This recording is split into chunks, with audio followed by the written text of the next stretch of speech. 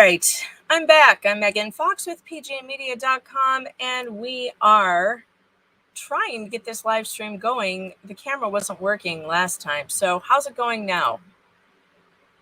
Can you see me, Shawnette? I see that you're here. Can you see me? Because you should be able to, but I don't know what's going on with StreamYard. But let's hope that this is working. Aha, yay, okay, now it's working. Well, now I have to let Gadfly know that there's a new stream. Dang it. And of course, the one that tanked is the one that we advertised, and now that link is dead, so I have to tell him. Hold on.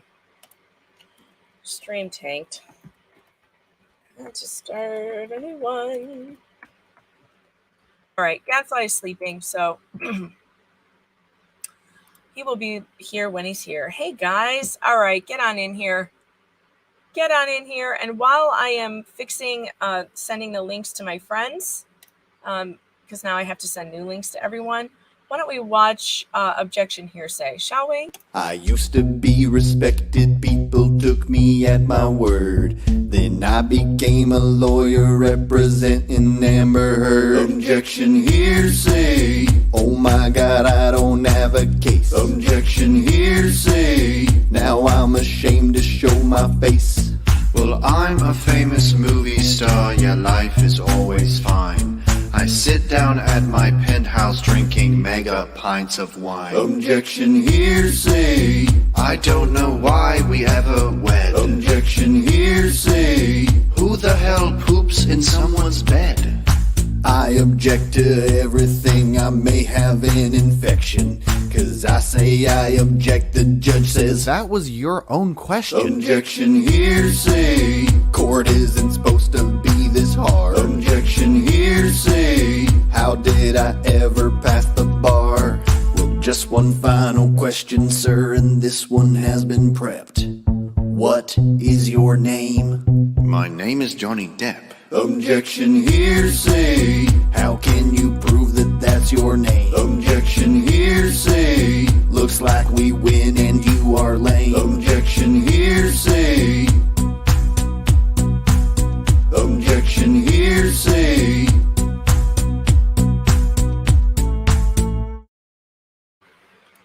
Excellent. All right, there are 357 of you here already. Wow, that was fast. Get on in here. We have so much to talk about. And as usual, I am your host, Megan Fox. I'm an independent journalist.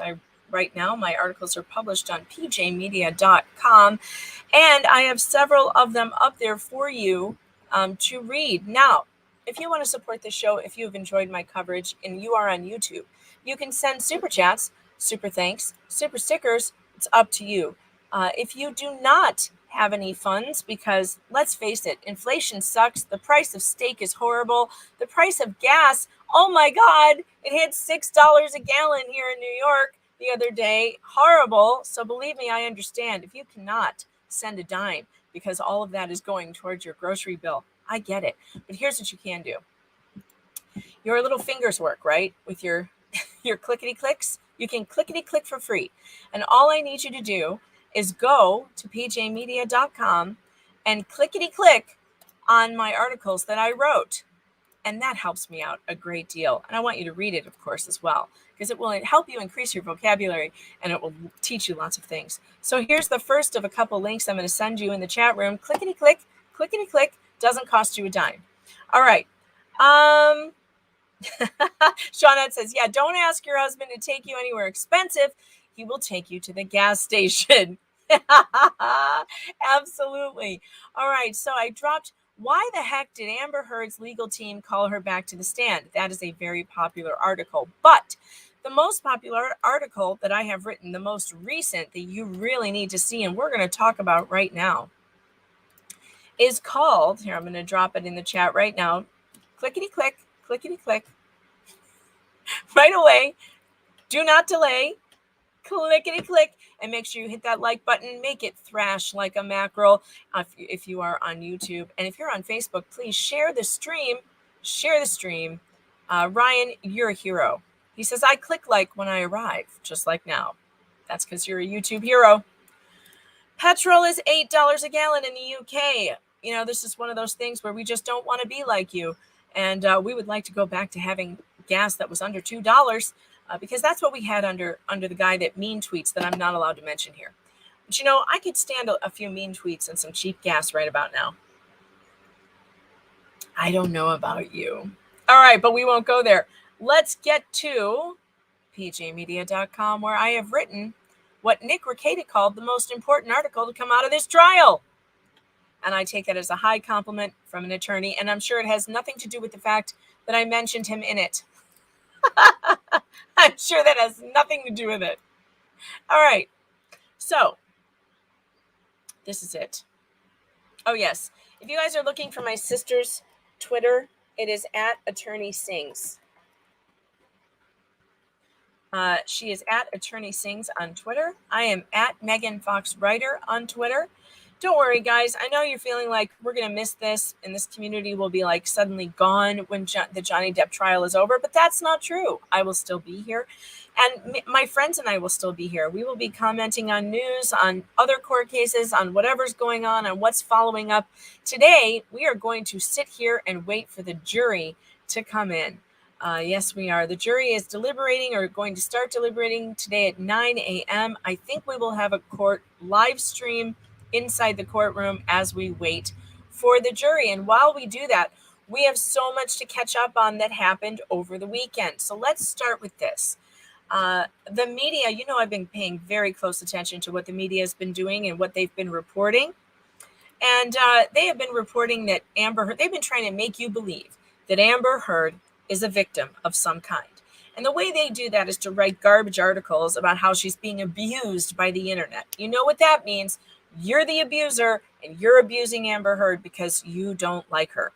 That's not what's happening. I'll read you a bit of this, okay? But I still want you to click on it. If I read it to you, you still have to promise me that you click on it because, you know, I need the credit. Clickety click, clickety click. I'm going to put it in the comments again for those of you who missed it the first time. Clickety click. All right, I'm going to read it to you. Amber Heard, a person who is definitely not a victim of domestic abuse and is actually an admitted perpetrator of said abuse, should never be allowed to guilt us into stopping both mocking her and other abusers like her on the internet and opening courts to live streaming events. She took the stand, probably against her counsel's advice last Thursday, and proceeded to whine about being mocked on the internet and claimed that people want to kill her and her baby in a microwave. Maybe that happened. But considering her track record for telling the truth, I have my doubts. The media is determined to help her look as victim-y as possible, which is incredibly hard to do since the world watched the trial and has a very different opinion of Miss Heard. Big media have been busy writing garbage articles like this one in Variety. Why was Depp Heard trial televised? Critics call it single worst decision for sexual violence victims. You know, notice they say critics with an S. By the way, you go to the article and it's one person. One person at a college somewhere, some professor who says that this is the worst thing for victims ever. Okay, critics with an S, but they found one person. Don't trust the media. And here's a quote from that article. In weighing the issue, Azkarate noted that she was getting a lot of media requests and that she had a responsibility to keep the proceedings open to observers. If cameras were not allowed, she worried that reporters would come to the courthouse, potentially creating a hazardous condition there. I don't see any good cause not to do it, Azkarate said. Allowing gavel-to-gavel coverage has given viewers the chance to see all the evidence, assess the credibility of the witnesses, and make up their own minds without having anything filtered out by news outlets. But some observers worry that Azkarate's decision will also have a chilling effect on the victims of domestic violence. Allowing this trial to be televised is the single worst decision I can think of in the context of intimate partner violence and sexual violence in recent history, said Michelle Dauber, a professor at Stanford Law School. It has ramifications way beyond this case. But Judge Penny Azkarate was 100% right. When the court gets that many media requests? The obvious answer is yes. The reason for that is that this is America, and we have a constitutional right to open courts. The people are in charge of the government here, and if they want into a government proceeding, then you let them in. They are the supervisors of all three branches of government. Saying no to the people is like saying no to your boss. You shouldn't do it unless you want to lose your job. In the age of television, that means you televise the sought-after event so that the greatest number of the public can access it without traveling to Virginia and sleeping on the sidewalk to maybe get in. The other reason why this trial and every other trial ought to be streamed online is because the transparency of our justice system is far more important than any privacy concerns. Rape victims or minors can and should be protected from public view by testifying behind a screen. But their testimony should not be hidden from the public for the exact same reason that it would have been a travesty of justice if Depp v. Heard had been closed. Imagine if that had happened, and the only reports we got to hear were from the corporate press. Can you imagine if the only people we got to hear from was the corporate press who lied to us this whole time about what was going on? No, Joanna, there's no verdict yet. Court, they start deliberating at 9 a.m., and we're going to be here watching and waiting to see if they come down with a verdict today. If you're on YouTube, by the way, you can go and vote in the poll. When do you think the verdict is coming down? Will it be soon? Will it be tomorrow? It's up to you to decide what you think. And I'm guessing today, sometime late afternoon. But I don't know. Let me send something to my sister. Hold on one second. I forgot to send her the link in case she wants to pop on. Okay. Let's keep reading, shall we? But don't forget, clickety-click, clickety-click. It helps me out a lot. And I want you to click it and also share. If you share it on Facebook, that usually gets in any groups you're in. Usually gets a lot of traffic that way, which would be great for me. So clickety click and share, please. If you have not hit the like button and you just got here on Facebook, please do it. Make it thrash like a mackerel. My name's Megan Fox. I'm with pjmedia.com, and I'm reading to you my article that I wrote yesterday. Why we can't let Amber Heard's melodramatic whining about internet abuse close American courts. Moving on. I reported how the press misrepresented the facts of this case from the beginning. They coordinated to paint Heard as the victim, to deny that Depp was a victim of domestic abuse, and to protect the Me Too movement at all costs. They appeared to collude with Heard's PR team and only reported articles that were favorable to her by a large margin. You guys were here. You saw me look at the Google results. We looked at it together. We saw how many articles were in her favor versus Johnny's, and she had way more. Without the cameras in the courtroom broadcasting reality, the American people would be just as gaslit as the people of the UK who had to hear about the defamation suit Depp brought against the Sun through the filter of the biased and treacherous corporate press, including the one that got sued. No, thank you. Since the Kyle Rittenhouse trial, it has become increasingly clear why we need live stream court cases. We all saw how the media misrepresented that case and tried to lead the public to believe that Rittenhouse was doomed to receive a guilty verdict. But thanks to streams like YouTube on like Rekieta Law, why did I say Rekieta? Like Rekieta Law, where lawyer Nick Rekieta streamed it and commented with expert opinions from lawyers, the people knew which way that trial was going to go. If you were just watching the mainstream press, you would have thought Rittenhouse's goose was cooked. The difference between independent media coverage and the lying prostitutes is stark. We here at PJ Media also called the Rittenhouse trial right and reported what was actually going on, and our readers also knew to expect an acquittal. Do you trust NBC and CNN to tell you what happened in any court at this point? The trial of Ghislaine Maxwell wasn't live streamed because federal courts don't allow it for some stupid reason. And what do we know about that case? Absolutely nothing. Who knows what happened in that case? The only people watching it and reporting it were from the lying enemy of the people court. Now, by the way, someone corrected me after that statement, and they said that one of the guys on LawTube was in the courtroom and was reporting it, and I missed it. So I think it was, now I'm going to forget who it was. It was somebody. I'm sorry. Now I've forgotten. But I wasn't watching his channel, so I wouldn't know. Gadfly is in the house, and he's wearing a hat. I'm here. Good morning. Are you ready for Verdict Watch? I'm ready. Do you think it's actually going to be today, though? I'm feeling less confident about that as the minutes tick by, and I'm not sure why. I thought we were going to have... It's like not even 9. I know, it's not even done yet. The deliberations haven't even started, and I'm already getting iffy on that. I thought for sure it would come at like around 3 p.m. Today is that's my bet. However, if it doesn't, and it doesn't come, if we don't get a verdict today, I get very nervous. And we're going to go over those jury instructions to see why I'm nervous, because I just don't think this is that hard. And if they are taking more than last Friday and Monday, then I think Johnny has a problem. Gotcha. Okay, that makes sense. Yeah, it seems fairly obvious to me as well. So that would be it's very obvious. I mean, Nick Ricada went over the jury instructions last night on the overnight stream, and I was like, and the answers to all of those things are yes, yes, yes, and yes. Like, it's not hard. So how have they not, they need to come to that conclusion quickly. And I think if they don't come to it quickly, then we have a problem. Phil says, dude, your Camille video is my jam.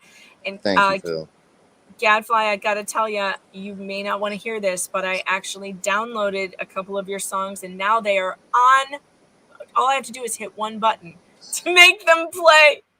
And because I boomered the stream earlier, or actually it wasn't my fault, it was StreamYard wasn't doing my, the video wasn't working. I played it on the initial one, but I didn't play it on this one. So you know what it's time for? Because Gadfly's in the house, we have to do it. Get your dancing shoes on.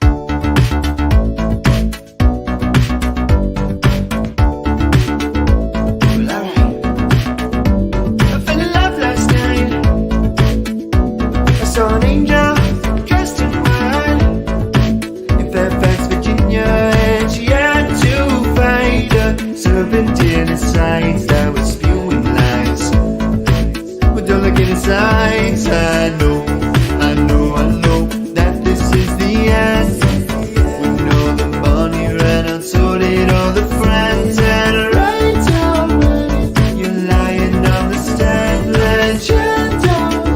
Not the same, you understand. Camille, brighten up the room wherever you go. The sunlight will make you glow. Cut the liars, come back home. Camille, what do you give me? You just don't know. Camille, if I had to guess, you might be one of the best. Camille, sleepless nights, insomnia, getting killed by all the deposition that's boring you. If you wanna be alright, well, think about what a crazy lie can make it up. I know, you're all I require. You put the demon flame out while we get gaslit fire. Hope you never retire, 'cause I'll be fine. You're all that I need. Camille, brighten up the room wherever you go. The sunlight will make you glow. Cut the liars, come back home. Camille, what girl you give me, you just don't know. Camille, if I had to guess, you might be one of the best. Camille, brighten up the room wherever you go. The sunlight will make you glow. Cut the liars, come back home. Camille, what girl you give me, you just don't know. Camille, if I had to guess, you might be one of the best. Camille, brighten up the room wherever you go. The sunlight will make you glow. Cut the liars, come back home. I mean, how great is that I can just click a button and your song just pops up on the screen. I don't even have to deal with sharing the stream anymore. It's great. Disavow. Disavow. And if you don't know, if you're here in the chat and you don't know yet, Gadfly is the creator of that song, the creator, the writer, and the performer of that song. He makes amazing meme songs, and that one I frankly just think should win a Grammy. I think it should be in top 40. I think it's so good. It is. It's solid gold. Thank you, Ryan. Ryan says that song is solid gold. Gives me goosebumps. The song is awesome. Chat loves it, which is why I will never stop playing it, even though you get sick of it and you hate the praise. Sorry. It's just, it's really good. It's How really dare cool. any of you like anything I've done? Yes, people have to submit that to their local radio stations. You know, they'd probably play it. Wouldn't that be fun? That would be fun. I know. I heard some people said that Objection Hearsay was on their radio stations, their local ones. Oh my God. Okay. That's so awesome. Pretty weird, it. man. I love it. Greetings from Germany. I love it. Ooh. Hello. How do you say hello in German? Anybody know? I should know that. I feel like I should know how to say hello in all languages. I don't know how to say hello in German. I know I've heard it before, but yeah, I can't think of it right now. That's weird. Sean, that says we still have radio stations. Yeah, Good I guess. Point. Good point. Hey, some All right. people like the radio, you know? Yeah. What is happening? Okay, let me fill you in on what's happening. It was just music because I was playing Camille. But no, we are here on Verdict Watch. In fact, I'm going to head over to YouTube. I'm going to go see if the court stream is up live yet. Let's look at Law and Crime. The jury is going to be deliberating today. And it looks like Law and Crime is not quite... Are they live? They're live, but nothing's happening right now. I'll keep an eye on that. We're going to have a camera in the courtroom, most likely. And which is going to show nothing because nothing's going to be happening. The jury is going to be deliberating. And we are going to wait and go over everything that happened over the weekend while we're waiting for the jury to come back with a decision. Now, we could just be sitting here for hours and hours and nothing happened today. That could happen. So, but since we are all still invested in this trial, we're gonna all be together, and we have our chat, and we have the chat fams here, and everybody's back together. And I do like the sombrero. I'm digging the sombrero. It's a sun hat. Are you sure that's not cultural appropriation? It's got an American flag on it. I don't know. I love it. Well, and Memorial Day was yesterday. Prayers to all the families out there who lost loved ones in any conflict. Absolutely. Because, you know, my family's one of them. My cousin was killed in action in Afghanistan several years ago in one of the deadliest summers of the war, from the Oklahoma 45th Infantry Division of the National Guard. And his name was First Lieutenant Damon Lehan. And we honor his memory, and we remember him and his children who he left behind. So those of you out there who have family members who have been killed in wars, we shout out to you, and our prayers are with you. And thank you for your service, and thank you for your sacrifice. Snowing Wine Drop sent something. Is that Canadian money? I don't know what that means, CA. That's Canadian. Canadian money. Enjoyed watching this mess here. Funny, entertaining, and thanks. And Snowing Wine Drops, I am so sorry that you are apparently living under a tyranny in Canada and you can no longer trade or buy guns. I guess you're going to have a lake accident, some kind of water boating incident where your guns go missing in a terrible incident on the water. Thanks for the $2 American super chat, though. That was great.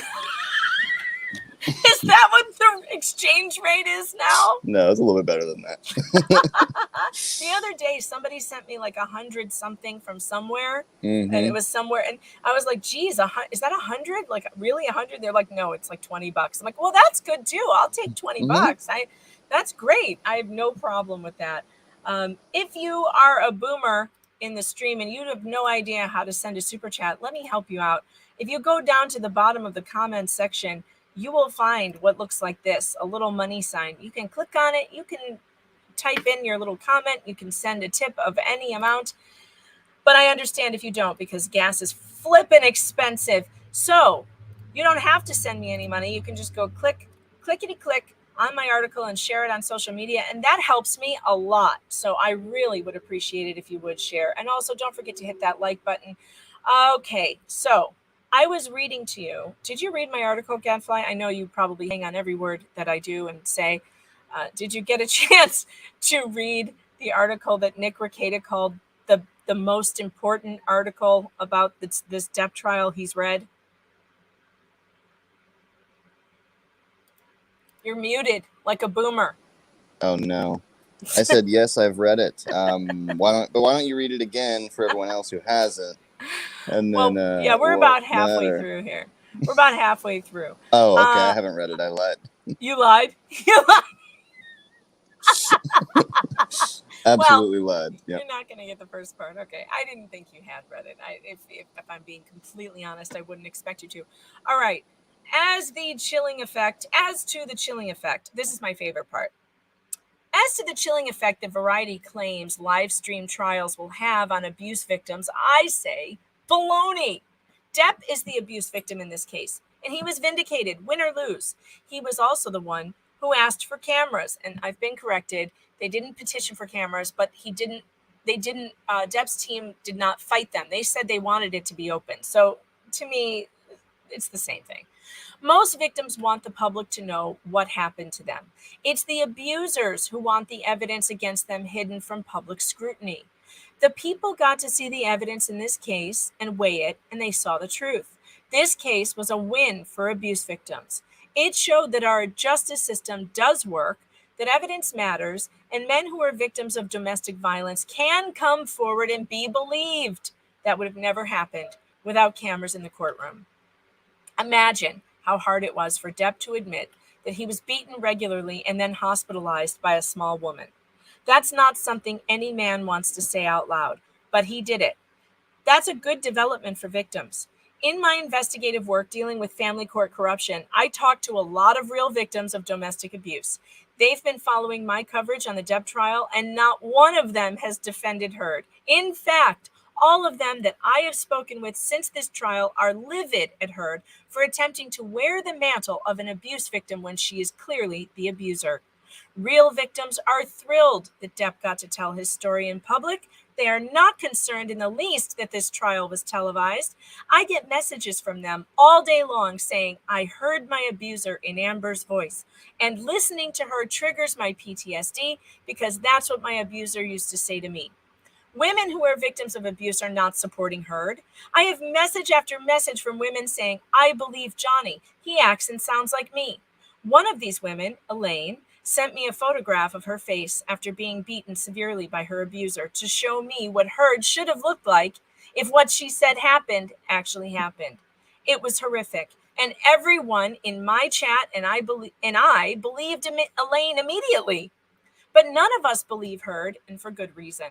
Don't let anyone in the media fool you into believing that Heard is some abuse victim and the internet mocking her is damaging to victims. Real victims feel vindication at watching an abuser get her just desserts. Amen, amen, amen. And that's the end of that one. So I hope that you guys will click on that you will share it, that you will read it several times and send it to your friends. Especially anyone who says that victims are somehow harmed by an abuser getting mocked and made fun of on the TikToks and on the Twitters, on the TikToks and the Twitters, the TikToks, which you should stay away from.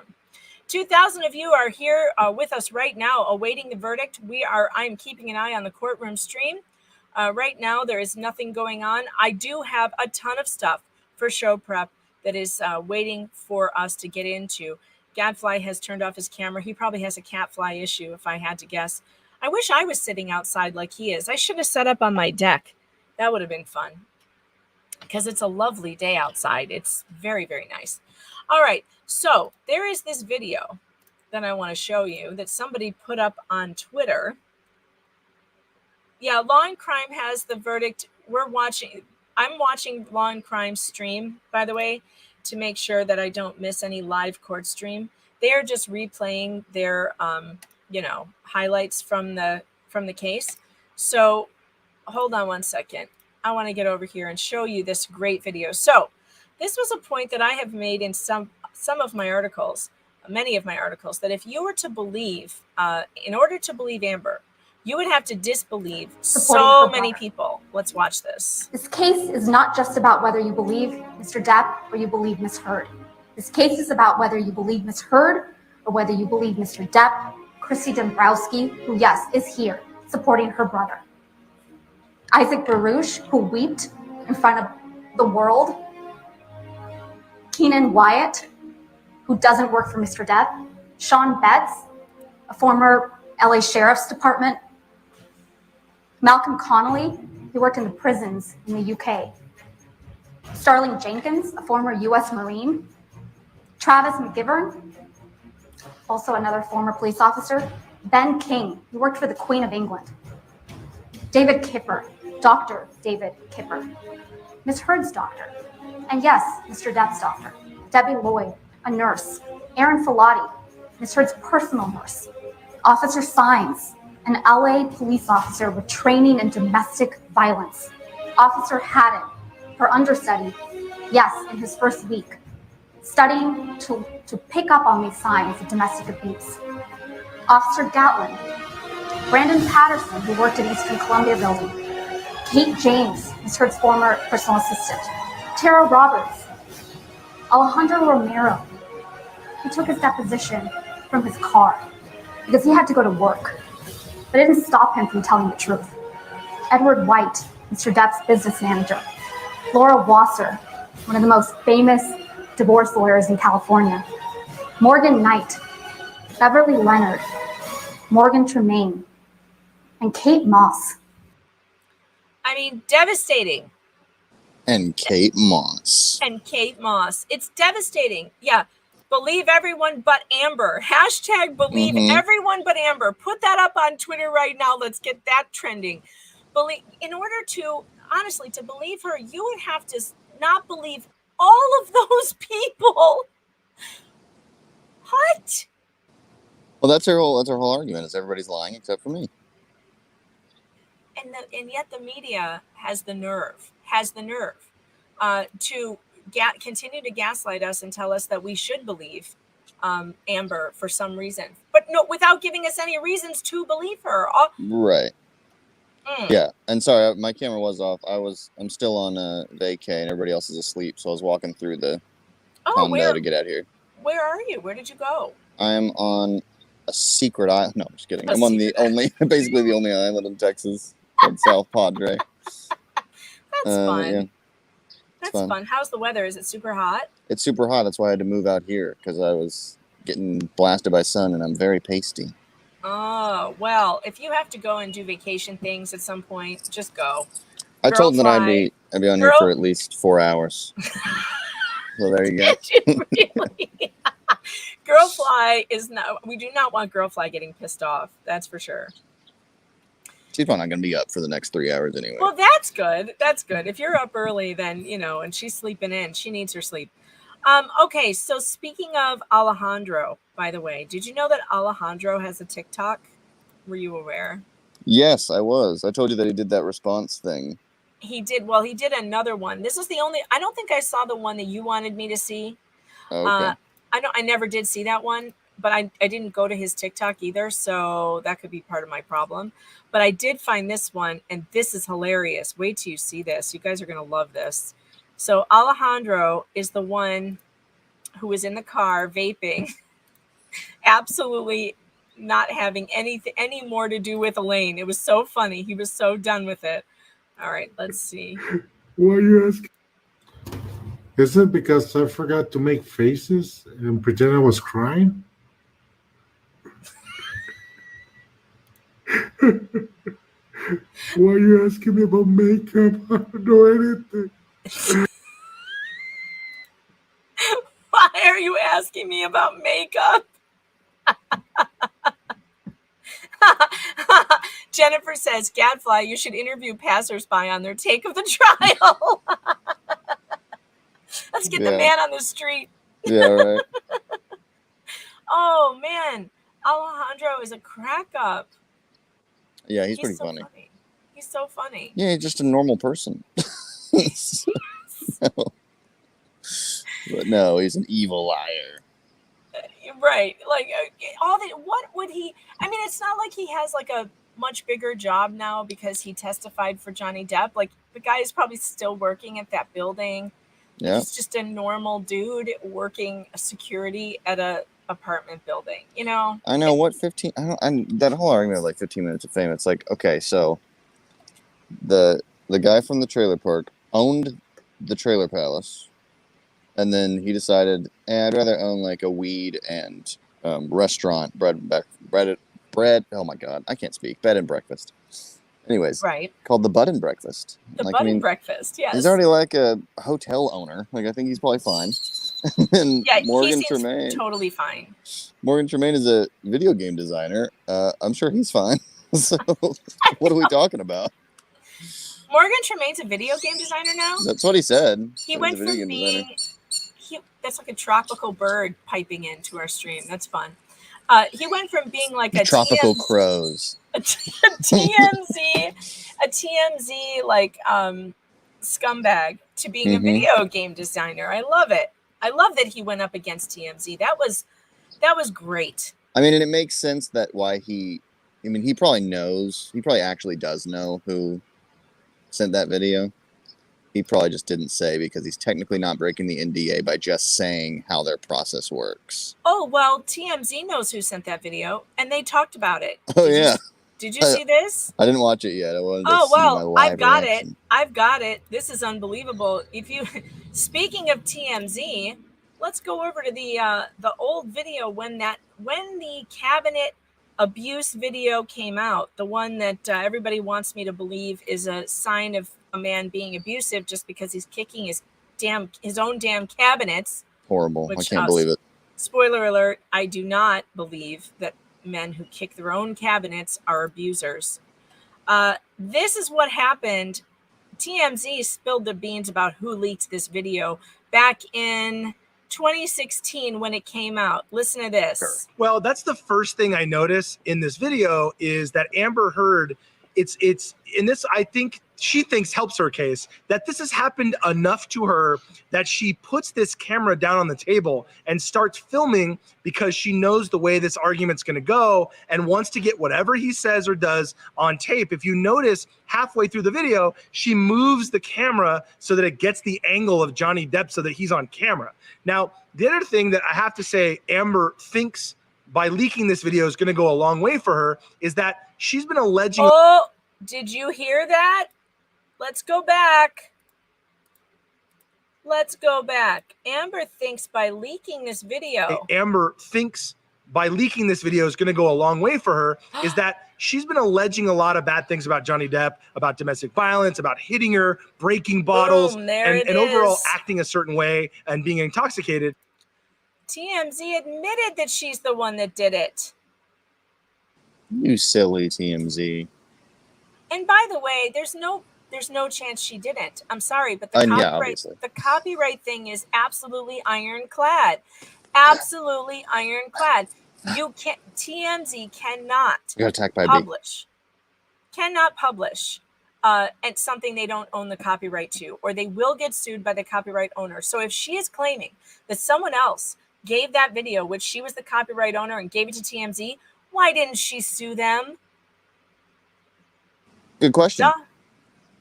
Good question. It's almost like she doesn't care, which would mean that she knew, which would mean that she did it. That's interesting. She did it. And listen, here they are saying it again. The other thing that I have to say, Amber thinks by leaking this video is going to go a long way for her.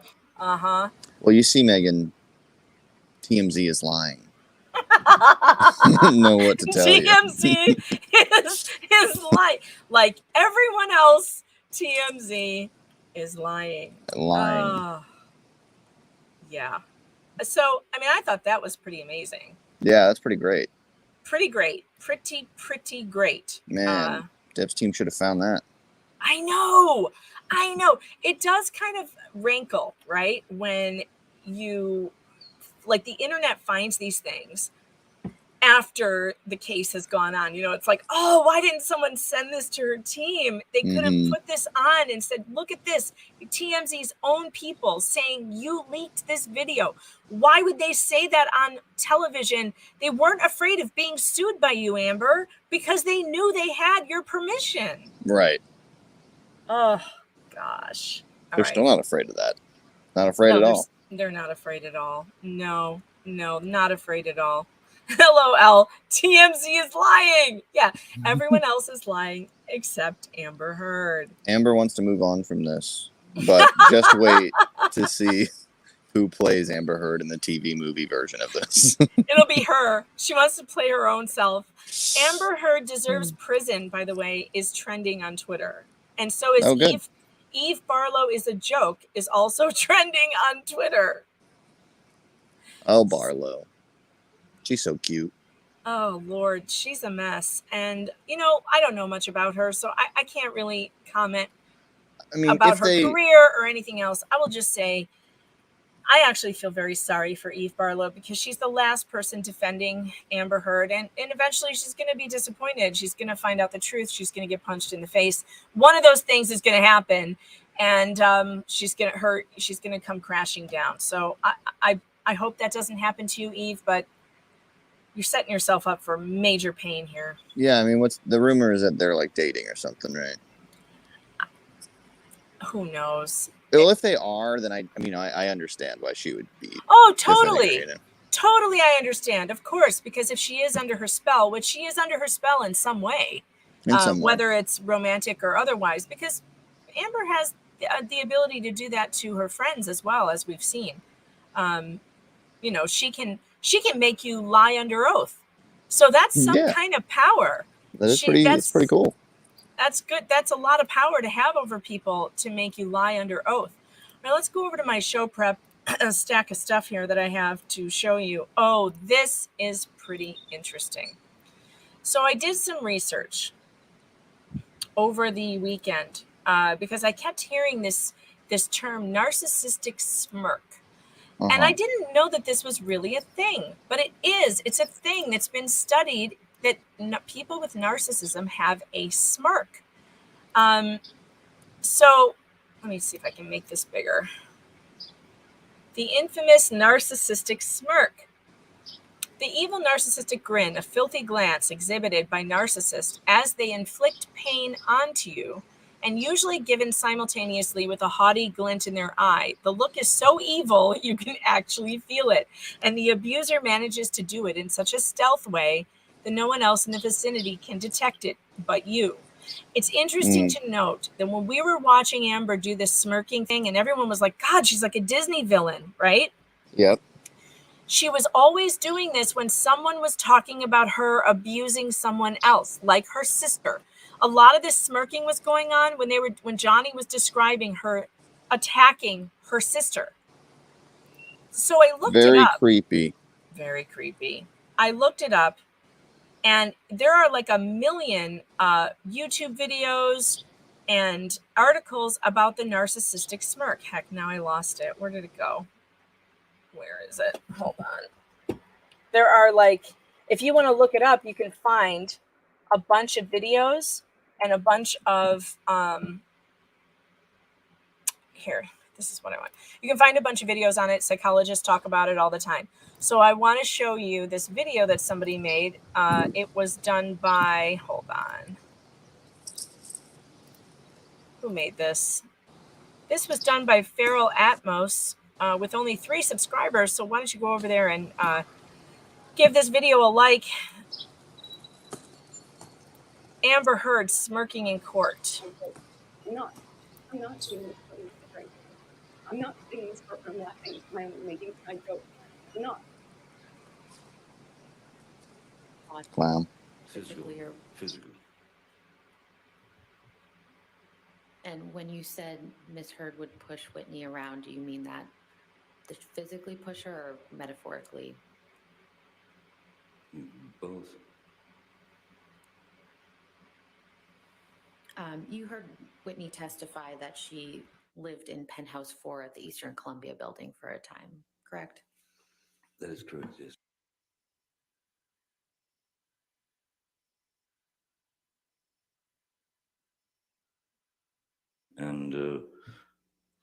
Whitney, her sister, had come as well.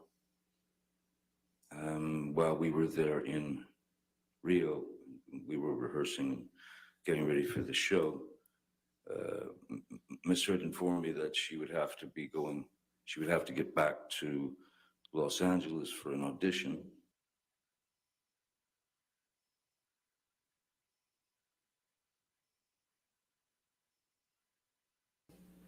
Could you draw a line in the direction where Miss Heard was relative to where you were sitting? Yes, absolutely. So if I'm sitting here,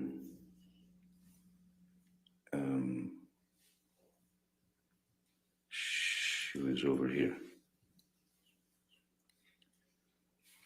back here. Approximately how far away from Miss Heard, from you was Miss Heard, if you can recall? I would say it was probably 10, 12, 15 feet, maybe 10 feet, 12 feet. And approximately where was your hand when the... I mean, she walked this way when she threw the first bottle, which is actually visible Can you in the please circle background where on the the floor. first... Yeah. Could you please circle where the first bottle Oh, is? sorry, excuse me. Yeah. That went past my went past my head, and the second bottle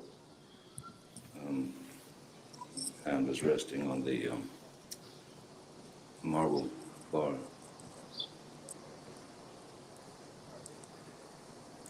Can we please pull up Defendant's Exhibit 1820? What, if any, injuries do you have in this photograph? I think the eyes a little bit bugged out, if you will. It's, yeah. How did that happen?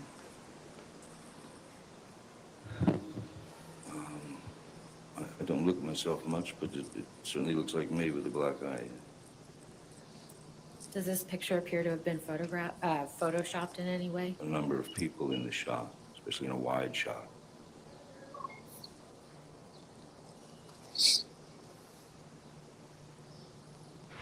All right. Very strange. All right. And yeah, I mean, people in the comments are like, well, narcissistic smirk is not admissible in court. Yeah, okay, fine. But Yeah. who cares about that? The point is that it's something that people with narcissism do. And we've been like watching her do it, which is interesting. And I think definitely worthwhile to look at. I think that's why everyone felt so uncomfortable when we were remember when we were watching it live and we're like, oh my God, she's smiling. Why is she smiling so inappropriately, right? Yeah, it was weird. Just further speaks to there's something deeply, deeply wrong with her. I hope she gets help. Please get some help, Amber. You need therapy. You need help. Yeah. You can have a better life than this. And someone could say like that Johnny Depp has been, smiling and laughing, but he never said he wasn't doing that. Yeah, he didn't get on the stand and was like, I am not smiling or smirking in this courtroom. That's the weird part. The weird part wasn't necessarily that she laughed a couple times or that she, although I do think it was really weird, she was smiling while she was listening to testimony of abuse. Yeah, against her sister. I thought that was strange. Really weird. But you're right. That's not the part that's the problem. It's that she got on the stand and said, I am not sitting in this courtroom smirking and bitch, we're watching you. It was one day before. It wasn't 3 weeks ago. It was literally the day before. It was literally the day before. Oh my goodness. Okay. Yeah. So I had to move away from the bees. I'm getting attacked by nature. Oh no. There were bees?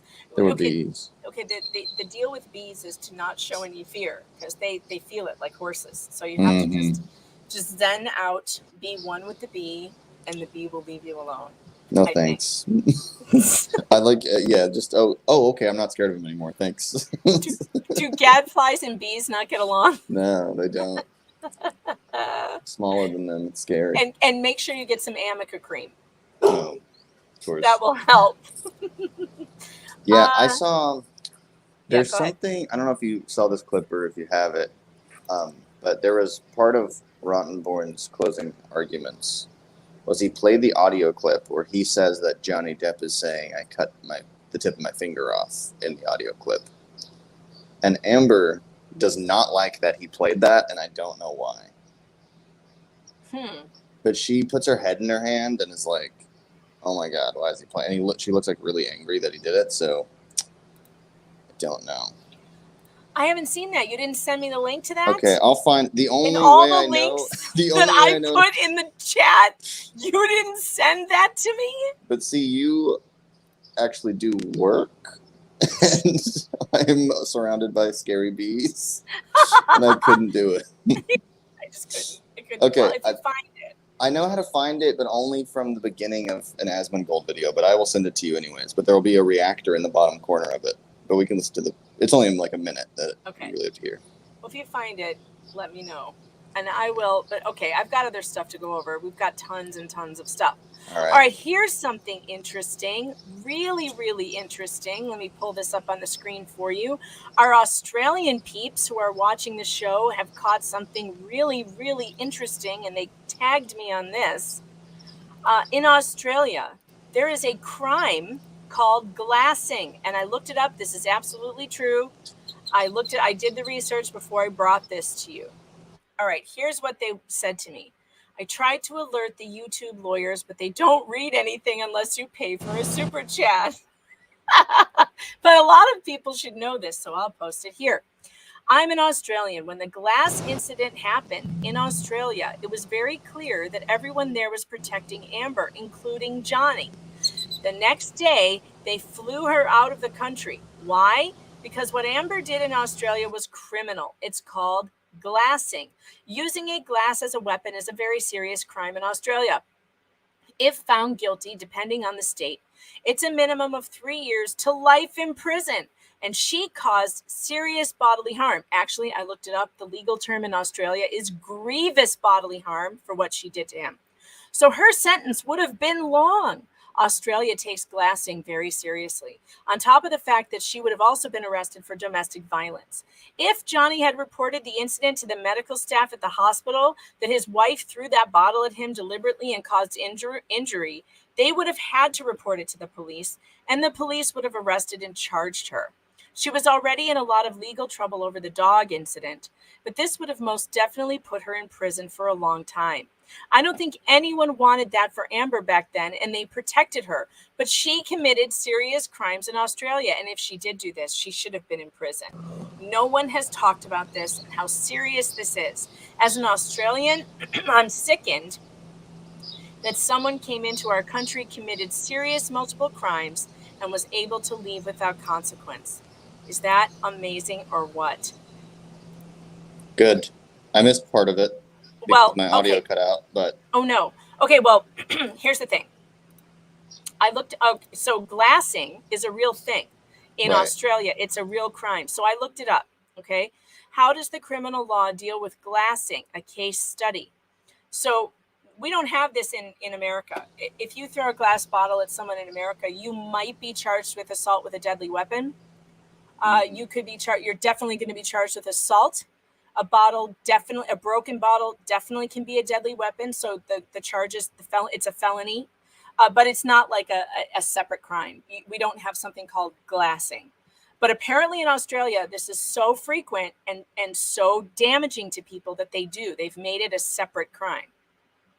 I do know about that. Yeah. I listen to a lot of Australian podcasts. They're talking about it all the time. Interesting. I didn't know this. This is something I just learned, and I thought, wow, I need to bring this to the public because this is very interesting. It says, while certainly not as rampant as the media may have us believe, glassings can have devastating ramifications and happen enough for us to take note and be concerned. It's because they're trying to minimize alcohol-fueled violence, and so they've introduced plastic cups in bars and pubs and clubs, because this is something that happens a lot in violent assaults in bars. But get this, glassing is itself not an offense, instead can be a factor of many crimes. So offenses in which glassing was used in the last 5 years are murder, See what I said about it being a deadly weapon? It could be. Domestic violence offenses, non-domestic violence assault, sexual assault, indecent assault, robbery with a weapon, not a firearm, and malicious damage to property. Now get this. The means that people charged with assault involving glassing will usually be facing one of these 3 charges. Wounding with intent to cause grievous bodily harm, and that's what she would have been charged with. Reckless wounding in company or reckless wounding. The grievous bodily harm is harm of a very serious kind, such as permanent or serious disfigurement, broken bones, or organ damage. Boom, there it is. Grievous bodily harm she could have been charged with. And you know, Wow. we listened to Johnny say on the stand that he didn't want to tell the doctors what she had done. I almost think it would have been maybe even more effective if he had admitted he knew what a serious crime it was and was trying to protect her from Australian law. But maybe that puts him in a situation where he's avoiding, you know, where he's breaking a law. I don't know. Maybe they didn't want him to say that. Yeah. I mean, an argument could be made that he threw a bottle at one point, you know, against the wall or whatever. So, I don't know. Did he? She said she threw one. He didn't, but you know what I mean. They could be like, well, now we have to now we have to think of a whole other thing. And then you got to teach the jury if they don't know about glassing, and might have complicated the issue at hand. But I just thought that was really interesting. It was something good to learn about our Australian cousins, how they do things differently there. And shout out to all the Australian viewers, because I know there's many of you here. We sure appreciate you, and I love your presence in the chat. And I just love learning things about our relatives across the world, because frankly, we're all related. We're all cousins of some kind. And I love listening. I learned a lot about Australian family courts as well, because I was studying that while I was doing our court system here in America. I had an Australian journalist reach out to me about their family court system, which has a whole lot of the same problems. And I even ended up watching some Australian parliament, or whatever they call it there. I don't know if it's called parliament, but I was watching some Australian representatives talk about that very issue. So it's fun to bring the world together. It's amazing how technology has brought us so much closer together, and we can really learn about one another like this, which is great. I love that. It is cool. I got a direct message on Twitter the other day from someone who's been listening to my stuff, and they said they were blind, but they've been listening to the entire trial.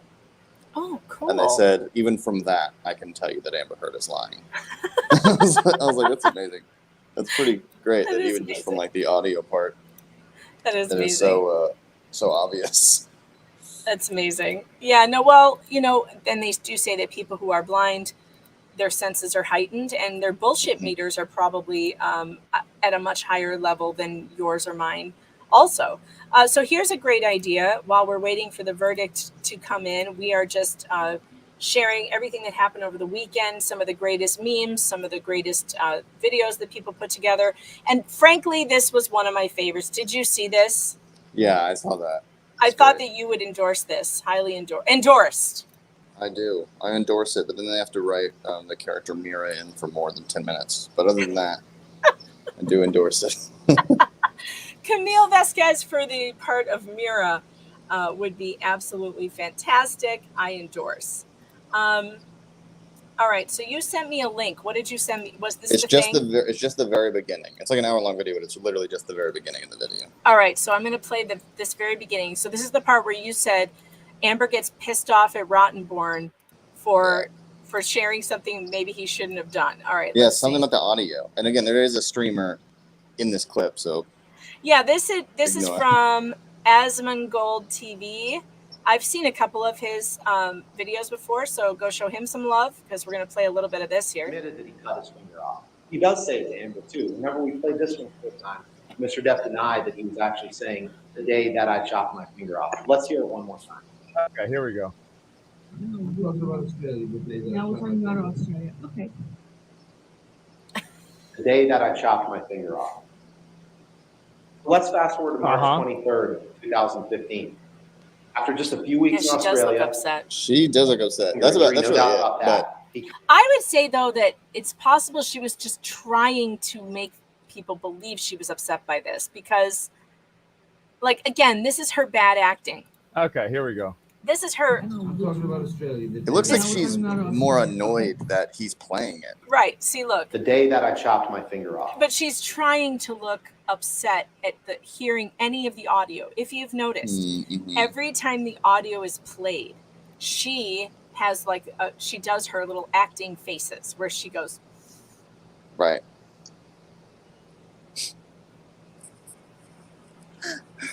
And no one believes it. I'm surprised she doesn't. My Amber faces are really funny. I have to do that again.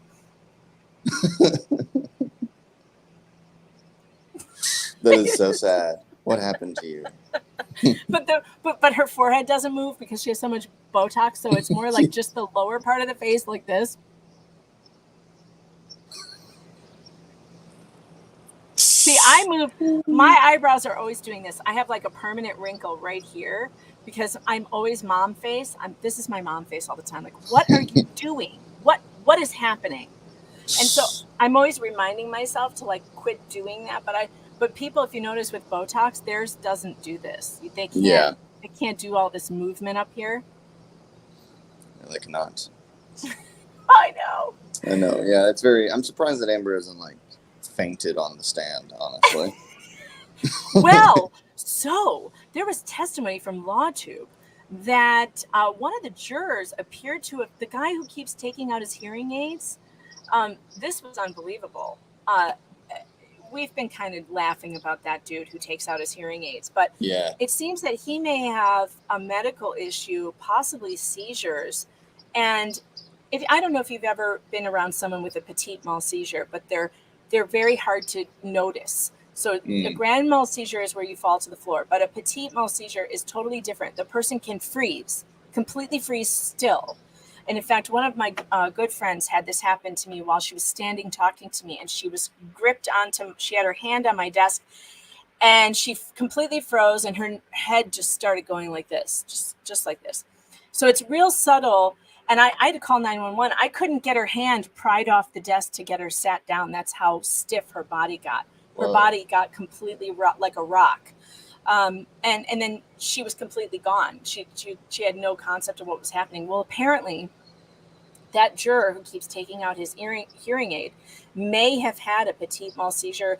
The lawyers in the courtroom in the gallery were so concerned. They tried to get a sheriff attention and they weren't giving them any attention and they were afraid. Yeah, the court was in session and they were afraid that if they tried to get anybody's attention, they would be kicked out. So they were trying, but not doing too much. And then after, on a break, they went up to the sheriff and they said, "Hey, we're concerned about juror number whatever. We think he had a seizure because he, I guess he started to have involuntary shoulder movements." Oh. And that, like I told you, my friend, she was like doing this with her head. This was that's all she was doing, but she was completely still everywhere else. Yeah, scary AF, scary.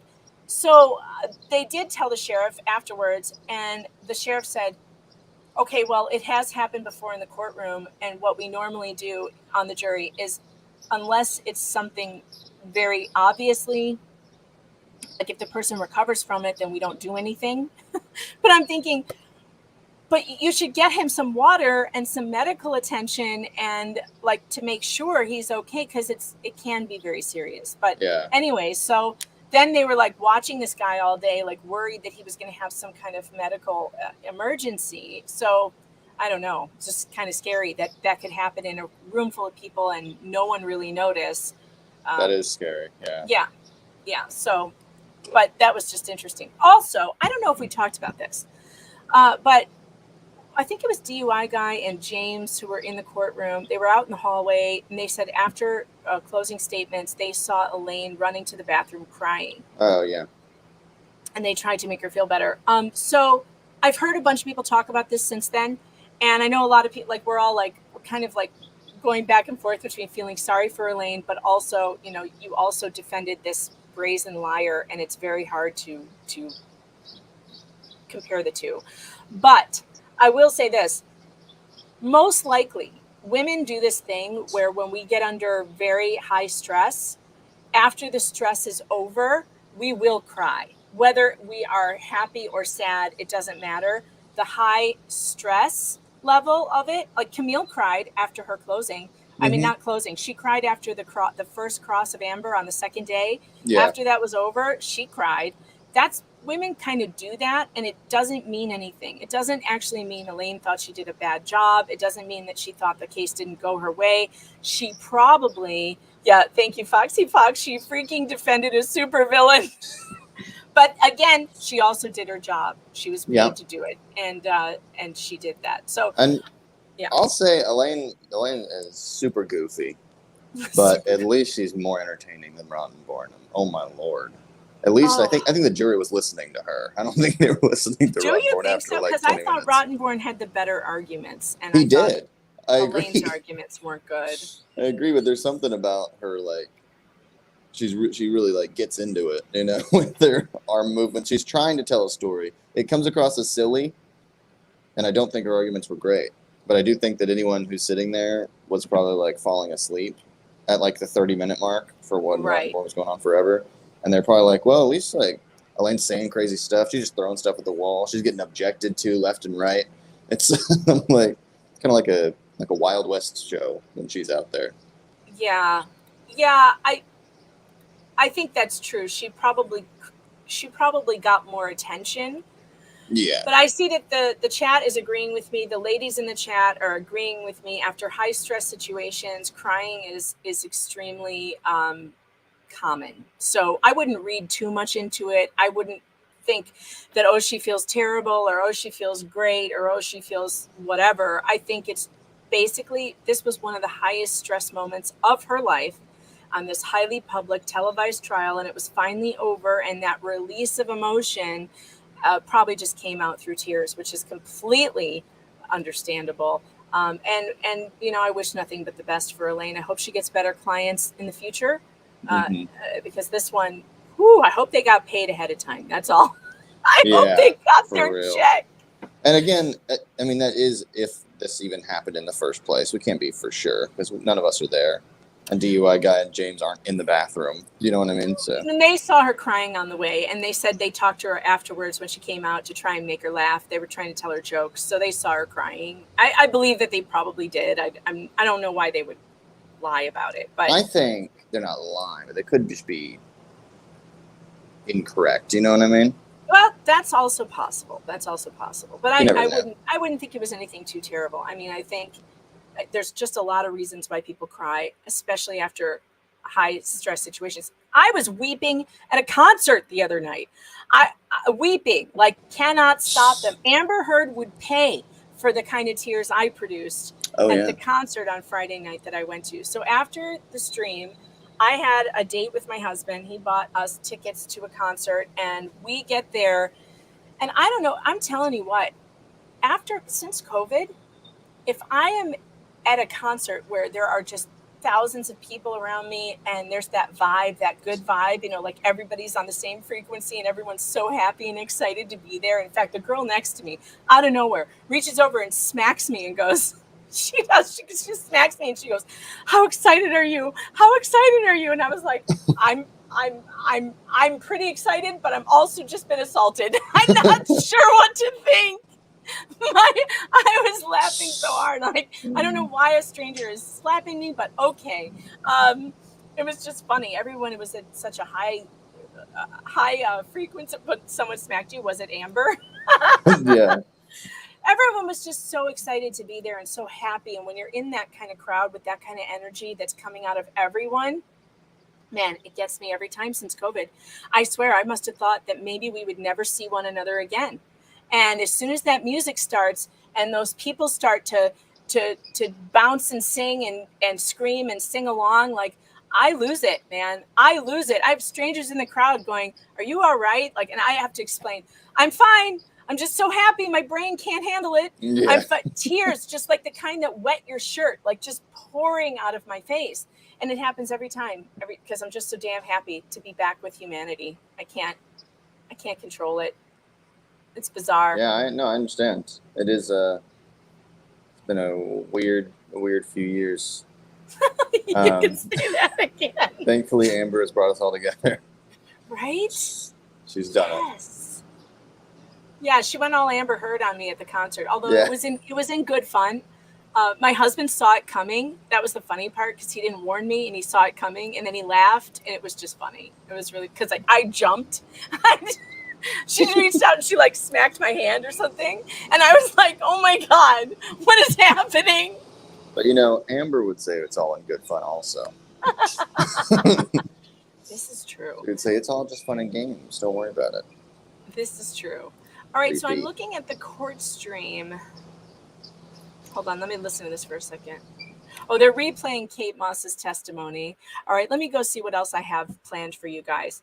All right, this was hilarious. I did not catch this while we were watching the stream, and I'm so sorry I didn't, because this is hilarious. Apparently, Ben Chu attended trial every day with a stuffed alpaca in his pocket. He also was at the podium with it. You can see it in his pocket. Isn't that hilarious? And apparently when was keeping it under the podium at one point, and when it fell over, he leaned over and picked it up and stood it back up. Still here thinking about Ben Chu in court with a stuffed alpaca in his pocket. One of the most wholesome things you'll see. I love that. That is pretty great. It's just funny, you know? Yeah. Johnny's team just had such good energy, really good energy. And I think that helped. It helps with the jury. It helps with everything. Oh yeah, go ahead. I was going to say, to give Amber's lawyers a little bit credit, it also could be that Johnny's team completely believes him. And it's possible that they don't necessarily believe her. You know? Yeah, that helps. It helps when your attorneys believe you and they're fighting for you, and you could hear it in Camille's voice. You can hear it in Ben Chu's voice. Ben Chu started crying when he started talking about Johnny's kids.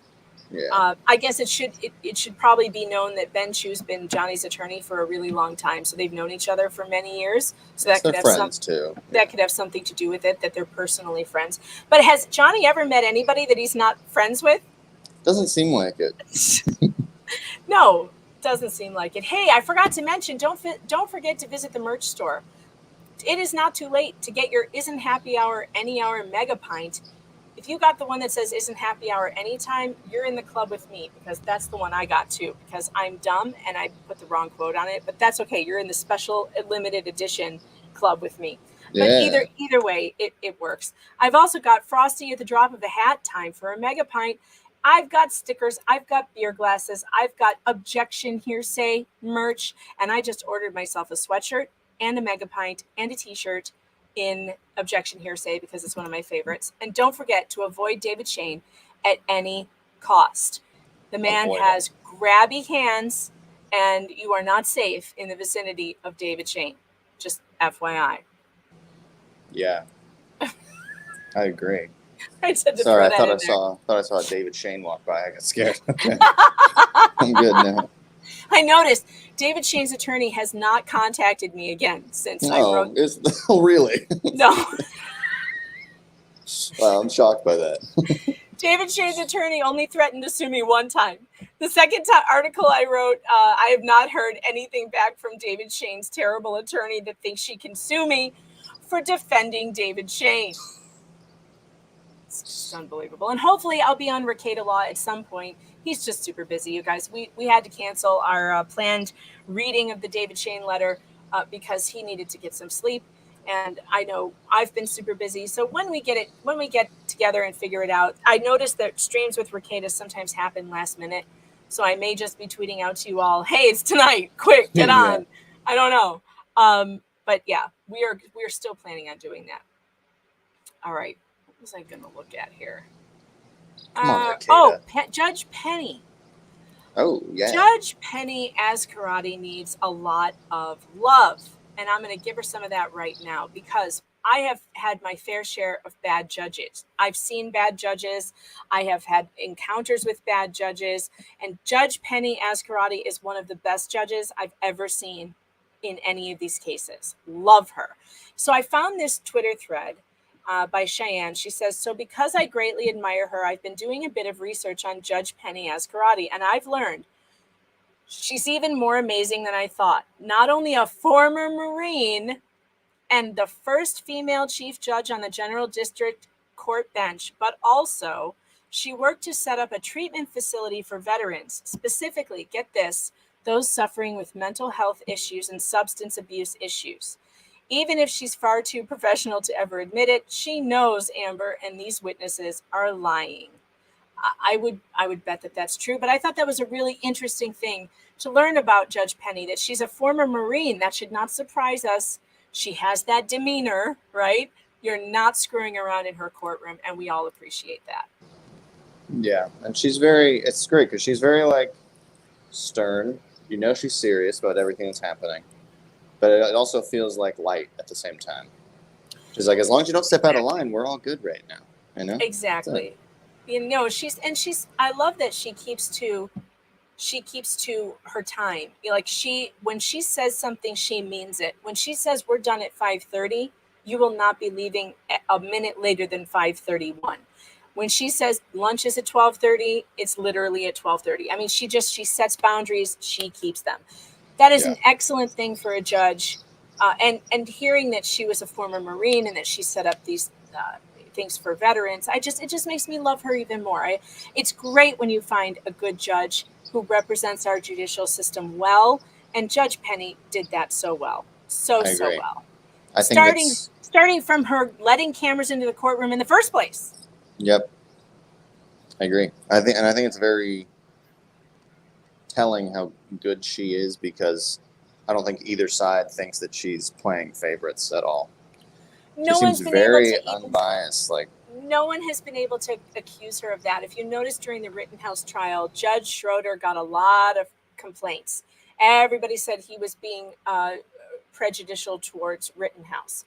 I did not see that, but a lot of people did. A lot of people said he was too biased. They didn't like how he was coming across. No one has been able to say that about Judge Penny. Nope. No. Great judge. And the chat seems to agree. Judge Penny is fun. Yes, she's a great judge. Everybody loves her. So, and I loved hearing from Law and Lumber, who works in that courthouse. He had really good things to say about her at the beginning of this trial. He said, I've actually been in front of Judge Ascarati, and she's a great judge. So I had high hopes and high expectations from her from the beginning, and I think she really made the Fairfax courthouse look really good. And that's always a good thing. It's not fun when you come across judges who behave badly and bring shame to the justice system. Yeah, Ascarati for president, guys. Ascarati for president. But I loved her. I thought she was great. Yeah, no, me too.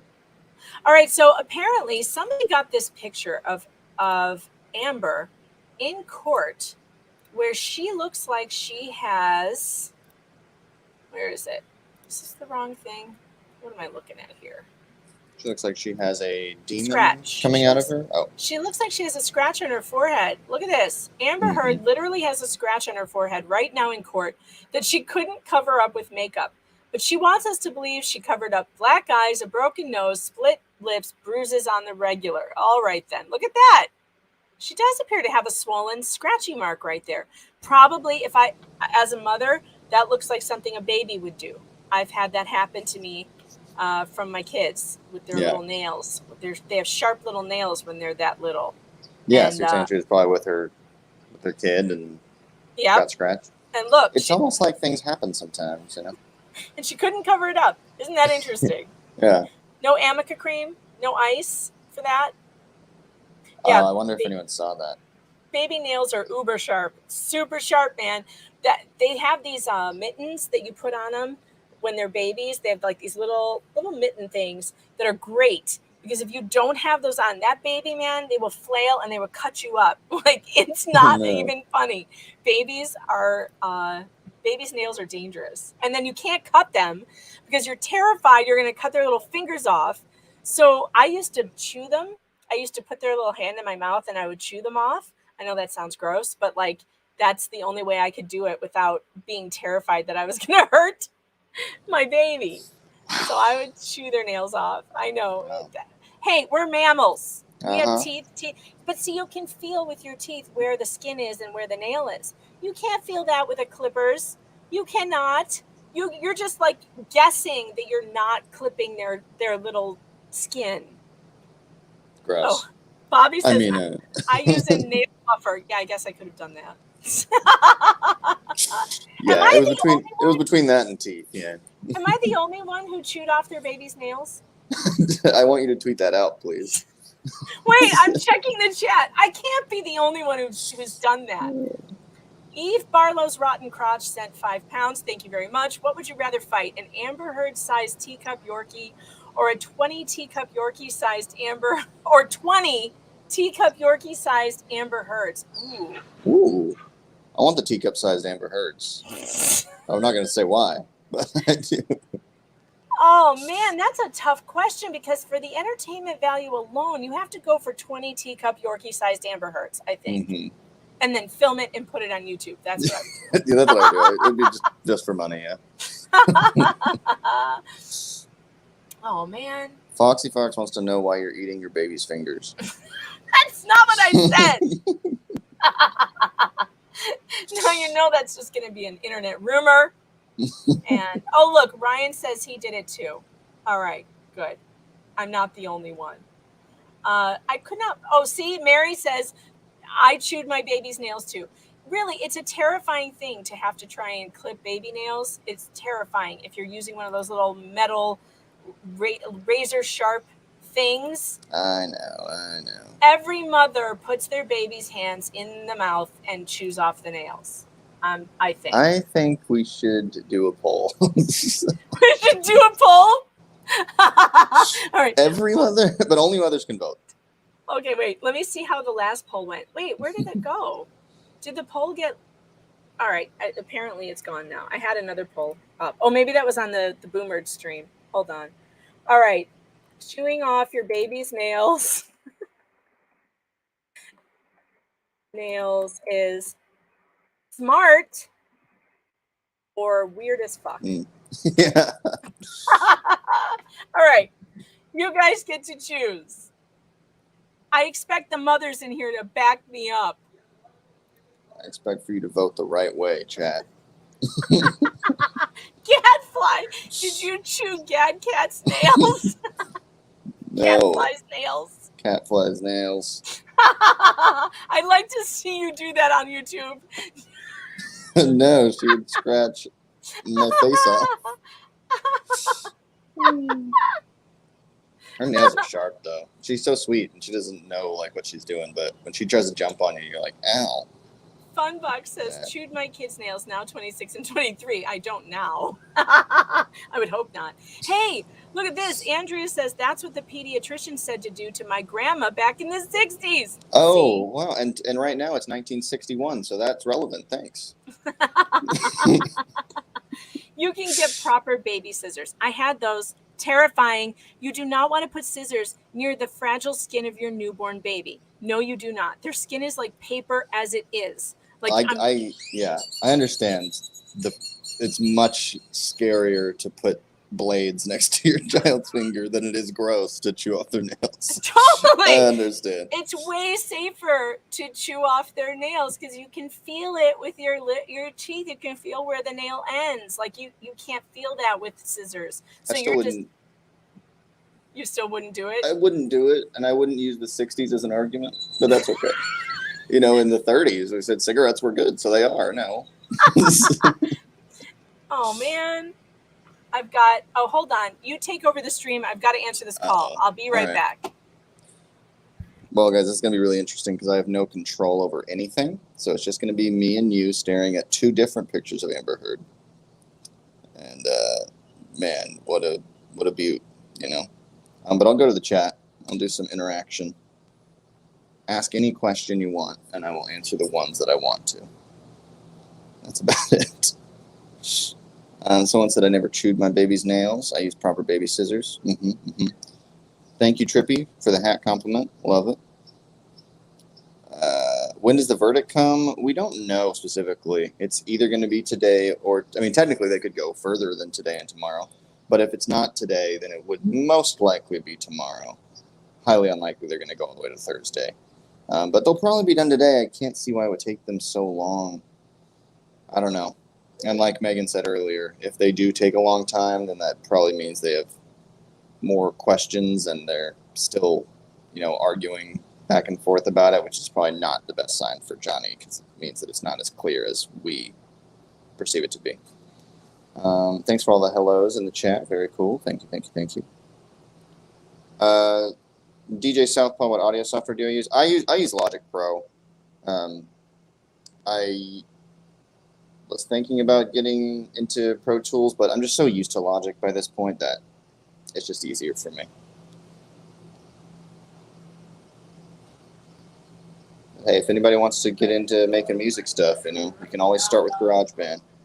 That's where all us fools started, if they used Mac computers. Would it be a disappointment if Johnny loses? Marie asks that, or Mary, sorry, I might be pronouncing it wrong. I think it would be a disappointment for sure. I don't think it matters overall. I think that his public perception has been saved. As much as like mainstream outlets want you to believe that it hasn't been saved, I think that could be the problem, is if people tend to forget things pretty easily. And so if all you can look back on are news articles that say like, oh, the defending Johnny Depp is horrible and all that kind of stuff, then it could be bad if he doesn't lose. I mean, I think he should win. I don't know if he needs to be awarded any money. I don't think it matters. And I think it would be easier for the jury to just be like, no money awarded, or they award $7 million, whatever, but they still let him win. So there you go. Someone has a seeking feeling. I think you'll be okay. Don't worry about it. I wouldn't have that sinking feeling, even if they come back. Okay. Try the Reaper DAW. Yeah, and I understand that there are better audio softwares than Logic. I get it. I really do. I'd rather keep making new songs rather than learn a new DAW. That's all. Do you think Amber will work again? Yeah, Subway. Hell yeah. OnlyFans.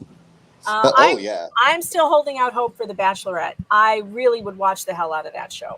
And imagine the challenges. Chat, you understood the assignment. What are the challenges that you would have on a Bachelorette starring Amber Heard?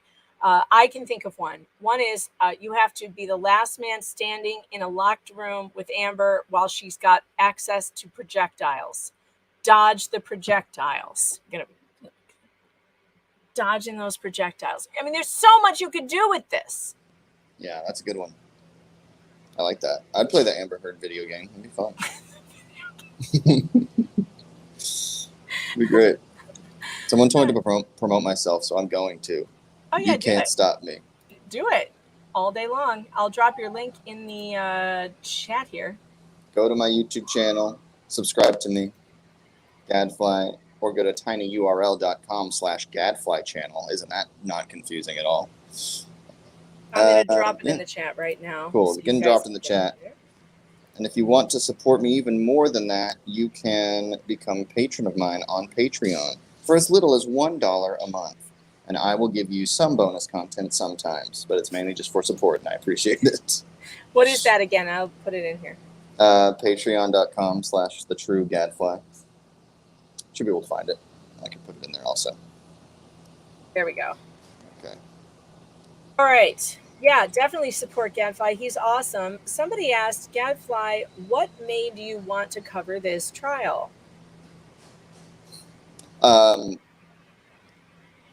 That's a great question. I have no idea. I think I just started listening to stuff about it. I think it started with like seeing a couple memes here and there. And then oh, you know what? It was Asmongold, actually. It was Asmongold that got me onto it, because I watch his videos, every once in a while anyways.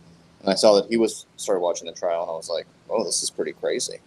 So I really didn't know much about it. I didn't know much about the UK one. I wasn't really paying much attention to all that. And then I went back and watched pretty much all the trial footage.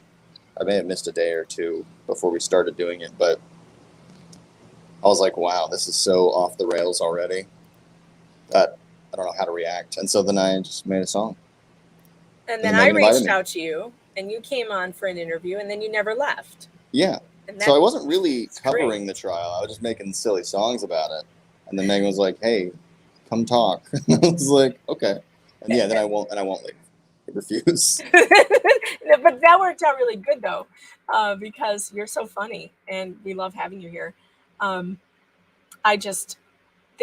me, I mean, I always cover stuff like this because I obviously I'm a writer. That's what I do. I cover news and I write mostly opinion columns, but a lot of time I do some investigative stuff. And I was obviously going to watch this trial, and I was watching Rekieta's stream. But I get to a point when I get very interested in something where I can't not say my own piece on it. And so I was like, well, I have to do my own video. I can't just watch Rekieta anymore. I need to be on my stream talking because I can't keep it in.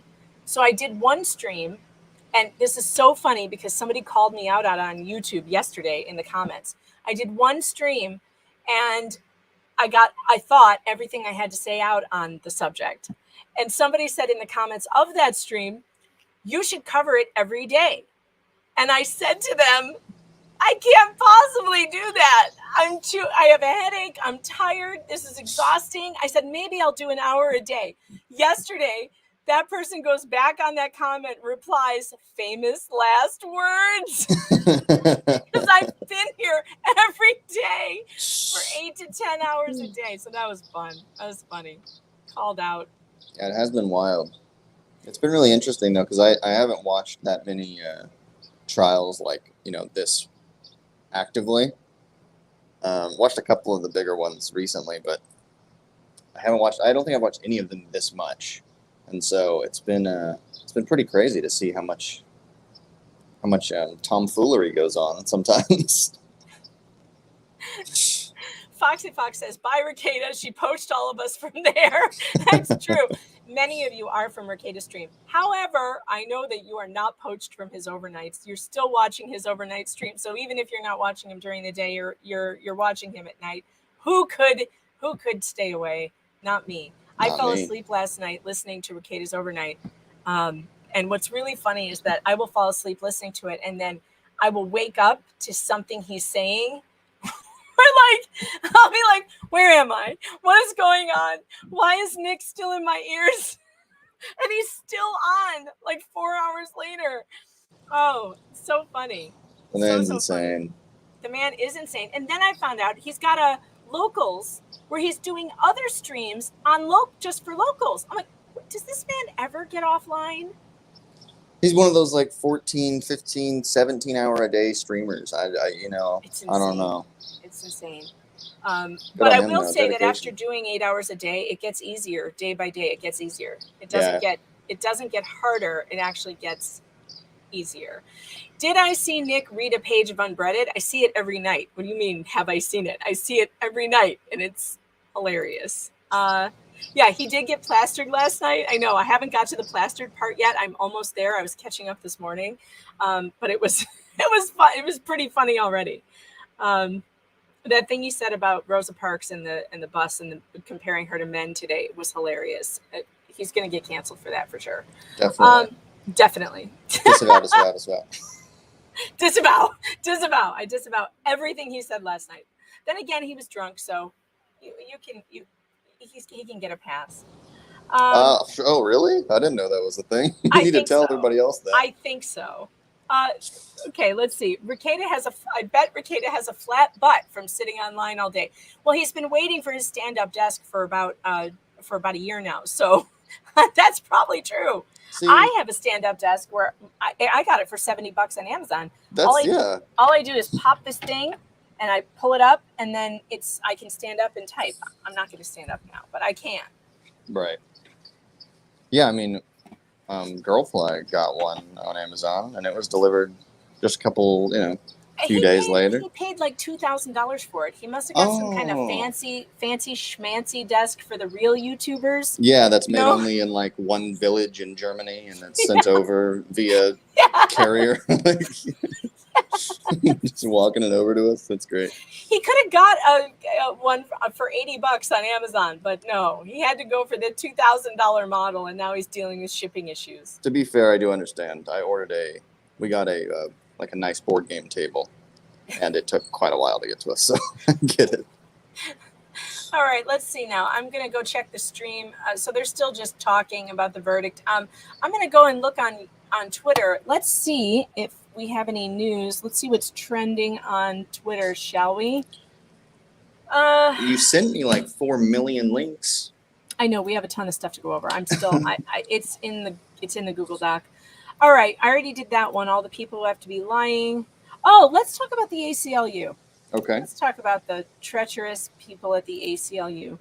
They want $86,000 from Johnny to reimburse them for document production.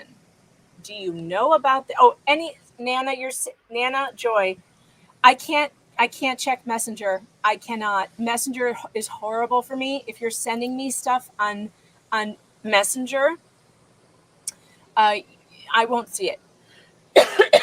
I need you to send it to me on Twitter at Megan Fox Writer. Messenger is terrible. I don't know why. I can't follow it. And I won't see it. 9 times out of 10, I will not see a message on Messenger, but I will see it on Twitter at Megan Fox Writer. Okay. Update. Johnny Depp v. ACLU in New York. The ACLU has filed to be reimbursed for their time and cost of document prep to the tune of $86,000. Now, I'm going to read to you this. I'll try to explain this to you. Please, because I'm there's some rule in New York that allows them to petition for this, but I think they should be denied based on the fact that we found out during this trial that they conspired with Amber Heard to destroy Johnny's career and to defame him, and 4 ACLU lawyers didn't realize that the article they were publishing was defamatory. They should be charged $86,000 just for being that stupid. But okay, here it is. Respondents, American Civil Liberties Union Foundation, Benjamin Weisner and Anthony Romero, by and through their counsel, Patterson Belknap, will move this court, located blah, blah, blah, or as soon thereafter as counsel can be heard, for reimbursement of production expenses totaling $86,253.26, which respondents incurred in complying with 3 non-party subpoenas, duces tecum, by petitioner Johnny C. Depp II. All right, so apparently they can ask for these things, but I think they should be denied. So here's the rule. New York law, civil practice laws and rules say production of things at examination. The notice or subpoena may require the production of books, papers, and other things in the possession, custody, or control of the person to be examined, to be marked as exhibits and used on the examination. The reasonable production expenses of non-party witnesses shall be defrayed by the party seeking discovery. Is $86,000 reasonable for them to have pulled up 4 emails? Because that's basically what they did. There were like 4 emails that they talked about during court. And I have my own, I have my objection overpriced. Yeah. Yes. Yes. The key word here is reasonable. And it's up to the judge whether they will find that $86,000 for copies of emails is reasonable. Now, never underestimate the government's ability to declare something reasonable that is completely unreasonable. For instance, let me show you my Twitter. Let me show you what happened to me this week. So those of you who have been following my YouTube page before all of this nonsense began, you will remember that I wrote an article about a Colorado middle school that had a Facebook advertisement out asking for donations for their trans closet. Now, I don't know if you know what a trans closet is, but this is something that they're doing in some of these schools. Now, remember, middle schoolers are like 12 years old, okay, like 9 to 12 years old. A trans closet is something where they are letting kids change into gender-affirming clothes in school without their parents' permission, and then being able to change out of them before they go home to hide some gender issue from their parents. Now, I am a person who does not believe that any minor should be hiding anything from their parents, or that adults in school should be helping them hide that. Those are serious issues that parents need to be involved in. So I FOIA'd this. I sent a FOIA, a Freedom of Information request, to the Colorado Middle School in question. I asked them for any information, any documents, any emails where they discussed transgender closets and implementing this in their school, in their middle school. And I asked for basically just anything with the word transgender, trans, whatever, just to see what I could find in document production. They charged me $2,000, and many of you in this crowd helped me crowdfund it. We crowdfunded it in 24 hours. It was amazing. We raised all of that fee overnight. Good job, everybody. Yeah, good job to you, Chad, for community journalism. It's really great to not allow the government to keep you from documents because they're trying to overcharge you. They charged us $2,000. I paid them $2,000. I actually got them to knock some off because they were trying to charge me for copies. It's a long story. Look at this picture. I just want you to look at this picture now. I got the FOIA. The picture, these papers on the left, every single one of these is a copy of my email to them. This is what they sent me in color, by the way. Every single one of those papers on the left are items I sent them that they then produced to me and charged me $2,000 for. Over here on the right, this is the small pile of actual responsive documents. How do you like that? That's what government does. That's what they do to you. They actually charged me, Gadfly, $2,000 for 350 pages of my own email copied 8 million times. Well, yeah, how I don't. First of all, I don't know why they even sent you any of it, because it's your emails you sent to them. Because they just tried to screw me. They screwed me on purpose. That's what the government does. Oh, well, yeah, I'm sorry. I know why they did it. I'm saying, realistically, I don't know what their argument would be for doing it.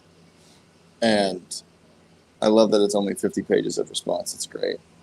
Yeah, and there are 50 pages of actual responses to the thing that I asked for. Now, there's a lot of woke baloney in this that I found in these FOIAs, so I will be writing about that.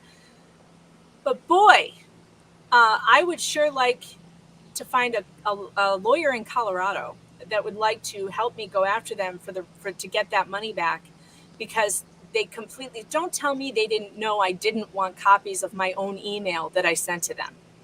They knew that. They also sent me full color copies of the headline. See this? The headline of my article. Full color copies. They sent me like 60 of them. I mean, it's insane. And this is what they charge the public for.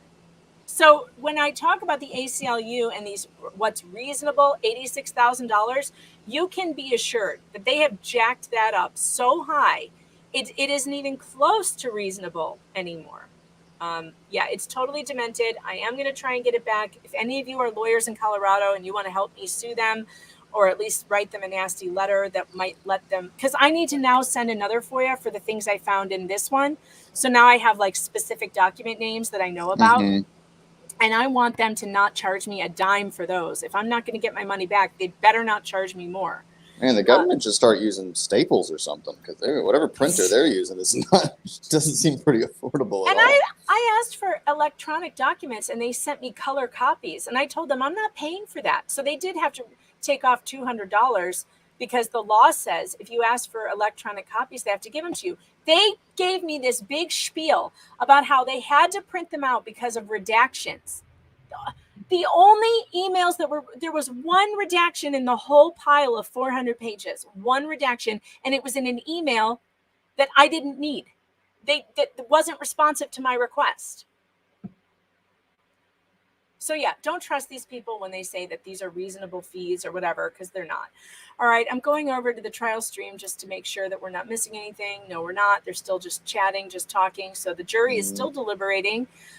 They're calling it day 2 of deliberations. I guess it is. My stream says day 1 because we weren't really doing verdict watch on Friday. So I'm naming it day 1. So it's day 1.5. Yeah. They had a good chunk of time on Friday, but they wouldn't have even been able to get through like looking at all the evidence, videos, and audio again by that point. I mean, do you think they really need to? I mean, I'm sure that somebody wants to look at it. Oh, now there was. God. You were saying you were looking that Rakeda went through all the jury instructions. Yeah, I'm looking for those right now. You were reading my mind. I have a question about the 3 quotes that they use from the op-ed.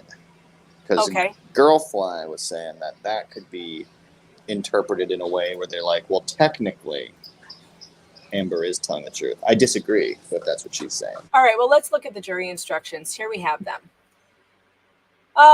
You must consider and decide this case fairly and impartially. Well, that's never going to happen because people are partial. You are to perform this duty without bias or prejudice. No, that's not going to happen either because everyone has biases and prejudices. Obviously. All persons stand equal before the law and are entitled to the same treatment. Yeah. Our system of law does not permit jurors to be governed by sympathy, prejudice, or public opinion. Both of the parties and the public expect that you will carefully and impartially consider all the evidence in the case, follow the law as stated by the court, and reach a just verdict regardless of the consequences. All right. Here's the jury instructions. Credibility of witnesses. You are the judges of the facts, the credibility and the witnesses, and the weight of the evidence. You may consider the appearance and manner of the witnesses on the stand. Uh-oh. That's bad news for the for that psychologist guy. For this guy. It's bad news for Amber also. Bad news for that guy. Yeah, and her. Yeah. Yes. Their intelligence, their opportunity for knowing the truth and for having observed the things about which they testified, their interest in the outcome of the case, their bias, and, if any have been shown, their prior inconsistent statements, or whether they have knowingly testified untruthfully to any material fact in the case. Well, that doesn't bode well for Miss Heard.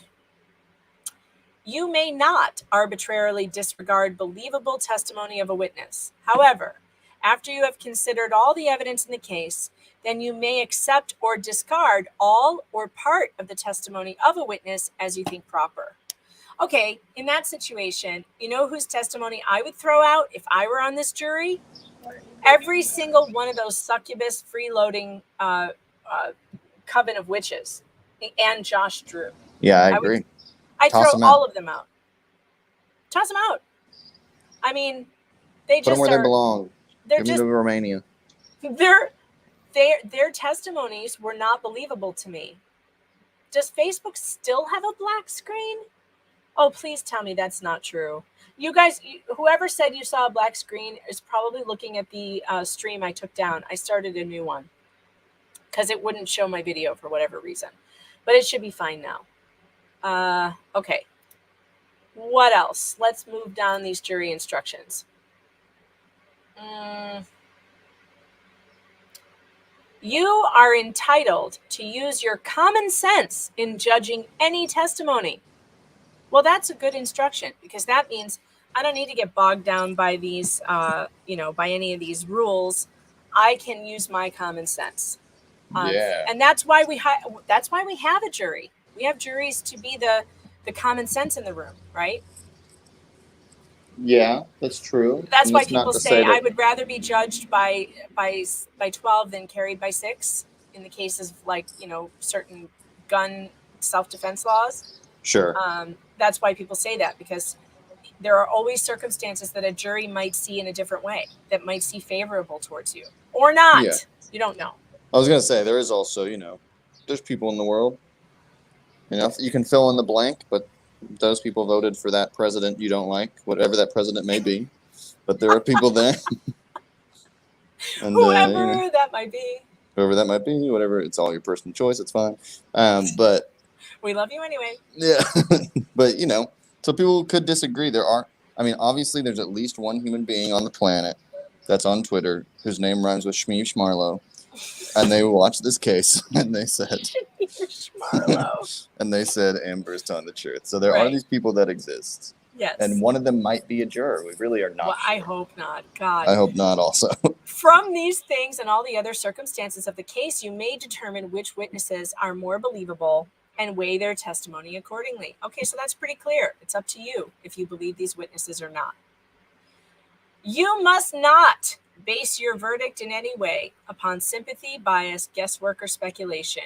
Your verdict must be based solely upon the evidence and instructions of the court. Well, that's good for Johnny. Yeah, that throws out Amber's whole case. So Sympathy far, can't be part of it. So far, it looks good for Johnny. Number 1, liability issues. Your verdict must be based on the facts as you find them and on the law contained in all of the instructions.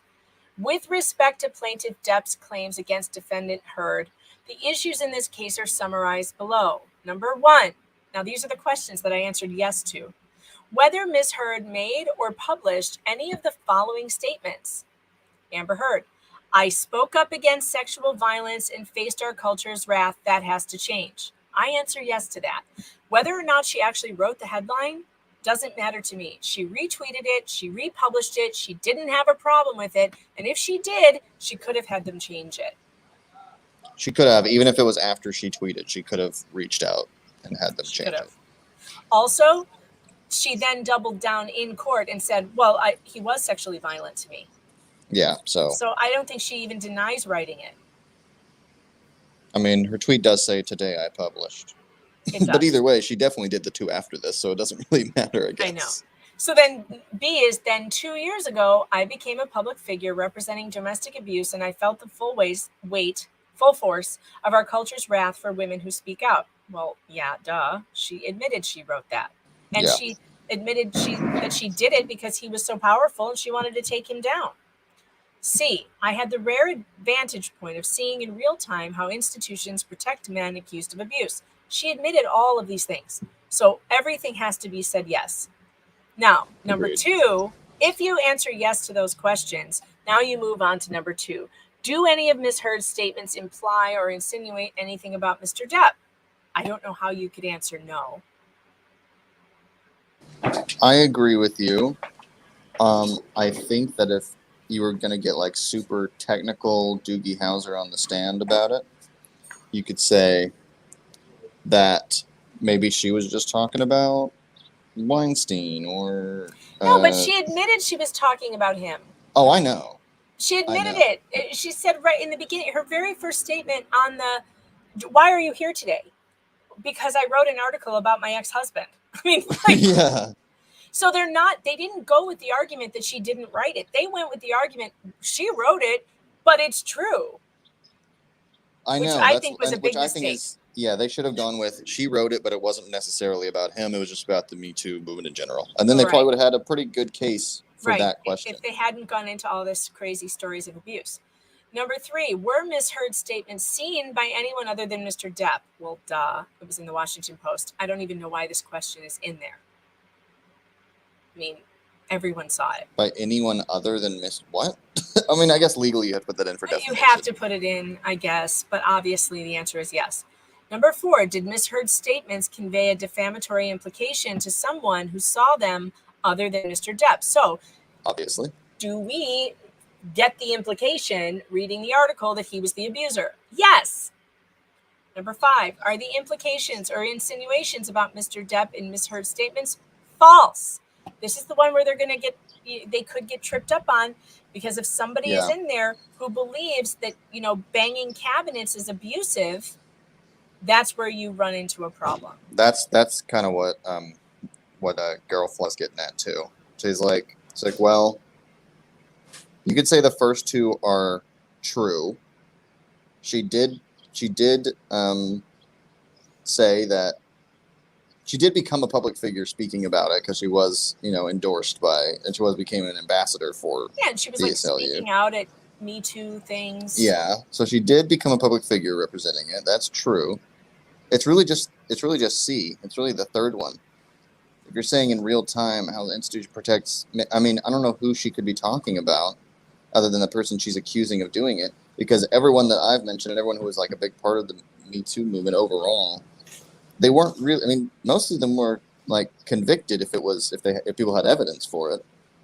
Yeah. So, I don't see who else you could be talking about. I don't either. So I think number 5, are the statements false, is where the biggest hurdle will be. I think her statements are false. I think a person who lies about giving money to sick and dying children will lie about anything. I think a woman who sits up on the stand and lies and says that he pushed Kate Moss down the stairs, and then Kate Moss comes waltzing in and says that never happened. That woman is a liar. Everything she says is a lie. So you cannot listen to someone and be completely impeached on the stand, knowing she's a liar, and then say, well, maybe those other things she said, though, were true. What? Right. And number 6 then follows that if those statements were false, she did make those statements with actual malice. There's no other reason to make those statements other than to harm Johnny Depp. And that's the malice, is making the statements, knowing they are false, and intending to harm someone with them. This is a classic, to me, textbook case of someone who made defamatory statements with malice. Yeah. Well, isn't even like the legal definition of malice? Don't they write that somewhere? Yeah. Let's see what that is, because I feel like it's even less than law. Malice definition. I'm going to do in Virginia just in case. Yeah, let's look at Virginia's law, because that would be important, because they are in Virginia. They certainly are. The Commonwealth of Virginia must prove 3 elements to secure a conviction of a defendant for malicious wounding. No, that's wounding. What does malice mean for purposes of malicious wounding? No, we need it in defamation. Virginia, malice, defamation. Definition. Try to write defamation definition at the same time. That's tough. Really, really tough. Okay, here we go. When a defendant publishes a false and defamatory statement with actual malice, it means the defendant knew the statement was false, or at a minimum acted with reckless disregard as to the truth or falsity. See, that's even less than knew it was false. That's when I feel like they got a pretty good case for proving it's malice, because it is at best reckless. Yeah. At a minimum, acted with reckless disregard to the truth. So that reckless disregard is not even as high a standard as knew the statement was false. They're actually saying you might not have known it was false, but you acted so recklessly in publishing it, we don't care. Yeah, just like what she did with Kate Moss.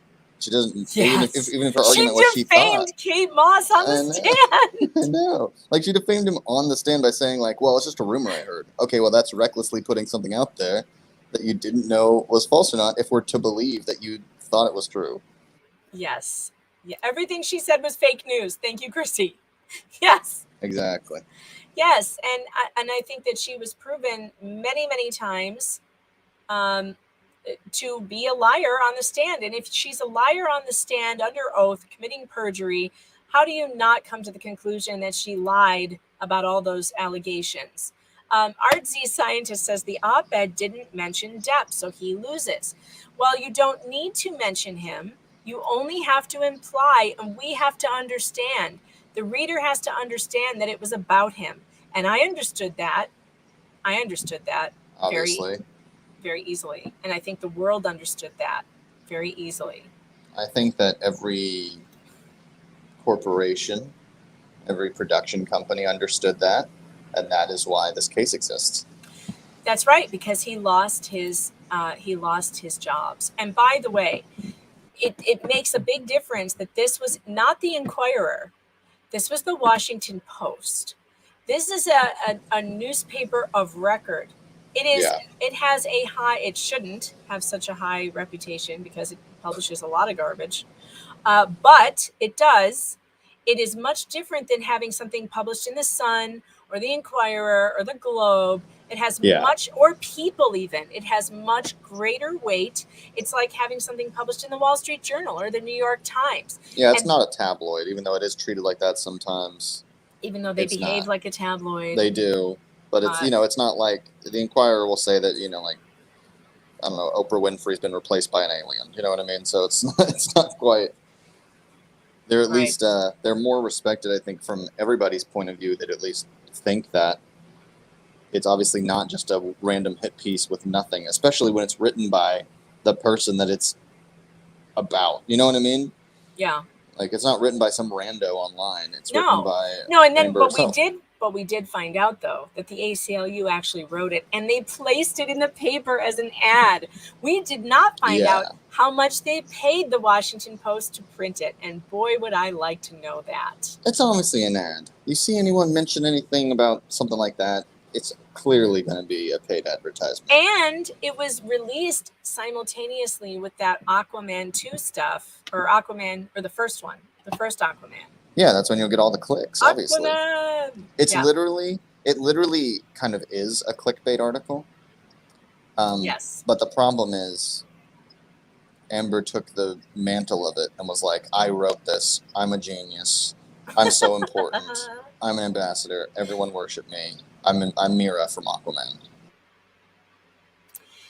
This is a very good point, Jessica. If the roles were reversed, he would be in jail. If he admitted he hit her, she admitted she hit him several times. I have a troll on one of my articles on PJ Media who keeps saying he admitted it in the UK trial. He admitted to hitting her. That is false. He never admitted anything like that. He has said from the beginning that he has never hit her. And those of you trying to spread rumors that he did somehow in the UK trial admit to hitting her, it's false. It's wrong. She's the only one who has submitted 5 different witness statements that have changed. 5 different statements this woman has submitted. 5 different times she's testified under oath to different facts. Made up facts. So no, don't let trolls tell you that he admitted to any of this. So anyway, if all of the answers to those questions are yes, and I believe they are, then you just go to, if Mr. Depp is entitled to recover, what is the amount of his damages? On these issues, he has the burden of proof, which I think he proved that he lost a lot of money. Now, if I'm the jury, I'm not awarding him $50 million. I think fair would be $7 million, make her give back all the money that he gave her in the divorce. And then if I were Johnny, I'd turn around and give the whole thing to the Children's Hospital. Yeah, me too. Yeah, I mean, she should have to pay him back all that money she did not donate to charity, minus the $350,000 that she did. So whatever good that job, comes Amber. out to You did be. it. Yeah, I'm so proud of you. Yeah, that's what I would award him. Yeah, I don't think he wants the money, but I don't think that the answers to these questions are that difficult. And so that's why I think if they have not gotten come to their conclusion by today, we're in trouble. Now we have to move on to Ms. Heard's counterclaim against him. So let's look at these. So maybe they're having trouble with these questions, okay? Yeah, that might be why they're still in there. Number 1, did Adam Waldman, while acting as an agent for Mr. Depp, make the following statements? Now, this they would have to decide that Waldman was an agent of Johnny Depp. I, in the jury, would say, no, he wasn't. That's Adam's statements, and she sued the wrong person. If she wants to get defamation on these statements, she needs to sue Adam Waldman. But I would say that doesn't even matter, because then you have to even in Amber's case, they say that Adam Waldman went somewhere with binders of evidence that he had, which means that he for sure believed, even if you were thinking that it wasn't true, Adam Waldman for sure believed what he was saying. He for sure believed. It can't be malice.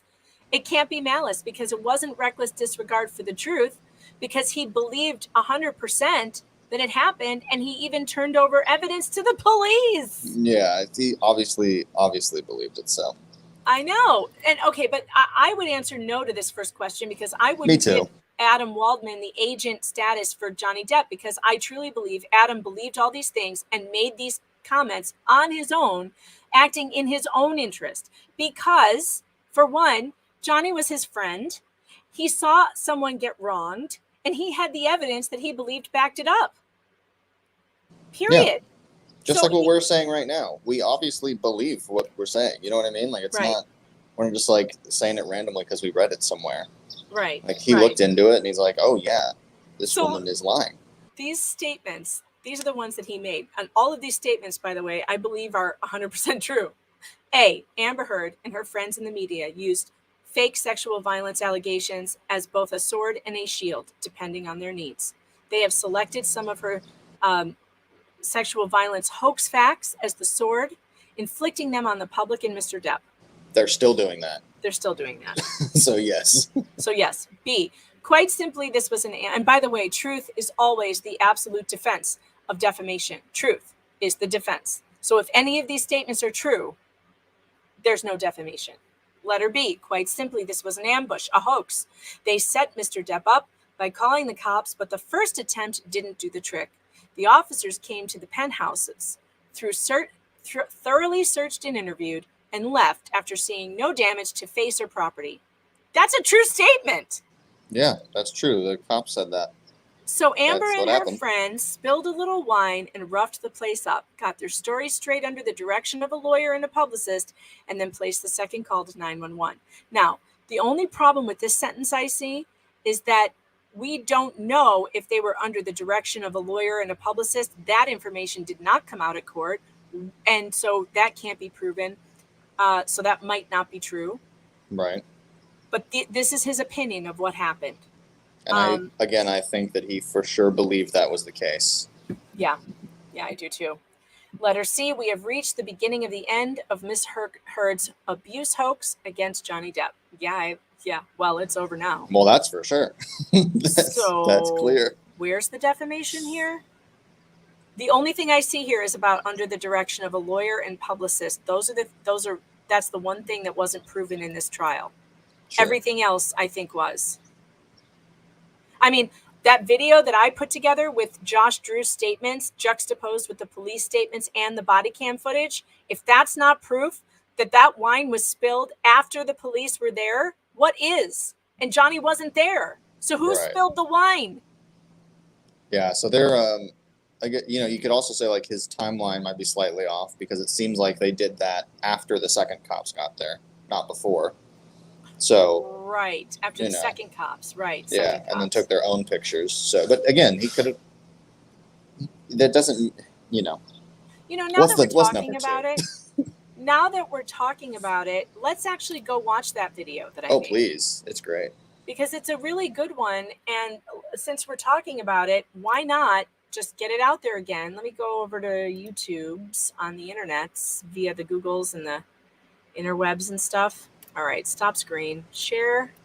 You're one of the main people of Johnny Depp's Twitters, aren't you, Megan? Elaine. Mr. Umbrella Man. Gosh. All right, let's watch some of this.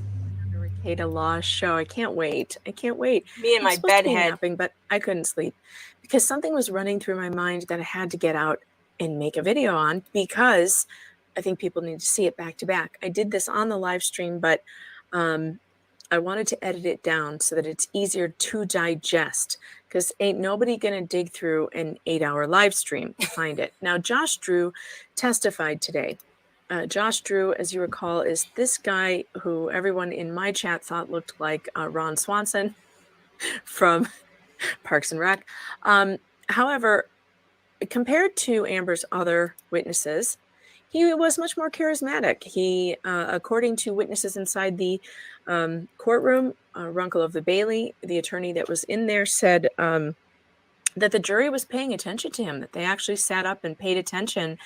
And he was concerned that they liked his story and that that would be very bad for Johnny. So many Megans. However, I found some major inconsistencies in this testimony, and I wanted to point them out. So let's get started.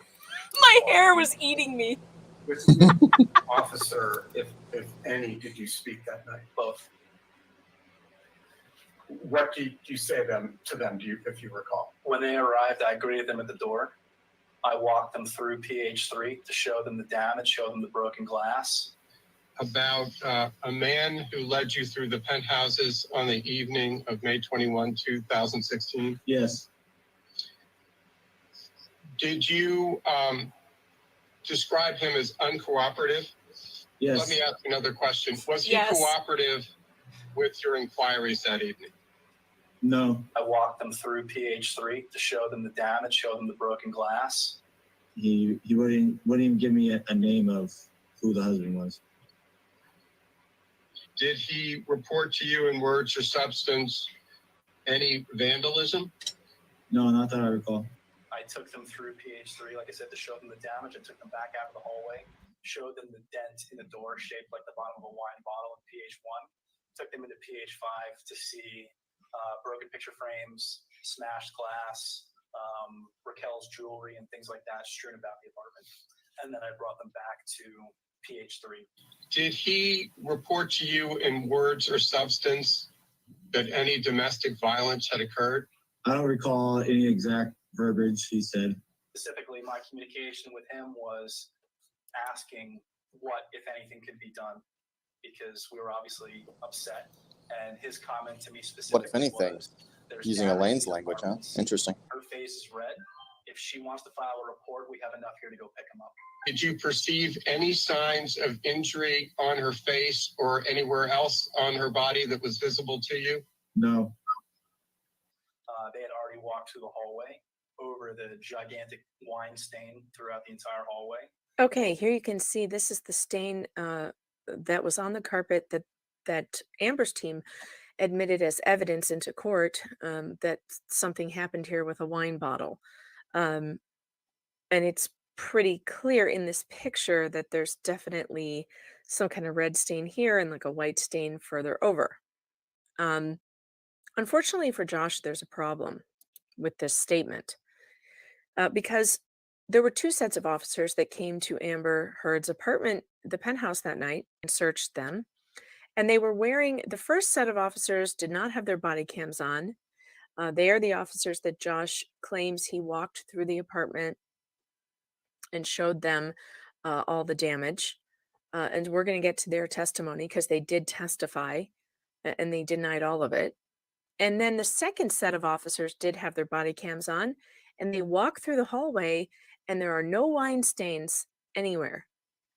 So and he said they had to step over them. And that is not what I saw. And we're going to look at that again and see if you can see them and you can make up your mind if you see them. Just looking at the carpet now. Let's just look at the carpet, because if I pause it, it gets pixelated. But if it's moving slowly, we can see better. Okay, so let me get out of here so you can see even more. All right, has anybody seen any wine stains like we just saw in the picture? Keep looking. No wine stains. I don't see any. I see shadows. Looking for those two red splotches with the white one a little over to the left of the two red ones. And remember, Josh Drew said police had to walk right over it. They had already walked through the hallway over the gigantic wine stain throughout the entire hallway. Throughout the entire hallway. That picture does not show me how far away or close it is to the door. I don't see a dent in the door either. Let's do that again. I thought I saw something. No. Maybe I saw something to the right. So let's check it out again.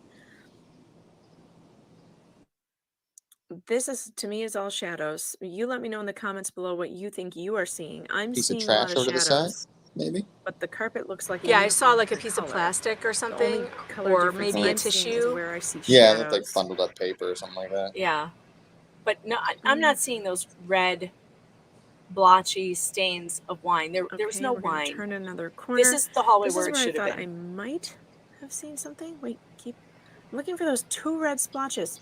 Anybody see them? No, that's a shadow. No, it's just shadows of the guys walking by. No, perfectly I didn't clean see carpet. See, I backed. I don't see any wine stains at all. To the right, there's nothing either. But so you've never yeah. seen Johnny hit Amber.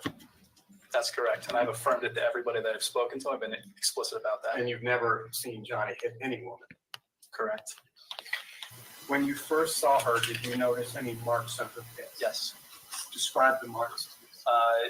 To be very honest with you, I don't actually remember which side of her face it was, but I do distinctly remember there being a red mark and a small bruise on her cheekbone.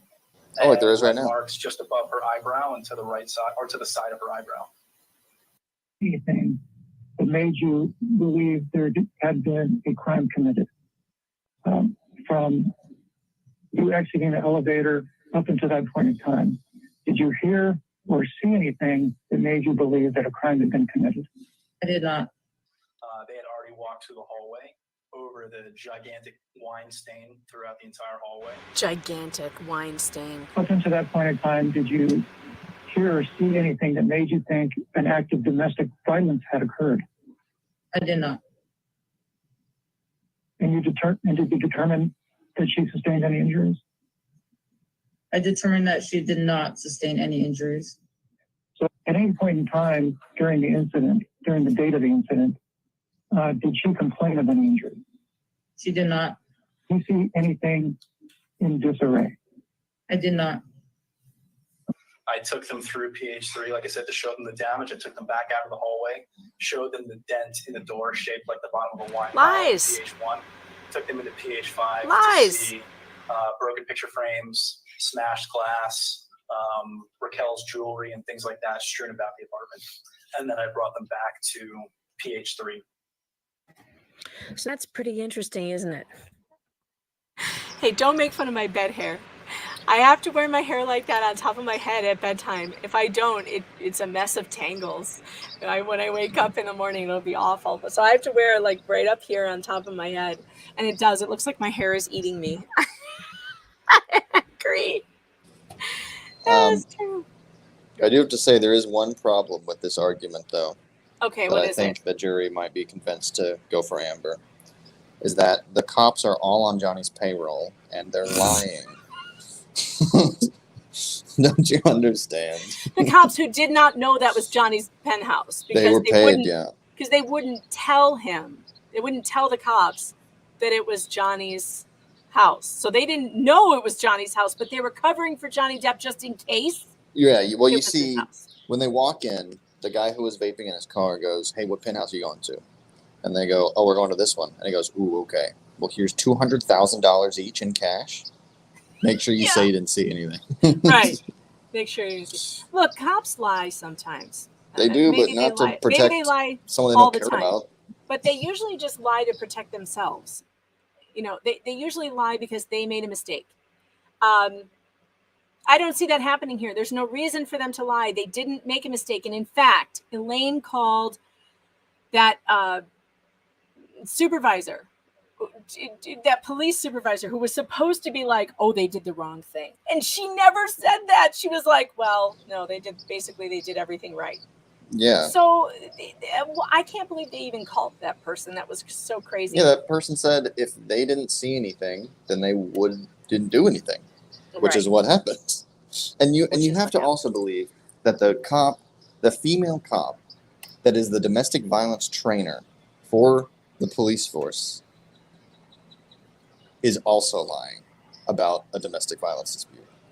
So you're saying this cop is so evil that they purposely went to specialize in domestic violence cases, and they're also lying about this. Right. Come on now. Like that's her specialty. That is her job that she went into. Nana just sent me a picture of the cat watching our stream again. And so I'm going to have to tweet this out because it's absolutely hysterical. Hold on, I'll tag you in it and then we'll show the stream. I love that. Chat cat. Chat cat. I love being on the big screen, by the way. It's so fun. I have this picture of people watching me on their little screens, like on their phones. And then when they send me these pictures of me on their big TVs, I'm like, wow, this is so bizarre. 2022 is so bizarre. It's just a bizarre time. Like nobody watches TV anymore. We're watching YouTube. Oh, I know. Yeah, YouTube's on our TV all the time. I'm covering up my finger. Yeah, I'm watching you on a very, very on my phone, and you're this tiny little box about this big. But right. If I could. Generally watch YouTube on my phone. I don't generally watch it on the TV because my remote is slow and there's a delay that drives me crazy. But I will watch Ricada there sometimes when I'm folding laundry if he's doing if I'm watching court because I like the bigger screen. All right, let's see. Now that I tweeted that out, I can go and show the chat because this is a hilarious picture. Chat Cat is watching. And I love that Chat Cat is so into us. It's so funny. Look. I love it. Thanks, Hello, Chat Cat. Chat Cat. Thanks, Chat Cat. Betty Flo is watching from her laptop. Elaine to Megan, you just want your 15 minutes of fame on big screens, huh? That is correct, Elaine. That is correct. Please send tips. I'm accepting super chats. Please like and subscribe. Like and subscribe. And don't forget that the store is open, and you can get your mega pints, your T-shirts. You can get Objection Hearsay merch, which frankly I think is hilarious and also cheap. I think the T-shirts are like $15, and they come in all different sorts of things: mega pints, mugs, wine coolers. We have it all. Frosty at the drop of a hat. Time Buy for a the mega merch. pint. Buy the merch. The merch is fun. The merch is fun. I enjoy having it, and I've been drinking out of my mega pint. I drink both cold and hot drinks out of this, and I have been pleasantly surprised at the quality of it. You know, you buy these things, they're like the Yetis are like $40 or whatever.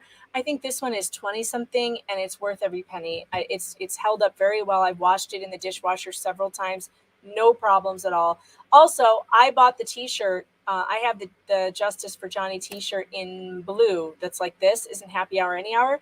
It's very soft, and I like it a lot. I like buying my T-shirts a little big, and then they get nice and soft in the wash, and they're all comfy. Where is the store? Well, I'll tell you. I will drop the link for you in the chat because there's a 16 minutes. What is Lawn Crime doing? Hold on. I'm checking something. They have those countdowns on again when you're like, you're counting down to nothing.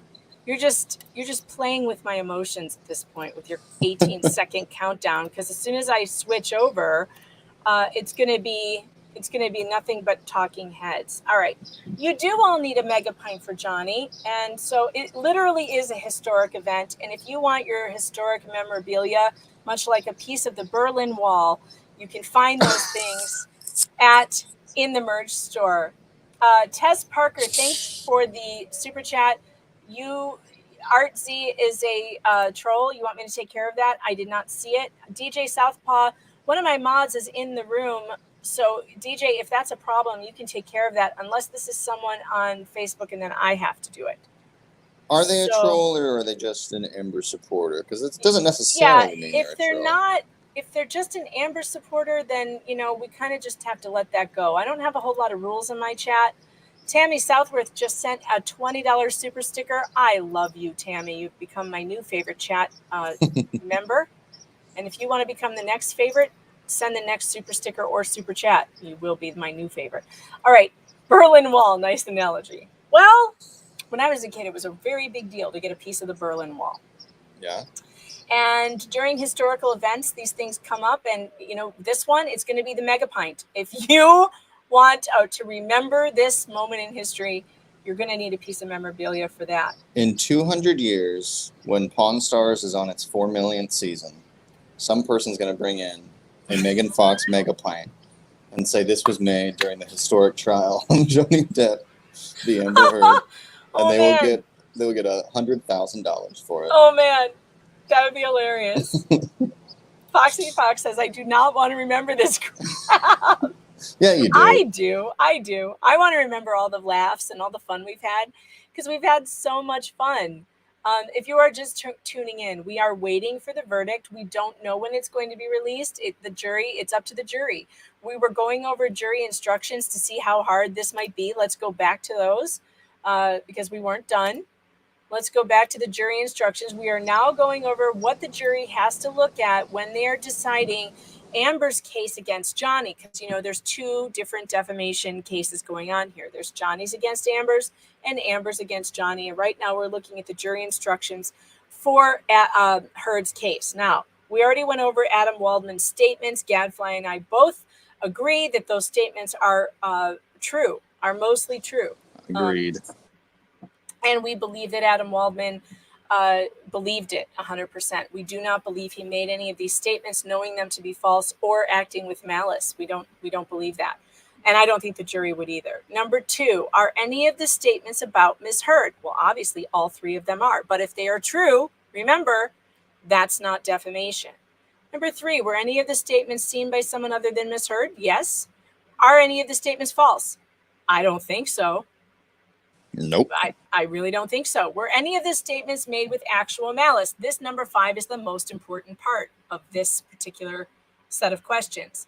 You could not prove actual malice with this because there's no way Adam Waldman thought any of this was false. He literally thought it was all true. He took it to the police. If you are an attorney of Adam Waldman's status, you do not go to the police with what you know to be false allegations of a crime. Nonsense. Yeah, just for your buddy. Yeah, I don't think so. What? What did I miss? Gadfly, what did you say? You basically have to. Oh, your sound is going in and out. That's why I can't hear you. Get to a better Wi-Fi spot. Putting his entire life and career on the line. Right. For what? Your sound is going in and out for some reason, but yeah, Hello? I got most of that. He would not put his entire life and career. Now I can. Oh no! Yes. Hold on. I don't know what happened. Anyway, he would not. Hey, Ellie, what article are you guys wanting to hear about? I will read it right now. What is it? Don't switch over. What article did I miss? Somebody dropped me a link on Twitter or Facebook. I think I can take one on Facebook. I'm not sure. But drop me a link on Twitter if there's an article you want me to read. I know I saw you talking about it, but I don't know which one it is. So tell me what it is, and I will read it. How do I sound now? You sound better. Okay, cool. I was saying that you'd have to say that this guy was putting his entire life and career on the line. For what? Right. Just for his buddy? That's it? That doesn't make any sense. A lawyer he's held to much higher ethical standards than anybody else because he's an actual agent of the law. Yes, by the way, those of you in the UK can order the merch. Just go to the merch store and you can order it wherever you are, I believe. I think they ship internationally. But no, Adam Waldman would have to be a real scumbag to go to the police with false information, knowing that it's false, and asking police to investigate it, because that's what he did. He handed them all of the information and said, you need to investigate this because a crime has been committed. Right. And it's even worse than like just knowing it's false. That would mean that you think this guy knows that Amber was abused and still did this. And still did it. Yeah. Right. If Ms. Heard is entitled to recover, what's the amount of damages? Yeah, I don't even think they're going to get to number 6 because you cannot get past number 5. You cannot get past number 5 with Adam Waldman. No, he obviously believed what he was saying. Even if he did act as Mr. Depp's agent, none of these other things work out well for her. None, I don't think. Let's not forget that Elaine said, we don't do 100 million. We don't even know what that is. You know, we're just throwing a number out there just for funsies. It's like, okay. Yeah, that was dumb. That was weird. Also, I don't like number C. I think that this was poorly written, and I think this is where it's going to cause some confusion. You shall only return your verdict for Mr. Depp on his claim for defamation about the following statement if he is proved by the greater weight of the evidence that 1, Ms. Heard made or published the following statement: I spoke up against sexual violence and faced our culture's wrath. That has to change. And the statement was about Mr. Depp, and the statement is false, and the statement has a defamatory implication, and the defamatory implication was designed and intended by Ms. Heard, and due to the circumstances surrounding the publication of the statement, it conveyed a defamatory implication to someone who saw it other than Mr. Depp, and if Mr. Depp further proved by clear and convincing evidence that Ms. Heard made the statement with actual malice. If Mr. Depp failed to prove any one or more of the 7 elements above, then you shall find verdict for Ms. Heard with respect to the above statement. Okay, fine, I guess. But so they're breaking down each statement as to what you have to find in order to find for him. Right. Okay, maybe they don't find that she wrote that because they accept that the ACLU wrote the headline and she had nothing to do with it. So she wins on that count, let's say.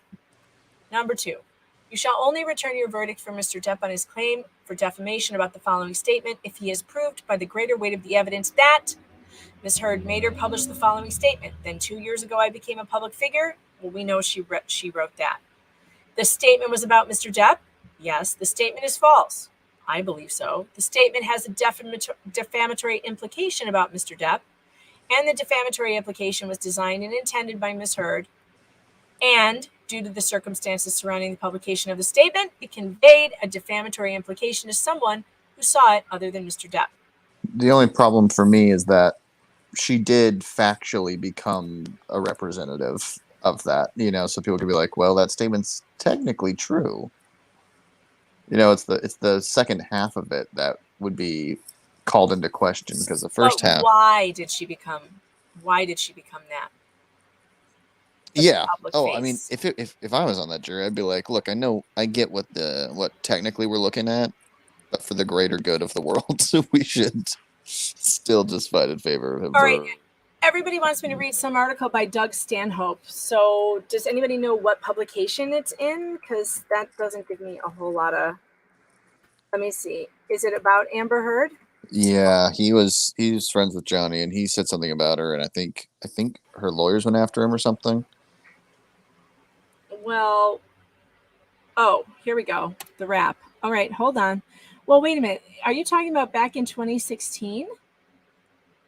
Because the only thing I'm finding... Yeah, I'm pretty sure. Okay, so this was an older claim? Why are we talking about this old article now? All right, well, we'll read it.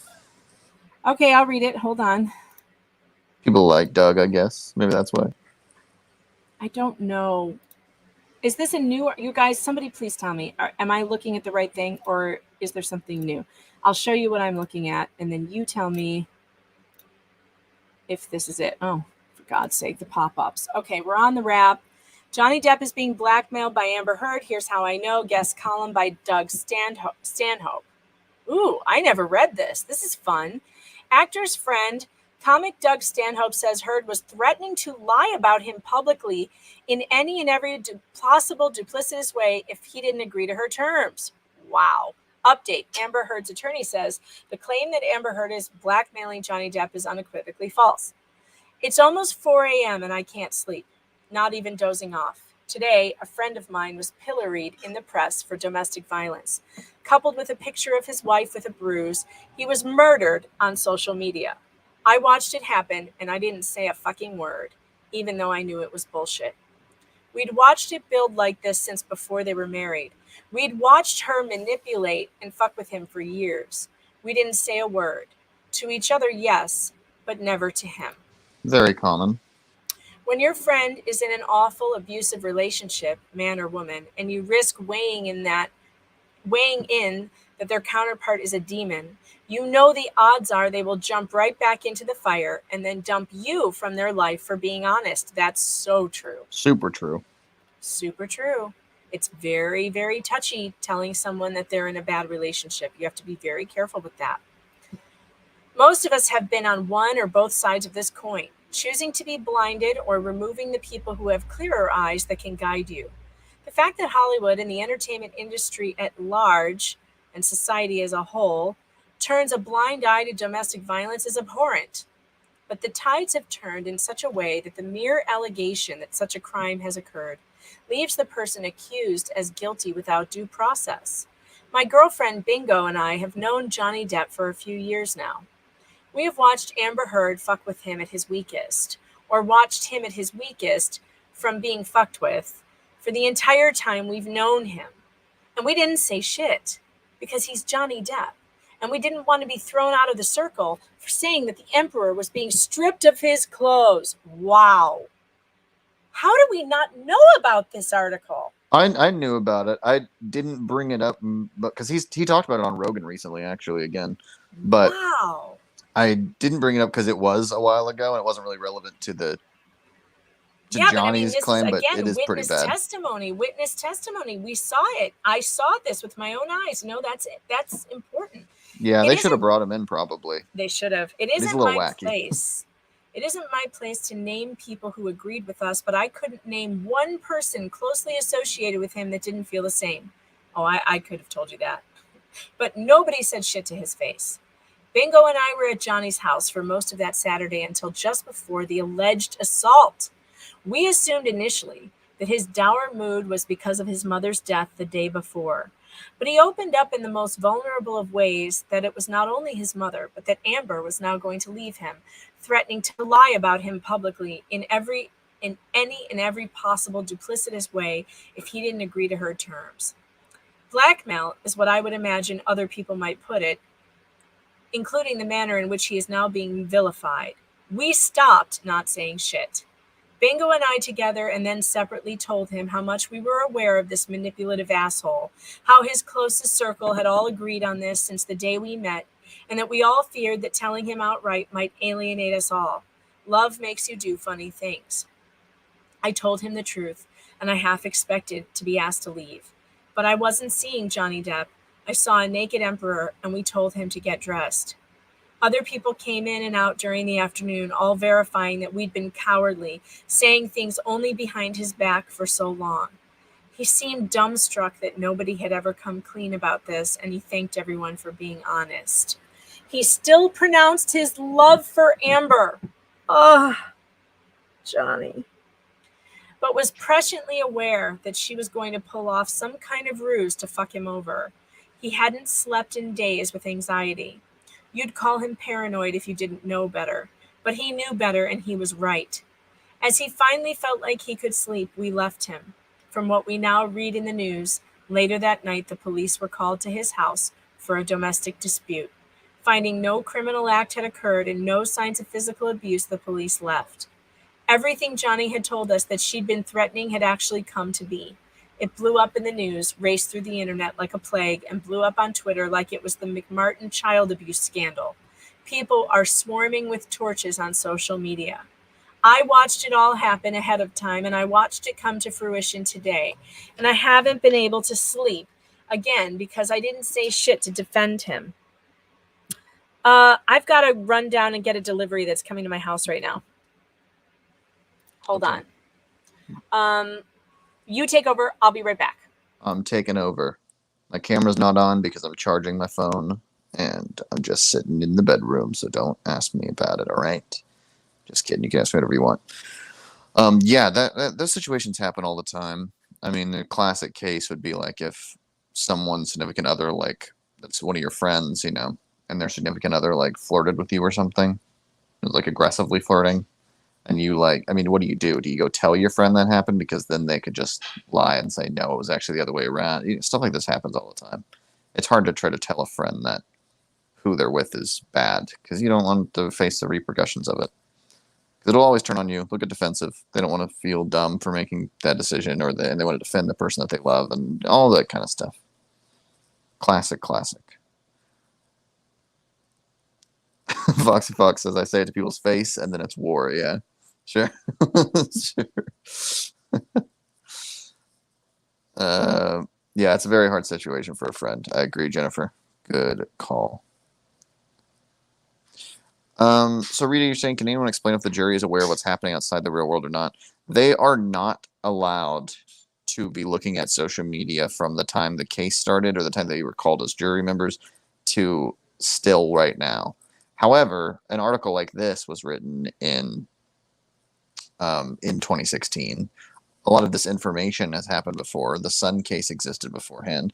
I'm sure they tried to, you know, comb through the jurors to make sure they weren't really aware, weren't paying attention to the Johnny Depp, Amber Heard stuff, so they didn't come up bias. But that doesn't mean that none of them heard anything. I mean, it'd be hard to not hear anything at all. That'd be crazy. Let's see who is saying everything. Someone said I have sound, Dolly. People can hear me. People are responding to what I'm saying. My words carry some weight sometimes. What is the age range of the jury? Apparently they're mostly in like their late 20s and 30s. And there's one person who's older who's like 60. There were 3 women and the rest were men. I think 1 woman and 1 man were the random people that were turned into alts. So they're at home now. They're not part of the actual deliberation. So there you go. Dolly, there's no sound right now that we're playing. Megan's getting a delivery, and there's no sound that like we're looking at right now or anything.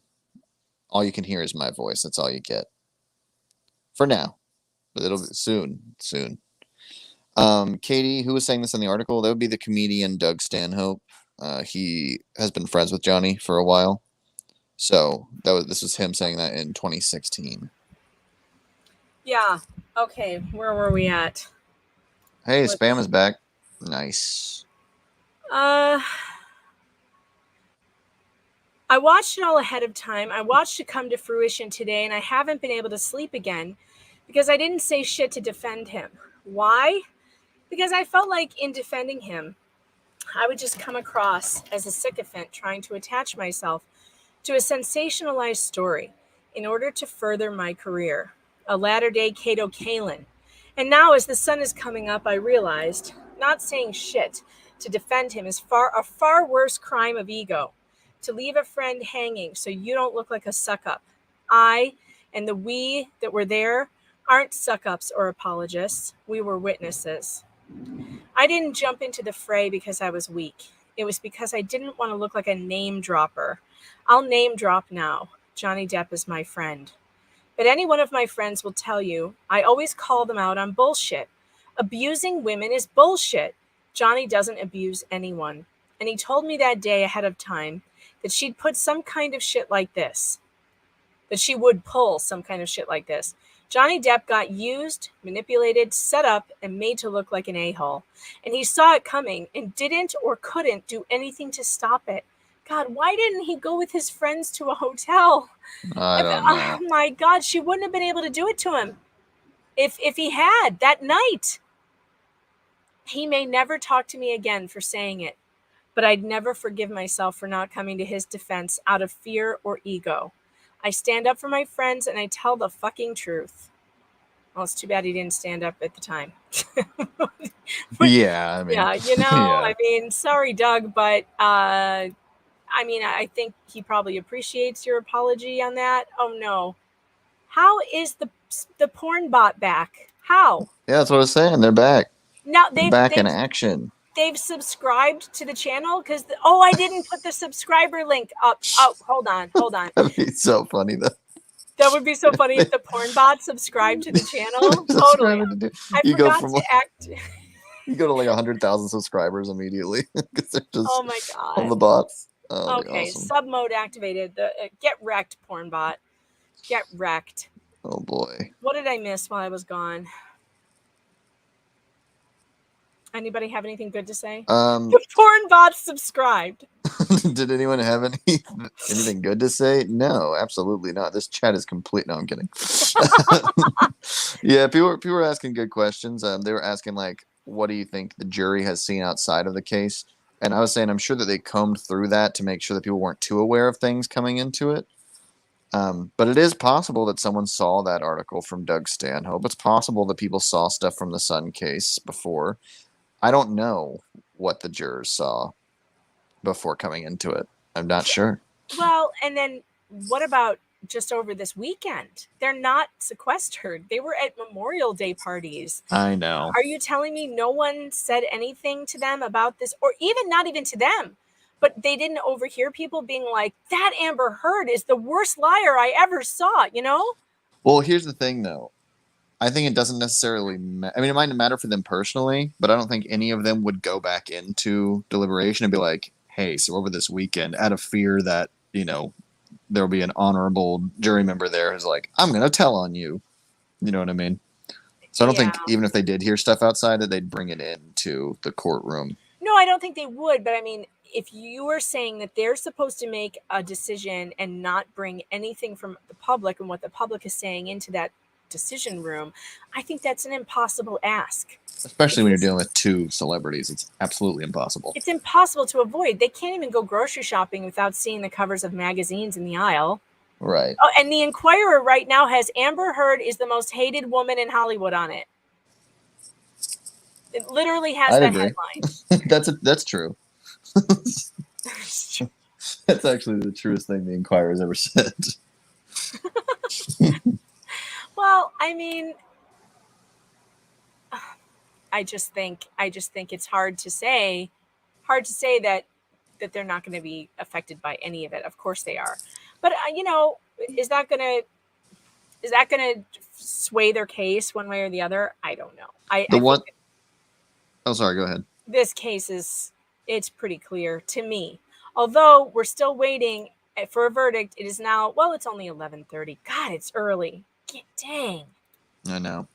I was saying that while you were away earlier, I was saying that the one thing I worry about is that if it does come back not in favor of Johnny, then people try to look back on it years later and they'll see, us and Bricada and Mr. Umbrella Man and all the other people that Mr. Umbrella Man. Yeah, that were saying correct things. But if they go back and they look at Deadline and these other news organizations, they'll be like, oh, wow, remember I guess there was this time where everyone started hating Amber Heard for no reason. I don't know. I think even if she wins on the defamation, which is very hard to prove, and I've told you people that a million times, even if she wins, I don't think she wins on all counts. I think that she's losing on at least one, and that's a huge win for Johnny. Yeah, I think that's probably, that honestly might even be the best thing for the jury to do, for themselves even, just to be to not deal with controversy after it's over. Well, maybe, but no. So the chat is asking, will Johnny and Amber be in court to hear the verdict? No, they will not. So that brings me to, what is Johnny doing? What has Johnny been doing since he left the courtroom on Friday? And don't forget, check the chat for my new article on PJ Media. Clickety click. You can help me out with that clickety click right now without sending me a dime. That helps me a ton. And follow me on pjmedia.com, of course. But let's go to, what is Johnny up to now? He's jamming, baby. Yeah, he's living the dream, right? He left court on Friday. He got on a plane and he went to the UK, where he is jamming on stage with, and by the way, I clicked on the wrong thing here. He also, Justice for Johnny has been trending in the UK for the first time. And that's a big deal because they all believed the Sun and their defamation about him. But now that they've been able to watch what we showed you from our courtrooms, now suddenly everybody in the UK is like, holy crap, we got lied to. Yeah. And that sucks. And it does suck. And I'm sorry that the UK has a terrible justice system. I don't know what to tell you about that, other than the American justice system is better. Although it's also not. It's not great. It's also not great. It's also not the best. So don't take my word for it. I think Johnny kind of fucked. I think Johnny should have performed on the roof of the Sun building.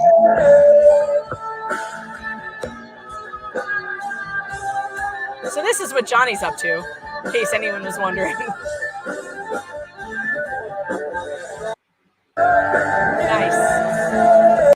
Singing, playing, doing what he wants to do. And I thought his testimony about when he was young and he was suffering the abuse from his mother, that he would go into his room and lock the door and play his guitar for hours and hours. I think that it's just kind of heartwarming to see him up there on a stage doing his thing. And I'm not sure that Johnny will ever be in movies again. I'm not sure he wants to be. I'm not sure that he really wanted that for his life in the first place. I think he always wanted to be doing what he's doing right now. And here's some more.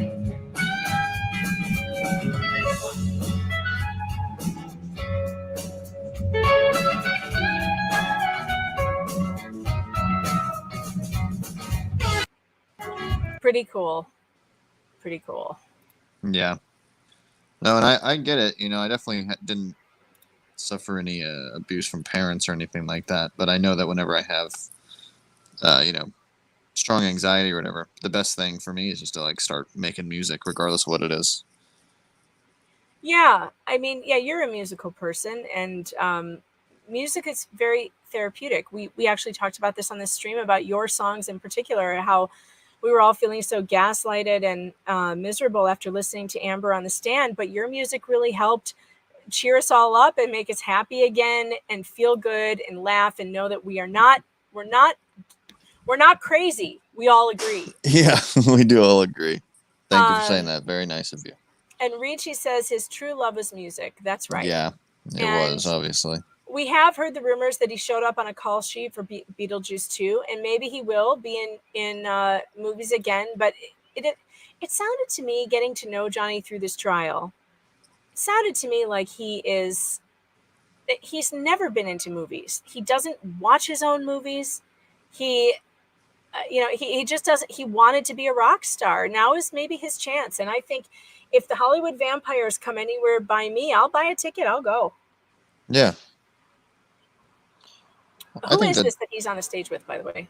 I don't know. Let's see if we can find out. I think that it says, no, maybe it doesn't. I don't know who this guy is that he showed up with. Oh, here's another one. Look, there's more. Jeff Beck.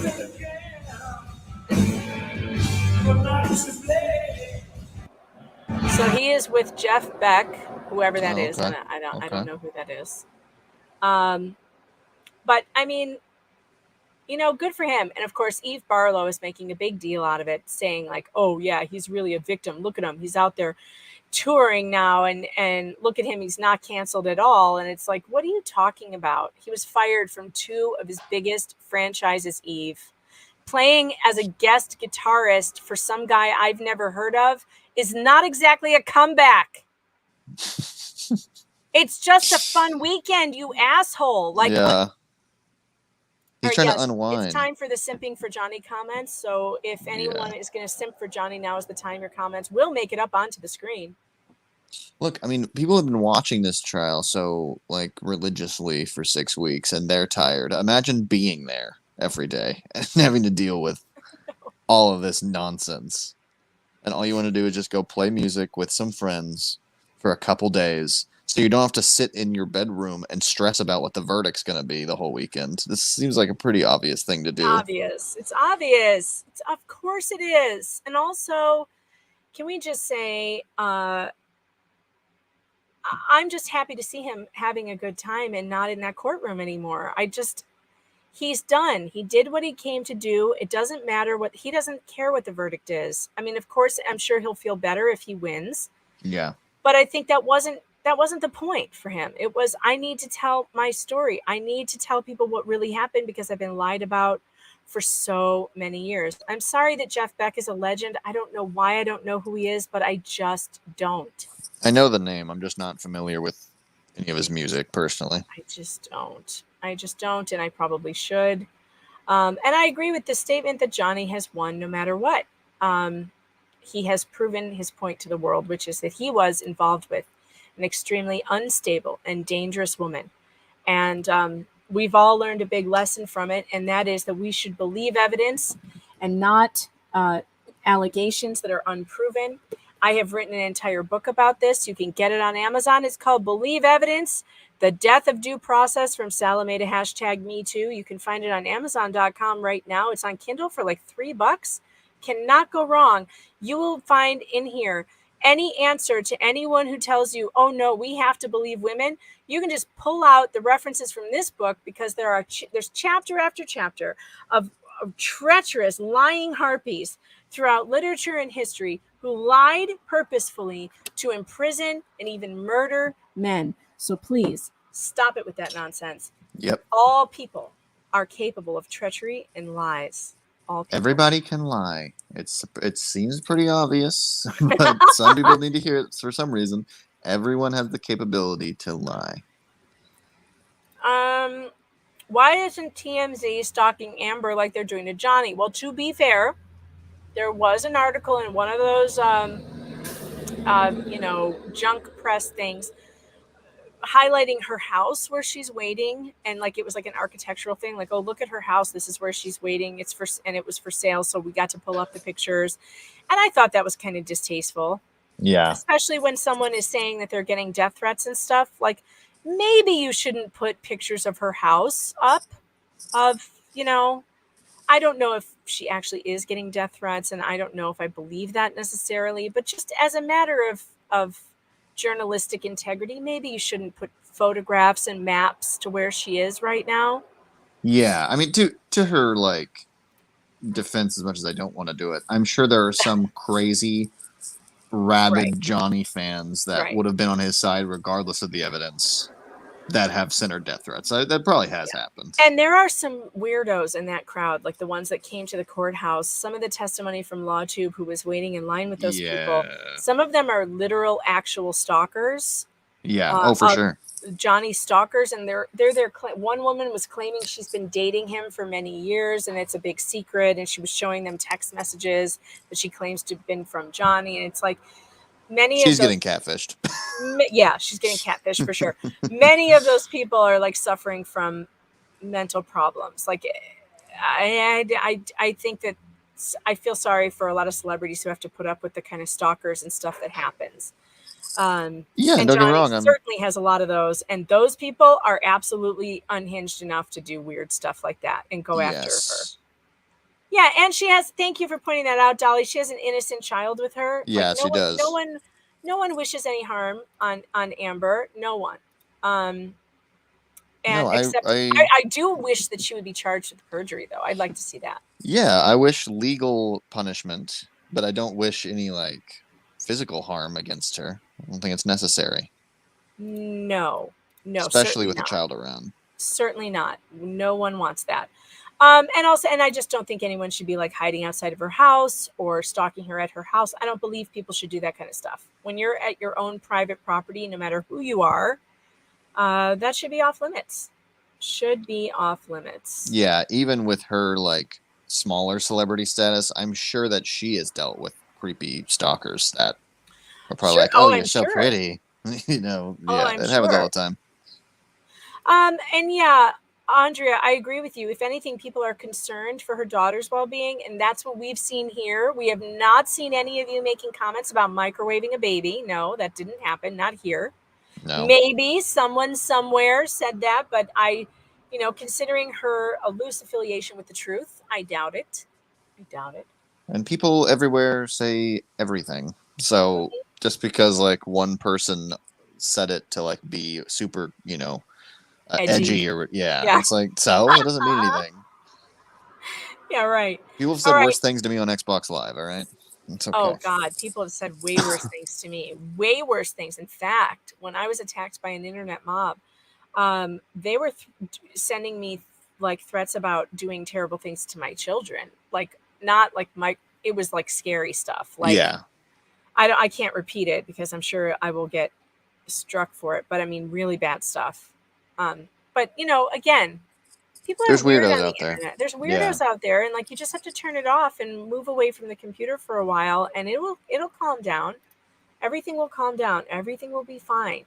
All right, so I want to go on to Twitter and see if we have any updates at all from the court. See what we can find. Who's there? Is DUI guy and I think DUI guy is there. So hold on. You have to take over. I have to take this phone call again. Hold on. All right, taking over. Let's do it, guys. We're back to chatting. Welcome to Chatting with Gadfly. Please leave your comments in the comment section below. Or wherever it is on your device. Let's see here.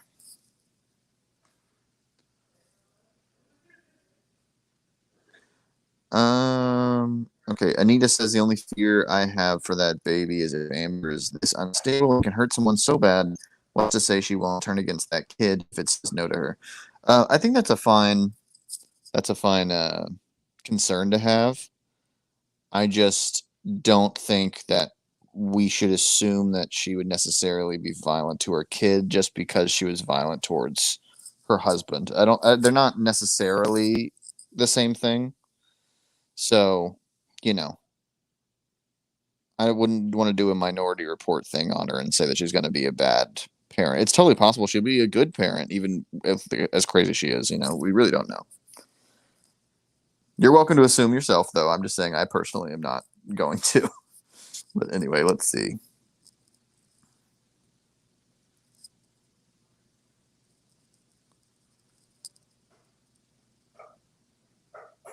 Jennifer says she lied saying she was not familiar with him, but then it came out she had posters of him when she was a teen. She is the stalker.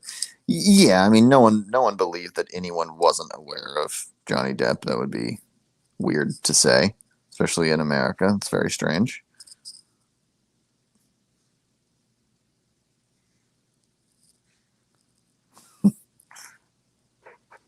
You think Bobby says, I think Johnny will make a public statement at some point. He might. I think he'll wait quite a while after this is all over, regardless of the outcome. I think he'll probably wait.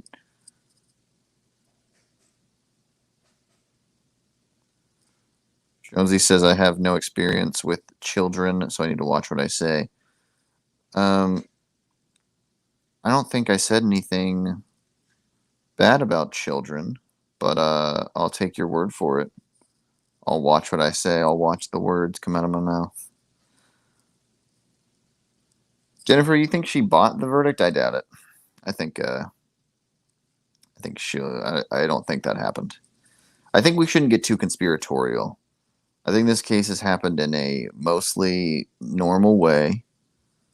The defense has had bad arguments, but that's it. If everything was bought and paid for, then even one of her witnesses would have said that they saw Johnny Depp abuse her. But not a single person said that, so I wouldn't assume that they're all bought and paid for, because that would be pretty crazy. She bought the baby. Well, yeah, she had a surrogate. I'm not gonna hold her feet to the fire for that. What's my personal take on Amber Heard's mental status? My personal take is that nobody should be diagnosing Amber except for someone who's qualified to do so. I think she's crazy, but that's not a diagnosis. That's just me saying she's a crazy person.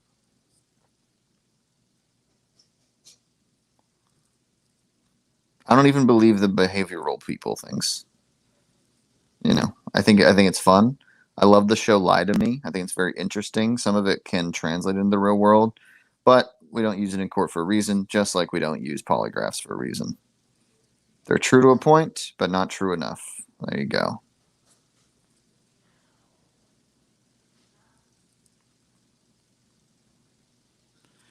She is vile. I pray she is held accountable for her actions. Yeah, definitely. She is vile. I hope she's held accountable as well. I don't wish physical harm, but I do wish that she is, prosecuted for. I mean, I wish she would get prosecuted for perjury, but no one ever is, so I'm not gonna really hold my breath on that one. Denise, you're asking when is the verdict? I don't know. We don't know. They are deliberating. The verdict is whenever they're done. We got DUI guy says the lawyers just arrived at the courthouse. He posted that a minute ago. That could be a good sign. That could mean they were called back. Okay. So stay tuned. This could be happening. But if they were called back, it's going to be an hour from the time they were called, because that's what the judge said. She said when the jury reaches its verdict, we will be announcing it 1 hour from when they come to their verdict. So they want to do it televised, man. Yeah, so they're letting everyone have an hour to get ready. But if they called the lawyers back to the courthouse, that's a pretty good sign. Seems too fast, says Lori. No, not really. We went through those jury instructions one by one, and we came to our conclusions. So I think that it absolutely could come back this early. It is 11:42. If I'm on that jury, and I've been sitting there for 6 weeks, I want to go home. You realize that they have been paid $30 a day. $30 a day. They cannot get their regular paychecks. Their jobs can't fire them, but they are not getting paid to sit there for 6 weeks. They're getting $30 a day from the state. which really needs to change, by the way. That's wild. Of all the things we spend tax money on, can we pay jurors a little bit better? $30 a day. They need to get at least minimum wage. Yeah, and let's not forget that like most cases don't even go to a jury. So it's not like we're paying like a crazy amount of jurors. Like, yeah, there's a lot of jurors, but it wouldn't be. That's so wild to me. It's wild. It's wild and crazy that they are only getting paid. How are they supposed to fill up their gas tanks like that? How are they supposed to eat lunch? Judge Penny said they don't serve lunch. They don't serve lunch or dinner. They should be getting at least minimum wage. Thank you. I mean, look, the government is so bad at so many things, but it's not bad at handing out money. So hand some to the jurors, for God's sake. I know, right? This is like when you like learn how much someone in like the Marines is getting paid, and you're like, wait, what? Wait, what? Yeah. Yeah. Well, excuse me, what? Yeah, that's another crime. Yeah, it's pretty silly. I think people on jury members should honestly get like $200 or $300 a day for having to sit there. Of course they should. And inflation, you know, this government kills me. I mean, they just kill me. They just sent $40 trillion to Ukraine, but we can't pay our own jurors in American jurisprudence. We can't give them more than $30 a day. Right. Come Like, on. is the goal to make it so people don't want to be jury members? Nobody wants to be one. No one wants to be one. Yeah. Lori, if I had their addresses, I would absolutely send each juror a mega pint when it was over. I would. For sure. Yeah, we can send $40 trillion to foreign countries at the drop of a hat. We can do it 3 times a year. But we can't pay our own people a living wage while they're serving their country on a jury. Are you kidding? Yeah. What do you think? Do you think? I know that the court is going to keep the identity of them safe for a year, but do you think any of these jury? I mean, I'm sure some of these jury members are going to be like, "Hey, I was on that jury, man." Yeah. Of course they will. They only got paid $30 a day. You think they better get their money. You think they're not going to jump at the chance to get money for this, to get interviews, to get book deals? I mean, hell yeah, jump on it, jury, jump on it. Elaine's going to be right this time. Go get your 15 minutes of fame. You earned it. You really did, honestly. I feel I would have no problem with any of them milking it for all that it's worth. Okay, so Law and Crime Stacey Delicat reports that moments ago, Johnny Depp's attorneys and a member of his security team went into the courthouse. And Net 5 has gone inside to find out what's happening, possibly a jury question. That's possible too. So it might not be that they have a verdict. They might just have a question, and then the attorneys get to argue with the judge about how that question gets answered. DUI guy says, I would put money that at this very moment, and this was 2 hours ago, the jury is trying to decipher the legalese in the jury instructions to better understand what words like actual malice mean and if Johnny has met his burden. And then they can move on to discuss the money amounts. Yeah, I mean, I think the jury instructions, though, were pretty well written. I think they were pretty understandable. Yeah, I think they were pretty understandable, too. But I think you're right. I think there's an argument where if they say, you know, they break it into the separate counts, and you can be like, well,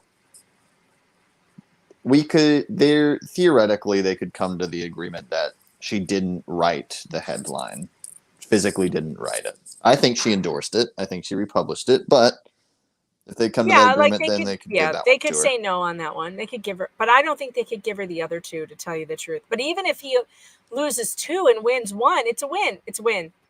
Actually, I don't see how he wins, even if he loses all 3 counts. Yeah, he still because wins. She is not winning any of her counts. That's not no happening. way. No way. There's no way they're going to give her anything. So she's not going to win, and he might not win, but he's already won public opinion, so it's already a done deal. In my opinion, I think he wins, whether or not the case comes down in his favor or not. Now, Amber Heard deserves prison is still trending. While we are waiting to find out what is happening at the courthouse, I have a couple of things to show you that are hilarious. Let's go over to this parody, which I watched, And I laughed so hard at this, you guys. Some of you are so stinking creative, and I don't know who did it, but it's really funny, and I want to laugh with you watching it. So let's do that. I'm excited. Have you seen this one yet? Incorrect. I pledged the entirety. I Ms. intend to Ms. fulfill. donated the $7 million divorce settlement to charity. Incorrect. I pledged the entirety. I intend to fulfill those obligations. Ms. Heard, that's not my question. And that's because you did want something. You wanted Mr. Depp's money. I loved Johnny. That's why I was with him. She's a liar. You wanted to be seen as a noble victim. I have didn't you? never wanted to be seen as a victim. You gave Mr. Depp a knife as a gift. I gave him a knife for a birthday present. What? Happy birthday to you.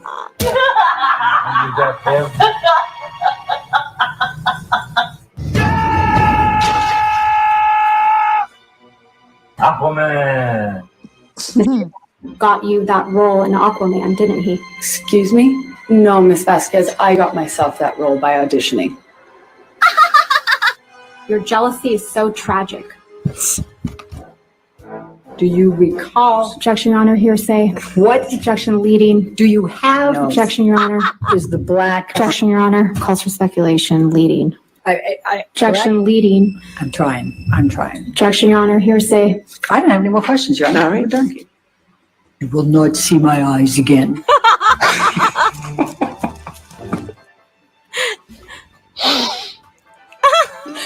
This is the man I loved, you know. Yes, it's awful at times, but I loved him and what he Objection, was Your saying. Honor. Non-responsive. She's holding the knife.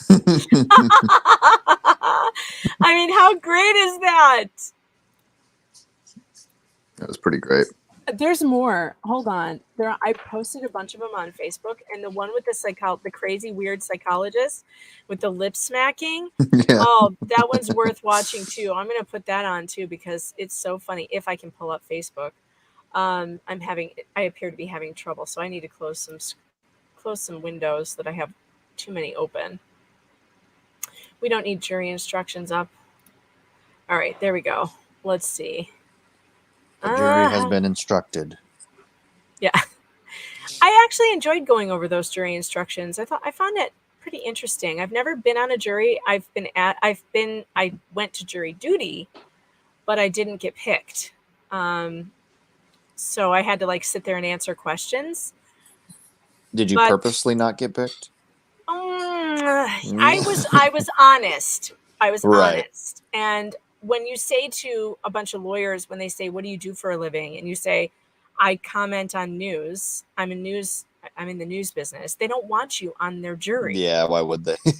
they just. Right. So I kind of knew they were gonna say they didn't want me. Okay, so I found the other video. So this guy who does this, his name is Mojahed or Mojahed Fudal. Man, why can't you people come up with names I can say? Yeah. I can't say this. Mojahed Fudelat. And I'm going to, so now I'm like the jerk who can't say ethnic names, and that makes me a bad person, I guess. Yeah, there's no way that was pronounced correctly. Diversity is our strength, but it would be nice if you could get some names I could pronounce. All right, let's see. Disavow. Well, you should have a name like Gadfly. Gadfly. You don't know enough about acting to know whether actors rehearse? Sir, I am not an expert in acting. I have no idea what an actor does. Let's start with the easy question then. That was pretty easy. Go ahead. Wiggle, wiggle, wiggle.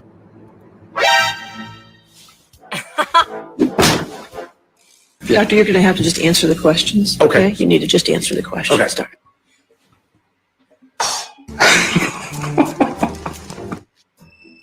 You called Mr. Depp an idiot in your deposition. Oh, okay. So I didn't call Mr. Depp an idiot. I certainly called that planning an idiot. I didn't call him an idiot. You see him in that movie, Charlie and Chocolate Factory?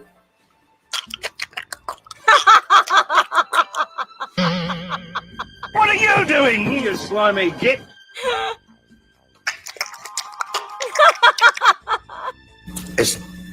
Do I have to answer that question, Your Honor?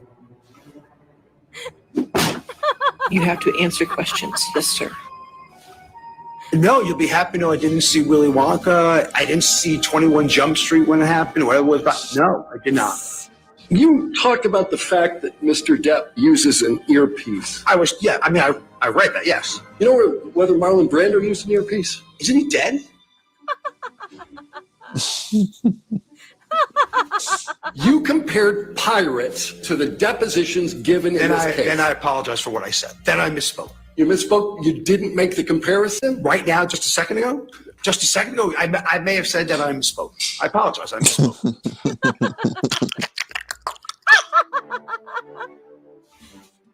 My dog stepped on a bee.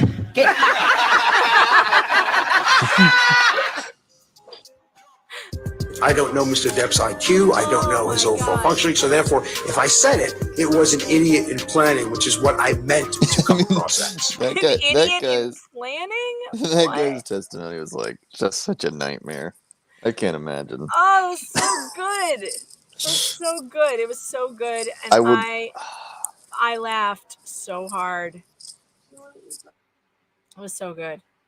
And there's another one too. Should we watch another one? Because this one's really funny too. The candy one. Oh my gosh, you guys, this is so funny. I would just love to know like what was going through like Elaine and Rottenborn's like brains while they were watching that guy testify on their behalf. I know. Can you imagine? Like, this is literally that's what happened. What's funny is that nothing about that, what we just saw, the cartoon was a joke, but that testimony was real. Yeah, I know. That testimony was real. Yeah, I'm going to play the candy one. The chat knows what I'm talking about. The candy one is really funny. Let's watch this. I need to turn it down a little because the volume is like super high. It's hurting my ears.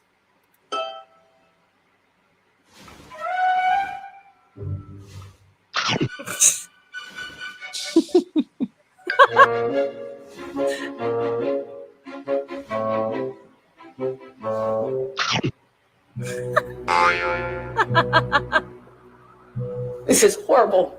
This is painful. I'm a human being. I don't deserve this. Your lies have been exposed to the world multiple times. You heard Mr. Knight testify that it was actually you who was yelling at Mr. Depp. I've heard a lot of people say a lot of things to be involved in the Johnny Depp show. So you're calling Mr. Knight a liar? I'm just saying he wasn't there. I am harassed, humiliated, threatened. Objection, Your Honor, non-responsive. People want to put my baby in the microwave. And Your Honor, I would also ask that you instruct the witness to please stop talking once I lodge an objection. Just if you could just answer the questions asked, okay? Thank you, Ms. Heard. You've seen this photograph before, right? There's no bruise on your face in this picture, is there? I disagree. Obviously, there's a bruise on my face. It's covered by makeup. This metadata next to it is so that Ms. Heard, there is no question pending, and I would appreciate it if you wouldn't be making argument to the jury. Sorry, I thought you would ask me about it. No, I didn't ask you about anything.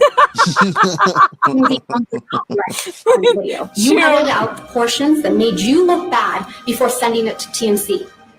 I wanted to leak it. I could have done a lot more with it. So you testified earlier in this trial that you didn't know how to leak things. Boom. It was at this moment that she knew. She f***ed up. I don't. Again, you're very wrong. You didn't expect Miss Moss to agree to testify. I know how many people will come out of the woodwork to be in support of Johnny. He is a very powerful man, and people love currying favor with powerful men. That's why I wrote the op-ed.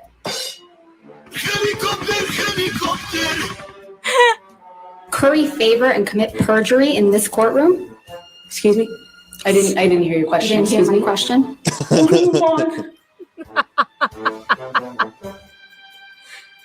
Promise me.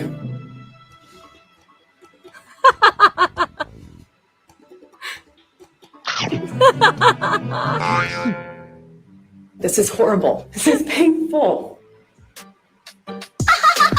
I didn't hear your question. You didn't hear my question? Yeah. But you didn't expect Mr. Baruch to weep for Mr. Depp.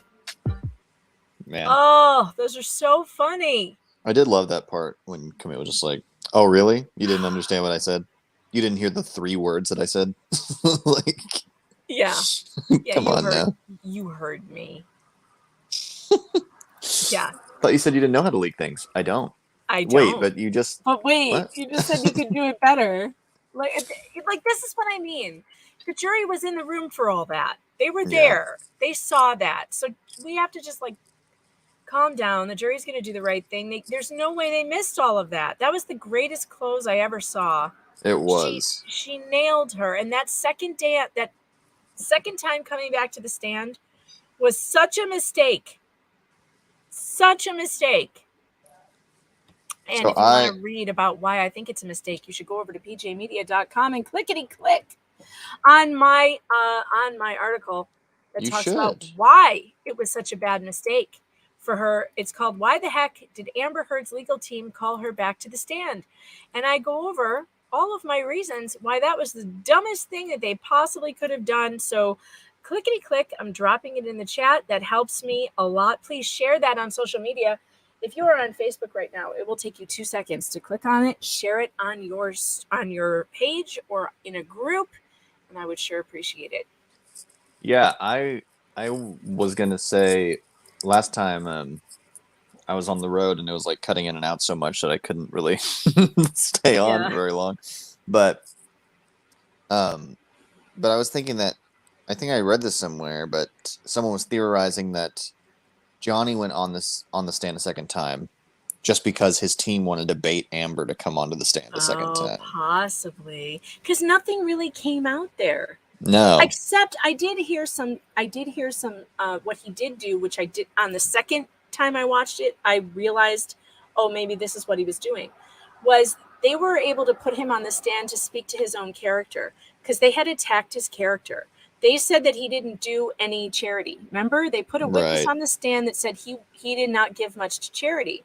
And so that opened the door to him being able to talk about the charity that he has done and to remind the jury of all those videos they've seen of him in hospitals dressed up like Jack Sparrow, because everyone's seen them. And that was their fault. That was the defense's fault. And so I think that is what he accomplished. He accomplished impeaching another one of their witnesses by saying, no, that's not true. I actually give a lot to charity, but I don't put my name on it. It made him look even better. Yeah.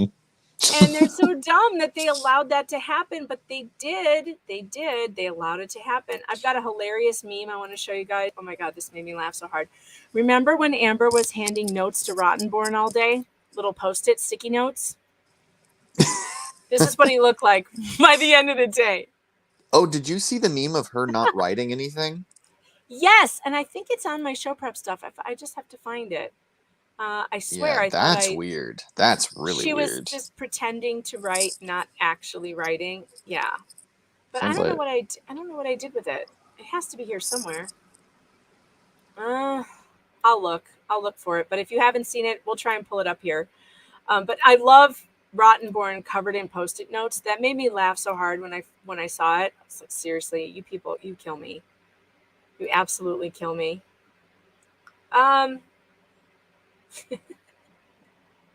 Yeah, do you remember what are the greatest moments of this trial for the defense team? I think it was when Elaine got up and said to Isaac, and do you know what Amica cream is?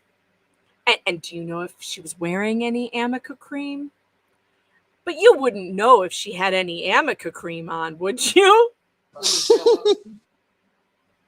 just insane. You guys want me to drop the links to the... Oops, I put up the wrong one. You want me to drop the links to the cartoons we just watched? Yeah, no problem. Hold on. That means I have to pull up Facebook again, and then I will do that. Because this guy makes a ton of them. There's more than even that we just even watched. He's made like, I don't know, 5 or 6 of them. So there's tons. So once that pulls up, I'll get you the link to that. Still waiting for Facebook to pull up. I don't know what the deal is with Facebook, but it must take up more memory than StreamYard likes, because it takes a while. All right, let me get over there and find it. Just as a catch-up, we are waiting for the verdict. We don't know what's going on. We know that the attorneys are at the courthouse. We're not sure if it's because they have a verdict yet, or because it's possible that they simply are asking a question. All right, I found the link. Shit, quiet. Sorry, my ears. It was going off in my ears and it's so loud. All right, here's the link to that Muja, whatever his name is that I can't say. There's all of the comics that he did. All those cartoons are on his Facebook page. So go over there to check them out. All right. So we're still trying to figure out what's going on over at the courthouse. I'm going to go over to Twitter again. I'm going to check out DUI Guy's feed because he's there and he would know before anybody else, I would think. DUI Guy. And I don't know if you guys have been paying attention to LawTube and the drama that happened between DUI Guy and Legal Bites, but it was really stupid. And it was dumb. Okay, so far, all we have is an update 26 minutes ago that the lawyers they arrived and went into the courthouse. We don't have anything else. That's all we know. But they are going to announce if there's some kind of, verdict, and then there will be an hour before we will get that, and it will be televised. So we will be here if it comes down.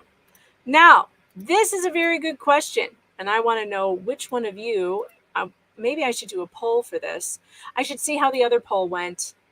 64% of you said chewing off your baby's fingernails is weird as fuck. I guess I lose on that one.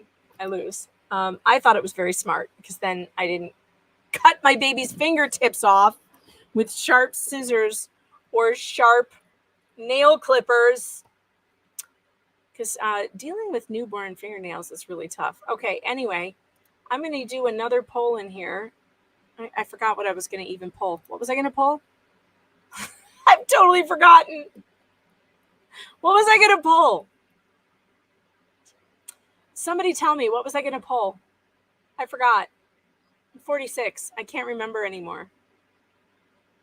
What was I going to poll? I said it, and then I forgot it by the time I got there.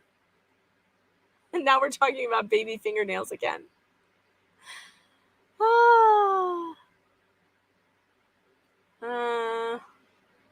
I don't know what the poll was I was going to do, so maybe I'll think of it in a second. If you are on Facebook, you cannot see the polls. You have to go to YouTube. And if you want to join me on the YouTube stream, which is the better place to be because you can take part in all the fun polls, and also you can send super chats, which I appreciate very much. I will drop the link for the YouTube right here in the chat. Please come join us on YouTube. Be a YouTuber instead of a Facebooker. Facebook sucks, and they don't let me monetize my stream. And it's amazing because like 400,000 of you on Facebook saw one of my streams last week. Almost 500,000 people, and Facebook won't let me monetize my stream. I don't know what to say to that other than I'm sure Facebook's making a lot of money on it. That's great. Good for you, Zuckerberg. Like, you need more of that. But content creators on Facebook, nope, can't get crap from Facebook. So, yes, I will show the verdict live. Absolutely. That's what we're doing here. We're killing time. That's all we're doing. We're killing time until the verdict comes down. And I will let you know as soon as it comes. I don't know what happened to Gadfly. He went somewhere. He said, I'll be back. So he's somewhere. He'll be back. The cartoon link? No, I already dropped that. It wasn't the cartoon. It was something I was going to do a poll for, and I don't remember what I was going to do. So I don't know. It'll come back up.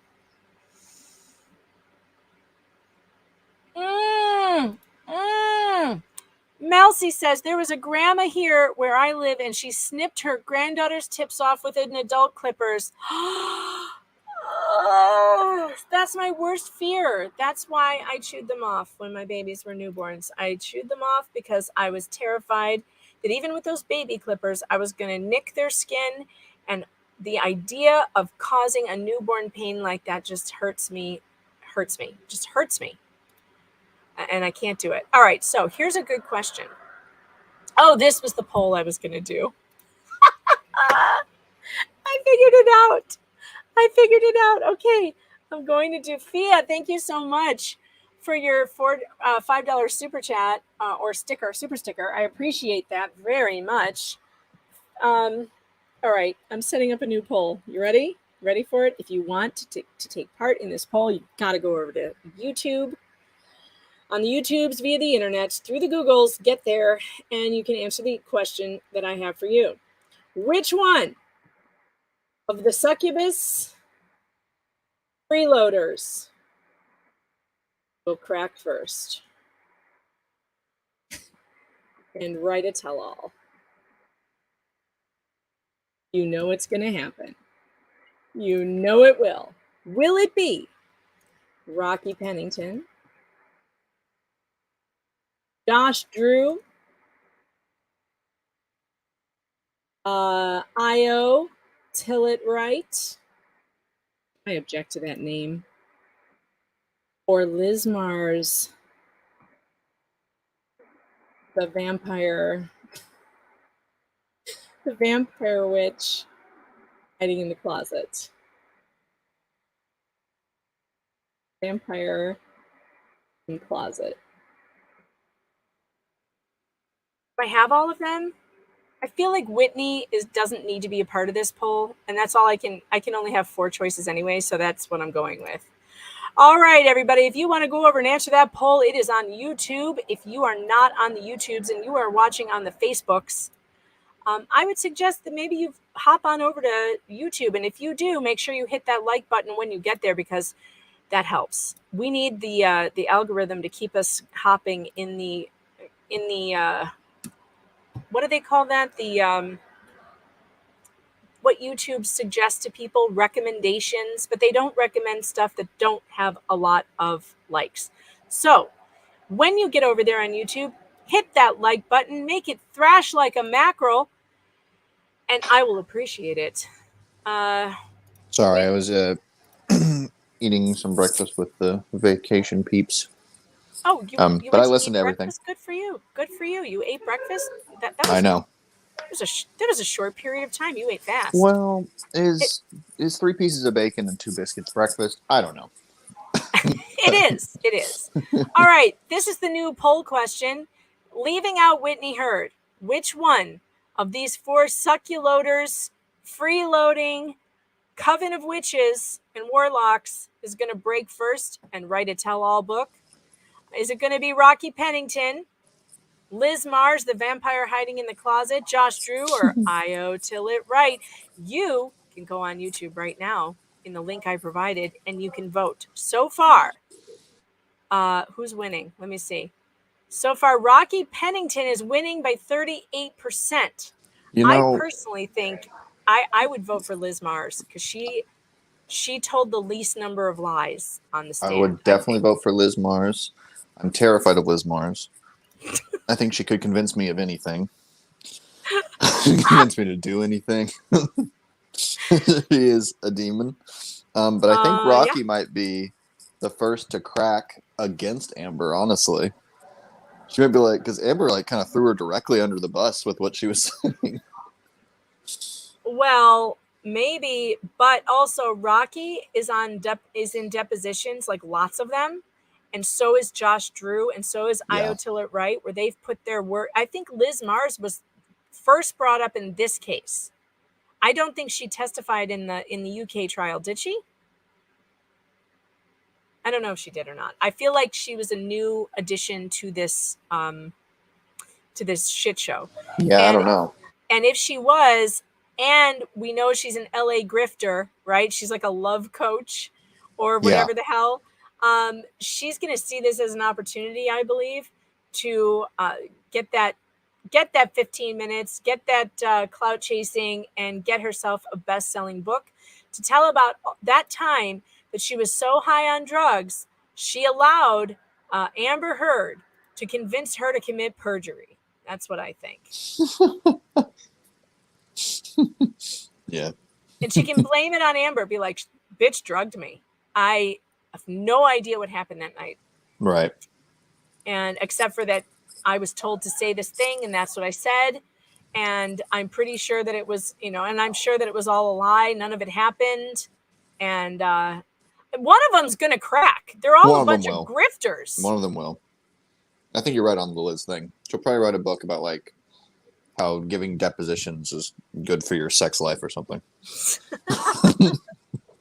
And she'll sell it to all the LA people there. Lourdes says Amanda DeCadenet should crack. Well, did they call her to the stand? I don't think she testified. So maybe she could. Maybe she could crack. Amber took pictures of Rocky doing drugs or passed out drunk. I don't know if that's true, but if she did, that would make sense. She took a lot of pictures of people passed out and drunk. She seems to think that's fun and appropriate.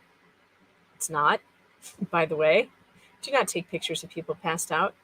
My husband did that to me once on my 40th birthday. He took a picture of me passed out in the car because I got way overserved. And he thought it would be funny to post that on Facebook. I about killed him. And like, the picture was like me. Let me see if I have to look at myself in the camera and make sure I get this right. This is what the picture looked like. It was like this, me with my head in the cart like this. And he posted that on Facebook. So rude. Wow. That must have been after you violently abused him in the car. That's what I've learned. Right, because that people who drink too much are violently abusive. I do not get drunk very often. I can count on one hand the number of times that I've been overserved in the last 10 years. And it's been about two to three times. And because I really do not like the drunk effects of alcohol. Oh yes, Foxy Fox, he posted it on Facebook. He thought he was hilarious. And of course, all of our friends also thought it was hilarious. So, I mean, they weren't wrong. It was hilarious. I don't think he'll ever do it again though, because I was so mad. How bad were you snoring? Oh, I'm sure I was snoring. He should have posted a video. That would have even been better. But yeah, don't post pictures of people passed out. When we got home, I went to go up the stairs and I fell backwards into the bushes. That's how bad it was. It was I was very overserved. And the babysitter's father witnessed that happen. Oh, cool. But luckily he was a good friend of mine and I had seen him drunk at my party not too long ago. And so we got a good laugh out of it because that was just funny. But no, I do not like the effects of alcohol when you drink too much of it. I hate it, in fact. And there's nothing worse than throwing up when you're drunk. And so I try to avoid that as much as possible. So I cut myself off, like 3, 4. Drink 4 is pushing it. Drink 5 is definitely over the line for me. So I do not. Yeah. I try very hard not to get to a place where I'm going to be A, hungover in the morning, or B, throwing up at some point. I do not like any of those. Well, I believe my mother is watching the stream, so I'm going to say I agree with you.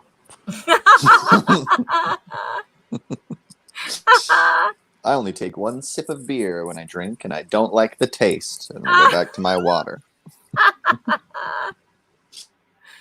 Oh, man. All right, let's see. Yeah, I wonder when. I don't know what would take them. Well, for me and you, it wouldn't have taken us any amount of time. Would have gone there and be like, "How long do we have to sit in here for them to be convinced that we actually like read all these instructions?" Yeah. No, that's exactly what I'd be doing. I'd be like, okay, the earliest we can go back there and not be considered, assholes is probably 12:30 p.m. So I'm saying Tuesday at 12:30, I want to hand in this verdict. Let's go. Let's go, people. Other than that, let's just talk about, basketball. Foxy Fox says there are articles about IO already betraying Amber. Okay, well, I'm going to go look that up right now. Let me see how Rocky Pennington is still winning the succulus. Which one of the succulus freeloaders will crack first and write a tell-all? Rocky's winning with 42% of the vote. If you want to vote on that, just head on over to my YouTube stream and you can vote. You know how long it would take Rocky to write a book with the speed in which she speaks? She might be writing on a tell-all, like working on it first, but it won't come out for 15 years. And also she would have to use a ghostwriter most likely, and the ghostwriter, it would be is her like this with the ghostwriter. Well,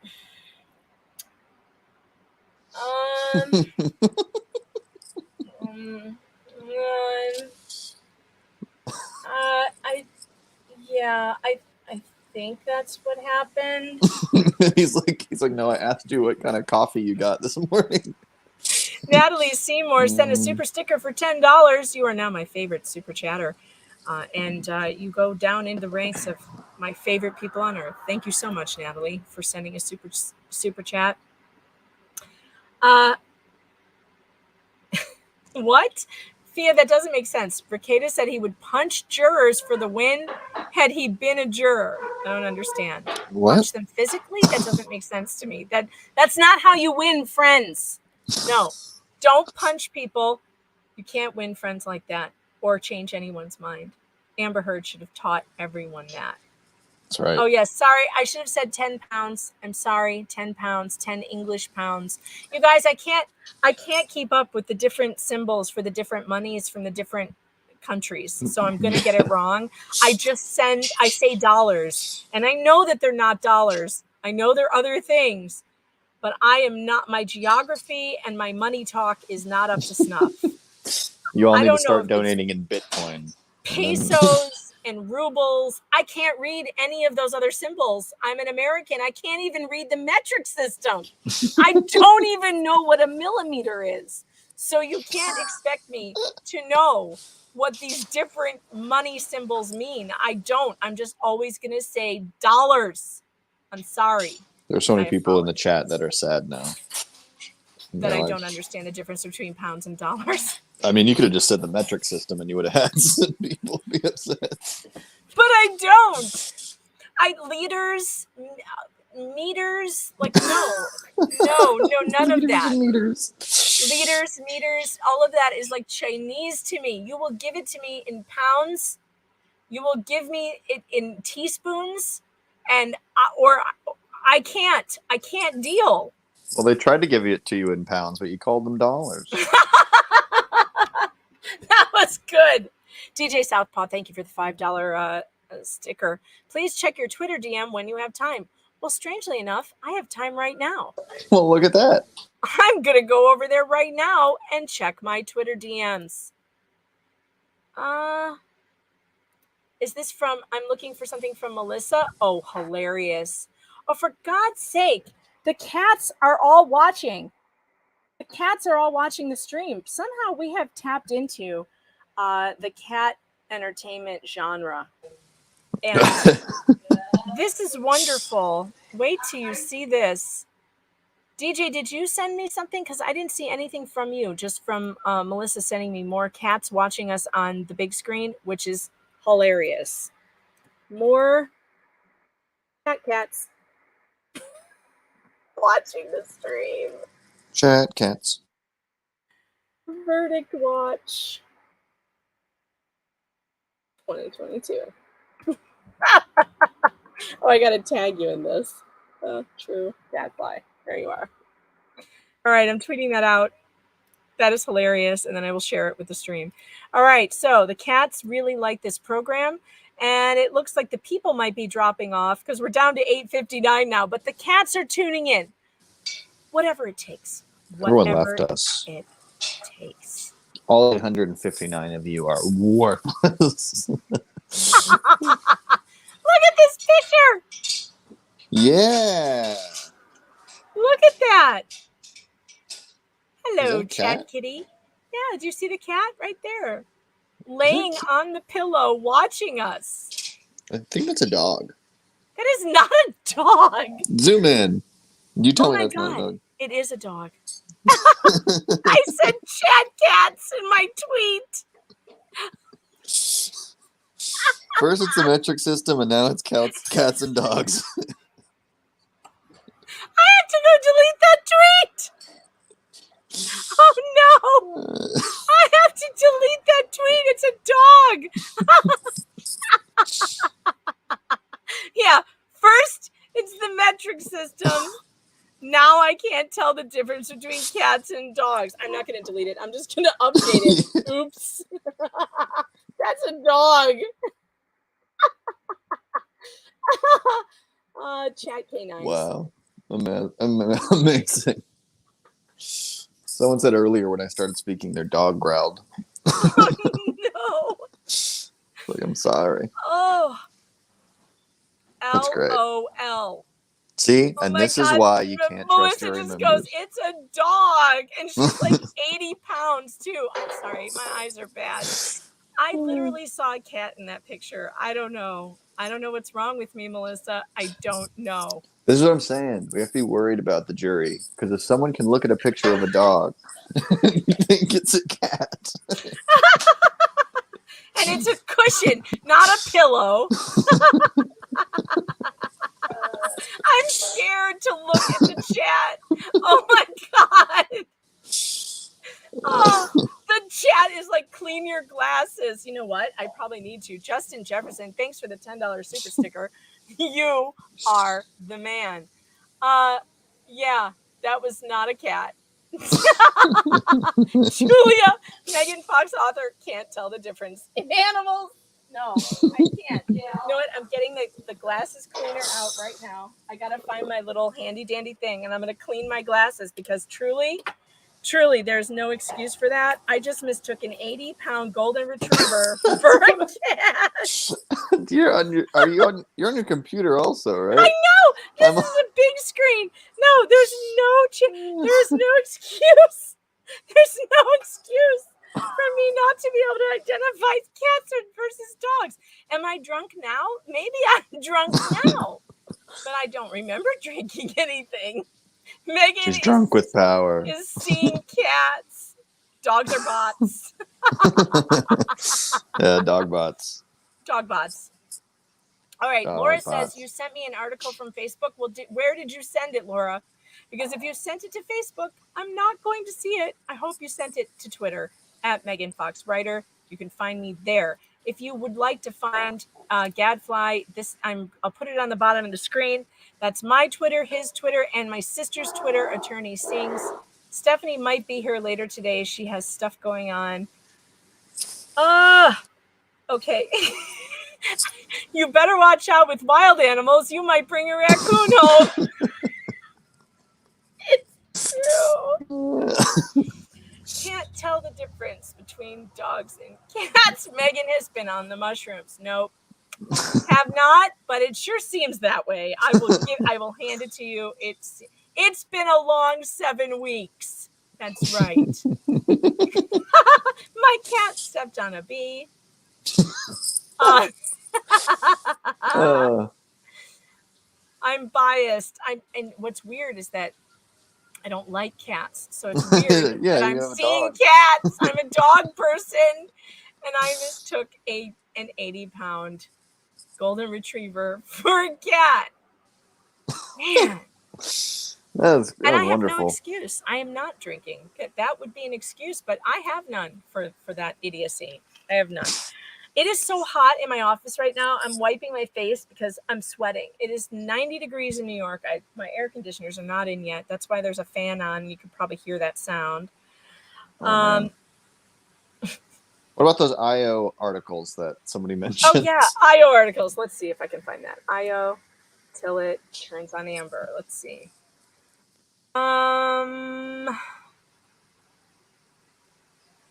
Not seeing anything currently. Let me just type in her name and see what comes up. Fake news. Fake news. What am I seeing? I'm seeing what is an IO till it right. That's funny. Johnny Depp has drawing break to look up during IO till it right testimony. Who is IO till it right? Amber Heard says Depp mistreated trans friend. Oh, Lord. Amber Heard's friend testified. Now, I'm not seeing anything. It could be rumors at this point. But so far, I'm not seeing it. If you guys have an article, and just send it to me on the Twitters, which is running across the bottom of the screen now. Don't send anything to Facebook Messenger. I can't stand Facebook Messenger. It doesn't work for me. Yeah, send it on Twitter. My DMs are open, which is not always a great choice, but it is the choice I have made. It's the IO till it right choice. It's the IO till it right choice. Sorry, the lighting is weird. I had to open my curtain so I get some air coming in from the window. Don't fall on me. Yeah, sorry my camera's off. I'm charging my phone while I'm That's listening. fine. That's fine. Okay, let's go back to my Google Doc full of stuff because I've got more stuff to show you. Yeah. Yeah. Okay, the Yeah, succubus. Yeah. Feminist. Oh, let's look at what some feminists are saying about this trial, shall we? I bet they're saying super cool things I agree with. Let's see. I bet they are not. oh, wait. But wait. It's so Okay. sad. Wait a minute. Is that the wrong? Oh, man. I put the wrong link there. Maybe it's this one. Hold on. Okay, yeah. This is unbelievable. All right. You guys are really going to get pissed. Are you ready to get pissed with me? Because this bothers me so much. This is what I hate about feminists, about some feminists. Not all, but some. I hate it when they say stuff like this. Now, they've been saying to us we should believe women and women are great, blah, blah, blah.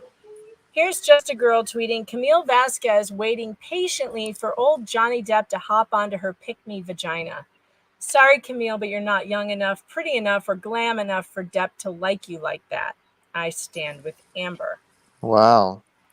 That's a pretty, as some would say, catty thing to say. I don't know. Dare I say misogynistic thing to say? Interesting. About a professional woman who is at the height of her career. She's literally blowing up everywhere. There are literal songs written about Camille Vasquez. There are songs about this woman and how professional and good she is. And yet we have women who are claiming that the feminist position is to stand with Amber Heard, making horrible, vile, disgusting, misogynistic attacks on Camille Vasquez like this. Yuck. Yuck. It's impossible for her to have a professional relationship with anybody. Right, She obviously wants to get in his pants. Yeah, obviously that's what it's about. And, it's not. Camille, by all accounts, is engaged to be married to someone else. And I believe that Camille has a very good relationship with Johnny on a professional level. All this other stuff that people are talking about, how, they seem to have chemistry. They have the chemistry of two people who like one another. It's not hard to see. They have the chemistry of friends. Yeah.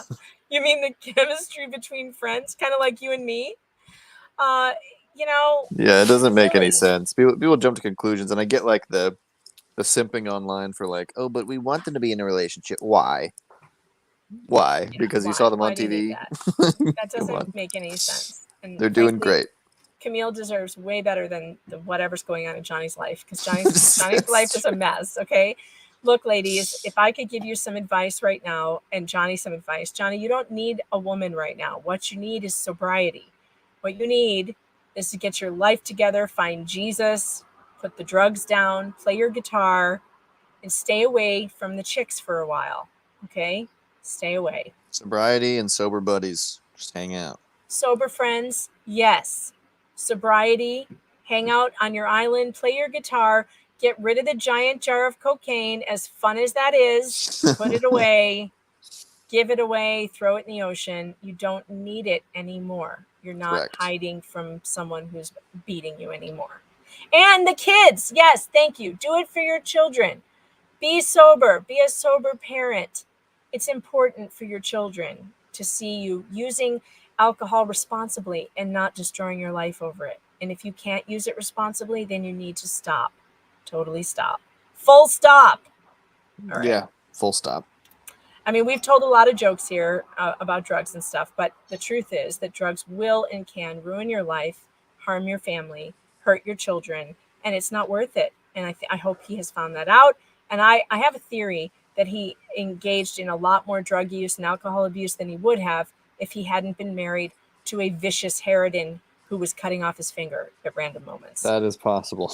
That is very possible. So I have great hope that he will become sober. And for a palate cleanser after this awful tweet, you know what we need? I do. No, I don't think we need any.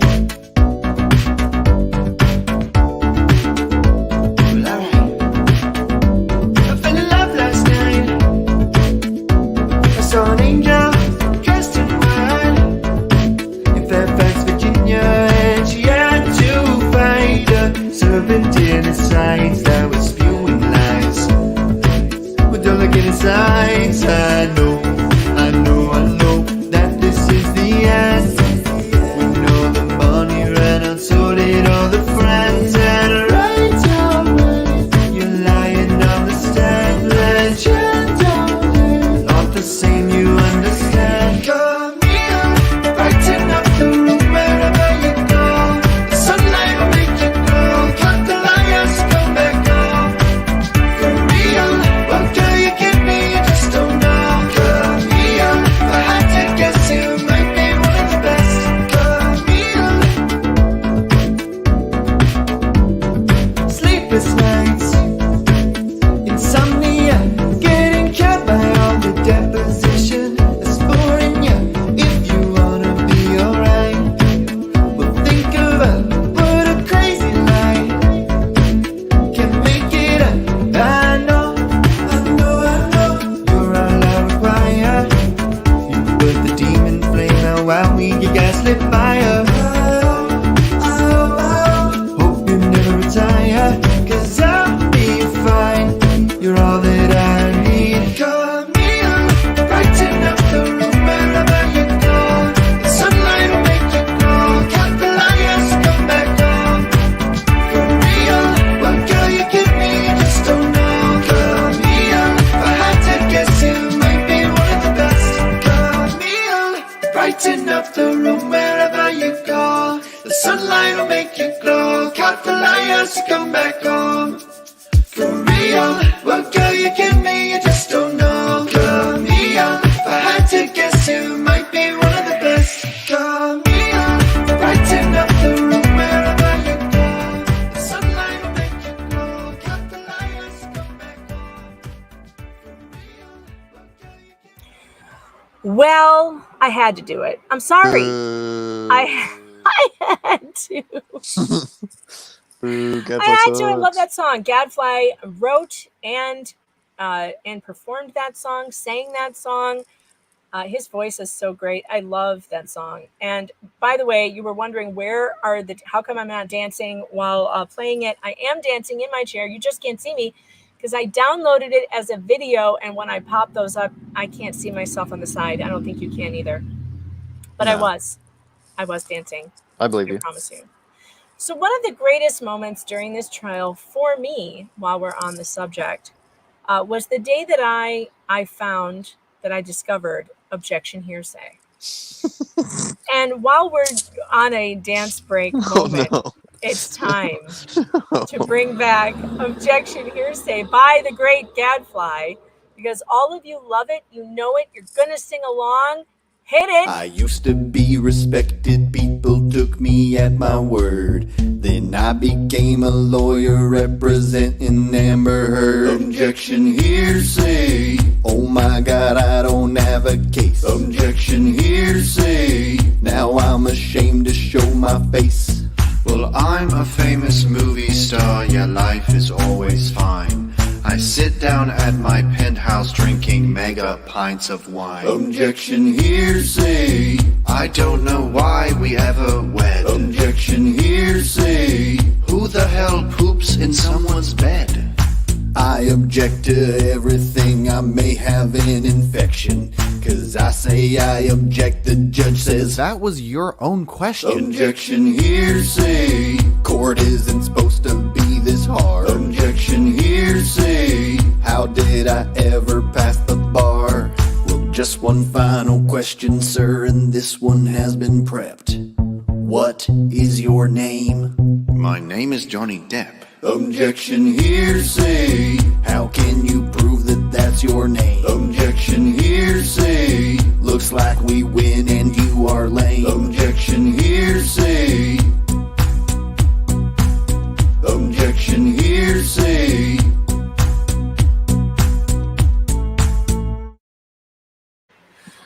Yes. Boo. Stop booing your epic songs. It's just ridiculous. The chat loves it. And, you know, the music has been very therapeutic throughout this trial for us to be able to laugh at what is really and truly kind of horrific, because this case really has been. It's about, and yes, that's one of my favorite lines in the whole song. Looks like we win and you are lame. Yeah, that's their argument. And you are lame. And that is a really good jam. People were pointing out that it's such a bop. It's such a good beat. Like it's, there's an ant crawling on me. Spring. Stop. I don't like that. I don't like that at all. There was an ant crawling on me. Gosh darn it. A single ant. One single ant. That freaked me out. What happens if there's a spider crawling on you? Oh, God. You don't want to see it. Mary Freeman, that is a dog, Megan. I know. I realized that way too late. It was way too late. I can't even delete the tweet. Like it's Maybe just she was talking funny. about the ant you just swiped off your leg. Oh, that was a dog. It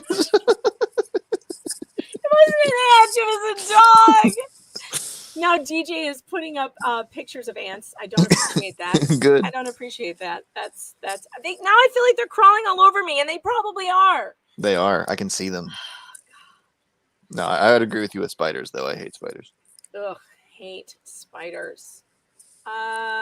Okay, Justin says, need to say something I saw on Twitter. Please don't harass Amber's legal team. There's been multiple reports of Elaine coming out of the bathroom in tears, and I'm not a fan. Okay, we talked about this earlier. She was seen crying one time, and I want to point out to you that Camille also cried after her cross-examination was finished of Amber Heard the first time. And what I was trying to explain to you was Elaine cried after the trial was over. And women, sometimes when we're in very high stress situations, when it's over, there's like that release of emotion and it comes out through tears. I would guess that Elaine was crying because of that buildup of the anxiety and everything was finally over. And she let it out with her tears, just like Camille Vasquez did. And it doesn't necessarily mean that she's being harassed in any way. And in fact, some of the lawyers who were in the hallway who witnessed it said they tried to tell her jokes and make her feel better. And she smiled at them. So, you know, it's okay. It's all right. But yes, don't harass them. No, there's no reason to harass them. Yet, it is okay to make jokes about the silly things they did. Oh, definitely. Because they did a lot of silly things. And don't get me wrong. If you've noticed on Twitter, I tend to not really tag like Elaine and stuff that often. Yeah. I've tagged them sometimes, but I figure if someone is going to look at their own hashtags, and they do, they'll probably see a lot of negative things. So, well, I'm kind of look, they third had party, to know, but they said had it. to see it coming. They know this is a public trial. It's on TV. They're going to become like kind of public figures for the time being. But look, I'll say this about Elaine and Rottenborn. They did the best they could with a shit case they were given. Yeah, and they did, as well as they could do. You're right, and it was terrible. It was terrible. Justin says, thanks for the explanation. I didn't even think about that. Yeah, women tend to do that. It's just when you are under a lot of pressure and stress, you're holding it together, and then it's over, and it sometimes just comes out your eyeballs. Like that's how it happens. Men are a little bit different than that. You guys like to go hit stuff or slam some cabinets, if you will. That sounds good to me. Yeah. But I've cried after an anxiety attack and stuff like that. I mean, that happens for sure. It happens. I love Blah says Amber must be so mad that Elaine cried when she couldn't. Yeah, right. Oh, that's so funny. She probably is mad. Yeah, I mean, all right. So a lot of people are feeling bad for Elaine. We know Elaine is a human. We know she's a good lawyer, most likely. Yeah. Well, let's also not forget she's been with Amber since the UK trial, apparently. Yeah, and I gotta tell you, I don't have a whole lot of sympathy for somebody who defends a liar like this. Yeah, you gotta question somebody's judgment at a certain point. I mean, I guess maybe Elaine believes her. That's the only way I can give Elaine a pass on that, is if Elaine truly believes this. But I don't know how she could. Not after that Kate Moss debacle. After saying that she knows he threw Kate Moss down the stairs, then Kate Moss comes in and says that never happened. I mean, come on now. Look, and Come on, Jack. I know Elaine was obviously floundering. She did misrepresent people's testimonies multiple times during the closing arguments, and every objection was sustained, obviously, because she had to change what she was saying. So I'm not going to give her the most credit in the world. I'm not going to say she's like an angel or anything. I think she's a competent lawyer with a really bad client, and I think that to do the best that she could do, she had to kind of misrepresent some stuff, and I feel like, maybe a little unethical, but don't go yell at her in the streets or anything. Yeah, no, definitely not. But I mean, we're certainly able to, make memes and be funny about it, and point out that this was not the best lawyering we ever saw. No, it wasn't. There are great examples of good lawyering in this case. They just don't come from Amber's side. All right. Yeah. The jury has gone to lunch. They have not had a question yet. So whatever the lawyers came back in for, we don't know. But it wasn't because the jury had any questions. They just went to lunch. And that makes me hungry. Now I wish I could go to lunch. But I can't because I'm sitting here talking to you. Yeah, well, I may have to go in a little bit because people want me for vacation things, and it's our last day. But I will. I am gonna be checking my phone at least every 30 minutes to see if that hour warning is coming. I will DM you if something happens, so you can pop on for the live reading of the verdict. But hopefully, I think Sean Kohlmeyer said he would be able to pop in after he was done with something he was doing at work today. So maybe he's on the way. And I was hoping for someone else to come in here and replace me. Yeah, that might happen. That might happen. Getting replaced left and right. I mean, I don't. No one could replace you permanently. For a few minutes on one show, maybe. Yeah. But permanently, no, you're stuck here for life. I'm sorry. All right, I'm okay with that. Then I'll be back. I'll be back in the actual Gadfly household. So I have my computer and everything, and I'm not on a phone that keeps going in and out of service. When do you drive home? Tomorrow? Yeah, tomorrow. Yeah. Tell Gadfly to make a song about Megan, use her laugh as the chorus. We have been talking about this. Been told that, yeah.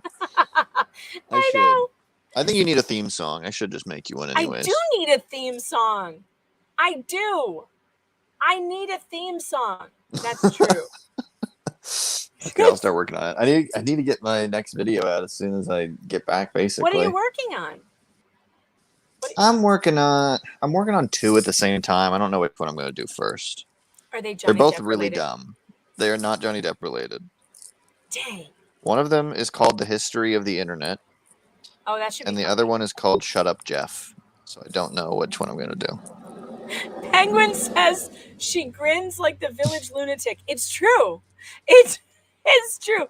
When I was in grade school, when I was in elementary school, I would go sit for, when they had picture day, and I'd go up and I'd give my smile, which looks like this.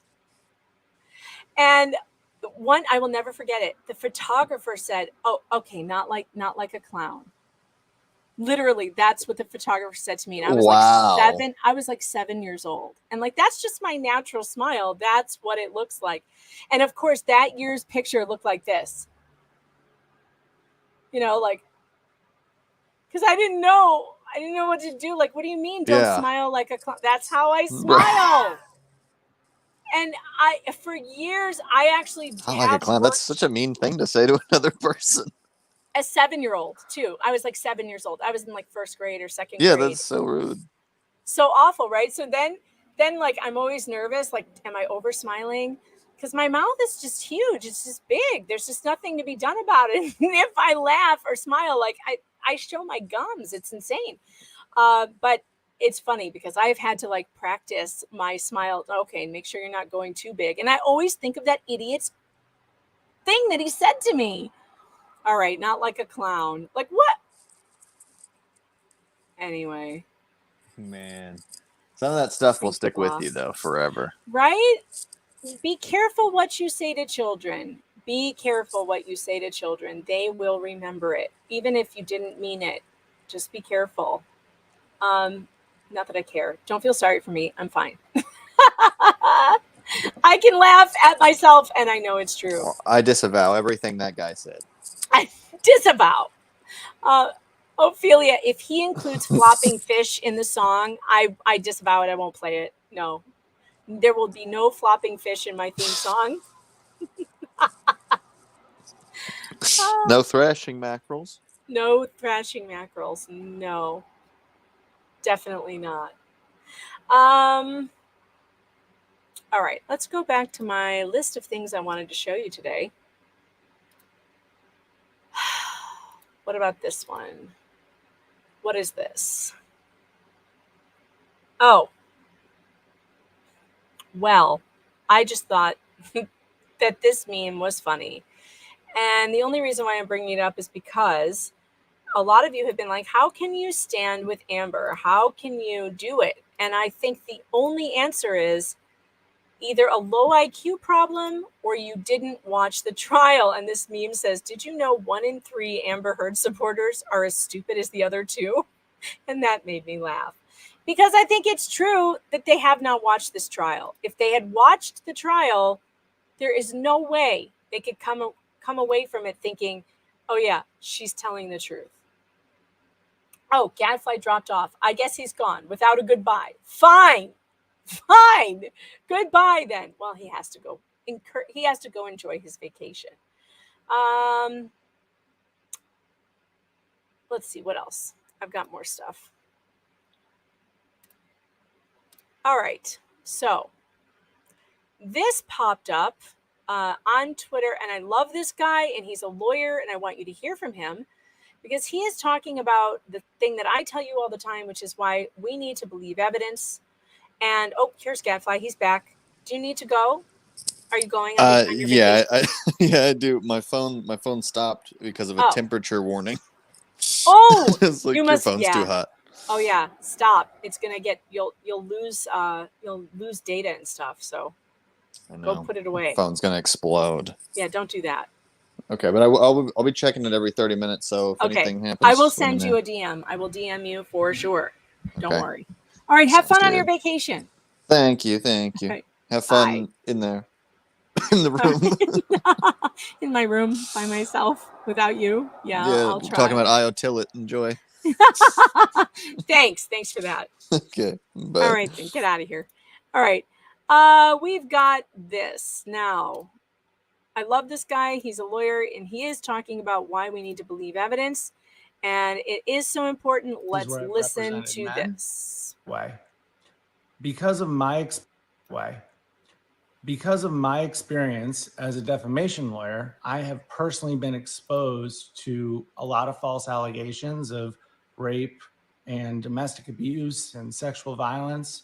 I, in fact, had a client lie to me about it directly. She was posted on the internet in a pornographic film. She wanted it down. I was hired to help her. She told me a very elaborate story about how she was allegedly coerced and raped. She really needed help. She cried. It was very dramatic. I put my reputation on the line. I did everything I could to try and help her. And what happened was I got confronted by the other lawyer who came to me, and he showed me evidence that indisputably showed that she had lied. And when I confronted her about it, she admitted it to me. And she claimed that she did it because she was ashamed to have her father and her family find out the truth. I've had multiple other cases where I've represented men who have been accused of horrendous acts of sexual violence and domestic abuse by women. And the allegation turns out to be a hoax. I had a client on the West Coast in California who he responded to a Craigslist casual encounter ad. He videotaped the entire thing. The woman had been cheating on her boyfriend. There was an all points bulletin put out for him sometime afterwards, alleging that he had committed rape, sodomy, kidnapping. I mean, you name it, assault. he had videotaped the encounter. Okay. He was completely innocent. As soon as the police got the evidence, he was cleared of everything. When are we going to get to a point as a society where it's not Me Too or Men Too or believe all women or believe all men? I don't think that all women should be believed. I don't think all men should be believed. Like, how did we get to this place? Can we move the conversation from that to let's take serious allegations seriously?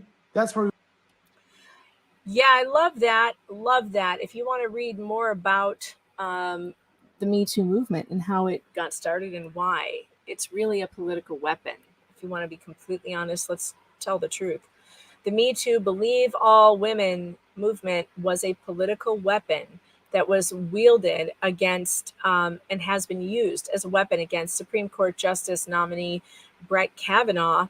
And it becomes a political weapon against your political opponent. And that's what it's for. Now, admittedly, it started with Harvey Weinstein, who obviously was a problem, and nobody's sticking up for him. And everybody believed the women who came out against him. But when you then say that you must believe all women, you are setting the stage for someone like a Christine Blasey Ford to come forward with 30-year-old allegations that no one can corroborate, and her own eyewitness said never happened, and yet almost ruin a man's life, take away his opportunities. That's what is going on here with the Johnny Depp trial. That's what we have to stop. I've written a book about it. It's called Believe Evidence, with women scratched out and evidence written in: The Death of Due Process from Salome to #MeToo. You can pick it up on Amazon.com. And it tells you exactly why these things should not be, why we should not believe all women. We need to believe evidence. Thank you, Natalie, for the super sticker. I appreciate that. And if you want to send me a super chat or a super sticker, just go on YouTube and you can go over down to the comments section. And where you see, in case you're a boomer and you've never done this before, there's a little money sign down here, and you can click on it. You can choose a tip and send a chat, and I will read it. Jennifer, you said to check the super chats. Did you send one? Because I didn't see it. That does not mean it's not there, but maybe I missed it because I'm really bad at this, and I have not figured out how to find them in StreamYard. I have to go into YouTube to try and find them, but I will go and check when I get a minute to make sure that I didn't miss one. Also, I do have merch if you want to support the channel. It does go a long way to helping me do what I do and keep bringing you content that you like and enjoy. Some of you have been asking, what are we going to do after this trial? Well, I have a job to do. I do it every day, and I do it on pgmedia.com, and I do a good job of it. I write about culture. I write about politics. I write about all kinds of things that you might find interesting. I write about movies. I write about all kinds of things, television shows, and I will be back here. This stream's not going away. It's just not going to be every day for 8 hours. That's for damn sure. I dropped the link to the merch store in the chat for you. This is where you can pick up your own Mega Pint. Isn't happy hour any hour? T-shirts, stickers, beer glasses. We've got it. I've got it all, including Objection, Hearsay merch, which is a lot of fun. And I can't wait to get mine. I just ordered mine, so I'm excited for it to come. Did I follow the Josh case? What Josh case would that be? I guess I don't know what you're talking about. But if you give me more context, maybe I will. Blah says this channel feels like home regarding Depp's trial and Just Like That and the trans BS. Yeah, I do a lot of coverage on, I will be covering season 2 of that train wreck, the woke bullshit, and Just Like That, which is the Sex and the City reboot. I have been doing book club on this channel as well, where I read a chapter of the original Sex and the City every Friday, but I've missed 2 Fridays in a row because of this trial. I haven't had the time, but I will be getting back to doing that. I also read articles on this channel, and so that you can do your chores and get stuff done while learning something or hearing something that was interesting to me. And I do that, and I will continue to do that. I usually upload 2 to 3 of those a day, to tell you the truth, and you can get a lot done in the, 8 to 15 minutes per video. Oh, Josh Duggar. Yes, I have followed the Josh Duggar case, and I think that he wasn't given nearly enough time. What was he given? 15 years? I think people who are pedos and those who are looking at CP and get caught should be put away for life. That's what I think. I think that he should be put away for life. And I don't think that there should be any argument about that. Life with no parole, if not the electric chair. But I know that I'm not really for the death penalty anymore, because I don't think the state that makes all these mistakes all the time and violates people's constitutional rights all the time, I don't think they should be given the power to kill an individual. That's the only reason I don't believe in the death penalty. Not because some people don't deserve it, but because I don't trust the state to mete it out properly. But anyone who hurts a child in that kind of way, I believe should get life in prison without parole. So no, I don't think that Josh Duggar got the appropriate sentence. I think it's way too short. All right, so let me see. Okay, so since they are on a break, what should we do? Hold on, let me go back to my sheet where I have all the stuff I wanted to show you, because there's more. All right, we did all this. We did all that. All right, so this was interesting. Apparently, there have been reports out there for a very long time that Amber Heard behaves badly and was behaving badly during her marriage with Johnny Depp. There is a 2015 article that I wanted to share with you. Where is it? Temper tantrum outburst. Now, this was not brought up. This was in the Star, or in Star magazine. This was not brought up during the trial, but perhaps it should have been. This was written in September of 2015. Temper tantrum outburst. Johnny Depp's wife, Amber, stormed out when she saw him doing this. Find out what. Wait, where's the article? I know I read this. What, it's gone? It's gone already. I just read it yesterday. Well, I'll tell you what it said. Where did it go? That is so weird. It was here yesterday. Isn't there like a read more? That is so bizarre, because yesterday the whole thing was here. Oh, maybe I have to view the gallery. Is it one of these click through the pictures things? God, I hate these. Whoever does these should be fired. I don't care about the pictures. Oh, all right. So they were kissing and cuddling in front of the cameras, but away from the shutterbugs. A source says the newlyweds got hot and bothered in a different way. Amber, 29, hovered near her husband as he schmoozed, and when she saw him chatting with a young woman, the source says she stormed over and tried to butt in. When Johnny, 52, continued the conversation, she looked livid and quickly pulled him aside, the source says. She talked to him like a child. Johnny smiled awkwardly and seemed to calm her down, because the next minute they were holding hands again and she was all smiles. According to the insider, this volatility is nothing new for the couple who wed in February and bicker about everything from his female fans to Johnny's recent weight gain. She's bothered so much that Amber has begun dictating his diet. She says he looks like a mess now, says the source. Amber is very loving toward Johnny, but if things aren't the way she wants, all hell breaks loose, the insider says. Friends who have witnessed the actor bend to Amber's controlling ways are wondering what happened to his rebellious spirit.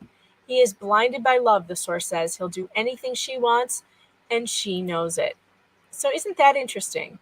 That kind of information has been out there for a very long time about her. So yeah, that's why they do that with the click-through with the gallery. It makes money the more you click, but it's annoying but clever. I hate it. I hate clickbaity stuff. I hate it so much. And they should all be roundly, I don't know, I think caning in public would be a good punishment for that. And just a few whacks on the behind with a bamboo stick when you get caught writing clickbaity articles and I have to click through several photos. I think public spankings would be appropriate for that, don't you? All right, let's see. Soupy says, I bet his weight will all fall off now. Let's hope. Let's hope that he gets well, that he gets sober, and that he starts to eat better and possibly just get healthy. You know, it's possible for him to do that. He's 58 years old. He has more life ahead of him. He does not need to be destroying his body in that way. DJ Southpaw, just so you know, I did get your Twitter notification. I got your DM. Thank you. I will look it over. I just haven't had a chance to do that. But thank you for sending it. I appreciate it.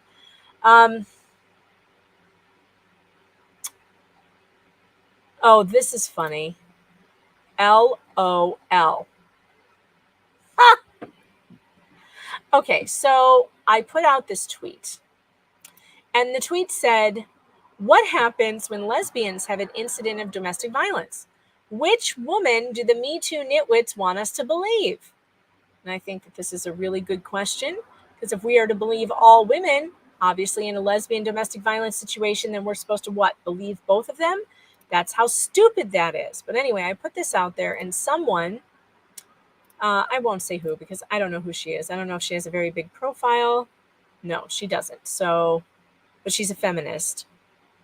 Fuck it. Her name is Kate Roswell. She's a social impact and feminism founder and executive director of Me-Tix, formerly at CNN. She was a former CNN, so yeah, I can talk about her. She argued with this tweet about how, let's see what she said, because it's kind of dumb. She hopped on and said, look for the power imbalance and which power partner has control of the resources and the narrative. It's not actually that hard. But of course she missed the point, and one of my followers pointed that out. He said, you're missing her point. The point is, if the narrative is to believe all women and that women can't be abusers, then two women are in a domestic violence relationship. What then? If you believe one over the other, then you can't believe all women, which of course was my point. Well, she continued to argue and argue and argue, and everyone in the thread is not letting her get away with it until her last tweet to me is, well, she works for a right-wing organization and she supports Trump, so come on now. I voted for Trump. I'm not going to vote for him again. So I don't think you can use that against me anymore at this point. Yes, I work for a conservative organization. So what? Am I telling the truth or aren't I? Is it difficult to understand how we can believe all women when there are two women involved in a domestic violence dispute? Does that have anything to do with where I work or what I think politically? No, it doesn't. Thank you, Ryan. That's a paradox. Correct. And I'm using logic to point out that believe all women is a stupid premise, and we should not do it. No one should do it. Okay. At 58, it is not easy to lose weight. Yeah, that's hell. I'm 46 and it's not easy to lose weight. I can't do it no matter how little I eat. It doesn't come off.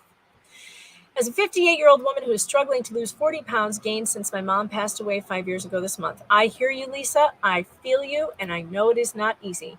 But if I had the kind of money Johnny had, I'll tell you what I would do.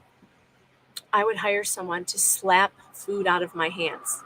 I would hire someone to kick my ass out of bed every morning and make me exercise. And then I would hire that person to make me something to eat that I was allowed to eat and to count my calories and slap milkshakes out of my hand. That's what I would do. And I think for sure I would lose weight. I don't know why I can't lose weight. And yeah, I'm thinking about what I ate yesterday. Let's see, there was the ice cream bar that I didn't need to eat. Oh, and I think I ate some Taki chips, which was probably not the best choice. But yeah, it's very hard after a certain age. Very hard. All right, so what we know now is that the jury is on lunch. And hopefully when they come back from lunch, they will have a decision. Until then, let's go look at my conservative website, by the way, that I write for. Let's see what's on there today. Let's see if it's like super offensive to people. I don't think it is, but we'll see. All right. So this is the website where I write, pjmedia.com.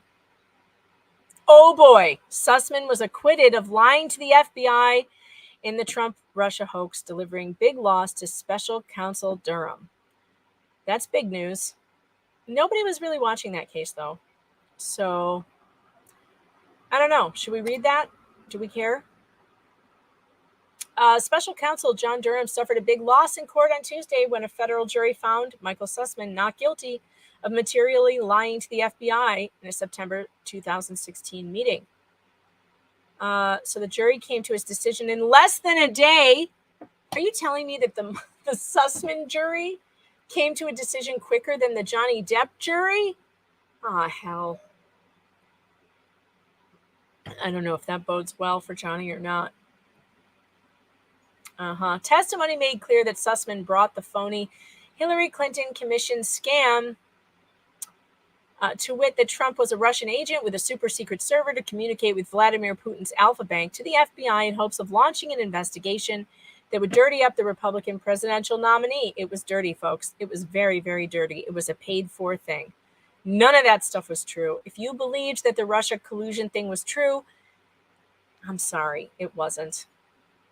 Anywho, the jury, however, means the jurors did not buy the fact that Sussman's lies were material to the case, meaning that Sussman's lie that he was bringing the false information out of a duty and not for Hillary Clinton's campaign didn't change the way the FBI did its job. I don't know what I think about this. I have not been following the case enough to really care. But that's interesting that the Sussman jury came back quicker than the Depp jury did, because we're still waiting. We are here on Jury Watch. Let's see what else is on here. California news.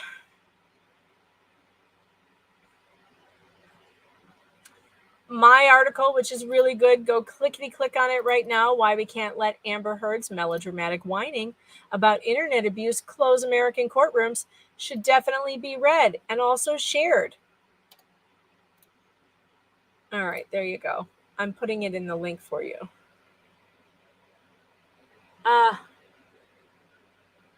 Joanne says Sussman was guilty less than a day. Wow. Well, yeah, I mean, he was guilty of lying. What they decided was his lies did not impact the FBI investigation, I guess.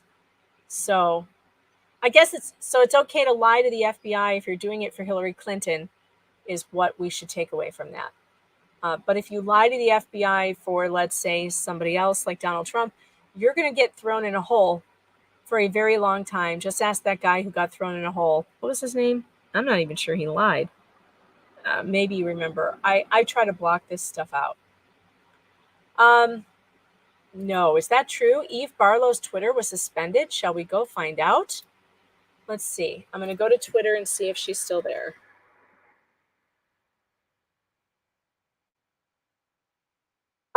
Eve Barlow, I think maybe she shut down her account. Maybe she shut it down. Because I am not, let's see. No, it's not shut down. It's still there. It's still there. Still there. She's upset, though, that she's trending. I'll show you this. She's upset that she's trending under Eve Barlow is a joke. She says, it's been more than 24 hours. I'm just a woman advocating for what's right, and I won't stop. Twitter is infinite miles wide, but only inches deep. I stand with Amber Heard. All right, well, she's picked a side. She's staying there. So, whatever. I don't think... I think it's like, she's being manipulated by this woman. So I got to feel a little bit bad for Eve because she believes it. Obviously, she's a true believer. And at this point, Eve Barlow is someone who writes articles somewhere, and I'm not sure where. I really don't want to know, and I don't care. But she's like the last remaining supporter of Amber Heard. Oh, she turns her comments off. Yeah. Oh, yeah. Okay, so now the porn spammer really is a subscriber because I've turned on subscribers only in the chat and they're still here. How is this happening? How? Wow, just insane. All right, you guys, here's what I'm thinking I'm going to do because I really need to go get some lunch. I'm hungry. I'm going to leave this stream going. I'm going to put up a new banner that says streams on lunch while the jury is on lunch. I'm going to go get something to eat, and then I'll be back, okay? And I'm sure you guys have stuff you need to do, too. But just check back in a little while, and I'll be back to update you on what is going on, and we will keep the stream going. And if the verdict is up today, I will definitely be here, okay?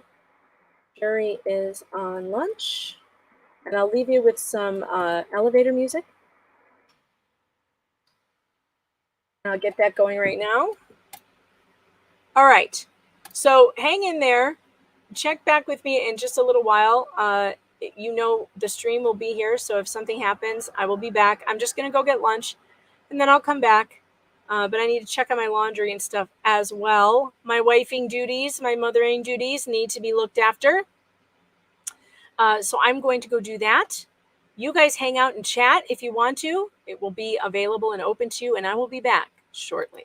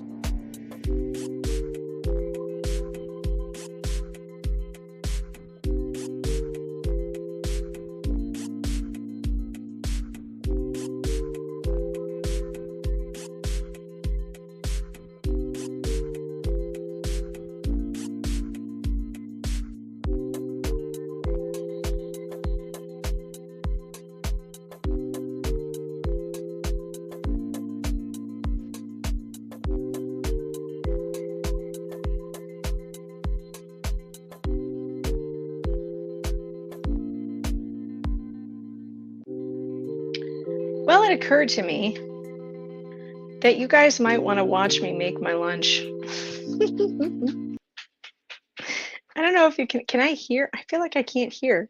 And also, Sean is here. Add to stream. Sean, are you there? Can you hear me? I can hear you. Excellent. How are Okay, you, Megan? I'm good. The jury is out on lunch, and so I need to make myself some lunch, and I have no microwave. So now I'm gonna have to heat up leftovers without a microwave because the microwave broke the other day. So I'm gonna attempt to heat up my Chinese leftovers that I made the other night without a microwave. We'll see how this goes. Fascinating. Fascinating. Yeah, it is very fascinating, and I think that I had put the stream on pause for a while, and I thought, well, I could just take it with me. And they were asking for you, Sean. We went over the jury instructions earlier. Oh. And it was a lot of fun, actually, because they are not as difficult to understand as one might believe. Certainly not. Hold on. There we go. They're not as difficult to understand as it sounded like in the courtroom. When we went over them, piece by piece, I'd be done by now with my deliberation. Right. Well, yeah, but they got to get 6 or 7 other people to agree with them, right? Yeah, 7. Well, yeah, 6 people. If it were me, well, Gadfly and I both said if it were us, this would be over by now. But hey, the Sussman jury came back with a not guilty before Johnny's verdict came in. They deliberated for the Michael Sussman, the Sussman trial that's been going on. You see, this is the disadvantage of being a news avoider like I am, is that I've missed out on some of these things. I don't know what you're talking about. Well, Michael Sussman was charged with lying to the FBI about the dossier, the fake dossier that was paid for by Hillary Clinton to, as an election year Russia collusion hoax thing. And what the jury decided was that he lied, but it did not, they say it didn't impede the FBI investigation. So no harm, no foul. And I guess you're allowed to lie to the FBI when you're doing it for Hillary Clinton. Someone was charged with obstruction of justice? Yeah, lying to the FBI. Right. Well, of course, remember, criminal issues are, beyond a reasonable doubt standard, which is typically thought of as, greater than 90% or more. Right. So, in some respects, it's easier and faster to deliberate on that standard than it is on a civil standard. Yeah, that actually makes sense. That's true. Because you have to have the reasonable doubt thing. And I guess the jury just decided they didn't care whether he lied or not. They didn't think it impeded the investigation, and so who cares? Huh. I guess. Interesting. Of course, again, I no clue what you're talking about. Well, and I really don't either, because I didn't follow it. So we can stop talking about it because I didn't follow it. So there's really no point in me commenting on it. I'm just giving you my first, initial thoughts on what I think occurred there. But I was certainly not watching it the way that I watched this trial. And that's the trial everybody is tuned into here. So currently, the jury is at lunch. And so am I. I am reheating my Chinese food, and you're getting to see that, which is highly exciting. I know that makes you all very, very happy. What I'm really excited about is to see that you really need to paint your toenails again. Oh, I don't have any paint on my toenails at all. That's what I'm talking about. Yeah. Yeah, that's something that I don't really do. Yeah. I will occasionally get a pedicure, which I enjoy very much, but I don't really care about painted toes. Oh, yeah. Yeah, I mean, it'd be interesting to see those jury instructions because I only saw them as they flashed up on the screen. I didn't get to, I certainly didn't get to analyze them. That would be. Oh, well, we could go over them again if you wanted to. I just have to get back up to my desk, but they're not that difficult. In fact, it basically just lays out, here are the statements in Depp's defamation case. And you have to decide, did she make them, those 3 sentences in the article, which she already admitted to writing? So I think the answer to that is yes. And then she said on the stand that she wrote it. Right. So they're going to have to answer yes to all of those. And then if you answer yes, they have to decide, was it true or was it false? And if it's false, does it indicate Mr. Depp, which I think it does. Only a moron would say that those statements are referencing anybody but him. And then if it is referencing him, are the statements false? And if they're false, were they said with malice? And we looked up the definition for malice. And in Virginia, it's actually easier to prove than in some places, because it's not just malice. It's even if you acted with reckless disregard. So if let's say you didn't know it was false, but you didn't check, that's reckless disregard. Yep. And that's what this standard is. It's if you knew it was false, or if you just didn't bother to do your homework to find out. Right. I mean, yeah. You know, it's interesting because I thought over the weekend I was thinking some more about the closing arguments, and I was, realizing, where both Elaine's closing argument I thought was poorly done, but also the things that Camille sort of left off. As I gave it some thought over the weekend, I really thought that Camille really left out an exploration of what Johnny's damages were. So, well, I'm not sure I agree with you on that, because that's what the expert testimony was there for. That would be the Hollywood expert. They said he testified that he lost what he made on the other films and what he would have made on films going forward. You mean she left it out of her clothes? Yeah, that's what I'm talking about. Oh, I think they did that. Ben Chu talked about the damages, but he basically left it up to the jury. I think he was basically making the argument, give him $1, but give him a win, without saying it. I don't think they hammered home that they wanted that $50 million, because I don't think he does. I think they wanted the jury to do it. Yeah, that'd be really interesting. It'd be really interesting to see if that's actually what they, wanted to do with, the whole idea of it just being $1. Because, typically you don't sue and you don't try and recover damages when all you're trying to recover is $1. But of course, this is a different story, right? Because he's a celebrity, so at least. And everybody knows she doesn't have the money, right? So yet again, it's Johnny's generous nature. Oh my God, I cannot sit in my office. It's too hot. I'm going out to the deck.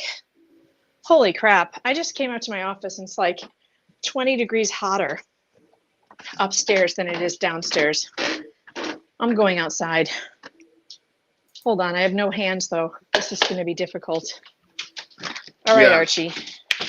So, I mean, I the thing is that I think that it would be really good for Johnny to actually win a verdict and to try and collect on it. I mean, she's got to have some assets, unless she disappears from acting completely, which I suppose is possible.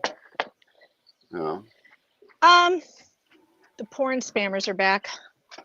Yeah, I just knew. How did they do this? I put on the subscribers only thing, and it doesn't seem to matter. Clearly, you've got a subscriber that likes you for more than your brain. Oh God. I can't believe that they actually would subscribe to. Okay, I'm sitting in my swing now. Gonna eat my food in my swing.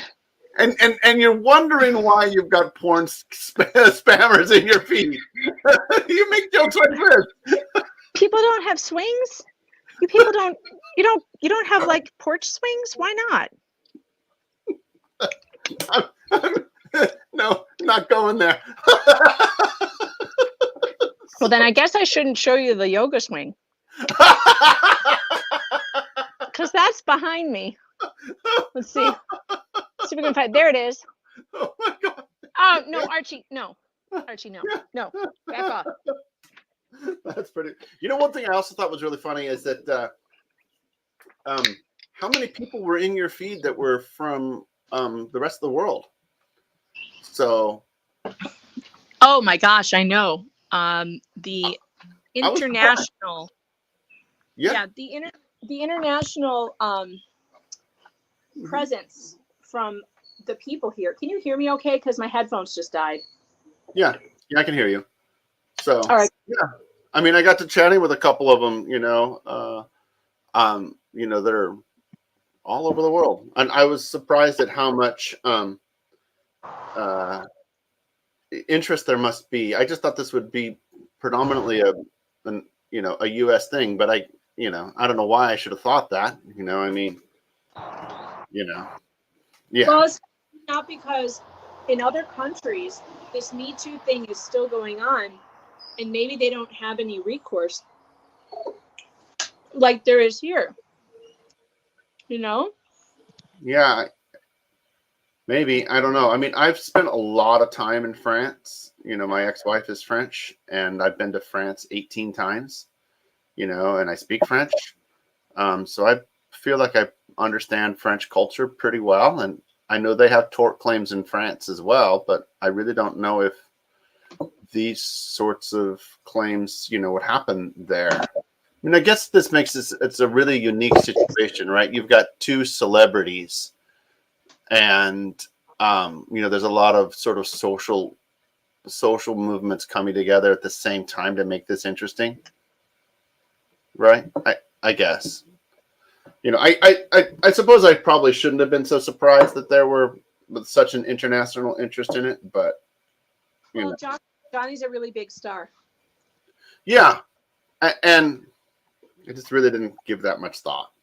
He actually has a lot of fans from around the world who are watching, but I don't think that these are just all fans. I think they're people interested in justice. Please ignore the sound of cars going by. Yeah. If a truck goes by, it's going to be really loud. You want to hear something funny? I'm only separated from Johnny by 2 degrees. Oh, yeah? Yeah. How's that? I'm not going to say what the connection is between me and him. I don't want to, but yeah, I know somebody who knows him. So, I don't think he has any idea. I bet that somebody has been friends with him for a long time. Yeah. Yeah. I actually know 2 people who know him. Because that's the thing that I keep finding in this case is that all of Johnny's friends have been around forever. Yeah. Yeah. Actually, wait a minute. I know 3 people who know him. So, yeah. Denise, when you say verdict watch is on, what do you mean? This is verdict watch. We're waiting for it. You don't mean the court is in session, do you? Because I'm not watching. Let me move over to Twitter. Let me see. We'll just ask the chat does the chat know to let you know if they know anything?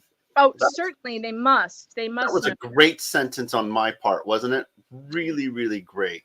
Surely they know that. Wait. It says reaches jury deliberation. That's not the same thing as a verdict. Yeah, no, they're still on lunch as far as I know. Let me check DUI guy.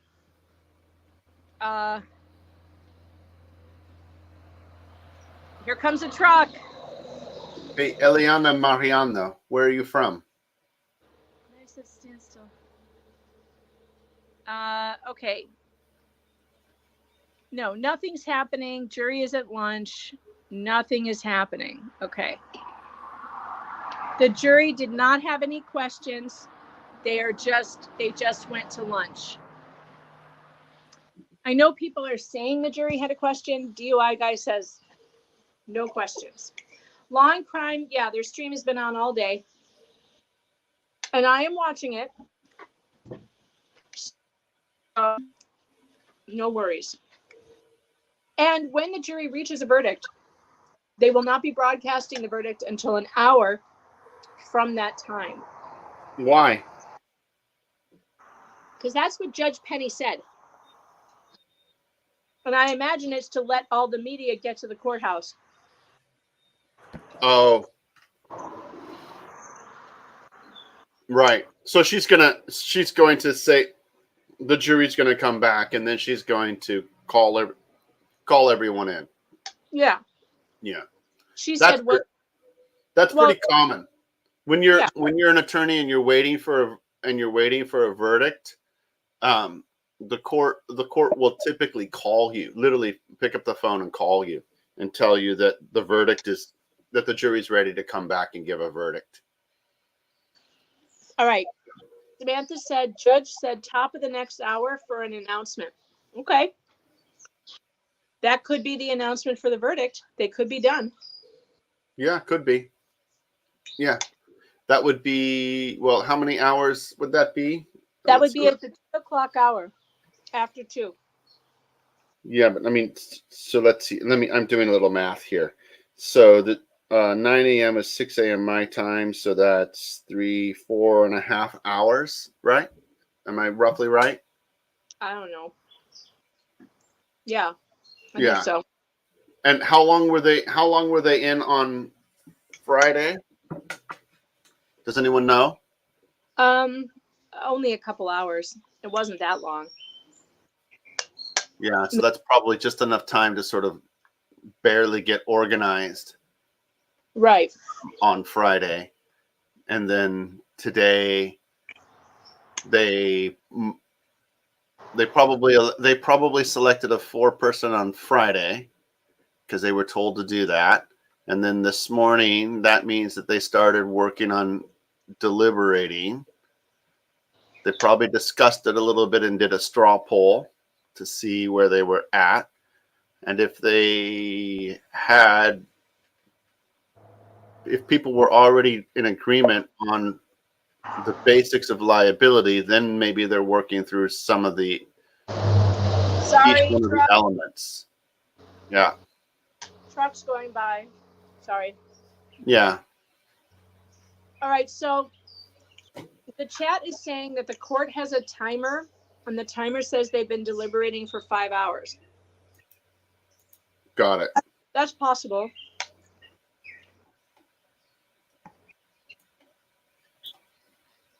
Because they only got about an hour in last week, I would say. Probably, like you said, just enough time to choose a foreman and all that. Right. Yeah. Court just read 2 questions from the jury. Oh, what were they? All right, now I have to go back up to my hot office. So the chat's asking. All right. I'm going. So a friend of mine in the chat's asking how I could be connected. All right, so fine, I'll just tell you. So I'm an acquaintance with an actor who I pretty strongly know that he knows Johnny. A good friend of mine is related to a very famous actor in Hollywood. Actually, 1, 2, 3 famous actors in Hollywood.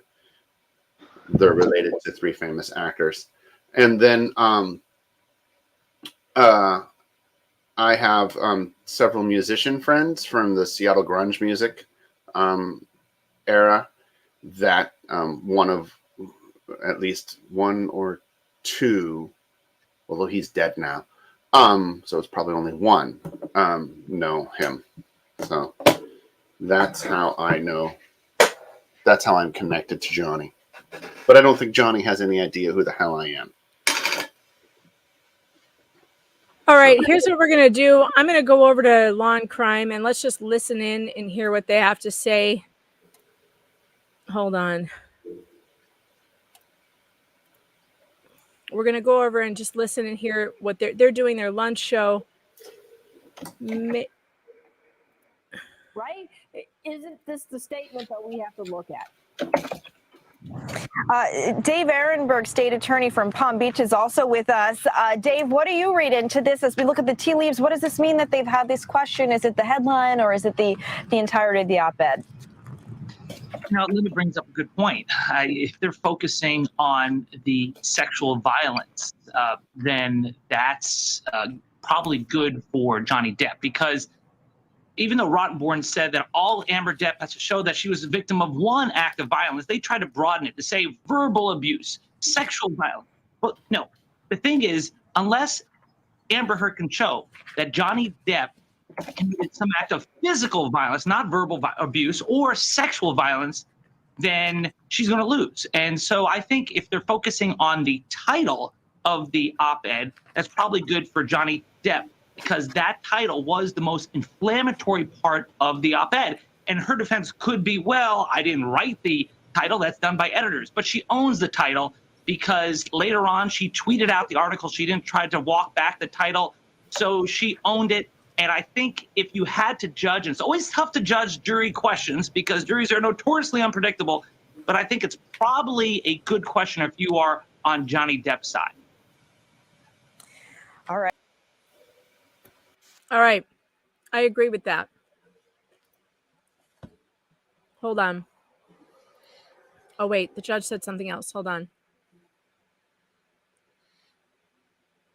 Shh. Oh, there was some motion that was put in by Johnny Depp's team as well that the judge denied because she said, no, it's already in the jury's hands. So I don't know what that motion was. They didn't say. The judge didn't say what it was. So those are the things that have happened. Phil says, sorry for messing up your lunch. That's okay. It is just so hot up here in this office that I am just dying. I wish it wasn't so hot. I need my air conditioner and I don't have them put in yet. Okay. So the jury had a question about the headline of the op-ed. And I agree with that guy who said it's probably good news for Johnny, because if they are focusing on the sexual violence, which is what that headline claimed, then they are really truly looking at that. And that's good. Good for Johnny. Yeah. Yeah. I mean, yeah, I don't think she can get around the idea that she wrote the article and then somebody else wrote the headline. Yeah. And I agree with that, because I mean, what I do every day is write articles and somebody else writes my headlines. Sometimes I write them, but sometimes my editors change them. The editors have the right to write whatever headlines they want. If I had a problem with it, though, and I went to the editor and said, I don't like that headline, it bothers me for whatever reason, they would change it. And right. I know for a fact that if she had seen that and went, oh, no, I will be sued if you put that headline out there, you have to change that, they would have. She never did. Right. They're not going to, no editor's going to expose their reporter to liability if the reporter is saying, I'm going to be nailed. I mean, right. But I mean, you're the reporter, so you ultimately would know far more about this than I ever would. I mean, your name's on the damn article, right? So you've got ultimate authority over it, right? Well, yes and no. I mean, the editing staff has the ultimate authority, but if I said I was uncomfortable with it, they would absolutely change it. But they listen to me when I say, hey, this could be a problem. Don't put this word here or there. And they won't. No, I just don't believe that she would have had a problem with it, said something to someone at the Washington Post, and then they didn't change it. She clearly didn't have a problem with it. She republished it as is. You know, one thing that was interesting that hasn't been covered is the aspect of apology from a defamation claim. So, you know, if you apologize, then your liability is either eliminated or reduced, right? So, you know, there's a lot that because it takes away the malice claim. Right. There's a lot that that Amber could have done to mitigate the both the damage being done to Johnny and, you know, ultimately her liability from it. And the fact that she didn't do that just exposes that she really did want this message to be out there. And she doubled down on it in court. I mean, she Right. never took the opportunity to say or to temper her stories. She actually made up some new ones that nobody's Right. ever heard before in this case. Right. Yeah. Which it's crazy to me. Yeah. This man tried to kill me. Right. Right. Yeah. Right. Yeah. Right. Yeah. Mm-hmm. Just like if you get punched with brass knuckles, you only wind up with this little tiny bruise, no swelling, which can be covered up by magic makeup. That she called a bruise kit. And there's nothing on the market called a bruise kit that's for covering up bruises. Bruise kits only create bruises. Yeah. Right. I mean, seriously, getting punched in the face by, a man, built as well as Johnny Depp is, wearing the kinds of rings that he was wearing. Come with on. Sharp edges and stuff. Like he's got those skull rings. Mm-hmm. There's just no way that wouldn't split your face open. Just no way. Right. Right. I will say that the only testimony that I heard, is that was maybe somewhat convincing, was that Melanie Iglesias' testimony from the makeup artist that said she did see bruises, she covered them up, and she covered up the thing on her lip, and it was definitely swollen, according to her. But then what kills that testimony for me is looking at the pictures and the video of her on that show, which there's no swelling at all. And I've had a split lip before with the picking issue that I have. And if you have an actively bleeding lip, no amount of waxy lipstick is going to cover it. The blood comes right through. So I just don't believe that she was actively bleeding. And I don't know why her makeup artist would say that. And there were conflicting testimonies, one from her makeup artist that said she did see it, and one from another stylist that night who said she saw her without makeup and there were no marks on her. So that was really, out of all of her people who testified for her, that was the only person who I thought, well, that threw kind of a little wrench into it, right? But then there are still questions. There just are still questions about it. One of the questions that I had is, so Johnny's right-handed, right? And the bruise that she kept talking about was on the left side of her face. Yeah. So what she's effectively saying is that Johnny loses control of his anger, and in that moment of losing control, he hits her with his non-dominant hand. Yeah, or it hits her with his dominant hand, but in a weird, strange way on her right side. Right, because she's walking past or something like that. I don't know. I don't know. The whole thing is just bizarre. It just doesn't make sense, which is what we've been saying from the beginning, that none of this makes any sense. And I hope that the jury will. I think it's interesting they had a question. I wish I knew what the actual question was. Still didn't hear what the question was, but it had something to do with the headline. So let me go over to DUI Guy's Twitter stream. Maybe he's got some more specifics on that. Daisy Nimbus says that she's right-handed and she always leads with her left. Okay. Well, all righty, Daisy.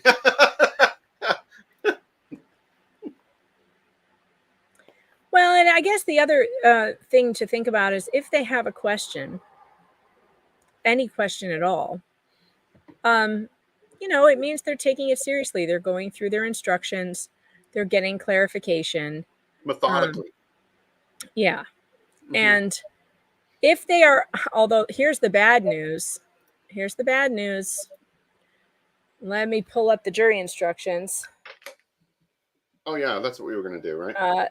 Here's the problem with having a question about this one. It's literally the first question on the page.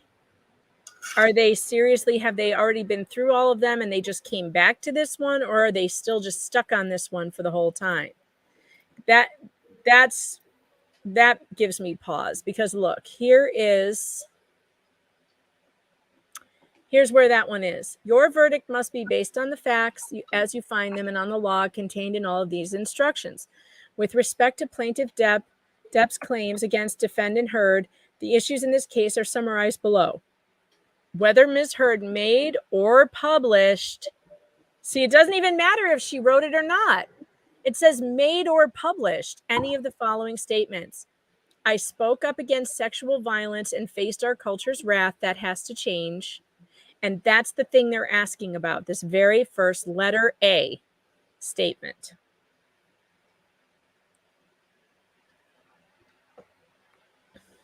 So do we think they made it through both pages of instructions and they came back to this one? Or do we think they're still here?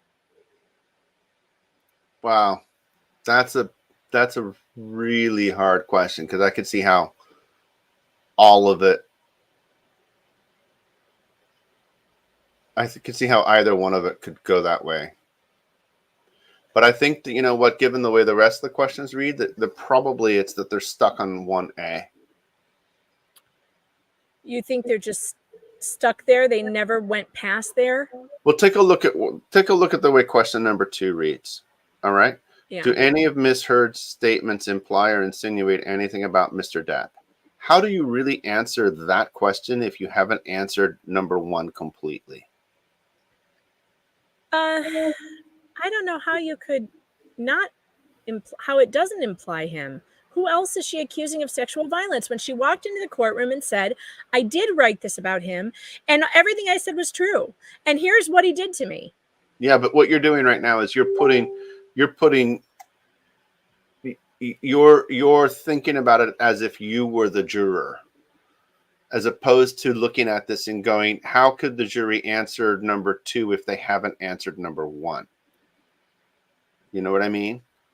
I'm not sure, like, what are you saying? How do you answer number 2 if you haven't answered number 1? Right. So number 2 is they might have already answered B and C. That's why they may have already answered 2, 3, 4, and 5 for B and C, but they have not answered it for A. Yeah. I think that's what happened. I think that's what happened here. There's no way they've been deliberating for 5 hours and they're still not past 1A. Well, you know, to be honest, I don't think that they've really been deliberating for 5 hours. You know, I bet you on Friday the only thing they did was they got to talk a little bit about the case. They selected a foreman, and that's it. I mean, remember, they've been told that they can't talk about this, you know, at all until that moment, right? So, you know, even though they go to lunch, right, for 6 weeks, they're still not talking about it while they're at lunch. Okay, wait a minute. Gadfly, do you have anything more on that? DUI guy said they're asking about instruction C. That doesn't even make any sense. Wait, you mean the page C? Page C. Okay, page C is here. All right. You shall only return your verdict for Mr. Depp on his claim for defamation about the following statement if he has proved the greater weight of the evidence. Okay, thank God they're on the last page, or almost to last page. So they're asking about this statement here. If 1, Ms. Heard made or published the following statement. So they're on number C1. Is that what you're saying? So they're past this and they're on to damages. Oh, that's really good. That's really good. If they are asking about page C, they are now calculating damages. Oh, well, we're done. It's a done deal. If we are calculating damages, it's over. This is good news. Gadfly, thank you for clarifying that. No wonder that guy on Law and Crime was like, yeah, this is good for Johnny. Yeah, if they're on page C, we have moved on to the damages part of this decision. Holy shit. Batman. This is going to be great. I can't wait. Oh, high fives. High fives all around. High fives, everyone. High fives. Yeah. Hey, chat. Megan's not excited about this at all. Oh, man. This is great. Okay, Gadfly said, yeah, he said it's a good sign for Depp. It's on his Twitter. Looks like someone texted him that info. Well, that's what Law and Crime also just said. They see it. Thrashing mackerels, Pac-Man. Don't kill Sean. Do not. The chat is going to kill Sean. Don't make Sean. That's gag. okay. You know what? I've made some friends from the chat. That's a good I thing know, for me. It's great. It's great. The chat That's is great. good. And let me And the just fun say, part about this is that I get to do this exact same thing to my ex-wife and to her unethical attorney, hopefully in about a year. oh, that would be wonderful. And I will definitely want to follow that. Oh, yeah. Now, Yeah. Margie says, but they still have her countersuit. Margie, let me tell you something. If they have moved on to the damages page for Depp, they are not moving on to damages for her. They are not finding both of them guilty of this. They're only finding one person guilty of defamation, and that's going to be Amber Heard. Right. Yeah. That's almost a tautology. They just simply can't find for Amber if they've found for Johnny. No, they couldn't. Sean, here lies Sean. This is going to be on your tombstone. Killed by a joke about thrashing mackerels. Why do they only have 7 jurors? Madeline, that is a Virginia. That's a Virginia thing going on in this particular court in Virginia. It's a civil court. Because they have a lower standard of proof, which is what do they call it? Sean, help me. What preponderance of evidence? Preponderance of the evidence, which is typically thought of as the weight of a feather more than another, 51%. Yeah, so they have a jury of 9 with 2 alternates, so 7 deliberate, and they must come to a unanimous decision. And what's she going to say if she loses? Yes, I do think she will sue her lawyers, and I also think that she will never admit her guilt. I am killing flying ants now. There are flying ants in my office, and I am just grossed out by this. How do I have flying ants? Probably because I have all the windows open and my screens have holes. It's your sugary, honey, magnetic personality. Gadfly says, keep me posted on Twitter. I'm offline again for a bit. Okay. Well, I didn't even keep you posted on this latest development. I was too busy running to my computer, so I failed. I failed on that. Guys in the chat, make sure you keep Gadfly updated in case I forget to. You know how to find him on Twitter. They are not termites. Michelle, don't say that. They couldn't possibly be termites. If they're termites, I will burn the house down. Period. I will just burn the house down. That was a good song. Burning down the house. Burning down the house. Okay. Who is Terry talking about? Terry, are you talking about me? I'm sickening? Because you don't have to be here. I can get rid of you anytime you want me to block you. I will do that. So if you're talking about me, I'll block you. But if you're talking about Amber, I totally agree with you. Sickening she is. Sickening. I just think, I want to say this over and over and over again so that, it gets out there and hopefully it gets back to her. Amber, you really need some serious mental health issues. If you take your mental health seriously, if you go and get a diagnosis for BPD and do the treatment and, spend the time with the counselor, you can get better. That you're being made fun of because you're a lying sack of shit. All right. And that's a manifestation of your mental health issue. But, it's take responsibility of your own mental health. Get help, Amber. God. All right. Now the chat is scaring me about termites. The what? The chat is scaring me that I have termites. Andrea says the only flying ants she's ever seen are termites. But I've seen flying ants. Haven't you just seen regular old flying ants? No, you've never seen flying ants? Don't you live in Bug Central, like New York? Yes, there's a lot of bugs. Iron Man, do not tell me that termites are more likely. I will ban you from this chat. I will ban you right now for telling me I have termites. I'm just kidding. I won't do that. All right, Josie says, tell me again what the damages claim means. So what the damages question means. Okay, again, this is the jury instruction that the jury had a question about. It is the finding instruction, letter C. This is the instruction that they're looking at to decide if they will give him damages. So if they have moved on to the damages part of this decision, they've already gotten through these other ones. They've already said, yes, she did this. And now they're just deciding, can I give him damages? They wouldn't be looking at this if they decided she didn't do any of those things. You would skip right over it, right, Sean? Right. It would be moot. It would be moot. Yeah. Hey, take a look at Nicole Snook's comment and star it. We should come back to that. Okay, hold on. Nicole, there she is. About the sun. Is that Right, the one? about the sun. Right. All And right, you know I what? got it. And when we talk about damages, I was thinking this weekend about how Camille did a good job on her closing, but I don't think that she did again, we talked about damage. I don't think that she did a really good job of like spelling out how the jury could come to a determination of a number. So, typically when you're presenting to a jury, you will, often say, this is the number we think you should find, and this is how we get to that number. If we're going to say we think you should give Johnny $50 million, then we would say, well, because he lost $25 million from Pirates, he lost $12 million from the Harry Potter movie, he lost, $10 million from, damages to his reputation, and we're thinking $10 million in future damage. I mean, you give them something to hold on to so that they can calculate the number.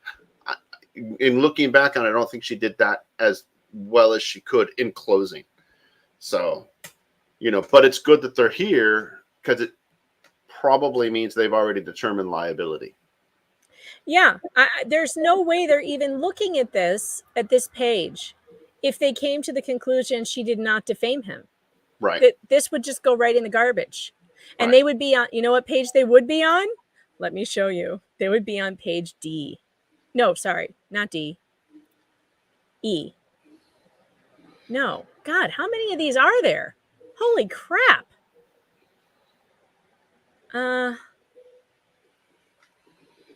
Well, did you start at A? Hold on. No, wait. It's beyond Johnny's. Here it is. They'd be on F. This is where you shall only return your verdict for Ms. Heard on her claim for defamation about the following statement if she is proved yada, yada, yada.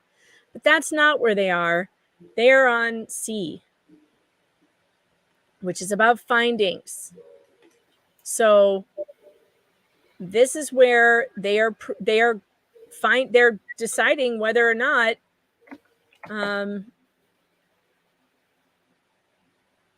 what is D? Let's see what D is.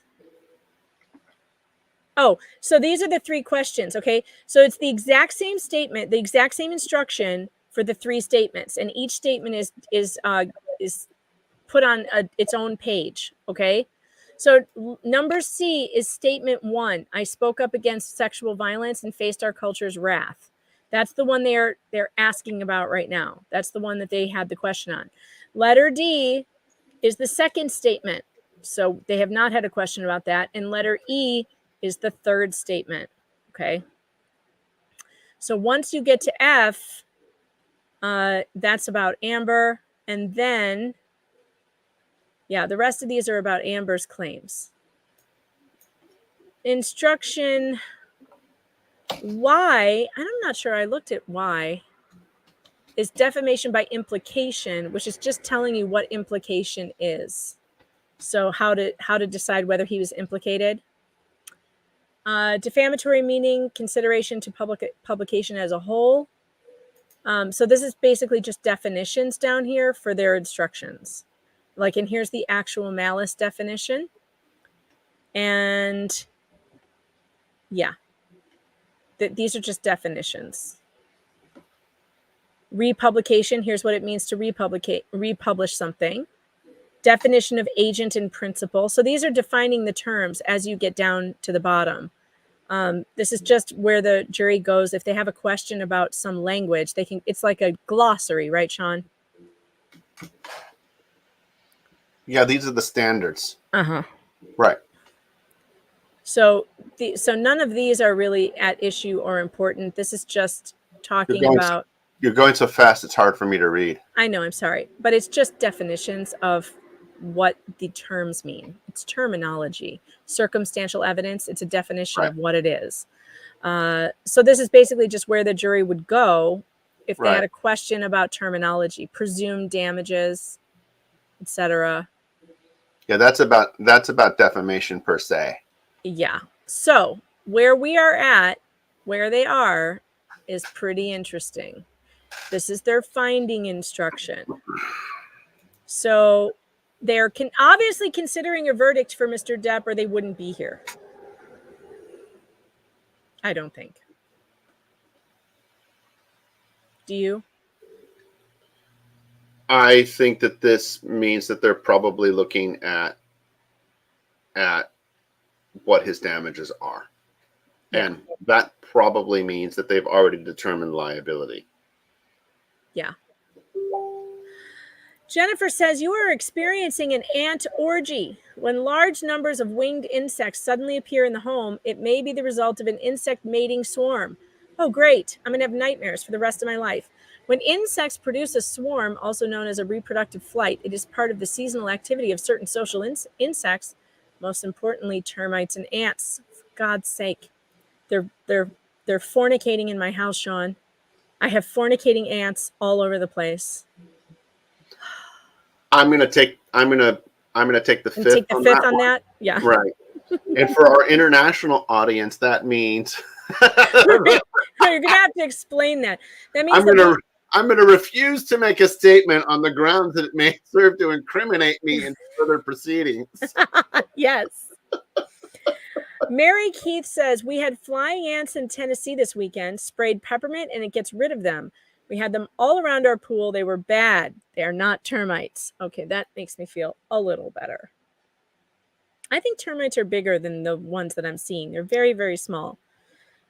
We don't get termites out here in Seattle very often. It's not a thing. All right, Steven says, it sounds like you jumped the gun a little with the excitement.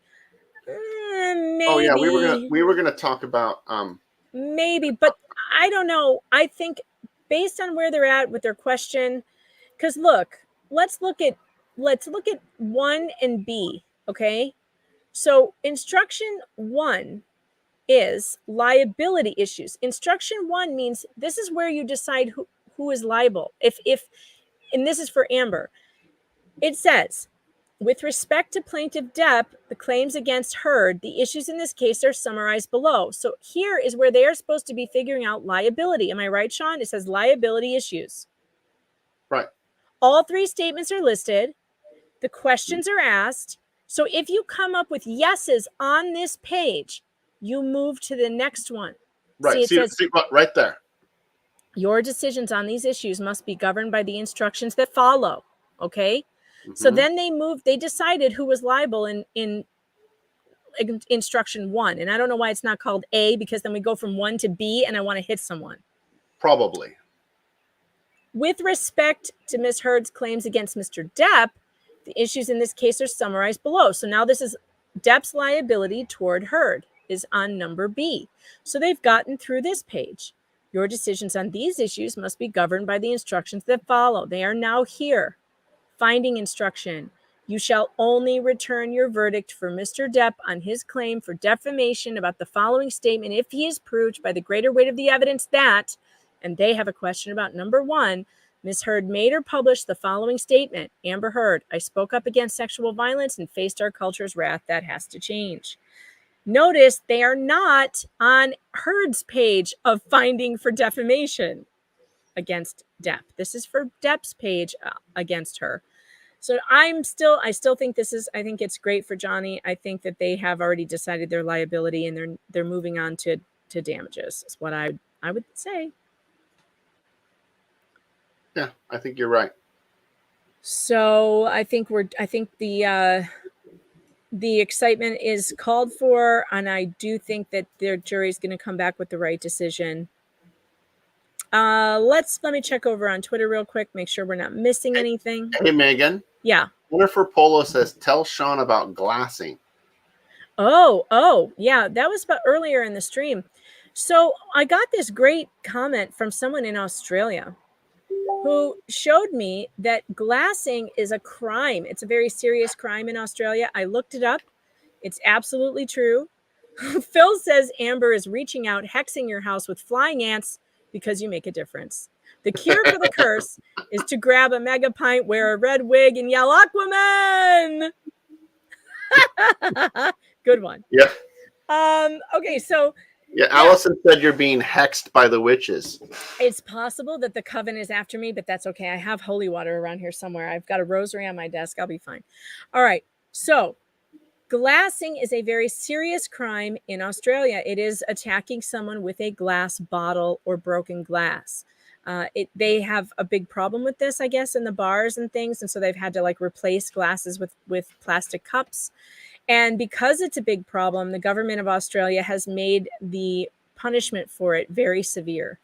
If Amber's glassing against Johnny, according to Australian law, which I looked up and I showed everybody on the stream earlier, according to Australian law, if it had been reported to police, she did him grievous bodily injury according to their standard. Grievous bodily injury includes permanent disfigurement and broken bones, two of the things that he has with his severed finger problem. He had shattered bones and permanent disfigurement. That's grievous bodily harm. She actually could have done hard time for that, which is why we believe Johnny was so careful not to tell anyone at the hospital how it happened and why he was being so cagey about it, because they must have known that she would be arrested and charged with a violent crime. And she was under investigation for perjury already. She would have gone to jail in Australia. And our Australian viewers are really pissed off about this. And because they feel like no one should be able to come into their country, commit grievous crimes against someone and get away with it. And I agree with them. I agree. And, you know, Johnny is somewhat to blame for that, for not turning her in. But we know how people in abusive relationships can be. They will protect the abuser from law enforcement, unfortunately. And there's nothing we can do about that now. But it is interesting that we did find that out. And I want to thank our Australian friends for bringing that to my attention. Here in America, we don't have anything called glassing, but we would call it assault with a deadly weapon, depending on what the how bad the injury was. It could be assault with a deadly weapon. It could also be just assault, but probably a felony, I would say. I don't know, Sean. Do you know? It would be a felony. Yeah. And, you know, it's interesting because I did that exact same thing. I protected my ex-wife when she did things that she could have been arrested for. Yeah. I'd be interested in knowing what the statute of limitations is on glassing in Australia. Because that would be really interesting. I mean, if the evidence a lot of evidence has come out in the civil trial that could then theoretically be used in criminal trials, it'd be interesting to see if Australia issues an extradition warrant. Amber Heard deserves prison is still trending. ACLU is trending as well, and that can't be for anything good. We did talk about this earlier. They want $86,000 from Johnny Depp to pay for their documentation gathering that they had to do for the subpoenas, because they refused to voluntarily hand over the documents. So they had to compel them to respond, and his motion was granted, and now they want him to pay for it. $86,000 they want. It's not a good look, if you ask me, for the ACLU that just got caught conspiring with Amber Heard to defame someone. I don't think it's a good look for them to now ask their victim for $86,000. All right, I am looking on DUI Guy's Twitter. I'm sorry, the ACLU wants 86 grand from Johnny. Why? Because they refused to turn over their information they had on this case that was germane to the case. They refused to turn it over voluntarily, so they had to be subpoenaed. And in New York, which is where they had to subpoena the ACLU, because I'm assuming that's where they're based, there's some stupid law here that says if you have to gather documents for a subpoena in a court case, you can get reasonable costs, given to you by the person who subpoenaed you.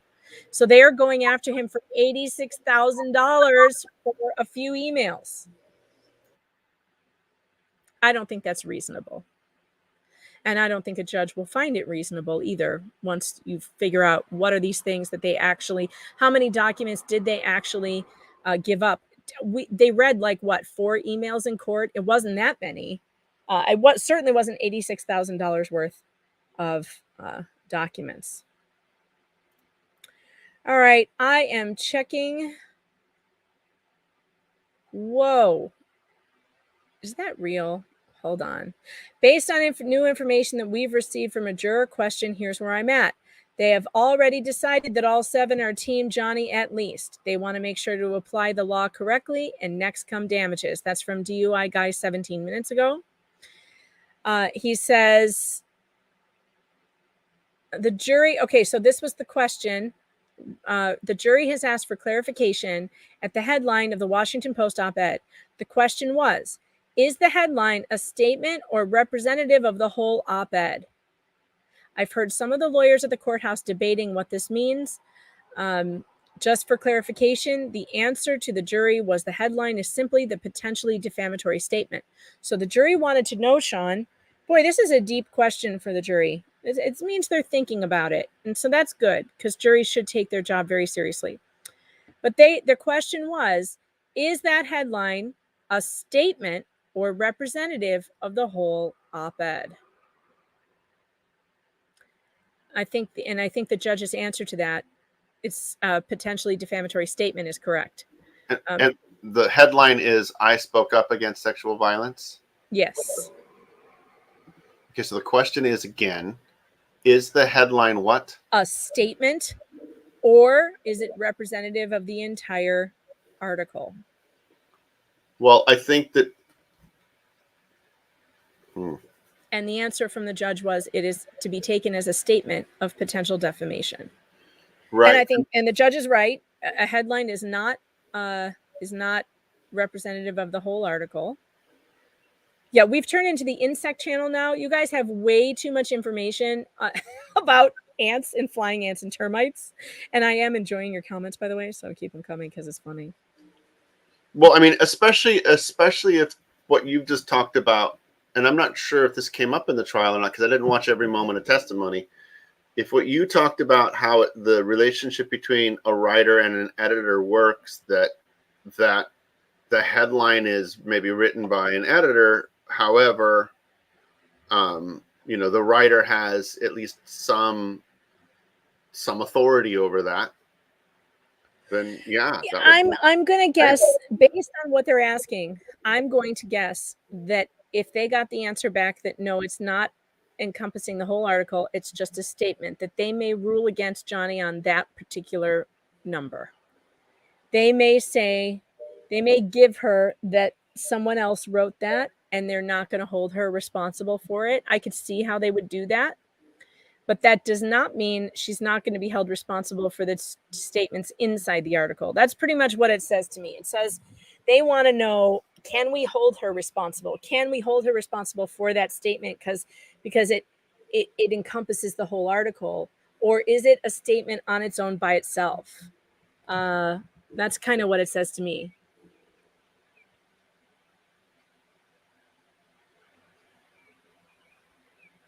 Got it.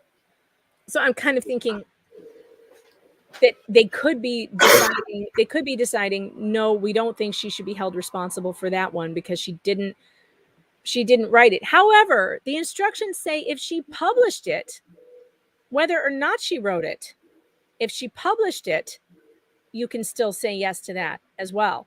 And right. She did. She published it on Twitter, and that is a publication. Hey, you know what? That's a good question. Let's go down to what is published, because that's down here. The definition of what it means to publish is they were doing a lot of arguing about that after the close of the trial, and when they went to lunch and then they came back and some of us were still on. They were arguing about what a publication means because evidently she forwarded that to Twitter, supposedly without comment.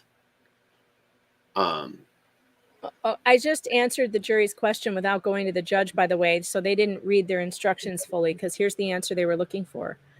consideration of the publication as a whole. In determining whether any of the statements in the op-ed are false and defamatory as to Mr. Depp, you must read the statements in the context of the op-ed as a whole. This means you may not seize on any one word, phrase, or image, or consider only one particular statement, phrase, or passage in isolation.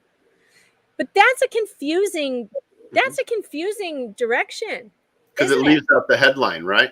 Yeah, because it means that you have to then consider the headline. If the op-ed then does not mention sexual violence at all, which it doesn't, then are you just supposed to throw out that headline because you're supposed to look at it in the context of the op-ed as a whole and not seize upon any one word like sexual violence? I don't like this instruction at all. That's not fair. Which doesn't make any sense, right? Because the headline is what causes you to click on the damn article and read it in the first place. Right. And the judge just told them, no, it's a statement. So the judge told them the opposite of what these jury instructions say. Isn't that interesting? Let me read it again. In determining whether any of the statements in the op-ed are false and defamatory, you must read the statements in the context of the op-ed as a whole. It's a dumb instruction. Not seize on any word, phrase, or consider. No, I think you can read it harmonized with the judge's statement. The judge is saying that the headline is included in the article, so you have to consider the headline and the words in the body of the article altogether. I think it's confusing. Because no, her answer to them was you read it as a statement, as one of the potential defamatory statements. She didn't say in the context of the op-ed as a whole, even though and I think that's what their question was. Their question is like, wait a minute, how do we look at these things on their own or all together? I want to get down to the republication. Let's look at republication because this is going to be important as well. In order to find that Ms. Heard republished the original op-ed, including the headline through a tweet on December 19th, you must find that she transmitted the defamatory material or redistributed the material with the goal of reaching a new audience. I don't know how you could say no to that. Stated differently, republication occurs when the speaker has affirmatively reiterated the statement, kind of like when she said, I wrote this, I published this in the Washington Post, please read it. A hyperlink directing readers to a previous article on the same website does not direct the previous article to a new audience. Merely linking to an article does not amount to republication, but adding content to a linked article may constitute republication, and that's what she did. She said, I published this, go read it. She said those words, I published this, go read it. Well, yeah, it was like, I wrote this in the Washington Post, blah, bitty, blah, blah, blah. And then she put the link there and sent it out. So yes, I don't see how she gets away with not being the republisher of that.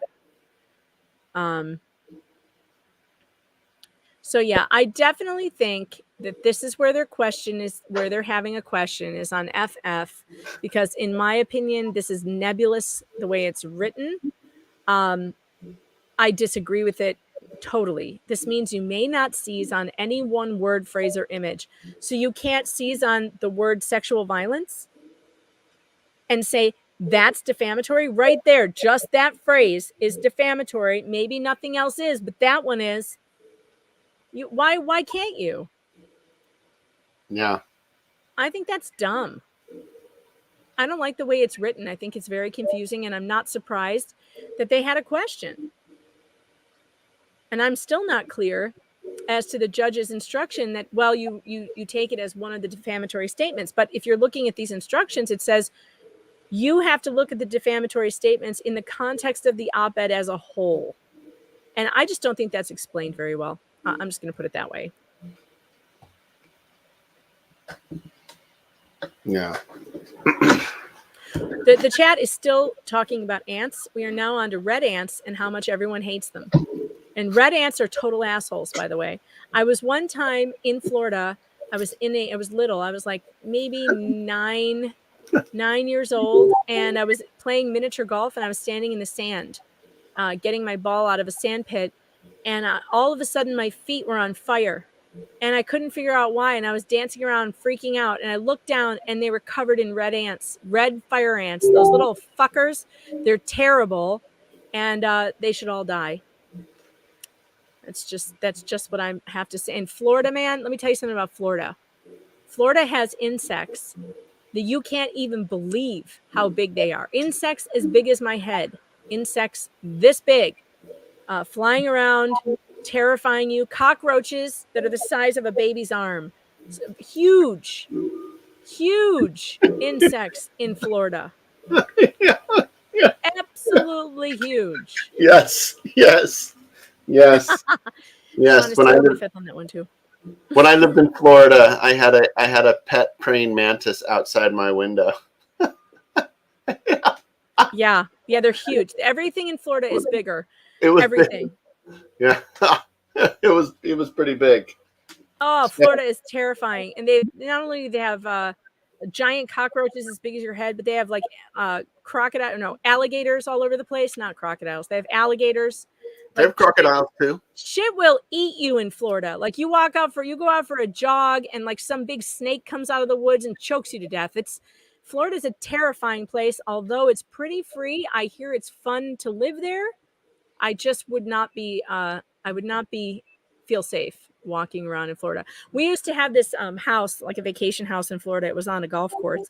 And I will never forget this. My dad played a lot of golf. And so that was important to him that there was a golf course nearby. And I went out to find him on the golf course.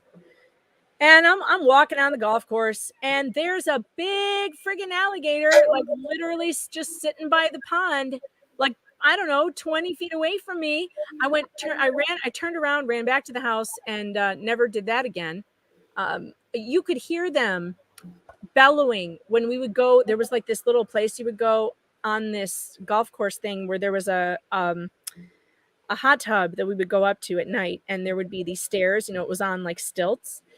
And you have to like walk through this little forest path. And as you're walking there, you would hear the alligators like these weird noises that they make. I can't do it. I can't do an alligator noise, but they make these weird, low, guttural, bellowing noises. And I remember saying to my mom, like, Mom, I'm like so tiny. I was a little tiny child. Like at 9, I probably weighed 50 pounds. And I'm like, I feel very targeted here. Like if one of these things is going to come for anybody, it's going to be me.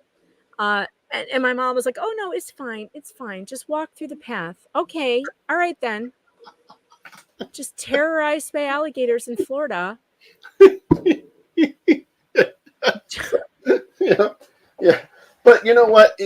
Almost anywhere when you walk out into the wild, there are things that can kill you and eat you. Well, that's true. Right? Nature is brutal. Nature is brutal. And it's Mother Nature is always trying to kill you. So you got to watch out there. Marion Smith says, I just went back. Judge Penny said question is page C, questions 1 and 3. If 3 is false, does it pertain to question 1 or to all of the op-ed? Judge Penny said no, only pertains to the title of the op-ed. All right, let's go back. Let's go back to C. Let's read 1 and 3. See if we can figure this out. All right. If 3, wait, let me see. What was your statement again? What did she say? All right. It pertained to questions 1 and 3. If 3 is false, does it pertain to question 1 or to all of the op-ed? Oh no, it just the title. Obviously, that was their question. That was literally their question. Oh no. Now I'm starting to doubt the brains of the jury. Obviously, it's just for this statement. Each statement has its own page. So they're finding number. So they basically told the judge we might have found that statement false. That's funny. That's good. That's a good development. But now I'm worried about the IQ level of the jury because that was not a difficult question. I mean, I don't know. I shouldn't say anything because I don't know. What do I know? I often forget that I spend a lot of time, Sean, reading legal documents. I forget that I spend a lot of time looking at court cases.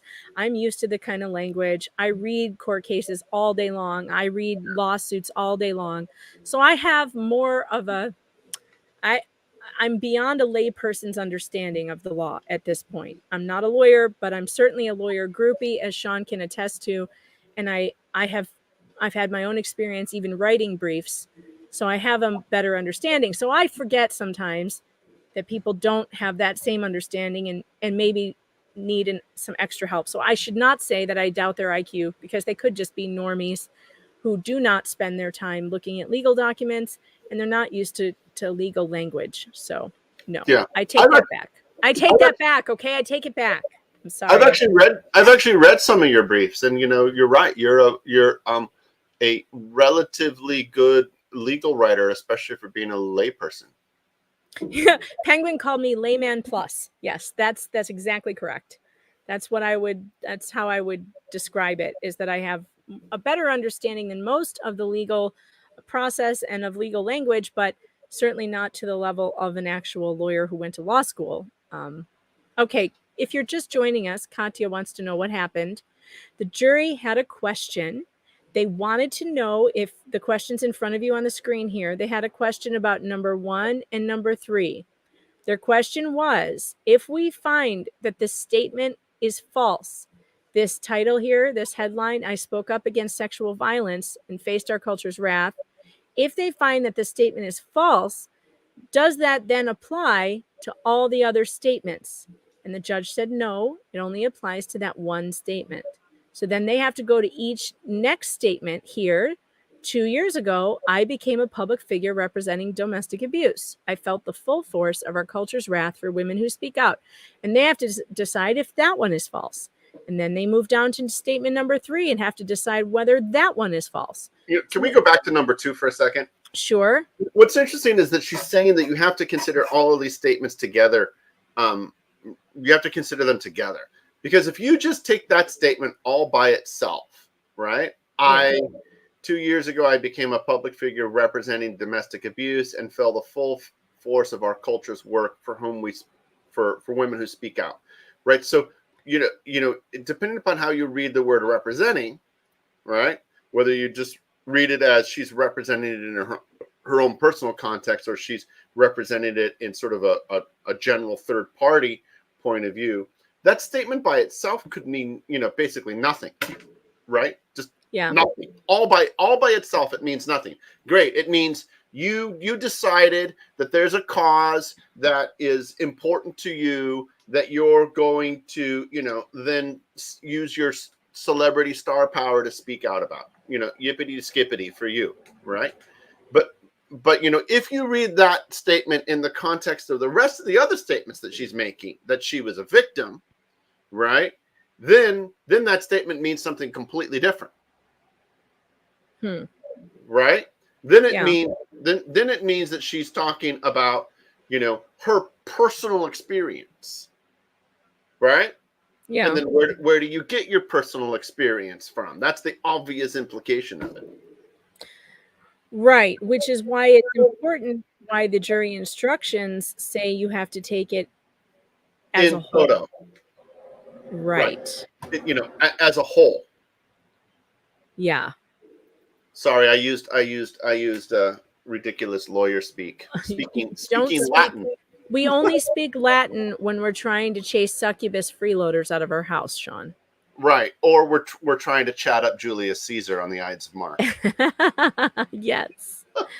Adora makes a good point. She says, I'm glad they don't want to make mistakes. Yeah, me too. I'm glad that they are asking questions and that they're getting clarification when they need it. Oh yeah, I have to change the ticker. Geez, you guys let me have that on forever. Okay, so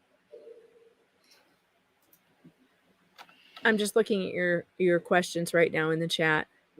I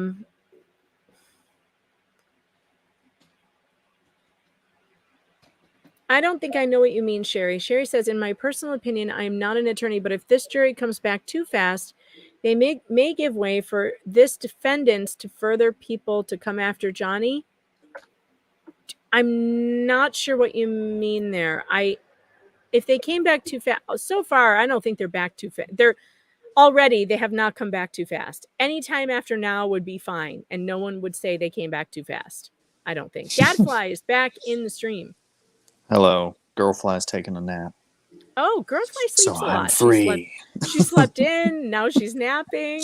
What are you trying to say, huh? That she doesn't exist? She goes to a different school, all right? Did you go do fun vacation things? That didn't seem like a long time. No. We didn't do anything. You're just hanging out in the Yeah. in the hotel. Yeah. Did you even swim? Nope. Oh, It's too man. hot. I'm It's burned. too hot. It's hot. I'm hot in my office. I want to go set up on my porch and sit in my swing. Where are you? I'm in South Padre, Texas. Oh, yeah. Oh, Texas Island. So it rained all weekend here in glorious Seattle, but now we are having the typical Seattle wonderful blue sky. This is what that's lovely. This is what it's actually like in Seattle most of the time. So What, it doesn't rain all the time? Because I was told there was rain. Literally 100 out of 100, like out of 365 days, 364 of them are raining. Well, no, that's Forks, Washington, and that actually is like that. They get 300. Oh, there's vampires there too, I hear. Right. I used to live there, right? And they all moved in after I left. They get 360 inches of rain a year. That's no kidding. But in Seattle, we have a lot of days with rain. So it'll rain, and then it'll be sunny, and then it'll rain, and it'll be sunny. And it's not like the torrential sorts of rain that you get on the East Coast, where a full rainy day is a full rainy day. But this weekend, it rained a lot this weekend. But now we've got a beautiful, wonderful day. And so, Gadfly, just to rub it in for you and for you, Megan, it's going to be maybe 70 today. Wow. All right. I wish it was 70. I am so tired. I'm so hot. I can barely move. Yeah. Oh, I forgot. Gadfly, thank you for bringing this to my attention. I did have this on the show prep for today, but I just haven't got to it yet. Elon Musk has made a comment about this. Now, a lot of people... No, I'm sorry. I have not gone to the sea turtle rescue. Oh, yeah. No sea turtle rescue for you. Not yet. Elon Musk has made a statement about this. In response to Lex Friedman, who said, my takeaways from the Johnny Depp v. Amber Heard trial: fame is a hell of a drug for some. Psychiatrists and lawyers come in drastically varying levels of skill. True. Lying to millions of people is something humans are capable of. Love can be messy. Mega pint of wine. Elon responded and said, I hope they both move on. At their best, they are each incredible.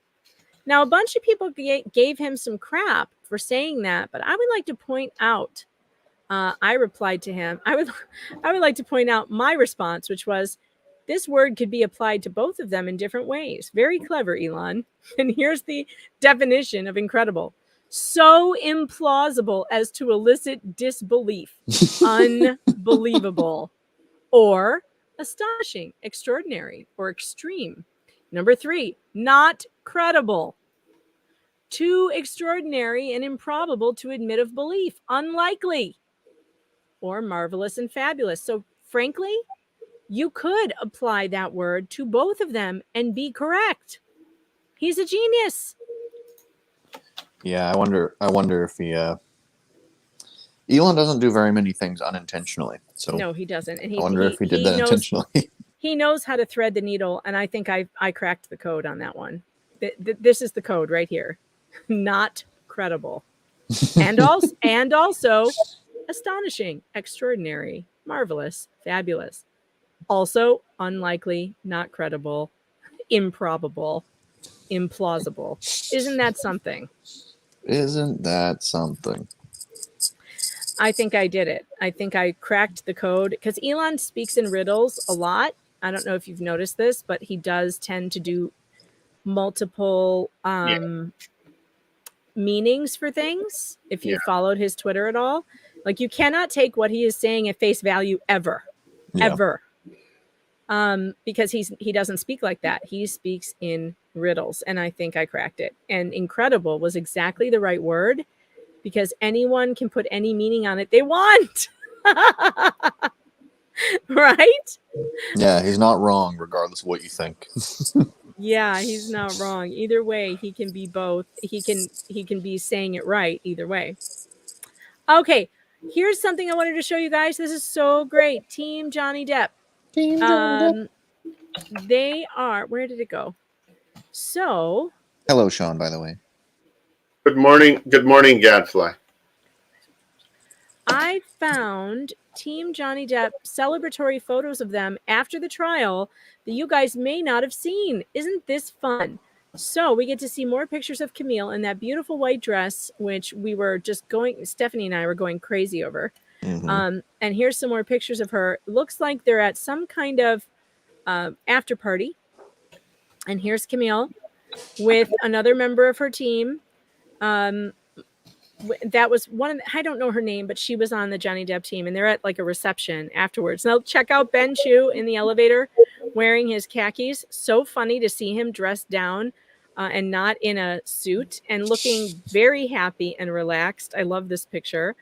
They were having some kind of celebratory breakfast. This is House and Habitat's Instagram page. And so I believe she was at this event. It appears she was taking pictures. Her Instagram got taken down. If you remember, she's the one who outed David Grab-Ass Shane. And there she is, and she's with Ben Chu. And her Instagram got taken down shortly after she outed David Grab-Ass Shane. I have no idea who that is, but there's some more. So then there were some crowd shots of Johnny leaving the courthouse with the crazy fans outside, which I really don't understand. So you know what was funny is that some of LawTube was explaining that like they'd be standing in these crazy lines, right, just to get into the courthouse because all these people wanted to get in too. And they said every day without fail, like all these people would sleep on the sidewalk and they were like so gung-ho to get in there. But every day without fail, the courtroom would clear out after lunchtime. Like they would literally come in thinking it was going to be something else. Look at here, they are camping out, to get in line. That they would think that something else was going to happen, like it was going to be a celebrity sighting and not a really boring court hearing. And so they would have spent all that time sleeping on the ground, etc., and then just leave because they realized, oh crap, this is a court. We can't do anything. We can't cheer. We can't clap. We can't get his attention. There were people bringing him gifts and stuff, like thinking, like, you think you're going to be able to give him a gift? You're not going to get anywhere near him. It's a courtroom. And if you try, you're going to get kicked out and maybe arrested. This is why I say some of the... I know like last week when IO testified that, or I guess it was a few weeks ago, when IO testified that Johnny said something like bad about his fans or whatever. It's like, yeah, he probably has said something like that before because some of his fans are insane. Yeah. Some of every celebrity's fans are just crazy. I do not hold anything against, I don't hold anything that any famous person has said negatively about some of their fans. Some of those people are stalkers. Like some of them are super weird. Super weird. Okay, so the chat is bringing this to my attention. I just want to ask you, I'm going to play this for you. Is this real? Real or not real? We're going to play a game. Ready? It's called Real or Not Real.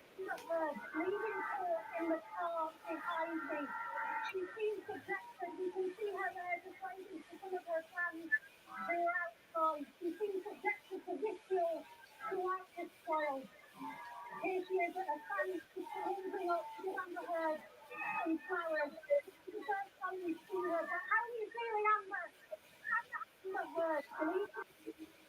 Who is this person?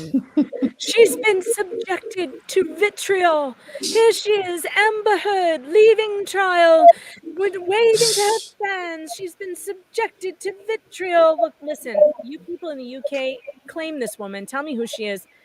Obviously, this is someone who probably defended the Sun.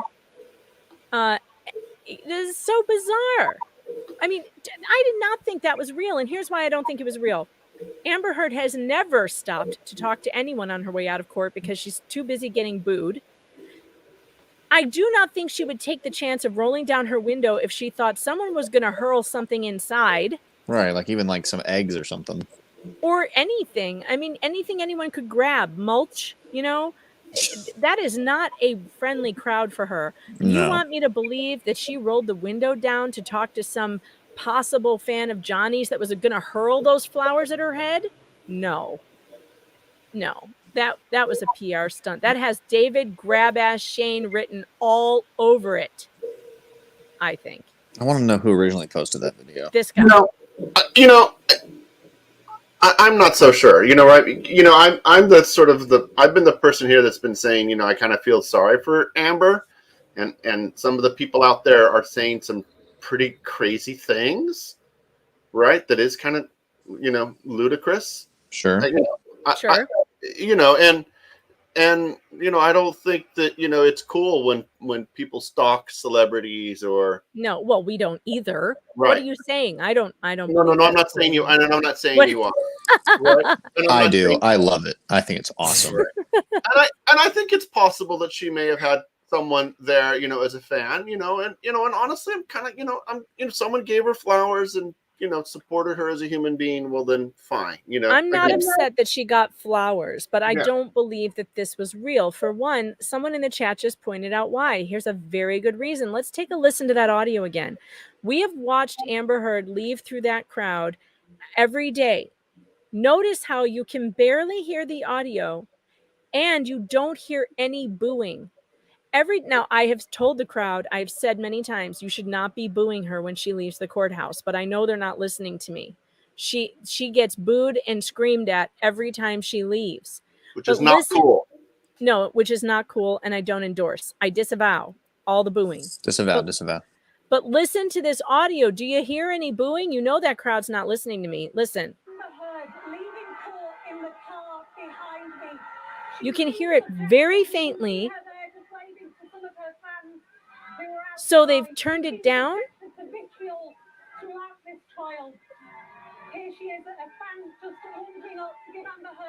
See, I feel like they've turned down the booing so low, which is why we can barely hear that woman's voice. And then having her shout over the top of it, she's been subjected to vitriol. Here's Amber Heard Wait. and her fans. And like, what? What'd she say at the beginning that was coming behind her? Was this audio from like the UK case or something? Yeah, this is the weird part. Like, yeah, why is this woman? Who is this woman? Where is she from?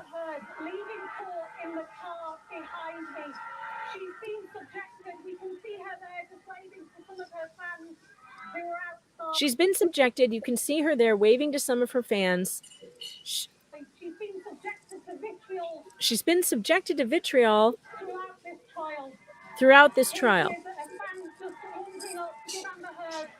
And a fan came running up to give Amber Heard, but she stopped right in front of this reporter who is saying all these nice things about her. I'm supposed to believe this is real? And it's someone from the UK on top of it? I just don't. I don't believe this. This is one of those things. And I'm not saying, Sean, I don't believe she has fans. I believe that she has some fans, obviously. I just think that this particular incident was far too, what's the word? Convenient? Yeah, orchestrated. Okay, far Orchestrated. too orchestrated for it to be real, including the UK reporter, like what the one reporter from England who would be saying stuff like this. Megan, ask Gadfly about video and audio tracks. I don't know what that means, but Gadfly, maybe you do. Gadfly might be on vacation fly at the moment. He's obviously doing something else. He's not listening. He just popped out of the stream, so he'll come back if he can't. The chat thinks that it is a fake PR move, and I do think that the booing. Well, okay, so Lori says, I do not think it's bad to be booing her. It's not that big a deal. She lied and tried to defame a person's character. She tried to ruin a human who's kind of messed up, but kind. Okay, I kind of agree with you, Lori, but I'll tell you why I don't. It's not that the booing bothers me on that level. It doesn't bother me that she's getting booed. It kind of makes me laugh. The reason I don't like it is because she gets to then use it to say, look at me and what a victim I am. And she did just that on the stand. She said, you can see me being attacked everywhere I go. They're booing, they're screaming at me outside, and that makes her look like a victim. It isn't that I don't think she deserves the booing, because she does, but then she gets to use it for her benefit and to manipulate and gaslight people. So that's why I said I thought that the crowd should just go silent and turn their backs on her, because what she really wants is attention, and she loves to be a martyr and a victim. So don't give her that. Don't give her any reason to say that she's being attacked or threatened or anything. Just ignore her completely. Forget that she exists. Yeah. Oh, sorry. Go ahead. No. Go ahead. Hellfire says the audio is from 2016. Is that possible? If you guys have proof of that, please send me DM on Twitter. If you can find that audio from 2016, that would be great. Watch the TikTok I sent you on Twitter. Okay. It's the other side. It's across the street. The same thing, but from a different angle. Oh, okay. Well. And you can count how many lovely supporters are there. There's a ton, let me tell you. And interestingly enough, we can hear the booing a lot better in this next one. So, it is possible that this, whatever this video is, was doctored by somebody. That's what it sounds like, because it sounds like someone like either on a news station or like with a megaphone or something. Like doesn't sound like someone just talking. But it might not even be real. Like somebody might have done this just to say, oh, look at them doing a PR move. Like, I don't know. Yeah. This is the thing. You don't know. It's so hard to figure out what's real and what's not. Oh shoot, I was gonna share it, but now I don't have. Where'd it go? Crap. I accidentally clicked off of it. Hold on. I've got to go back now and find it again. It's so hard to do research on the phone because it kicks me out of this every time. Okay. Here we go. Oh, it's on TikTok. That's why. Share. Sean, what are you laughing What at? are you dancing to? Oh, I'm sorry. I just got a letter from the Court of Appeals in Washington on my tort case against my ex-wife and her attorney. Oh, great. It's good news. It's good news. A motion is being set for before a commissioner. Wonderful. So, yeah. Wonderful. Nice. All right. No, Sean is not in his garage. I think he's in his office. Is your office in your garage, Sean? No, my office is in it's weird you asked that question, because I'm in a building that is effectively a lot like garages. So my office is effectively, I built an office in a garage in a building, but I'm on a bike trail because I'm mostly a bike lawyer. That is the bike trail. Oh, cool. So 20,000 of my potential clients. So you sit there and you wait for them to get hit by cars, and then you run out there and you're like, I can represent you in this. No, I don't do that. That's actually illegal. But they do go by my little sign that says bike lawyer. And that's funny. There's only about half a dozen bike lawyers in Seattle, and I'm the only one that has an office on a bike trail. That's a great idea. It's good for business. Yeah, so I don't advertise anymore. And why would you? My claim to fame is I'm the only lawyer that's ever sued the city of Seattle over that bike trail and recovered damages from it and forced them to fix a big section of it. So nice. Excellent. Yeah. Yes, Blah says, I hate most bike people I've ever met. I do too, but not Sean. Not Sean. I really like Sean, probably also because he's a lawyer, and that elevates him higher than biker to me. Even though I dislike bikers very much. You all know how I feel about that. Bikers belong nowhere. Not on sidewalks, not on roads, nowhere. All right, Sean, I'll at least give you a sidewalk. I mean, geez. We completely disagree. Right. So, well, but bike paths are okay. I think bike paths are great. They should be on bike paths, but I don't want to share a road with bikers. I really hate it. Well, I will tell you, you're probably reacting to the people that I call the spandex warriors. Yes, the worst. Right, and the really aggressive, cyclists. And I typically call it the moving asshole theory. There are these people Yeah. who are wonderful people, but when they get in their car or they get on their bicycle or they whatever, and they have a certain level of anonymity, they just turn into the biggest jerk in the world. Yeah. And I think that those spandex warrior people are dangerous, and they contribute to this culture of car versus bike, which is really dangerous. I mean, no one cares about the little old lady or the guy biking down the road minding their own business, not Right. being a jerk. No, you're right. And Right. even, I remember when I was living in Chicago and working in Chicago, bike messengers were a big deal, and people used to get really angry with them. I actually didn't have much of a problem with the bike messengers because they ride so fast and they were so good at what they did. They kind of would just get out of your way. It's the ones that I'm talking about are the ones who want to ride on a state route where there are trucks coming the opposite direction, but they still want to be in my lane instead of on the shoulder. And I'm supposed to what? I'm supposed to play chicken with a truck, with a semi, instead of forcing the bikes off the road where they shouldn't be, because there's no bike lane. There's a shoulder, but they won't ride in it. I know we have this. Gadfly's laughing because I will go on and on about this. Part of I that will. problem, I mean, what you're really touching on, Megan, is part of the problem is in the United States, and other countries do this better, but particularly in the United States, we did not, in the post-war period, we did not take a look at highways and roads and think of them as anything other than infrastructure for cars. So, we didn't plan ahead for sidewalks for pedestrians. We didn't do any of that. So now we've got this enormous problem. And how do you redesign your road system in order to carry other types of users when you can't widen it a lot? Right. No, you can't. And in fact, if they try to do it here, they're going to be on my property, and I won't agree to that either. So I just think the bicyclists should get off my road. Right. All right. And they could do that. I mean, they could do that. They could come along and they could do a Fifth Amendment taking, and they could take your property. They could take your front, part of your front lawn, and they could, put sidewalks in everywhere. That would really piss me off. And it would piss you off. But I mean, if it happened sort of countrywide, if it happened everywhere, your anger would be like, yeah, so what? We're building infrastructure, but it would cost a fortune. It would cost a fortune.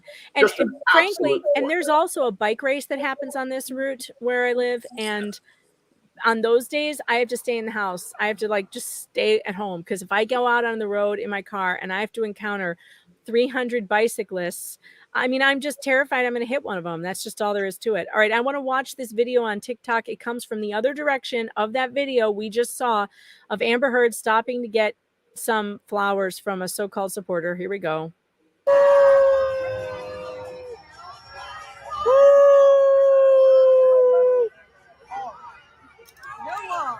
So there were 4 of them, 4 people.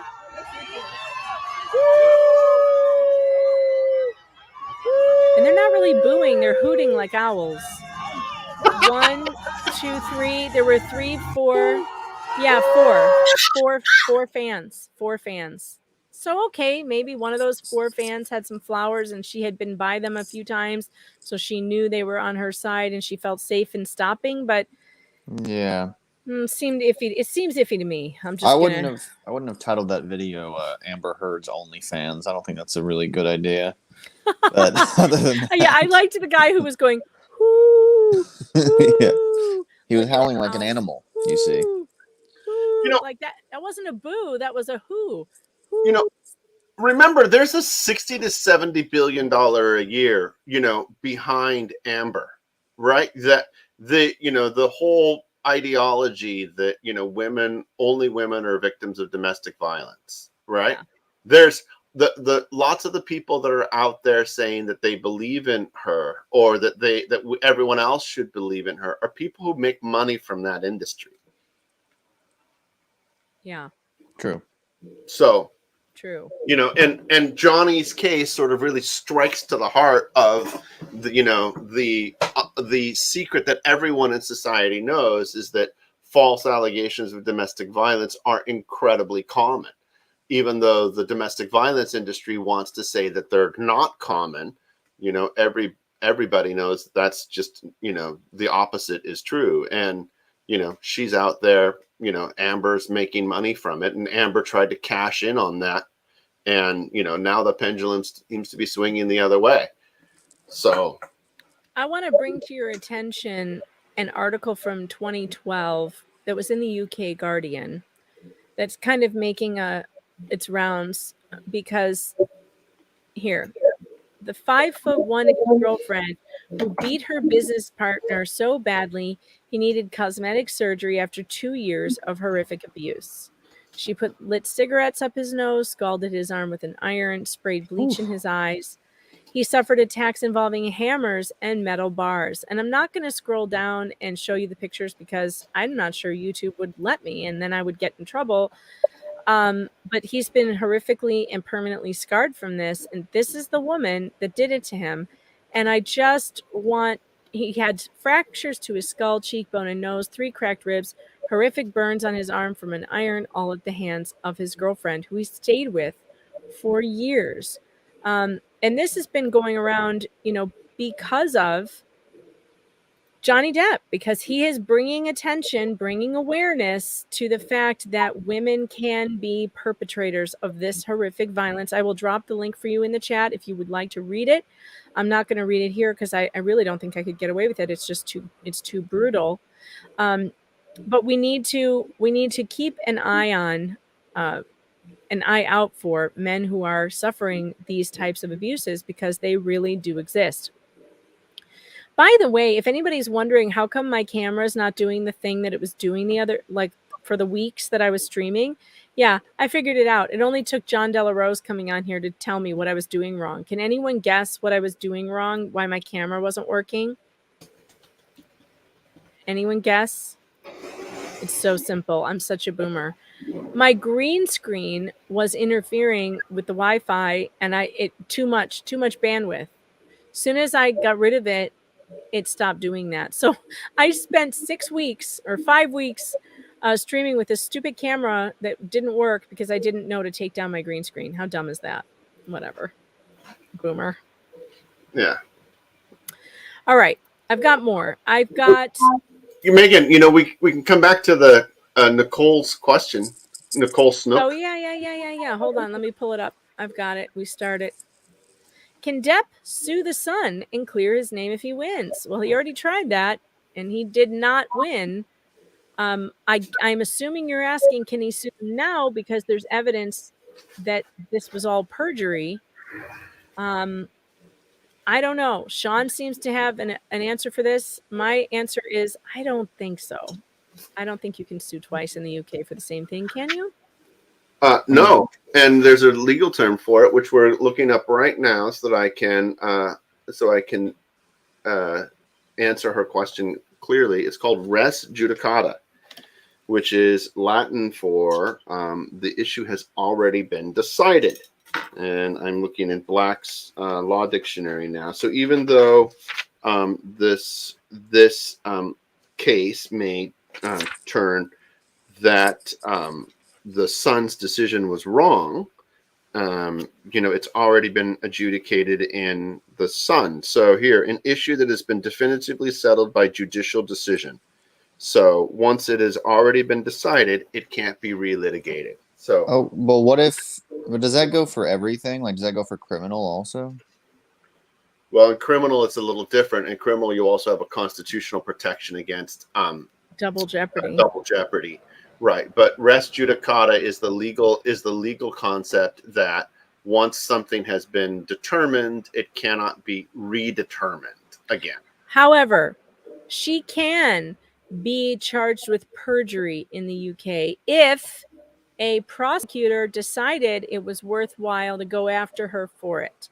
That won't change the outcome of the case, but she could be charged with lying under oath, which is a different legal standard. I mean, the question that that Nicole Snook was basically asking was, can the UK libel case against the Sun be opened up again and relitigated? And no.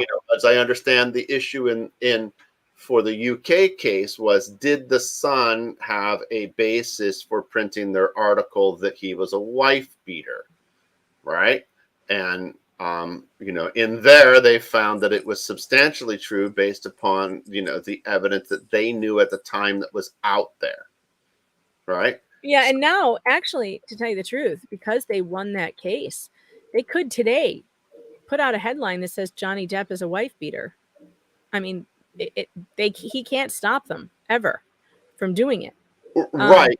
But then the facts and circumstances would be different, right? Because now there's a lot more evidence that's available out there. And if he wins this case, right, and then they turn around and say that he's a wife beater. Wife beater wins defamation case. Yeah, like if they put out, then maybe he could go for it again. So they would have to actually do it again. Right. That's a different statement, right? Yeah, I guess that's true. I'm looking at the Sun right now to see what their headlines are, and interestingly enough, they are staying far away from Johnny Depp. They have nothing on the cover about Johnny Depp. Nothing. They are talking about Josh Duggar. They are talking about the Kardashians and somebody's camel toe. Literally, that's what they're talking about. I'm not making that up. Joe Rogan is on the cover. Gee, I wonder why. Some lions are on the cover. Kylie Kardashian is topless, or Kendall is topless on the Sun. And that's the Sun it. sounds like a pretty good website. What was this website you said? I just want to hear the Joe Rogan story. I don't know about Sure. Yeah, but they do not have any headlines right now about the Johnny Depp trial, which I find pretty interesting. And yes, Josie, the Sun is a vile rag. We agree with you. It's like, I actually wouldn't compare it to the Inquirer, because the Inquirer has actually broken some news stories. John Edwards' love child, and specifically, was a huge story that the Inquirer broke, and they were right about it, and they were the first ones on that. So I can't call the Inquirer a total rag, although it's pretty close to the Sun. But the Sun, I hear, is terrible. The Sun is known in the UK, Stephanie says, for being a trashy rag. None of us take it seriously. Yeah. Yeah, I guess it would be like the Globe here. Yeah. The Globe, right? TMZ, same trash. Yeah. Although, again, TMZ has broken a few stories. They've gotten a few right. They certainly have. Joe Rogan does not have a camel toe, as far as I know. Please do not spread that defamation here on this channel. We will not stand for it. Joe Rogan does not have a camel toe. He's got one. It's getting late in the day, and we are getting punchy. Clearly, I'm getting punchy. It's lunchtime for me. Oh, God. When is this going to be over? Oh, my God. Hey, look, Law and Crime is playing some of Camille's statement or closing argument. Let's watch that again. We love her. Yeah. Hold on. I will watch anything with Camille in it. Whatever this movie is, I want more of it. Believe Miss Heard, or you believe Mr. Depp, Christy Dombrowski, Sean Bett, Malcolm Connolly, Travis McGivern, Starling Jenkins, Keenan Wyatt, Dr. Kipper, nurses Debbie Lloyd and Aaron Filati, Tara Roberts, Ben King, Kate James, Kate Moss, Dr. Colber, Morgan Knight, Morgan Tremaine, Officers Melissa Sines, Officers Tyler Haddon, Officer William Gatlin, and Beverly Leonard. What Ms. Heard testified to in this courtroom is the story of far too many women. But the overwhelming evidence and weight of that evidence shows that it's not her story. It's not Ms. Heard's story. It was an act of profound cruelty, not just to Mr. Depp, but to true survivors of domestic abuse. For Ms. Heard to hold herself out as a public figure representing domestic abuse. It was false, it was defamatory, and it caused irreparable harm. Amen. You also heard him lie to you. You heard him tell you that this was his first chance to tell his story. But let's break it down, because that's not true. He could have fought the TRO that Amber filed. He could have said, I didn't abuse her, but he chose not to do that. He could have fought her in the divorce case, but he chose not to do that. Instead, he signed the statement saying that no one had falsified any statements. He only filed Still this suit protecting after her, he met that's Adam why. Waldman, the same Adam Waldman who convinced him to file suit against his former business manager, to file suit against his law firm and fire them and blame them for things. But by the time that Amber wrote the op-ed, Mr. Depp already had had another opportunity to tell his story. He filed a case in the UK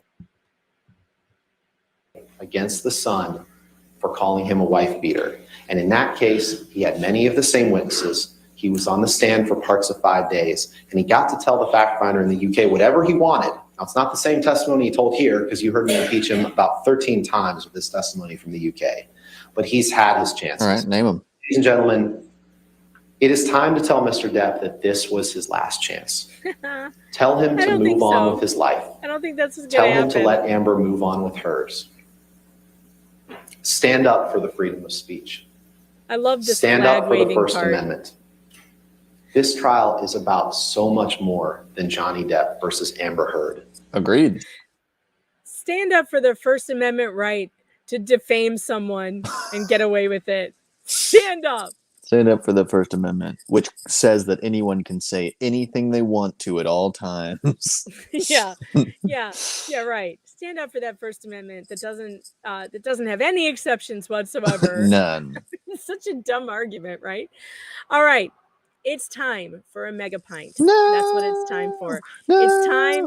It is late enough in the day. Some of you, it's 8 p.m. where you are, and we have been waiting all day, and it's time for a drink.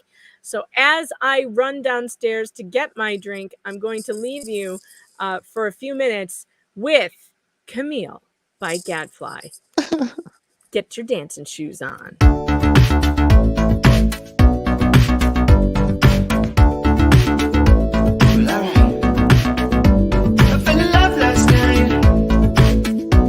Saw an angel dressed in white in Fairfax, Virginia, and she had to fight a serpent in his sides that was spewing lies. But don't look at his eyes. I know that this is the answer. We know the money ran out, so did all the friends. And right down there, you're lying on the stand, legend down there. Not the same, you understand. Come here, brighten up the room wherever you go. The sunlight will make you glow. Cut the liars, come back home. For real, what girl you get me, you just don't know. Come here, if I had to guess, you might be one of the best. Come here. Sleepless nights, insomnia, getting caught by all the deposition that's boring you. If you wanna be alright, well think of what a crazy life can make it up. I know, you're all I require. You put the demon flame out while we get gaslit fire. Hope you never retire, 'cause I'll be fine. You're all that I need. Come here, brighten up the room wherever you go. The sunlight will make you glow. Cut the liars, come back home. For real, what girl you give me, you just don't know. Come here, if I had to guess, you might be one of the best. Come here, brighten up the room wherever you go. The sunlight will make you glow. Cut the liars, come back home. For real, what girl you give me, you just don't know. Come here, if I had to guess, you might be one of the best. Come here, brighten up the room wherever you go. The sunlight will make you glow. Cut the liars, come back home. That is the best song ever. Go to Gadfly on YouTube and subscribe. Go to his Patreon. He's shilling over there too. You can find the true Gadfly on Patreon and give him some support. He dropped out of the stream. He's like, I've had enough. I can't take it anymore. The sex bots are back. I know. And they have subscribed to the stream. Oh, he's back. I thought you rage quit there for a second because I've done it one too many times. Yeah, I'm out. I'm done. What you guys missed was Sean chair dancing better than I've ever seen him chair dance before. And I tried to put him up on the screen, but because I downloaded the video and like uploaded it as a video to StreamYard, it won't let me put him on there. And I tried so hard. I tried 3 different ways and I couldn't get him up there, but he was chair dancing like nobody's business. He was going for it. He was going for it. Megan downloaded it just so I couldn't get more views from her, and I don't appreciate it. Oh, I didn't even think about that. I actually don't care. I didn't think about that. I'm such a bad friend. It's very dancey.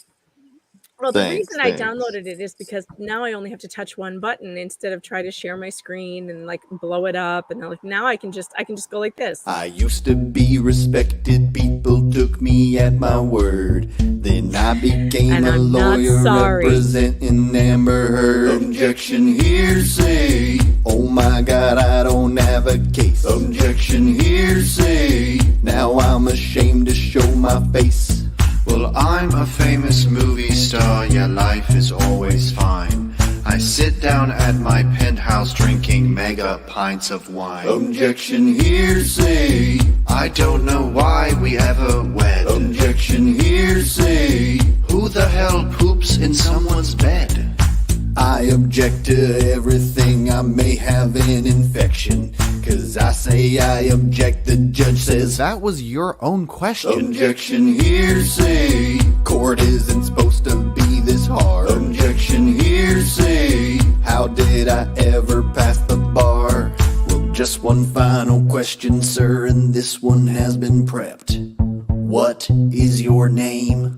My name is Johnny Depp. Objection, hearsay. How can you prove that that's your name? Objection, hearsay. Looks like we win and you are lame. Objection, hearsay. Objection, hearsay.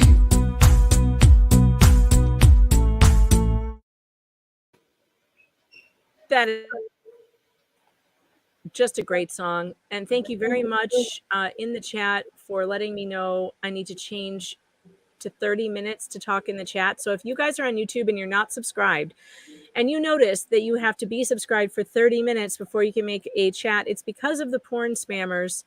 And subscribe. Why aren't you subscribed? Just subscribe and then you can chat all you want. If you have not hit that like button, and I can tell that you haven't, I know that you haven't, your thumbs are not broken, go hit that like button, make it thrash like a mackerel. And my children just got off the bus, so you guys talk amongst yourselves for a second so I can say hello to them. Okay, I'm gonna self-promote real quick. Someone said that Objection, Hearsay is their favorite of the 2 songs. Cool, that's fine. You can have any favorite you want. But I actually have made 4 of them. They're on my YouTube channel. If you go to, you can just search for Gadfly on YouTube and you should find me. Or if you go to tinyurl.com/Gadfly channel, that'll go to my YouTube as well. Okay, I'm done promoting myself. Sean, how you doing? I'm all right. Cool. Yeah, I'm getting over a cold. It was a long weekend of being the first time I've been sick in 3 years. Oh, that's annoying. Yeah, it sucked. No, it wasn't COVID. I took a test. That's good. I think the test is still here. So, yeah, I took a test. Yeah, here it is. Yes, I took the at-home COVID test, which only showed 1 bar. So, no. Nice. I'm not sick with the modern plague. Nice. You're not pregnant. Awesome. I'm not pregnant either, although that would certainly be something that I could probably sell to TMZ. That'd be pretty good, yeah. Absolutely, yeah. Sell that one for $1 million. Joe Rogan pregnant? Yeah. Thank you for subscribing, Stacy. Appreciate it. Amber Heard song. That's my favorite.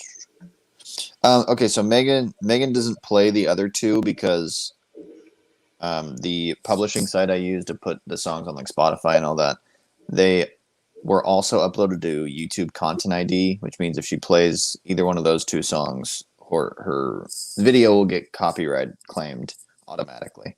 So That's why we don't play those. But you can go over to my channel and play it. It's there for you. Yes, you can. I put that question mark up or question for you because I knew you would answer it. Although I think I may have been given, well, it's still under review. The ones that they copyright. Yeah, I still haven't got an email yet. I'm looking Oh, for it though. it said 30 days, so I don't know. Anyway, I cracked open a mega pint. I'm having my my pineapple kolsch now. It's really quite delicious. Yeah, I Didn't Punch You, I Hit You is so hilarious. I agree. It's a hilarious song. So is Johnny Depp's rap. Really good. So go, if you want to see those, go over to his channel and watch them there. Go to Gadfly's channel. All right. What are we missing? Am I missing anything? I'm going back over to the Twitters. The Twitters. As Elaine calls it, the Twitters. Did you Twitter? Mr. Umbrella Man is one of the biggest Johnny Depp Twitters.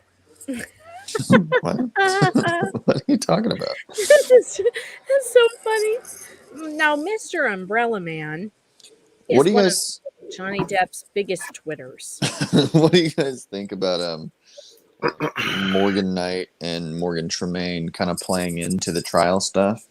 Do you think that's gonna make them look bad overall? I don't think it matters, but they're doing now. Just like how they change their name to be like trial memes and stuff like that. Oh no, I don't. I think who wouldn't?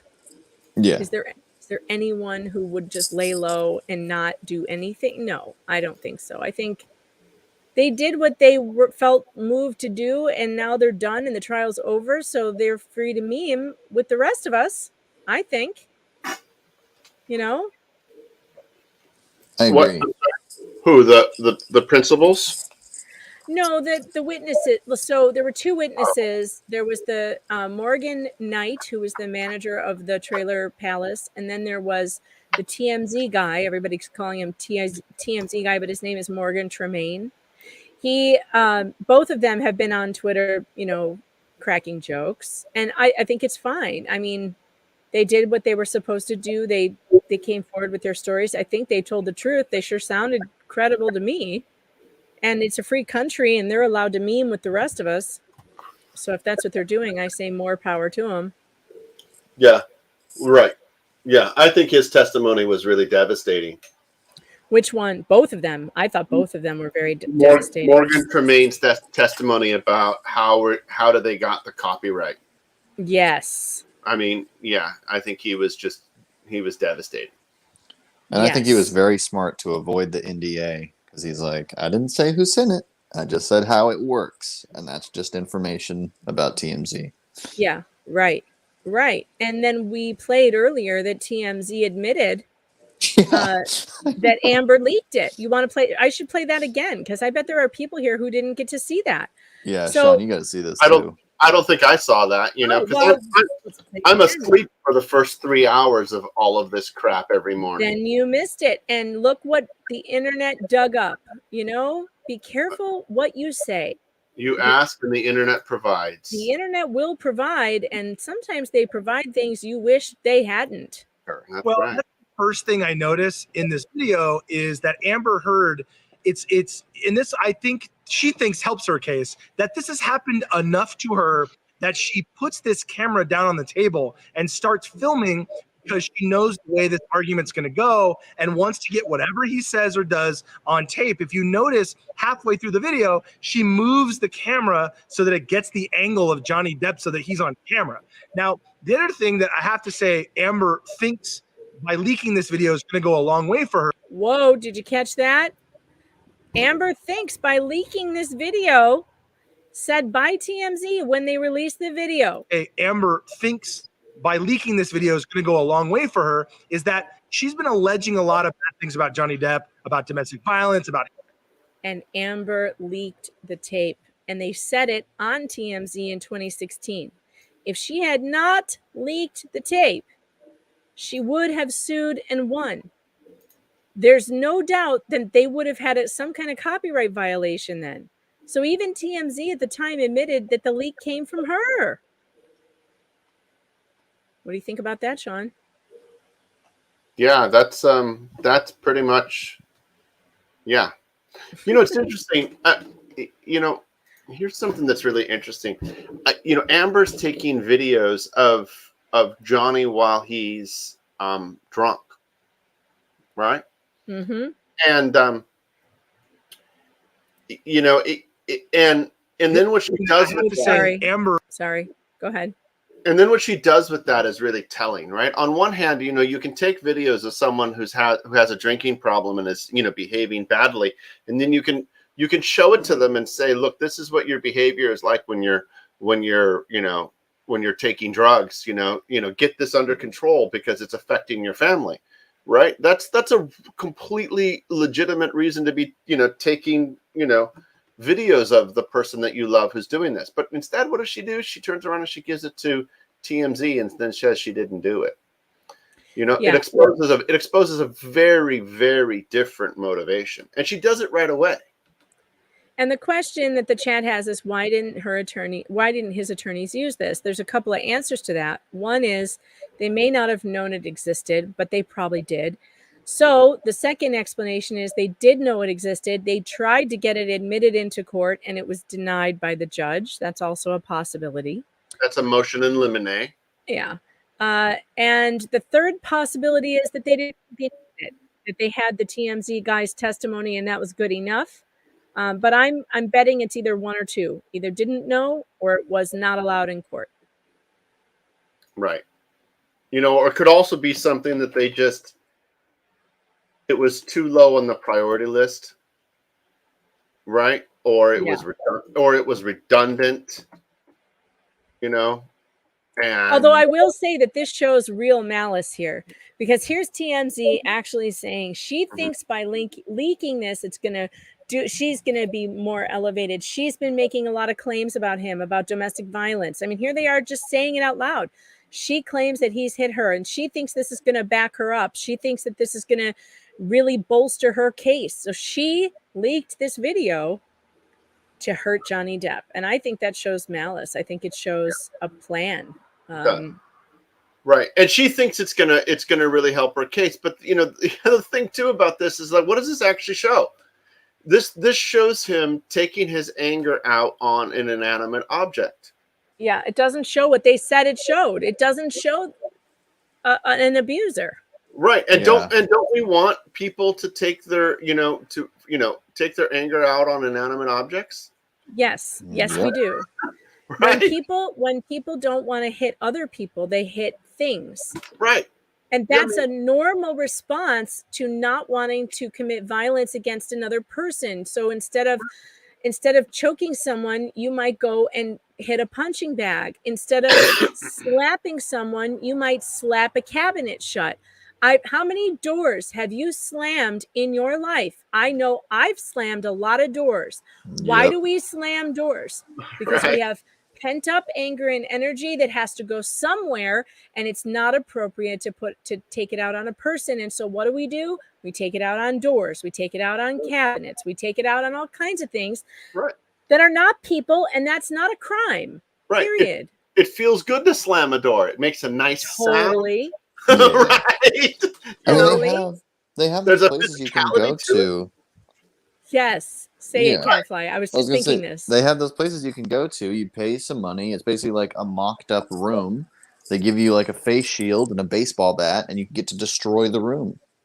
Oh, really? Yeah, it's like therapy. No, really. There's a place where you can go to break glass, where you can throw glassware and glasses and break things, and they'll give you either a baseball bat or different tools, hammers that you can crush things with, and it's a real stress reliever. Like the therapists and doctors recommend it. So the idea that we're now going to start punishing people who take out their aggression on plates and glasses and cabinets is stupid. It's just stupid. But Jennifer, yes, this is why telephones being no longer telephones suck so bad, because nothing beats slamming down a telephone. If you come from my generation or Sean's generation, where you could take that phone and slam it into the receiver, I sometimes slam it over and over again. Nothing beats that. It's a great release. I had this big heavy phone, like the dial kind where you had to dial around, and it was a big 1950s heavy phone. Man, when you put that receiver back, bam, you can hang up on somebody. Nowadays, you're on your cell phone and you're like, oh, yeah, well, F you. I got to find the end button here. Like, it's just so, Yeah. it's so not, it's so anticlimactic. But Even that's flip phones were better. Yeah, you could just flip Yeah. it closed, like smack. Satisfying click. Smack. Yeah. You Yeah. can't do that anymore, and we're missing out on the old payphones. Have you ever slammed a payphone down? Oh yeah. Those things were built like military phones. There was nothing better than slamming a payphone down. But that leads to an interesting subject about what's wrong with this whole domestic violence industry. Is that you're seeing that the growth of these laws across the country, and Washington State just passed one. I testified in the Washington State Senate against it, where they're massively expanding what is defined as domestic violence to include some pretty normative things, including things like beating up an inanimate object, or yelling at your partner can be viewed as domestic violence. And that's what's so wrong with these things. I don't think that's okay, and I think we need to relook at these things, because yelling is not, I don't think it should be considered domestic abuse. If you are not being physically harmed, and I don't care if it's psychological abuse, I don't care if it's mental abuse or whatever, I don't think that you can put it in the same category as physical abuse. And I didn't like that they were trying to go down that road in this case. Yeah, I agree. By saying even if he yelled at her, if he called her those names, that's abuse. It might feel bad and it might hurt your feelings, okay? And it might feel abusive to you, but I cannot put those things on the same level as getting the shit kicked out of you. I just cannot, because you can leave. You might not be able to leave if you're getting the shit kicked out of you, though. That I understand. Exactly. Okay, you can't leave. You're too scared. It's too hard. But if the only thing he's doing is yelling and screaming at you and calling you bad names, like just walk out, okay? Just walk out. I'm not saying that that's not abusive colloquially, right? Yeah, like I if we agree use that the it term is. colloquial abuse, like it's just general abusiveness, I would be okay with it. But to put it in the category of domestic violence, which I think is a whole other level, I don't think that's okay. Yeah, Words aren't violence. Yeah, that's the problem. With the new Washington State law, is that the things that I just talked about are grounds for going and getting a domestic violence restraining order.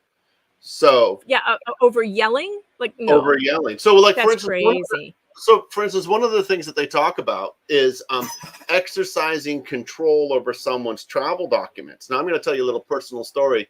So my ex-wife is French, and when we were having our problems, sometimes she would threaten that she was going to take our kid and flee back to France, and that I was never going to see him again. So once she did that in writing, I took our passports and I locked them in a safe. Right? That seems a completely rational thing to do, right? You're not fleeing to France if you can't get to your passport, right? That's not happening. But now, in Washington State, that's grounds for getting a domestic violence restraining order. So is putting, your other spouse on a budget. Yeah, we talked about that. I've been on a budget my whole marriage because I turned over all my finances immediately and said, I'm terrible at this. Please help me. And I haven't had access. I mean, I have a bank card, but I mean, I don't use it unless usually my husband gives me cash so that I don't go over any budget that he set. And that's fine. That's what we agree on. But we talked about this where I could just go and say, for the last 21 years, my husband has never let me have access to our accounts. I could say that. I could just make it up and it would sort of be true. But it was by my own volition, wouldn't matter. I could just say that he put me on a cash allowance and I wasn't allowed anymore. Right. And I could go get a restraining order. That's crazy. Yeah, it's crazy. And that's where the pendulum has swung, right? I mean, that's what we're talking about. Professor Jenny Suk at Harvard Law, right, says that domestic violence is defined so broadly, and it's just keeps getting bigger, that you can define it as existing in almost any relationship. I mean, if we're going to use... Oh, sorry, go ahead. No. I mean, so, Megan, if you had an axe to grind, you absolutely could. It's terrible, though. People should not do that. Gadfly, go ahead. I was going to say, if we're going to use that video that Amber took as an example of domestic violence, then that means not only can you not be angry at your wife, but you can't even be angry around your wife. Right, because he wasn't even angry at her. No. That wasn't about her. She walked in and he was angry. It's like he's angry about something totally unrelated. Totally. And she tried, though, to manipulate the situation and make it sound like he was angry with her. Yeah. What And he's happened? Like, turn the Everything was camera fine. off. He was basically saying, did something happen to you? No. So shut up. Leave me alone. Go Yeah. away. This plays into the marital advice my mother gave me 21 years ago. Never follow the bear into his cave. Sometimes men get mad about things and they need to be alone and break some stuff and swear a lot and kick some shit. And like, you should just leave. You're not welcome there. You shouldn't be there. You're just going to make stuff worse. And she was right. Don't be there. She could have turned around and walked right out of the room and not had any incident. But what does she do? She films him at one of the lowest moments of his life. Of course. Jennifer is asking, they didn't talk about his kids much. I wonder if she treated them bad too. Well, it's funny you should say that. There was audio of her admitting to screaming at him in front of Jack and freaking Jack out. And her saying she was sorry that she did that. And it was all about spilling some wine. He spilled some wine on her and she freaked out and started screaming at him in front of his kids. And he's saying to her, that really freaked Jack out. You really freaked him out. You shouldn't have done that. So yeah, there's all kinds of evidence that was presented that she did do weird stuff in front of his kids. The only thing I kind of wish had happened was hearing from Lily Rose. While I understand why she doesn't want to be a part of it, I would have liked to have known why what happened with the helicopter incident. Like, what was the explanation for that? Why did she want to leave with Amber? Because from what I heard, his kids didn't like her very much. Well, here's the thing. Johnny probably fought with his lawyers a lot and said, "You're not forcing my daughter to go up on the stand. It's not happening. She's not coming in here. She's not being part of it." Yeah. And Amber's team obviously realized they had nothing to gain from subpoenaing her and getting her on the stand. So that should tell you enough. Well, that's true. I didn't look at it that way. If they really thought she would corroborate that story, they would have called her. Absolutely, they would have. But if it were me and this bitch is lying about my dad and using me to do it, oh man, no. I mean, I'd want to be up there. I'd want to be up there. I'm saying Johnny could have been like, "No, don't subpoena her. I don't care what she says." You know what I mean? Like, he could have technically kept her away from it. Yeah, that's true. That's true. And then Amber's team obviously didn't have anything to gain from her. So yeah, I don't think it was. Yeah. They didn't need her. No, I so don't. Much other I stuff. don't think they needed her. This is just out of my curiosity. I would like to know what really happened because I don't believe Amber's story. How old is she? She's 21 or 22. She's an adult now. Right. But I do understand why she didn't, or why she didn't want to. But didn't Amber break up his relationship with the French girl? Yeah, Vanessa. Vanessa, right? Didn't? Yes. Yeah, they broke that up. And I watched over the weekend. I watched an interview in that Vanessa gave with French TV. It was in French, where she was talking about how strongly and deeply she felt about Johnny. And I can just imagine that, his kids probably really don't have a warm place in their heart for the woman who came and broke up their family. Probably not. And I think it's pretty telling that Vanessa would be able to speak pretty kindly about Johnny. If anybody's going to have something nasty to say about you, it's your ex-wife. It's your ex-wife who you left for another woman also. And she has nothing bad to say about him at all. Yeah. She said her time with him was wonderful. Melissa said she just had a birthday. Speaking of Lily Rose, yes, her birthday was on Friday, the day that closing arguments and deliberation began. And that was also the same day that Amber Heard filed a restraining order against him in 2016. That's another thing that Amber Heard kept doing to him, ruining important dates in his life, the birth of his daughter, the death of his mother, doing these things to him on these very specific dates where he would have to always remember that date as having to do with something with her instead of his daughter. And that, again, when you think about abusers and how abusers tend to separate you from your family, who was the person separating from the family? It wasn't Johnny, who was letting her sister move in and all these succubus coven members and the witches move in, the witches from penthouse 1 through 5. He's like, bring everyone, do abuse. There's a guy who beats the shit out of you every night in other people to live right next door where there's ways to get into your penthouse through back ways. Like, is that what an and they had abuser the keys. Rocky and Josh had keys to their penthouse. Yeah, they had keys to everything. Johnny They were and in Amber's, and out yeah. of everywhere. Does a real abuser invite friends and family to be closer? No, they don't. A real abuser acts the way Amber does, trying to keep Johnny from seeing his daughter. Remember that audio?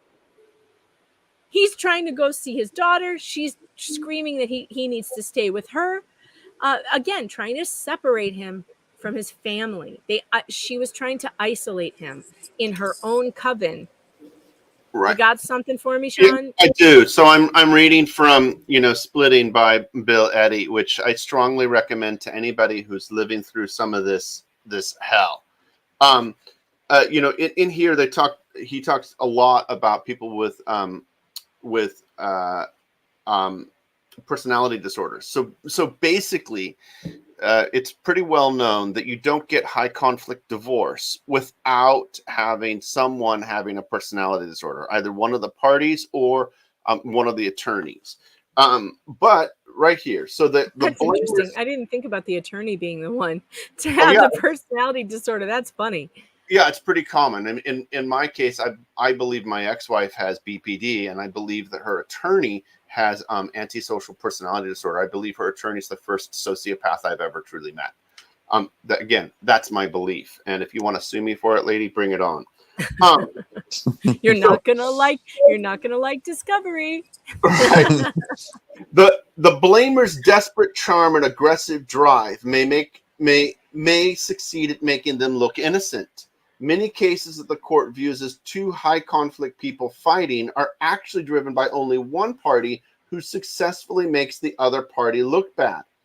The parties can say anything. As a result, blamers tend to make dramatic statements from the start of the case and to escalate with more dramatic statements whenever they are confronted. As the target works hard to gather and present accurate information in response and to resolve the issues, the blamer often raises new allegations which keep the level of conflict escalated and unresolved. Boy, if that isn't the truth. Yeah, that is. Read that part again that said more and more escalation each time they're confronted. That's Amber to a T. It is. As a result, blamers tend to make dramatic statements from the start of the case. Johnny is an abuser. And to escalate with more dramatic statements whenever they are confronted. He grabbed me by my pubic bone, the only pubic bone in history that has any handles. Right. Yeah. As the target works hard to gather and present accurate information in response and to resolve the issues, right? The blamer often raises new allegations, which we watched her do that on the stand. We did. We sure did. Yeah. Which keeps the level of conflict escalated and unresolved. It's just a continuous attack of new allegations, new escalations, always. Yeah, you can't keep up. Right. I mean, it's just a continuous onslaught. And these cases typically go towards the person who is making these accusations, and they keep going that way until either a few things happen. The target washes out. The target kills themselves or resorts in an act of violence, right? The target just acquiesces to being, a victim, or they keep up the fight, and eventually what starts to happen is the blamer's house of cards starts to fall apart. And people are like, well, you made this allegation there, and that turned out not to be true. And then you made another allegation, and that turned out not to be true. And you're just your constant pattern of making allegations. So if anybody who's locked in this, any of the people who are watching this and reading this, if you're dealing with someone you believe has a personality disorder, I strongly recommend that you get this book, Splitting by Bill Eddy. And read it and, live by it, or at least have an idea of what you might be in for. Yeah, that's good information to have, Sean. Thanks for reading that. I'm looking, look, we're still not getting any updates. DUI guy says all is quiet on the Western Front. Iron Dog says, I'm getting worried. This doesn't look good for Johnny. I'm not worried yet, but I am a little disappointed we haven't got a verdict by now. I had said I thought it would come around 3 p.m. It's now 3:44, so I am wrong. If I had bet money on that, I'd be losing right now. It's 44 minutes past when I said we should expect probably a verdict. I thought they would want to go home by a reasonable time today and would want to maybe get this going now. But if we were to go back to the jury instructions, let's go back because this is what they're looking at right now. So why don't we go back to the jury instructions? Last time we heard from the jury, they had a question about number C here of the jury instructions. So they were on the first question about finding in favor of Mr. Depp. They still had to get through the finding instruction on number D and the finding instruction on number E. Then they also have to do the finding instructions for Ms. Heard. But if they're working on Depp's finding, they are not working on Heard's. They're going to throw that out because they're not going to find for in favor of both of these people. It's going to be in favor of one or the other. So far, what we've heard is the question they had related to this number C, and it's about finding in Mr. Depp's favor. So we believe that they are deliberating about finding in his favor. And the only thing left to do is figure out damages after getting through these 3 pages.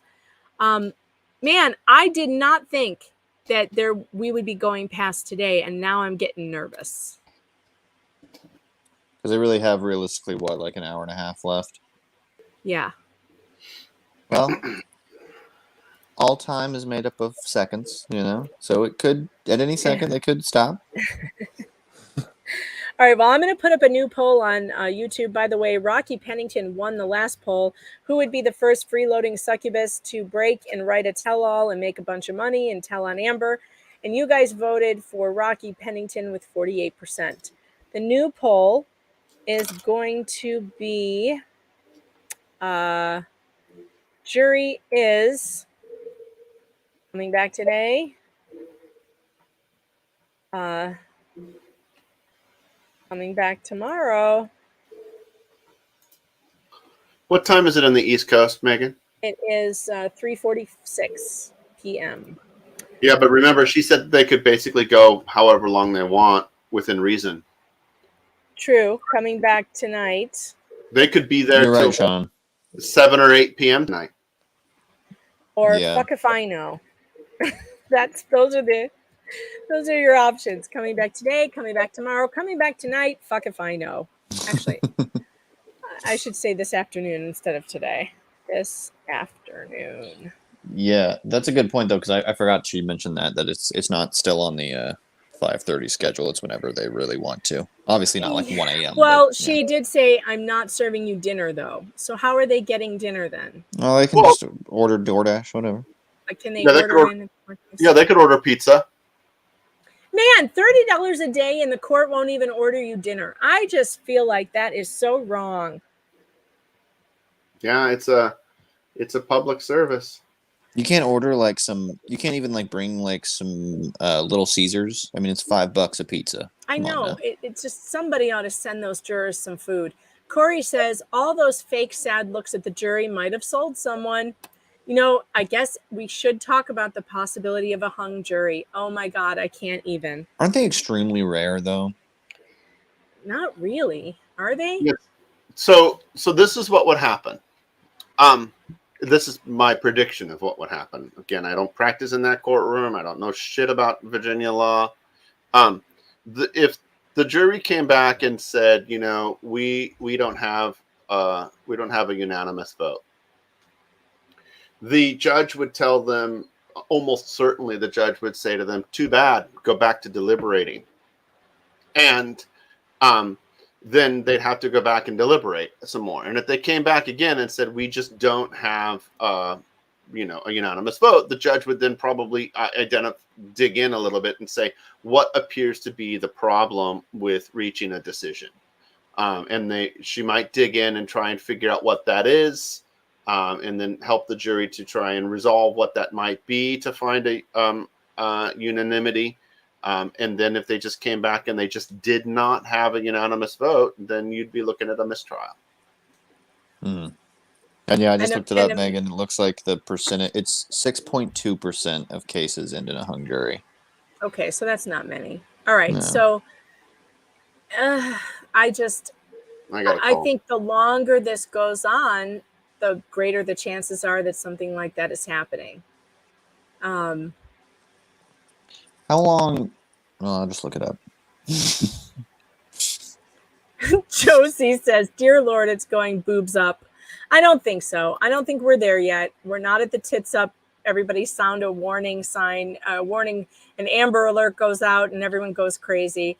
I just think if we're going into tomorrow, my confidence level is going to plummet. All right, but here I found some very, very useful information. Okay. Okay.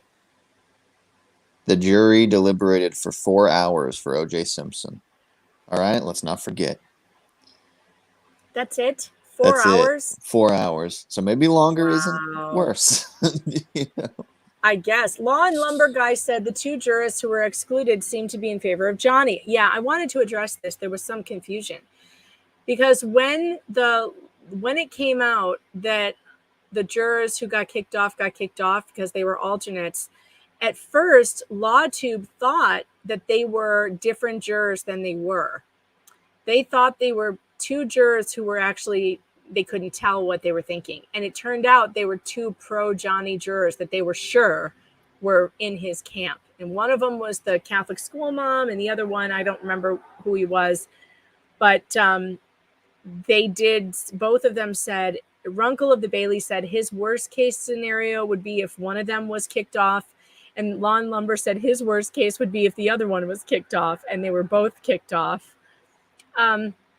But that doesn't mean that they have a read on the jury. See, that's the other thing. It's all speculation. Exactly. They don't know for and sure they what admitted, everyone's thinking. And they admitted to not being able to read many of the faces there. So, yeah, it was Hearing Aid Guy got kicked off, and he was leaning towards Johnny. Yeah, we love that guy. Look, he might have been. Let's be honest. I from what I've heard about Hearing Aid Guy, he sounds like he probably could have been talked to anything just to go home. So maybe it's good that he's not there. Right? Yeah, and they didn't have much time on Friday, so technically that's why I labeled the stream day 1, because I really don't think Friday counts as as deliberation time. Like Sean said, they had just enough time to get in there, choose a foreman, go over the instructions, and then go home. They didn't stay past 5:30 that day. I think they went home at 6 o'clock, and they didn't really start deliberating it until 4:30, 5 o'clock. So there wasn't a lot. And yes, there was a real Amber Alert that went off during Elaine's closing arguments, and it was hilarious. It was kind of funny. It's funny because the judge stepped in and went, an Amber Alert is going off for people who haven't silenced their cell phones on that. Yeah, and you can't silence your cell phone for I one know. of those things. It just comes up. Yeah. So I wish I could have been on the stand, because that'd be my only small little tiny nitpick of Judge Penny is when she told the metadata expert, the video or the photo expert, she told him to you have to answer the question if it's a yes or no question. He's like, it's impossible to answer that, and she really didn't understand. I feel like she maybe didn't understand a lot of the technical aspects of photo stuff and things like that. yeah. And so I just wanted to step in for a second and be like, hey, let me help you real quick. Well, she also didn't allow the psychologist to discuss the difference between envy and jealousy. And Right. I thought that was very important. I thought there was it's totally different a things. big difference between those two things. And she didn't allow that either. So it was kind of at some point, I think Judge Penny just got sick of it. We need to move this along, you Yeah. know? And I think some of her rulings were more along the lines of, we don't have time for this. Can we please move on? Because you're running out of time. Is this what you want to spend your time on? Right. So I'm looking to see if anything is happening on Twitter. What do we have going here? Amber Heard deserves prison is still trending. And there's just no news coming out of the courtroom. There's just nothing. Absolutely nothing. I'm surprised something like Verdict Watch isn't trending, but it isn't. Let's see. See if I can find something else. I'm just trying to find something interesting to talk about while we sit here and wait. The jury is literally milking it right now. Come on, please just give us an answer. I'm going to bed from boredom. Verdict Watch is brutal. Justice for Johnny. I think we can all agree to that. It is Verdict Watch is brutal. This is like, it's like watching paint dry. Jury be like, all in favor of stretching this thing to dinner time and get a free meal, say aye, but they're not even getting a free meal. So maybe that's why she doesn't do it. She doesn't want any hangers on just there for the meal. Right. So maybe that's it. I don't know, but they're not getting free dinner. They have to pay for their own dinner. A lot of people are saying the suspense is killing me. Yeah, so, oh, look at this. All right, I'm going to share my screen. So here is the Sun. Here is the Sun's original story that he sued them over. Look at this headline. This is so bad. Oh my gosh. Corey says maybe withholding their pizza was a good idea. Yeah, get to the point. Get to the verdict, jury. All right, look at this headline. This is so bad. On behalf of domestic abuse survivors, we can now confirm that he is a wife beater. Yikes. Wow. Wow. Depp loses libel case. Wow. We can now confirm. Confirmed.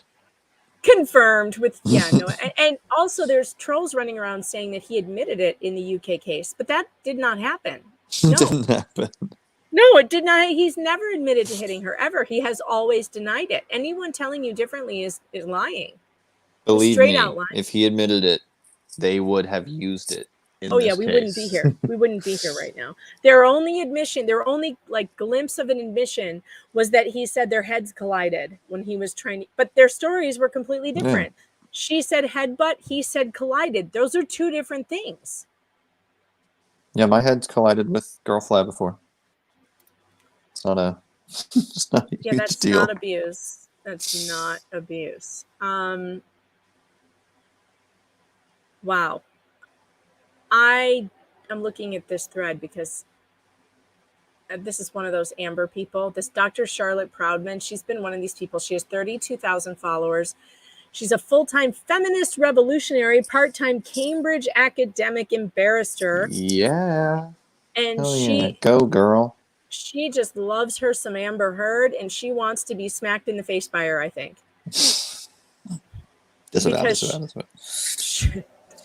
Well, you know, she just loves her some Amber Heard. I like some pro Amber Twitter. Let's check them out. Let's see their great arguments. What do they got? All right. Well, Charlotte says none of the Depp fans care about the High Court judgment in England and Wales. That's true. We don't care about court in England. Yeah, you're right. We also don't care about the monarchy in England. That's just who we are. Yeah. Mr. Justice Nichols found Depp to be responsible for 12 accounts of assault, and which is unbelievable to me. In a defamation case, you're not there to find criminal acts. It's not a criminal case. How does the judge find him responsible for 12 accounts of assault? And the Sun won the right to call Depp a wife abuser. Number 2, she says, when Depp takes the stand and gives his testimony, everyone assumes he is talking gospel and nothing but the truth. But when Heard talks and gives her evidence, she's a liar who can't be trusted. Misogyny, that's why. Do male victims joke about burning a woman and effing her corpse? Yeah, probably. Yeah. I mean, just men do that in general. Well, let me ask you if something. I'm being honest with you. Men do that in general, whether they're victims or not. And do women joke about killing their abusers? I bet they do. It's called black humor, and I bet they do. Mm-hmm. Can someone in the chat confirm if you've been a victim of domestic violence? Have you ever joked with one of your friends that you wanted to kill your abuser? Because I bet you did. We'll see what the chat has to say. And even if he wasn't like talking about it in like an abuse way, he could just be like, "Oh, I'm annoyed with her. She's evil." You know what I mean? Like it doesn't. It's That text message is so just like dark sense of humor. It's Friends Monty talking to each Python. other. It's Monty Python. It's Yeah. literally Monty Python. All right, the chat is disagreeing with me. Some Americans apparently do care about the monarchy, and I've been corrected. I'm sorry, I just don't. Let me just put it Yeah, I that don't way. care either. I think your queen's weird. I mean, Don't care. I think it's weird you have one. I don't like it. hey, she's 96. She's in pretty good shape. She's kicking it. She gets my respect for still kicking it at 96. I'll give her I'll that. clarify. I'm not saying I think she is weird herself. I think Just the fact having that a there queen is a queen is weird. Is weird. No, Yeah. most Americans feel that way. We don't get it. Also, Johnny has evidence for what he said. She has none for what she Right. said. Okay, continue. Now, Dr. Charlotte Proudman also says, number 3, Depp was smirking, laughing, and joking with his lawyer during the trial, and yet all he's called is adorable, vulnerable, and goofy. However, a mug photo of Amber mid-speech or an unflattering photo leads the entire internet to call her a psychopath. Make it make sense. Okay, Well, it we would can make make this sense make if you sense. said it correctly. Go ahead, Gadfly. Set her straight on this one. So Johnny never said he wasn't laughing. He is laughing, Right. and it's because he's laughing at things that are dumb.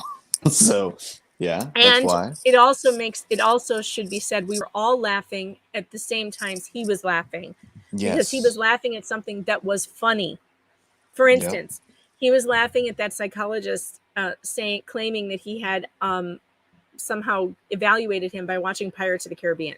Yeah. He was laughing when his lawyer said, "So Willy Wonka means nothing to you?" I mean, we all laughed. Yeah, it's pretty funny. We all laughed, and so it should be pointed out that Johnny laughs when it's appropriate because the rest of us are laughing, or his lawyers are also laughing. Amber laughs, on the other hand, when people are describing how she beats up her sister. That's weird. Right. And there's also a clear difference between sometimes when Johnny's laughing at things that because like he will give off like a smile and then shake his head as in like I can't believe this woman is saying these things. Yeah, I can't believe this is happening. Right. But it's not like it's not laughing like he 'cause it's not like he never smirked while she was giving her ridiculous tales of abuse. He did. Sure. But we were all doing that. When she got to the cavity search part, I was like, come on. Yeah, you can't. You Stop just it. It's like when someone like tells you this elaborate story and you believe them, and then they tell you like, and then the moon crashed into the earth, and you're like, oh, okay, Right. maybe not. Maybe you're not telling the truth. He also did not get on the stand and claim that he never smirked or laughed. No, he did not. And what Amber has said, and why we're calling her a psychopath, is because she literally says things that are verifiably false and cries about them as if they happened. Yes. And that's why we're saying that's a psychotic thing to do. That's a psychotic thing to do. Next, Charlotte, what you got? Dr. Charlotte, we've debunked 3 out of the 8,000 tweets that she made here. We're making our way down. Number 4, regardless of whether you believe Amber or not, I didn't expect to see the internet stoop so low in 2022, especially after Me Too and Enough is Enough. Ruthlessly mocking a woman recounting a traumatizing story is not a source of entertainment or a joke. Well, wait, what do you mean regardless if you believe her or not? If we don't believe her, then it's not a traumatizing story. What a stupid thing to say. And I would never have been able to write this book if some horrible harridan women had not lied to advance their own selves and their own careers and put men in prison. I wouldn't have been able to write it. So when you say that the Me Too movement is some great thing, I say hogwash, baloney, and Bob Sharuncle. I say no. I don't know if that was correct. That was the incorrect use of Bob Sharuncle, but that's okay. It just came to mind and I spit it out. I also have to say that one of my biggest pet peeves is when someone mentions the current year, and I hate it. And I don't like when someone's like, it's current year.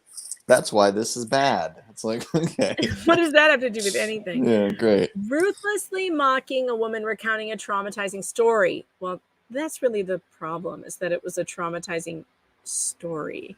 Was that story actually accurate, or was it a work of fiction? We think it was a work of fiction, and because of that, we are mocking it ruthlessly, and I will not stop. I will never stop.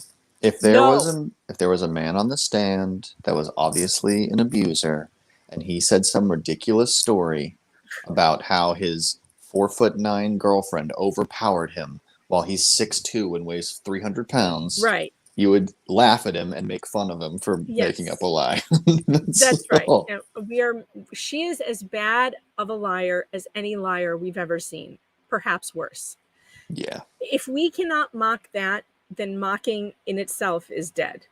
Then there is no comedy. There is no reality anymore. This woman is a bad liar, bad liar.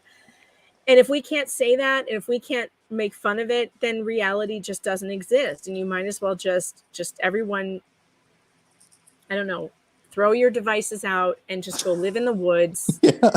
Because that's the only reality left then, if that's the narrative that these people are going to go with. Well, bringing up O.J. Simpson again, he was found not guilty. Does anyone feel bad when someone makes fun of O.J. Simpson? No. Literally no one. Everyone makes fun of O.J. Simpson, and everyone knows that he probably did it. And even the people who were happy he got off thought he did it. They were just like, but he's on our team, so we want him to not go to jail. And so... Make fun of bad people. It's a good thing to do. It is a good thing to do. All right, what's the next thing that Dr. Proudman... What a name. She's very proud of herself. Proudman.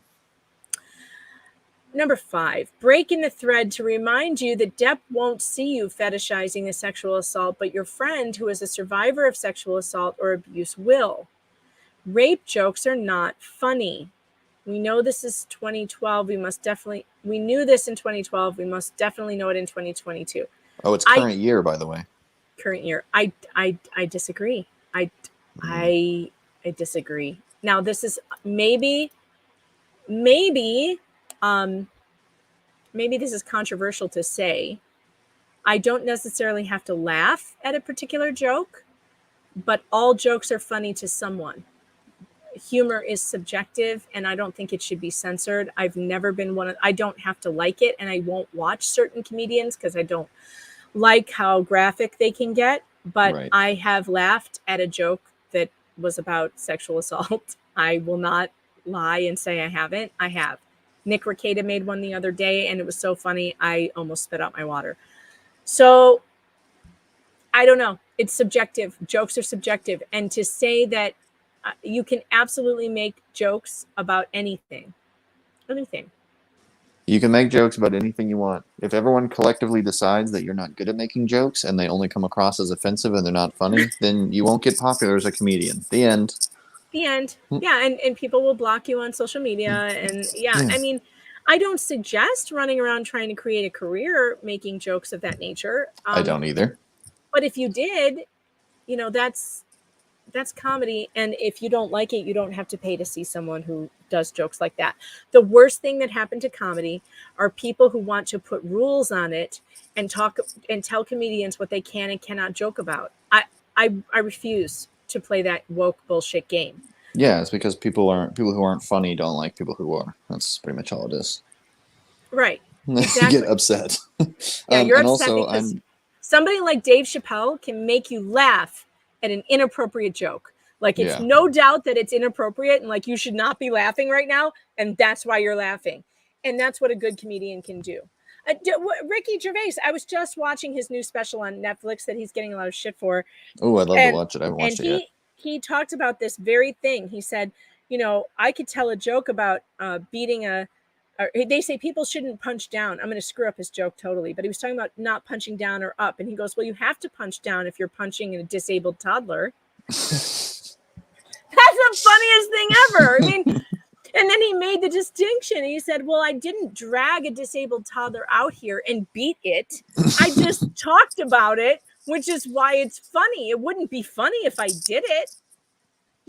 And he's right. There's a difference between joking about something and doing that thing. There's a big difference. And watch his special, you guys. It's called Supernature. It's on Netflix. It's really funny.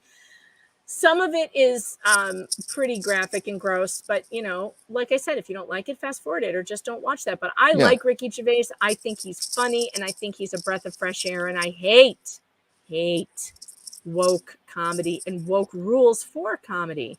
I highly Oh, sorry. No, I'm not. I'm just rambling. Go ahead. I highly recommend watching Norm Macdonald's bit on Cosby. It's very good. I'm not This sure is if I've seen that. post-Cosby controversy. I'm not It's sure if very I've funny. seen that. But did you hear that Norm Macdonald has a new special that he Yes. did before he died? I do. I cannot wait to see that. What's I going know. on with my camera and why does my mouth look crooked? I've been noticing this for a little while. Like, look at my mouth. Like, there's something wrong with it. Wait, hold on. There's like, it's going to the side, and that's not how my mouth is. It's the camera. I swear Do you to think God. it has like a beauty mode thing on it or something like that? I have no filters on, but I feel like my camera's skewed somehow. You know what? I'm going to clean it. I'm going to clean Okay. it. Maybe there's some this kind of like smear on it that is Well, doing that.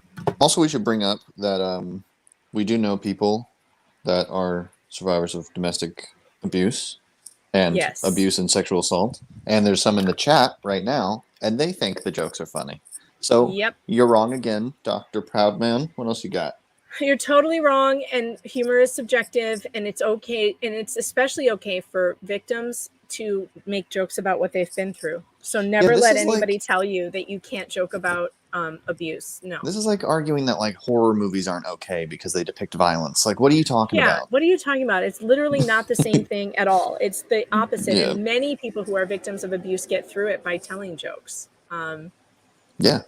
So when she says rape jokes are not funny, I say, no, you're totally wrong. They can be funny, and it's okay to tell them. And that's the side I'm coming down on. Number 6, we've learned. She needs to learn how to spell. We've learned. Maybe that's a UK thing because they do sometimes spell words weird. Learnt is used sometimes. It's Learnt. dumb. I don't like it. Queen is dumb. Well, for us here, that means you come from like Kentucky. Yeah, Learned that victim blaming and tormenting women in the media is still in fashion. The Amy Winehouse, Caroline Flack, Britney Spears style witch hunt is still alive and well, despite the entirety of social media tweeting "Just be kind" on World Mental Health Day. Wait, what? Wasn't like the whole world behind Britney Spears? What? Yes, What is she talking about? literally the entire world was tweeting "Free Britney Spears." I think what she's talking about is back when Britney was being tormented by the paparazzi. But again, Dr. Charlotte, she was being tormented by paparazzi scum. Yeah, paparazzi She suck. wasn't being tormented by the public. Sorry, Nicole wants me to look at the chat. What is question number 1? The jury is still stuck on it? Is this new? Hold on. Question number 1. Question number 1 is the thing about the headline. That's the one we already went over with you. Hold on. Let's go over to Law and Crime and hear what they're talking about, okay? Although I hate them. I feel like I don't want to go over to them because I don't. Well, I do kind of. Like, don't you kind of hate them? Hold on. I need to look at Twitter. I need to find somebody else who is not Law and Crime, because you know what they'll probably do? They'll probably try and copyright me if I play too much of their content. So I don't want to do that without. Okay, DUI guy says things are quiet, almost too quiet. On a much lighter note, Elaine is in the gold skirt again. My trusted source reports she likes to wear the same thing. Apparently, there's value in this type of information to some. I did not notice the gold skirt. Hell yeah, Elaine. You go, girl. All right, let's see. I'm looking, you guys. I'm looking. The jury, if this is still... Did you hear something new, chat? Let me look at the chat. Did you hear something new, or was this from before? Because they had one question. It was about the first question about the headline. But I don't think they've had another question since then. I haven't heard that. I would think DUI guy would say. And I'm not seeing any updates. You said Law and Lumber has it on his Twitter. Is it Twitter? Or are you talking about his stream? Maybe we should go steal one of their streams and just hear what they're saying. I think that's frowned upon. I don't know. would imagine so. That's not really good YouTube manners for me to go and like hijack somebody else's stream. No, it's not. No. So I'm going to wait for the... Oh, you're saying that Law and Lumber is saying it on YouTube. Well, I can't go over there and like show you his stream. So if you guys want to check out what he's saying. Yeah, that was the only question they had earlier. So who is saying that, Josie? Josie says they're saying a female juror is holding out. How would they know that? They wouldn't know that. They wouldn't No one know knows that. No one knows that. No one knows that. That kind of information is not coming out. Okay, it was the Hearsay. same. It was the same. Objection, hearsay. Same question, no new question. Okay, so if you want me to go over what the question was again, I can do that. That's easy. They had a question. They're past the liability part, which is good for Johnny. That means they've decided who's liable in this case. And I believe they've decided it's Amber because their question relates to the next part about awarding Johnny Depp the win. And their first question was, do we have to look at the headline of the article in the context of the whole thing, or is it just a separate statement? The judge seemed to have told them, you're supposed to look at it as a statement of possible defamation. So we can infer whatever. We inferred a lot of things from that. We're not all in agreement on that. I think it means that they just wanted to know how, law and crime. Josie just said law and crime said the same thing. How could they know that? No one would know that. There is no one in the jury room who knows what's going on. And a bailiff is the only one going back and forth from the jury room, and he's not going to tell anybody. No. To be fair, we don't even know that what we're talking about exactly happened the way that it did. Or Right. that it really happened at all. We don't. We don't. What is the headline of the article? I will tell you. All right. The headline is Amber Heard. I spoke up against sexual violence and faced our culture's wrath. That has to change. Now, what they were asking was, and they are on number C, you shall only return your verdict for Mr. Depp on his claim for defamation about the following statement if he has proved by the greater weight of the evidence that she made or published that statement I just read about sexual violence. The statement was about Mr. Depp. The statement is false. The statement has defamatory implication about Mr. Depp. And it was designed and intended by Ms. Heard. And that it conveyed defamatory implication to someone who saw it other than Mr. Depp. And here's what they asked. They said, if we come to the conclusion that number 3, the statement is false, is a true statement, that what she said in that headline is false, do we take that headline as a statement by itself or as a part of the whole article? And it seemed like the judge said it's a statement of potential defamation. So you're supposed to kind of take it. But the instructions say you have to look at the whole thing. So it's very confusing. Yeah. You're not alone if you're confused. We could come to different opinions on what we think that means. And Darlene, if they say yes to one thing, they have to say yes to everything for the most part. If they've come to the conclusion that the headline is false, then she has defamed him, period. Yeah, I mean, you just think about like what we would do, right? If we were there, like, yes, the instructions are there and you're supposed to follow them to a T and all that. But what we would do is we look at it and we go, I mean, technically maybe, but we're just going to give it to him anyway. We'll just, we looked at, totally. We followed it exactly to the number. That's right. But you know what I mean? Like, no one's really going to go through everything with the most fine-tooth comb in the world. These are all just people in there. And I'm sure, and it appears that they're trying to understand it as well as they can, but people are fallible. People are, have places they'd rather be. And I find it so hard to believe they want to do this again tomorrow. Maybe they're having a good time. Maybe they like each other a lot. Maybe this is the greatest moment of their lives. Oh, and they're you might thinking now about what the movie's going to be like later. And they're just dragging out that drama. And if you have some debate bros in there, then they want to be in there for the rest of time. Like, have you ever been in a meeting where one person won't stop talking and everyone's ready to go, but there's always that one person? That could be happening. The worst. Get rid of that guy. Yeah, thank you, Mimsy. Okay, Mimsy put up the wording for us. Pertains to items 1, the title, and 3. The question. Does question number 3, statement is false, pertain to the headline, or does it pertain to the content of the op-ed? The statement is the headline, not the entire op-ed. Yeah, so I mean, it can either be a simple question or maybe it's a more complex one, but we won't really know because we're not in the jury room and we can't tell you what they think. We don't know. We just don't know. Yeah, we don't know. We can guess. I don't like that this has gone on so long.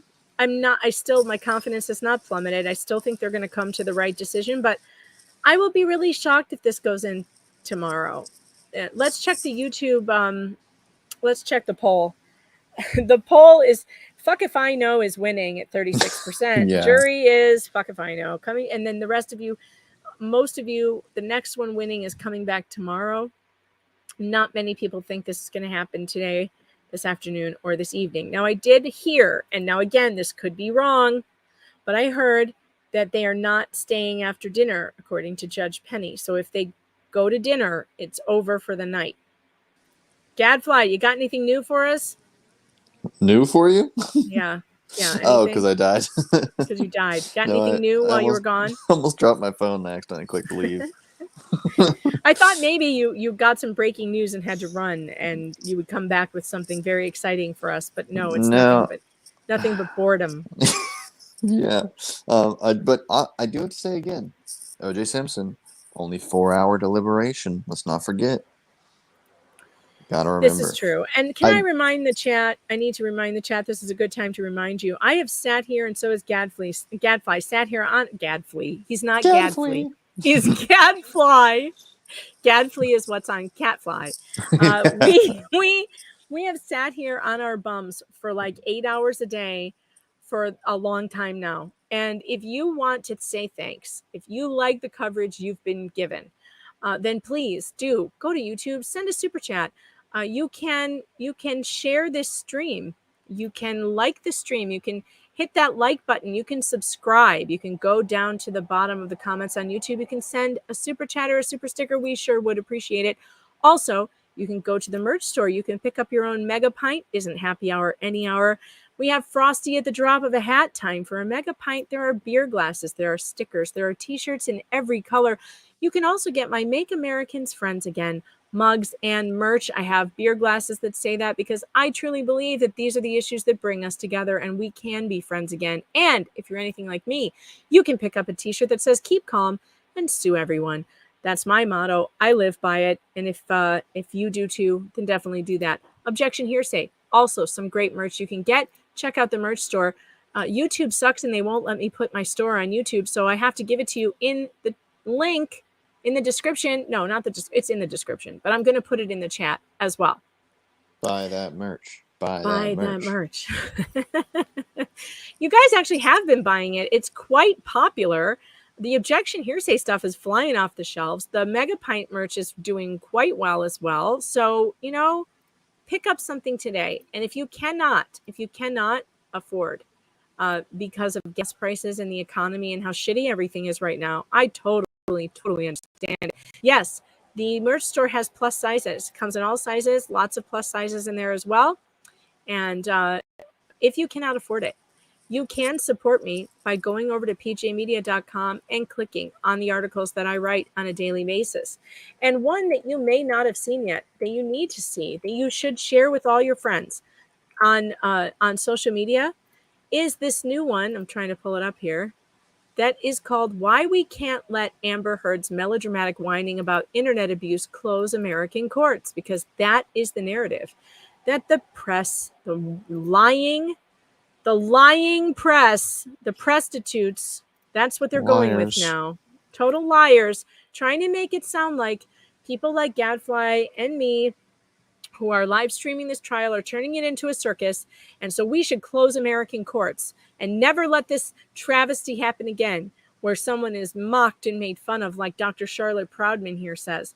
But you know what I say? Screw that. Read my article. I have all my reasoning in there about why American courts need to stay open, and you can help me out and support me by just clicking on it and sharing it with your friends. So please do that today. Do it right now. We can get it trending up at #1. I know we can because you guys are the greatest. All right. If you are on YouTube, hit that like button right now, and we're going to continue with what Dr. Charlotte Proudman has to say. What you got next, Charlotte? Number 7. Charlotte. People really believe that hating Amber simply because of a gut feeling is a good enough reason to hate Amber and wholeheartedly believe in Depp. Again, Wow. despite him losing in England. Reality check. Your gut feeling is misogyny and just refusing to be better informed. Is she kidding? That's amazing, actually. Because I'll say, I feel like I've said this multiple times, but I was just with the wave before I started looking into the trial. At first, in 2016, I was like, I didn't even see the TMZ video or anything. I just heard from, the ether, oh, Johnny Depp was abusive to Amber Heard. And I was like, oh, that's crazy, man. That sucks. What a bad guy. I don't like that. And then later, I was like, oh, actually, Johnny Depp released some audio tapes, and actually she was abusive. And I was like, oh, wow, what a psycho for lying about that. That's crazy.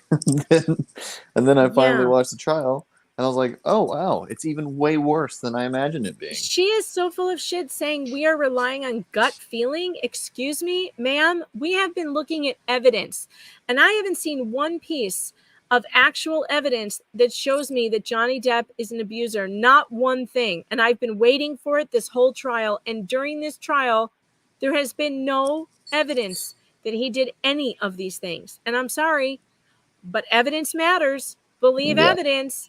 Hashtag believe evidence. Hashtag and buy my book. Buy the book. And how would you buy that book, Megan? Is it available on websites like Amazon or Kindle? Well, it is. It's on Amazon. It's also on Barnes & Noble. And you can get it on your Kindle for like $3. It's truly a steal right now. Oh, my. We should do one of those infomercials. So you're trying to read any other book.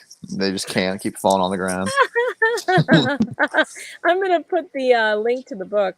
So if you're a reader and I should really do an audio book because those do really well. And You I haven't should. done. Oh my gosh, I can't believe I haven't done one yet. I can't believe I haven't done one either. Maybe I'll read you guys a chapter. Would you like me to read you a chapter from my book? I might do that. We got to fill time here. We got to filibuster in some way. I'm running out of shit to do. Man, okay, number 8 out of 9 or out of you read that one. My throat is starting to get sore. Okay, number 8. Since we've rebutted all the other ones, Depp fought to have the case in Virginia where it can be televised so that he could fulfill his promise to Amber. 1, that he would force her to think about him every single day, and 2, he would give her global humiliation. How can the justice system have allowed this? So it wasn't Depp that asked for the cameras, right? No, but let me explain. First of all, Johnny could not have asked for this to be in Virginia. There is such a thing called jurisdiction. This person is a moron, but then again, she's also not an American, so she doesn't know how jurisdiction here works, so we'll give her that. Okay, but this is a total lie. The Washington Post is based in Virginia. That's where the publication was published. Johnny had to sue in Virginia because that's where the court has jurisdiction over the Washington Post article. You don't sue Amber in California over a Washington Post article that was published in Virginia. That's the wrong jurisdiction, and this is strictly a jurisdictional issue. Period. Wow. Well, look at that. I'm super shocked, but Dr. Charlotte, you're wrong and stupid. Wow, incredible. And when she says, how can the justice system have allowed this? Ma'am, that's how our jurisdiction works.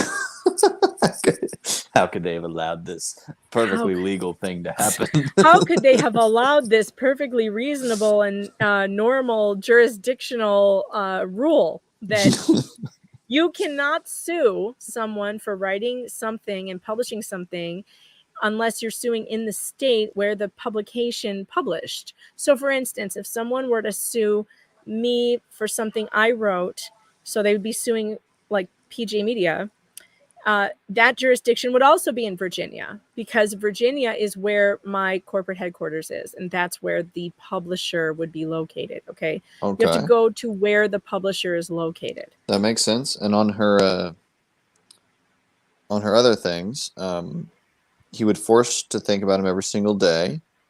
That he would force her to think about him every single day. Okay. I don't know if she does that, but okay. And 2, he would give her global humiliation. Well, yeah. I mean, wouldn't you say those things to someone who was telling you they're going to lie about you abusing them? You'd be like, I swear, I will take you to court and everyone will see Yeah. that you are lying. Of course. Of course. And saying that and continuing to say over and over again, but he lost the trial in the UK does not convince anyone in America. No, it really doesn't. I'm sorry, but we don't have that high of an opinion of UK courts. We don't. There's a reason why we're not the UK anymore. There's a reason why we're not part of Great Britain. So we're not that. We don't like your courts. Yes, and different countries, different rules. Totally different countries. And when you try to compare Americans to the UK, we get really squirrely about that. Like, wait, at least I do, because I feel like, no, this is a totally different place. No shade to you in the UK, but we are not you. And we are much different.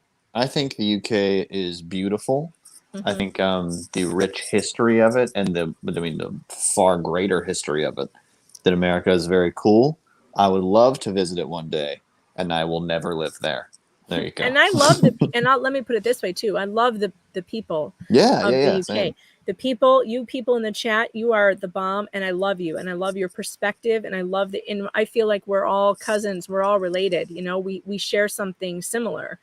But I don't like your government. I like it even less than mine, which is hard to believe because I don't like my government very much at all. Hardly at all do I like my government, but I like my government more than yours. But and yeah, so I trust my courts more than yours, and that's just how it is. And to be fair About to the- Town says I'm in the UK and I want to move to America. Well, a lot of people do. And that doesn't mean that we dislike the people in the UK. We actually love you very much. But we don't trust your government. We trust your government even less than ours, which is not saying much. Definitely. We And I don't trust ours at all. I mean, I could say the same thing about like a different state that has like different laws I don't agree with. I mean, I just wouldn't want to live there. That's all it is. It's not a big deal. Just don't like the laws there. I definitely want to visit. I never have, and I would like to visit. But yeah, I don't think I would like to live there. Although I can't really say that off the top of. I can't say that without having gone there because maybe I'm wrong. Maybe I'm wrong. Well, maybe I'm basing maybe off the I laws would. on the books, but yeah, I guess you're Maybe right. I would enjoy it more. I just don't think I would like your national healthcare system very much. That doesn't seem like a good idea to me. I'm about private healthcare. I like everything privatized. I like individualism. I like being able to choose. Check the court feed. Okay, I'm doing it right now. Calm down. Hold on. Let me listen in.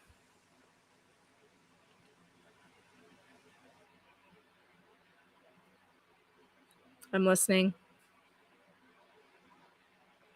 Or I'll tell you what I'll do. I will share this stream so you can. He doesn't know what's going on either. He's saying what could happen. I don't think it's that. There's nothing going on inside the courtroom. This is just law and crime talking Central head. Casting had a pipeline to this trial. And one of the most interesting witnesses, I think we can agree, is Isaac Baruch, who testified. All right. So they're that still he just lived- talking about, they're just going over who was in the courtroom. That I don't care about. I don't think that they have. Who's here? Stephanie's here. Hey. Hey. Finally. What's going on? Nothing. We've been sitting here all day and the jury is still not back. But I heard they had a question. They did have a question. And the question question was whether it was the title of the tweet or the title of the. No. What was the question? Hold What was on. the question? I'm pulling it up. Well, that at least showed that they didn't answer no to the very first question. They were getting to something about her alleged defamation of him. Yeah, they had gone past liability. So we're past liability and we're now at findings. This is where their question came up. All right, what was the question? You shall only return your verdict for Mr. Depp on his claim for defamation about the following statement if he has proved the greater weight of the evidence that. They had a question between 1 and 3. They said, if we find on number 3 that the statement, this one, is false, I spoke up against sexual violence and faced our culture's wrath, that has to change. I think their question was, does that mean we find all the rest of them are false? Or are we supposed to take them one at a time? And the answer was take them one at a time? Yeah. Mm-hmm. Mm-hmm. So wouldn't you think that means that they found her to be liable? I mean, impossible to guess, but but they're I think past it means they at least got past the first question. they got past the liability. Mm-hmm. You know, so at this point, Stephanie, it is 4:30. Do we believe that a verdict is coming in today? It could. Did the judge say how long she was going to let him go on days when they're there? I heard a rumor that said she would not let them go past dinner. So I'm thinking 6 o'clock is about the last. That's about it. She said, but she did in court. She said, as long as you want to, within reason, but I don't serve dinner. So I mean, it could just mean But she's does that saying mean pay that for your she's own gonna- dinner. Does that mean she's going to gather up everyone she needs to, the court reporter, at 9 p.m. and come in with this verdict? Could that Courts happen? can do that. Yes, they can do that. All right. Well, maybe I'm wrong. Maybe I'm wrong then. Yeah, Megan. Jeez. Who said that? Gadfly. Is that Gadfly? That was me. But I do have to go. But please keep me updated. You're going? Are you going? Yeah, Stephanie came for in, so I gotta good? get out of here. All right. All right. Well, he's on vacation, so he probably has to go out to eat and do something go fun. enjoy yourself. Well, but so Megan, what are you going to do? Are you going to stop the stream and then if they come back, No, get back actually, I don't think so. I think I'm just going to let it run. Yeah, By I'll the keep. By I'll the way, keep. Oh, sorry. Go ahead. those of you on Facebook, the stream's going to cut off in about 4 minutes because we'll hit the 8-hour mark. I will restart it, so just don't panic. If you don't want to be interrupted, just head over to YouTube and it won't be interrupted. Go ahead, Gadfly. What were you saying? I was gonna say it is good to see you, Stephanie. I'm sorry I have to go right when you get here. Yeah, I get seems to be a theme. Fine. But yeah, I'll keep checking my phone. So just update me if they are coming back with a verdict, then I'll hop on to watch it with you guys, obviously. But Okay, definitely will do. all right. All right, Megs, take care. I Yeah. probably have to hang up eventually, like not too far from now. Well, But stick around for a few minutes. I've been here all day. I've been here for 7 hours and 57 minutes. You think you can hang out for 10? Jeez. But what I'm saying is when I do have to go, if something happens, you're going to text me, right? So I can Oh, get sure. back on. While I run the stream and I have to text everybody else, why don't you pay attention to the news yourself and just jump back You on get all here? the super chats. I didn't get any super chats today. No, I did. I got a couple. You're so funny. I did. Actually, that's terrible. I got a lot. Thank you, Yeah, chat, shame on for the you. super. Well, I was not thinking. Look, listen, my brain is tired. I've been doing this bet. for a long time today. And you're interested to hear about book club? All right. Well, let me tell you. I want to know what you all have been talking about all day with no trial to cover. I mean, my Well, gosh. for a second, let me get to Anjali's question. I have a book club every Friday night on YouTube. I read one chapter of a book. We happen to be reading the original Sex and the City by Candace Bushnell right now. It's okay, but it's a lot of fun to hang out with the fans of Sex and the City that I have built up on my channel who really hate that woke and just like that crap that they tried to shove down our throats. So we've been enjoying the old version of Sex and the City by book form, and I haven't done it in 2 weeks because of this trial. It has taken up all my time, but I will Meg, be back to it soon. Yes. You need to skip that and start reading Charles Dickens' Bleak House. Oh my God, no one would tune in for that. Are you kidding? Are you kidding? Are you trying to lose me subscribers? No, what I'm telling you is if you want a description of what goes on in court, oh yeah, that is still relevant today, yeah, 200 years later, you at least need to read the first chapter of Bleak House. You at Bleak least House need to is a great. I have not read the book, but they turned it into a great movie. The BBC made a great movie about Bleak House. Or I think it was a series. Very, very good. And Dickens is a wonderful writer. I don't mean to, but I don't think anyone would tune in for that. Is all Well, I'm they saying. should. After what they've just been through with this trial, you need to read the first chapter. Lenora says I would listen to it. Thank you, Lenora, someone with class and education on your stream. Lenora, you rock. Jennifer, there's no book club info. Just tune into my channel every Friday night, except for the last 2 weeks. I've had one at 5 p.m. on Friday nights. And you can go and look on my channel under playlists and look for book club, and you'll find it. And you can catch up on the first 8 chapters of Sex and the City. And then I will be doing chapter 9 soon, hopefully this week. Hey, Meg, you know what's another good book that's law related that's really, truly a page turner? You can't put it down, and it's such a great story. The Client by Grisham. Oh, John Grisham.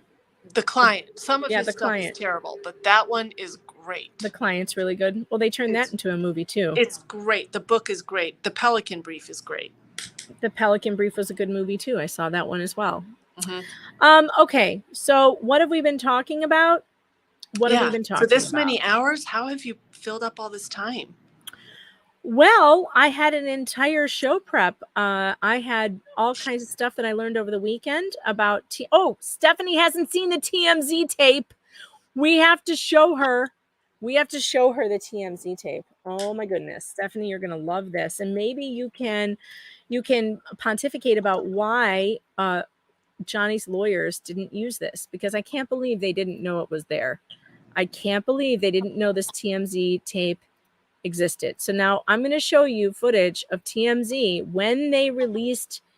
Facebook got shut down. Hold on. Let me redo it. Remove. Now I got to restream it. And save changes. Okay, it should be back up in now. All right, Facebook should be back. All right. Stephanie did not get to see the TMZ video on the day that they released the cab. Yes, Ryan, we spoke about flying ants for an hour. We did. We spoke about my ant infestation and whether they were ants or termites. They terrified the crap out of me, the stream, and they appear to know more about ants than anyone on earth. The people in this stream, they know more about ants and ant behavior and infestations than anyone in the world. It's amazing what they know here. You have a cool audience. They know a lot of stuff. They know a lot of stuff. They are very educated. All right. So now I'm going to show you TMZ admitting that Amber Heard leaked the tape. That this has happened enough to her that she puts the camera down on the table and starts filming because she knows where this argument's going to go and wants to get whatever he says or does on tape. You notice halfway through the video, she moves the camera so that it gets the angle of Johnny Depp so that he's on camera. Now, the other thing that I have to say, Amber thinks by leaking this video is going to go a long way for her. Did you hear that?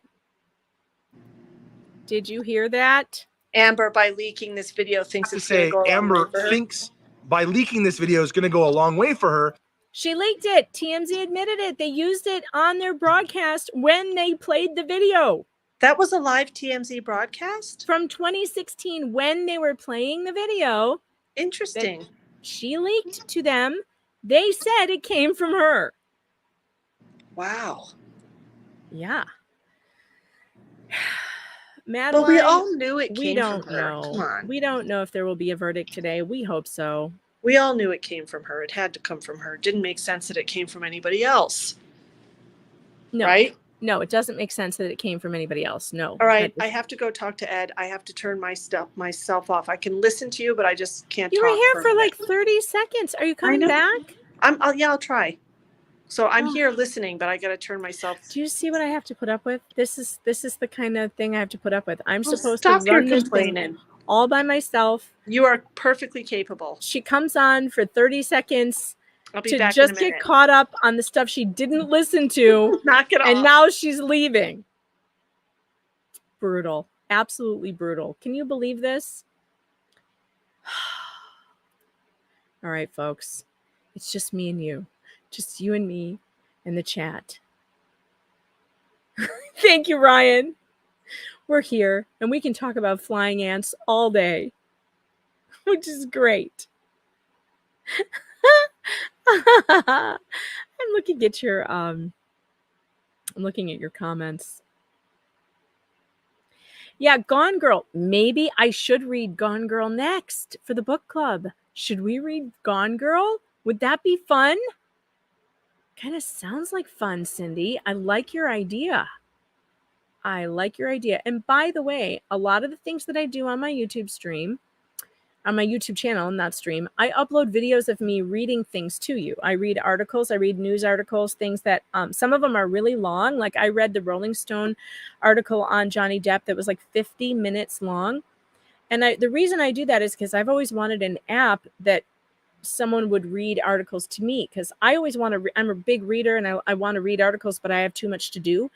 So I want to hear it. I want to listen to it, but that doesn't exist. And so I just kind of became that for my listeners, and they love it. And so what I do is I will read an article. Sometimes they're really long, sometimes they're short, sometimes I write them, sometimes they're written by other people. I loved that one by Rolling Stone about Johnny. It took me 50 minutes to read it. It was a really long one. And I encourage people who are listening to get up and do something, valuable with your time. So do your dishes, put your headphones in, do dishes, do chores, dust something, vacuum something, make your bed, do things, and then you'll feel productive. But you were also listening and learning at the same time. I don't always like to listen to music when I'm doing chores. I would prefer to be read to or listen. I used to listen to Rush Limbaugh, but he's gone now. So I have like this big hole in my day, And Rora, thank you for the super chat. Rora says, Megan, what is your zodiac sign? I'm an Aries. Stephanie's is, her birthday is January 29th. So I don't know. What does that mean? I don't know what her sign is. I know that her birthstone is a garnet. I don't know what that makes her sign, though. Elenia says, love the articles. Lenora says, I'm ADHD, so I love that you read it. Truly appreciate that. I am too, Lenora, so maybe that's why I like it when people read to me, that I have the same problem. And people in the chat are saying they knew I was an Aries. That's funny. The movie, Gone Girl creeped me out. I thought, it's like a jury is not on a break. No, they are deliberating right now. They were on lunch, but they're back. They're deliberating. She is an Aquarius. So Stephanie's an Aquarius because she was born in January. Okay, that makes January 29th. I don't know. I don't pay a lot of attention to signs. It's not really my thing. But Ellie says she homeschooled the children while she was listening. Great. I love multitasking. If you can do that, you are amazing. Another fellow Aries. Yep. Fire sign. And I was also on the Chinese calendar. I was born the year of the dragon, which I've always found kind of cool because that speaks to me. What did you miss, Sean? What did you miss? Not much. Nothing's happening, Sean. Absolutely nothing. Nothing is happening. In fact, I'm going to go over to Twitter and see if I can get any updates on anything. Because so far, there's literally nothing happening. Which I know sounds like riveting.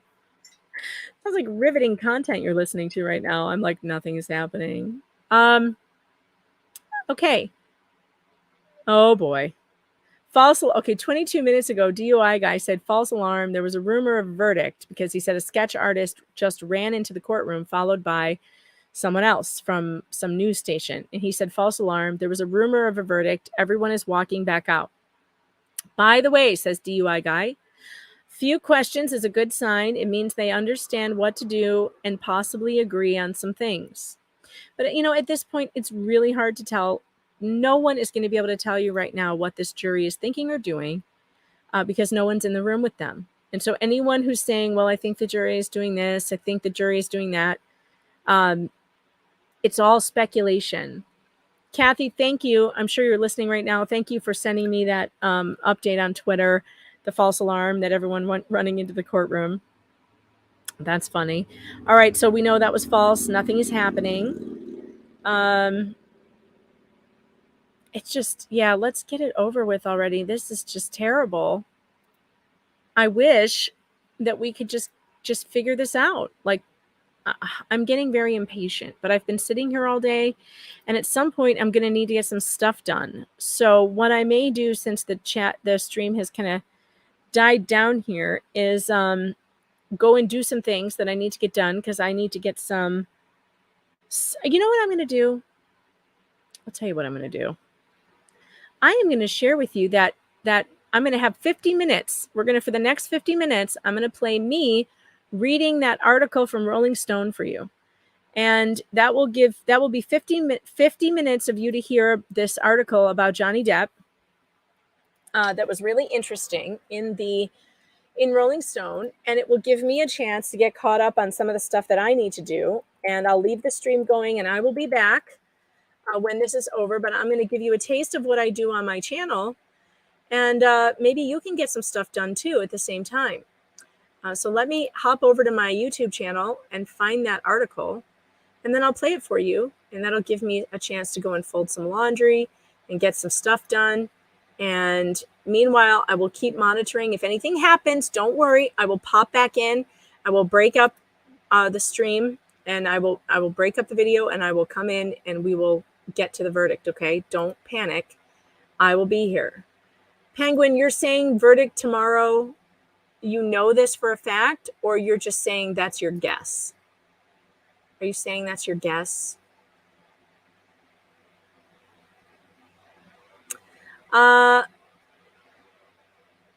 Let's see. Yeah, Josie's going to take a bath. Yeah, this is a really good article. You will like it. It's from Rolling Stone. Let me share the screen here. And let's get it started, shall we? Living quarters where he lives. It's time for me to read to you again. Do you have any chores to do? Do you have some dishes to get done? Possibly some laundry to fold and put away? Well, put your headphones in and get ready, because I found this article in GQ where one of their reporters traveled to Depp's town in France. Yes, he owns an entire town in France. Must be nice. And interviewed him back in 2018, and I thought some of you might like to hear it. It's called Johnny Depp Will Not Be Buried by Jonathan Heath. And here's a picture of Johnny outside his church-turned living quarters where he lives. The death metal begins at 2:43 p.m. It's loud, and it's coming from inside the church. The noise is a proud, ungovernable fury, like a prize bull being dragged to the slaughterhouse by its copper nose ring. The idyllic quiet of the southern French countryside, the soft rub of the cigales, and the warm breeze rolling off the Mediterranean is torn down the spine by wailing, demonic vocals and pedal distortion. Everyone outside, some drinking small glasses of Pastilles de Marseille in the 37 Celsius heat, turn to look at the church door and then at one another. Despite the rupture, the shattered tranquility, it is a positive sign for those who want an audience with our host, the man rumored to be sleeping inside the small single-storied chapel, its original confessional area transformed into a closet, its cloister now used as an artist's studio with large, unfinished canvases leaning against the perimeter, must surely be awake. No one could sleep through what sounds like Satan's own alarm bell. 2 weeks ago, there was an invitation, confirmed late yesterday, to come to Johnny Depp's villa and talk openly and without caveats. If you rise at 5 a.m. in North London, get to the first Nice-bound British Airways flight out of Heathrow around 7:45 a.m., and then take a taxi for an hour due east along the scorched yellow coast past Cannes, past Freyeux, I don't speak French, past whatever that is, and not quite to Saint-Tropez. You will find yourself in the rural town of Les Hameaux Degassain, probably? I don't know. Hemmed in by rows of young short vines forming tracks like nature's braids, their bruise-colored fruit just beginning to swell and sag with new weight. Depp's complex of around 7 or 8 small stone abodes sits above this quiet, unremarkable old town, with a view that stretches out over the rippling Ligurian Sea.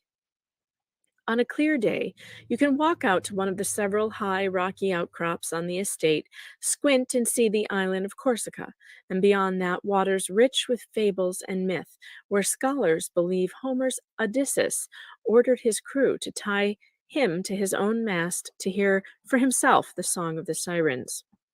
Squint harder and you might catch Italy's west coast twinkling, with Pisa, Genoa, and beyond that the beauty and corruption of Florence. Earlier, I arrived at the compound's gates, passing director Tim Burton and his family, who were off on a boat trip with various children, sun-kissed and grinning. Burton has been staying with Depp these past weeks, enjoying the baked private utopia. Having been buzzed in, a golf cart driven by a native named Danielle takes me up to the main set of buildings. Danielle, a man in his late 60s with an impressive whipped cream mustache and a long ivory ponytail, who, it must be noted, looks astonishingly like Asterix from René Goscinny and Albert Uderzo's famous French comics. It is the man for whom Depp bought the land and original 19th century houses 20 years ago. It was purchased by Depp and Vanessa Paradis, his then partner, as a sanctuary, a place to escape with children, to play freely away from the full beams of Los Angeles and Paris. When the estate was listed on the market in 2015 for $63 million, a warning shot of the actor's financial problems, many of the news reports described the property as being a village-like compound. As our tires crunch their way up the wide gravel path toward the collection of stone buildings, it's easy to see why. There is a modest main house with weathered blue shutters, almost entirely covered in rippling bright green foliage. There is a hidden pool, a gazebo, a stone terrace with wooden shade, and a jumble of around 4 or 5 bedrooms and bathrooms. The slanted near-flat roof is terracotta tiled, while on the lower flank a heavy wooden door leads into a cave-oven, now converted into a cozy, if you find crypts cozy. The space is peppered with candle drippings and cowhide throws. From here we turn a hard right, pulling inside what feels like the estate's main courtyard or village square, a place where the road widens and comes to a natural point of congregation, a patch of gravel with a small tree at its center. In front of us, 30 feet away, is the church, silent, with its door locked, while to our left is what appears to be a quintessential French cafe, a building that was originally intended to be a garage. All right, The hold cafe's on. brown fabric. All right, hold on. I am seeing that DUI guy is saying the jury is going home. They're done for the day. I'm surprised by this. I really am. I guess they're going home for the day. So, Sean, are you still there? I know you said you came back. Are you still there?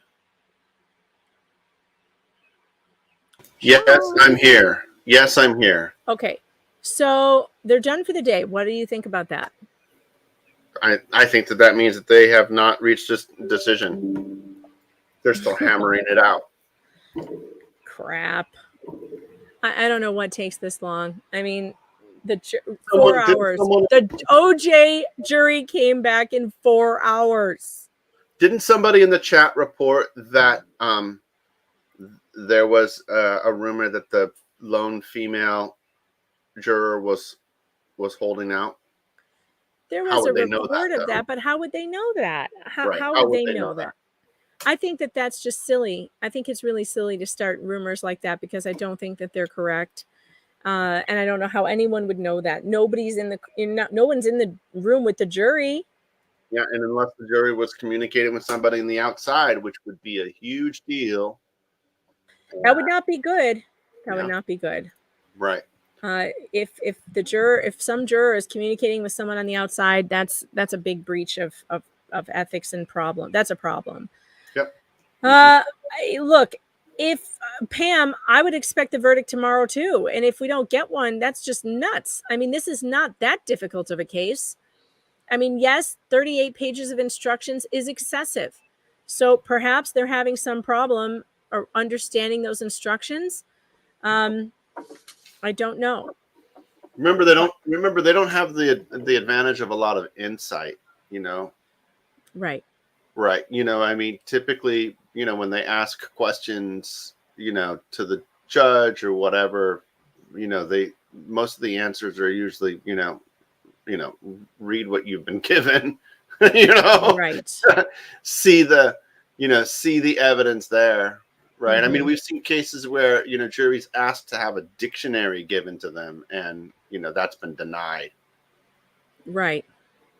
So Mimsy says, I think the instructions were confusing for them the way they were written, perhaps. I kind of agree with that. I said that when we went over them. I thought that the jury instructions were a little bit confusing and written in a roundabout way that I thought could have been clearer. Penguin says 1 full day is only 8 hours. That is true. And they did not get to deliberate much on Friday, which is why I didn't count that as day 1. I counted today as day 1. A lot of people are saying this is day 2. I don't believe it.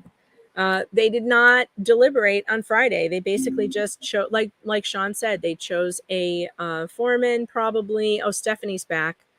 They didn't deliberate on Friday. I thought they did. They did, but not long. I mean, like Sean said, they probably just had time to choose a jury foreman, go through the instructions, and then they were Those they went crazy home. mountains of papers of instructions that no one can understand anyway. Yeah, exactly. The instructions were silly, and then they wanted to go home, so they did. So you can't really count Friday as much of a deliberation. They're going to come back today? No, they're going home. Oh, they've gone home. They're going home. Catch up. I thought you were listening. Well, I was, but then people were leaving. I had to talk to people.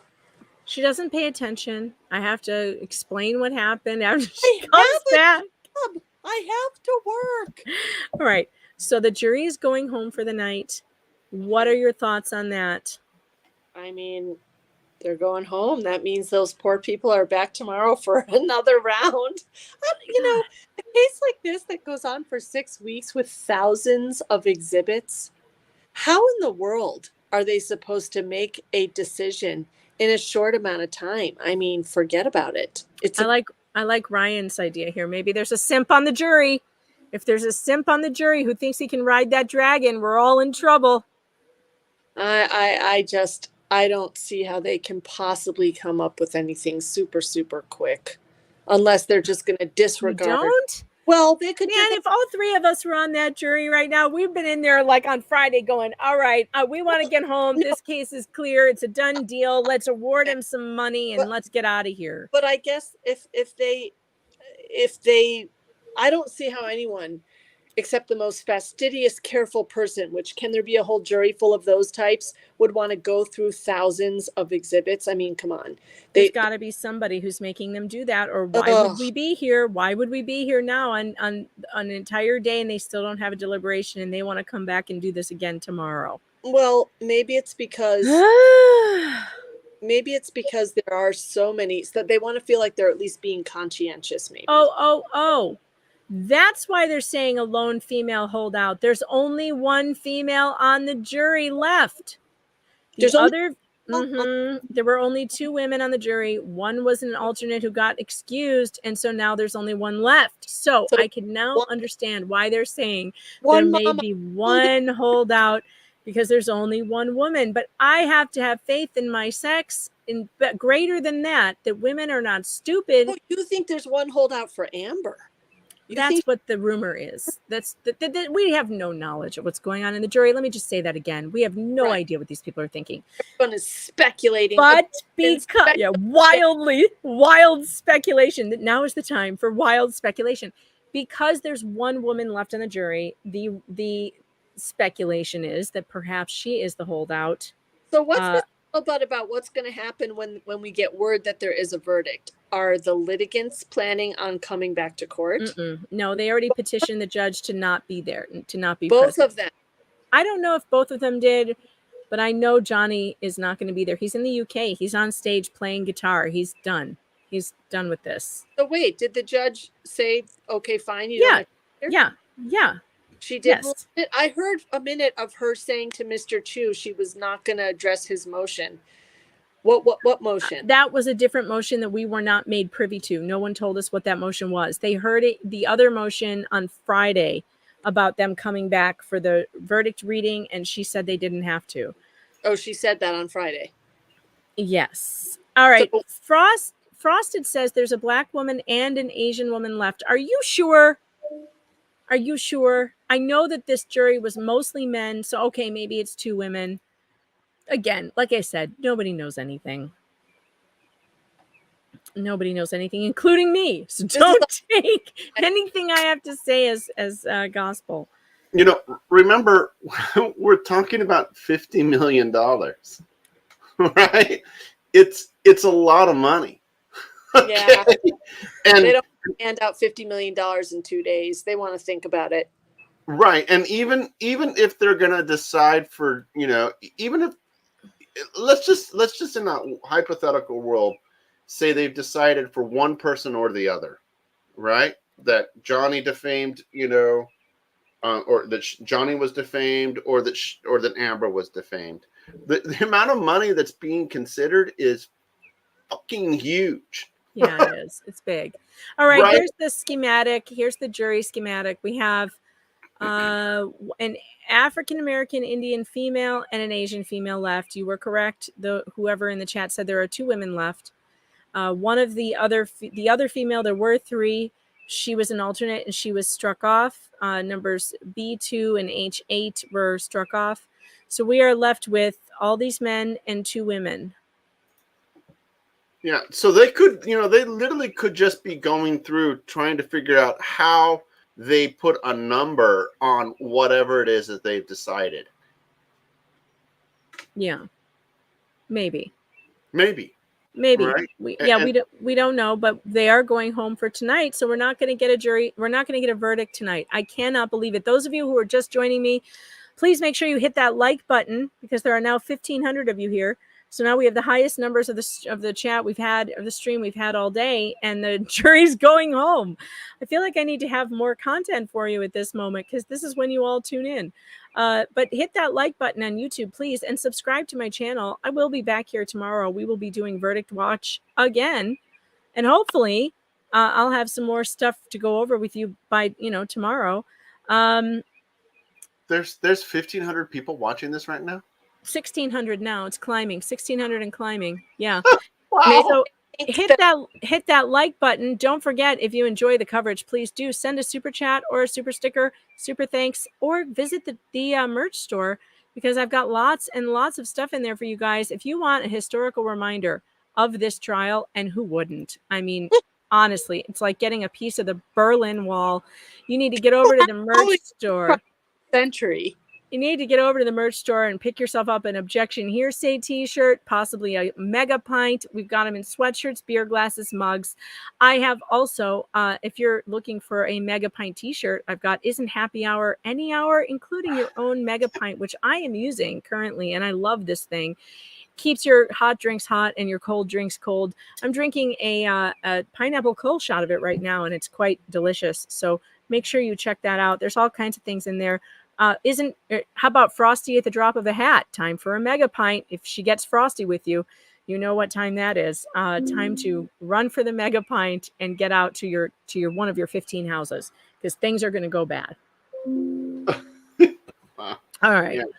And I still haven't gotten a Starbucks card. I'll send you a t-shirt though. I need to send you a t-shirt. You have to send me a t-shirt. Yes. I'll send you all t-shirts. Just make sure you send me I know your address, Stephanie. Sean, send me your address. I'll make sure you get something. You can let me know if you want a t-shirt or a mega pint or what you want, and I'll send it to you. I want Objection Hearsay. Objection Hearsay? Well, of course you do. Of course you do. Of course I do. Of course you do. Frosty at the drop of a hat. I don't want to advertise that kind of behavior from me. I'm saying patient. And it also, the Objection Hearsay merch also says #men too, because men can be victims of domestic abuse. And we need to start believing evidence and not just... Hey, are you making believe evidence shirts that say believe women crossed out evidence? I really should be because I wrote that book. I really should. Yeah, I have not though. That's a great slogan, believe evidence. Yeah, it comes in handy right now. You guys are asking for the link to the merch store, so I'm going to drop it for you in the chat.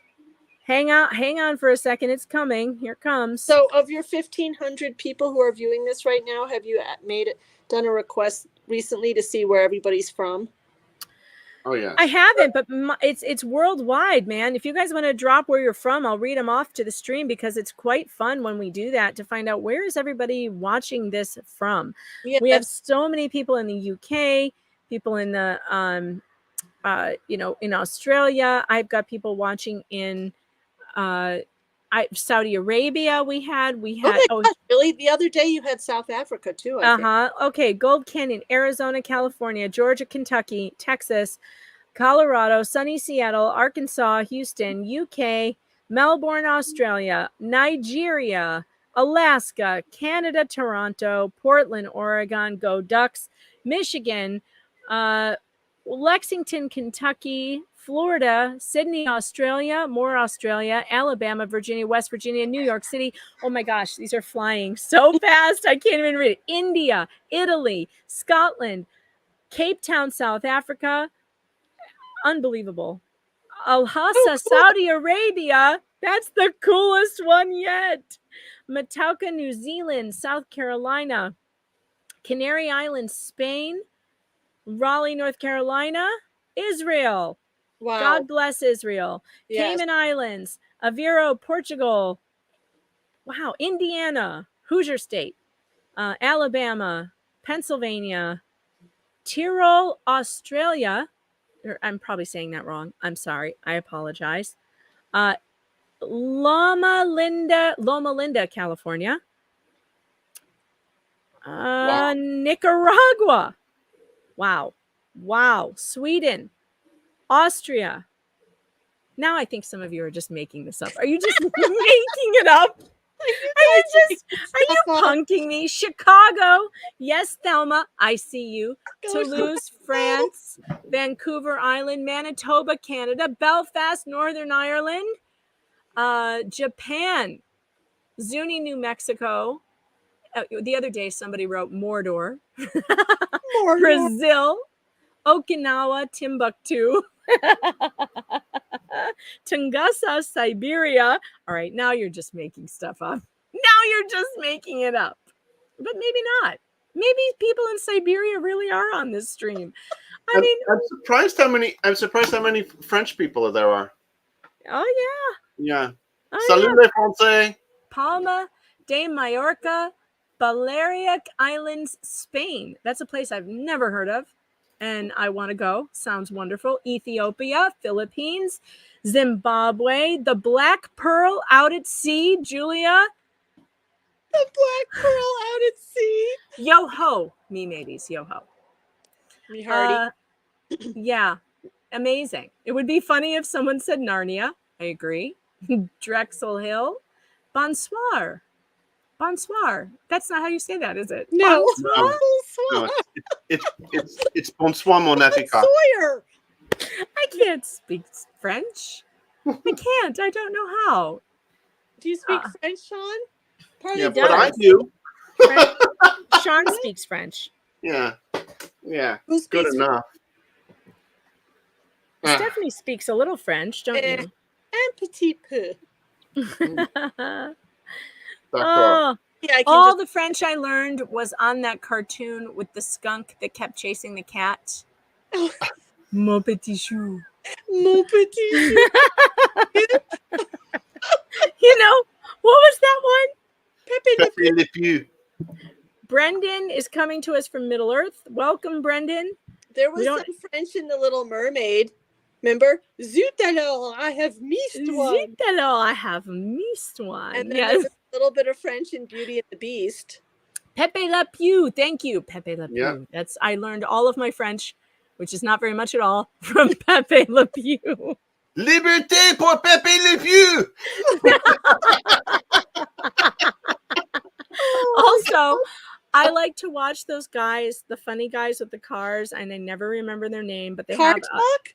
not Car Talk. They're I love on Car Talk. No, they're the guys from the UK, and they have this funny car show, and their new one is called Ménage à Trois, and they did this French one, and it's so funny about how the French people treat their cars and how they just don't care for them, and they bump into things all the time, and it was so funny. I don't know if that's true. It could just be some English joke about French people that's not true, but it's funny nonetheless. I have a friend. Top Gear. Thank you, Foxy Fox. That's what I was thinking of. Top Gear. I have a friend who is French who recently told me when we were driving around in Annapolis that she always marvels when she comes to Maryland at how polite the drivers are. And I'm like, because apparently in France, they will just hit you. They will just hit you. She says in Paris, the drivers in Paris would make us look like just totally passive and calm. And my perspective is people drive like complete lunatics here. So when I go to Paris again, I probably shouldn't drive because I would probably be run off the road,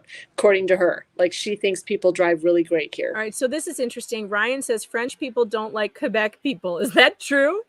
Is there like a is there a fight between the French and the Quebec people? I think they look down on the the language Quebecois, which is not what French people in France speak. Well, I don't know any of it, so Yeah, the accent is different, so that there is a little bit of snobbery, but I think also how people from Spain consider the way people from Mexico speak Spanish is nothing like the way they speak Spanish, and they don't, Yeah, they think, not the chat's agreeing and saying it's not how the same English language. feel about how we speak English. Probably, yes. They don't like the way we speak. We sound terrible in comparison to how people in England speak. We sound ridiculous, I'm sure. I'm sure. I'm sure. Okay. All right. So what do you guys want to do? You're all still here. I don't know why you're still here. The jury is going home. Do you want me to keep putting on my little song and dance number for you? I mean, what do you want me to do? Court feed down? Is there no more court feed? There was no court feed today at all because... Oh, yes, there was, because she came in and discussed the... All right, well, we missed it. But I was... Oh, you didn't see her discussing the jury question? No, we missed it. Oh. But, I mean, I knew what happened afterwards, so... Actually, maybe we should go back and try and watch that. Let's see. Yeah, so you can see exactly what the question was and what her response was. I know what I listened to the law and crime people talk about it, so I understood what It had something to do with the title of the article being. Yeah, they just wanted to know if they were supposed to take it as one thing or as a whole. Like if we answer this question one way, does that mean we have to answer all the others the same way? I think that's what they were saying. Okay. Let me see. I'll go on. YouTube's taking forever to load, and I don't know why. Let's see. Johnny Depp jury question. Let's see if that pops up, if somebody has put it up there. Okay, here we go. Yeah, all right, we can watch it. Hold on. Oh, Camille's there. Looks like she's wearing white. Her signature color. Share screen. All right. Sorry that we did miss this earlier today. All right. What? It's frozen now? What is happening? All right. I only have 2 copies, so that's what goes. Let me just read into the record the question. It's basically in regards to number C, items 1 and 3, and number C is a jury instruction on the finding instruction for the online article title. The question is, does question number 3, the statement is false, pertain to the headline, I spoke up against sexual violence and faced our culture's wrath, or does it pertain to the content of the statement, everything written in the op-ed? So I think the confusion came in this particular one because the statement in question is the title of the op-ed. So I think they're just confused as whether it's the whole op-ed or just the title is the statement.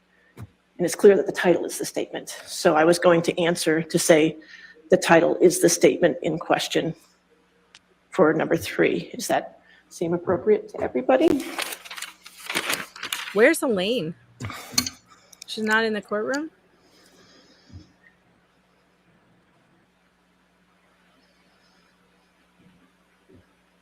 No, she is there because I think she pipes up and asks a clarifying question in a minute.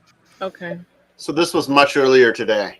Yeah, much earlier. This is not happening right now. This was Which much they earlier. phrased as headline as opposed to There she is. title. But Right, because the headline is the alleged defamatory statement. So I can say the statement.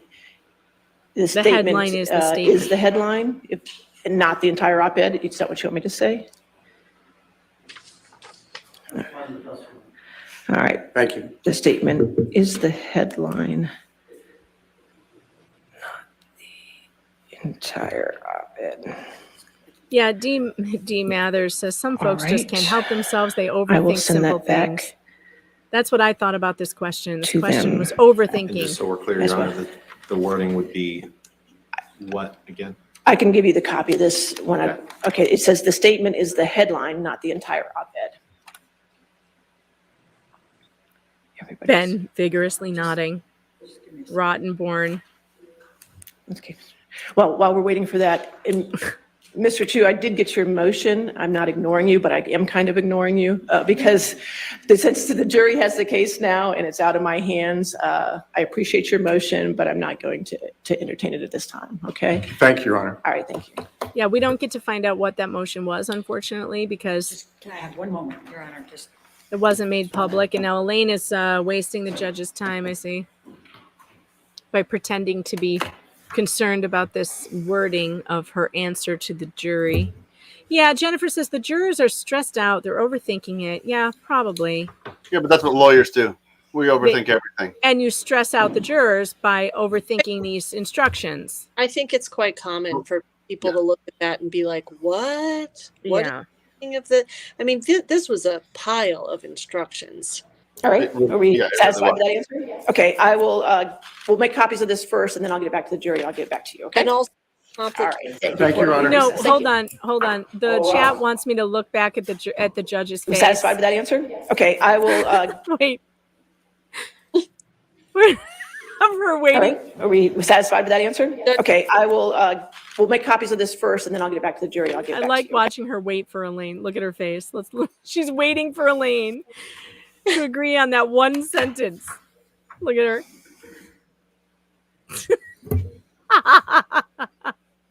So again, this was about instruction C, right? Yeah. Not A. Not A. Instruction C. They've Well, moved past liability. No wonder Elaine is so. Look at her. You know. Look at the judge. Now she's leaning forward. She's like, seriously, Elaine? Seriously? All right. Are we satisfied with that answer? Okay, I will. We'll make copies of this first. Oh, that's funny. Okay, I'm glad we got to see that. I should have done that a long time ago. Yeah, the jury went home. They are going home, and we will not have a decision until at least tomorrow, maybe later. We don't know what they're going to do.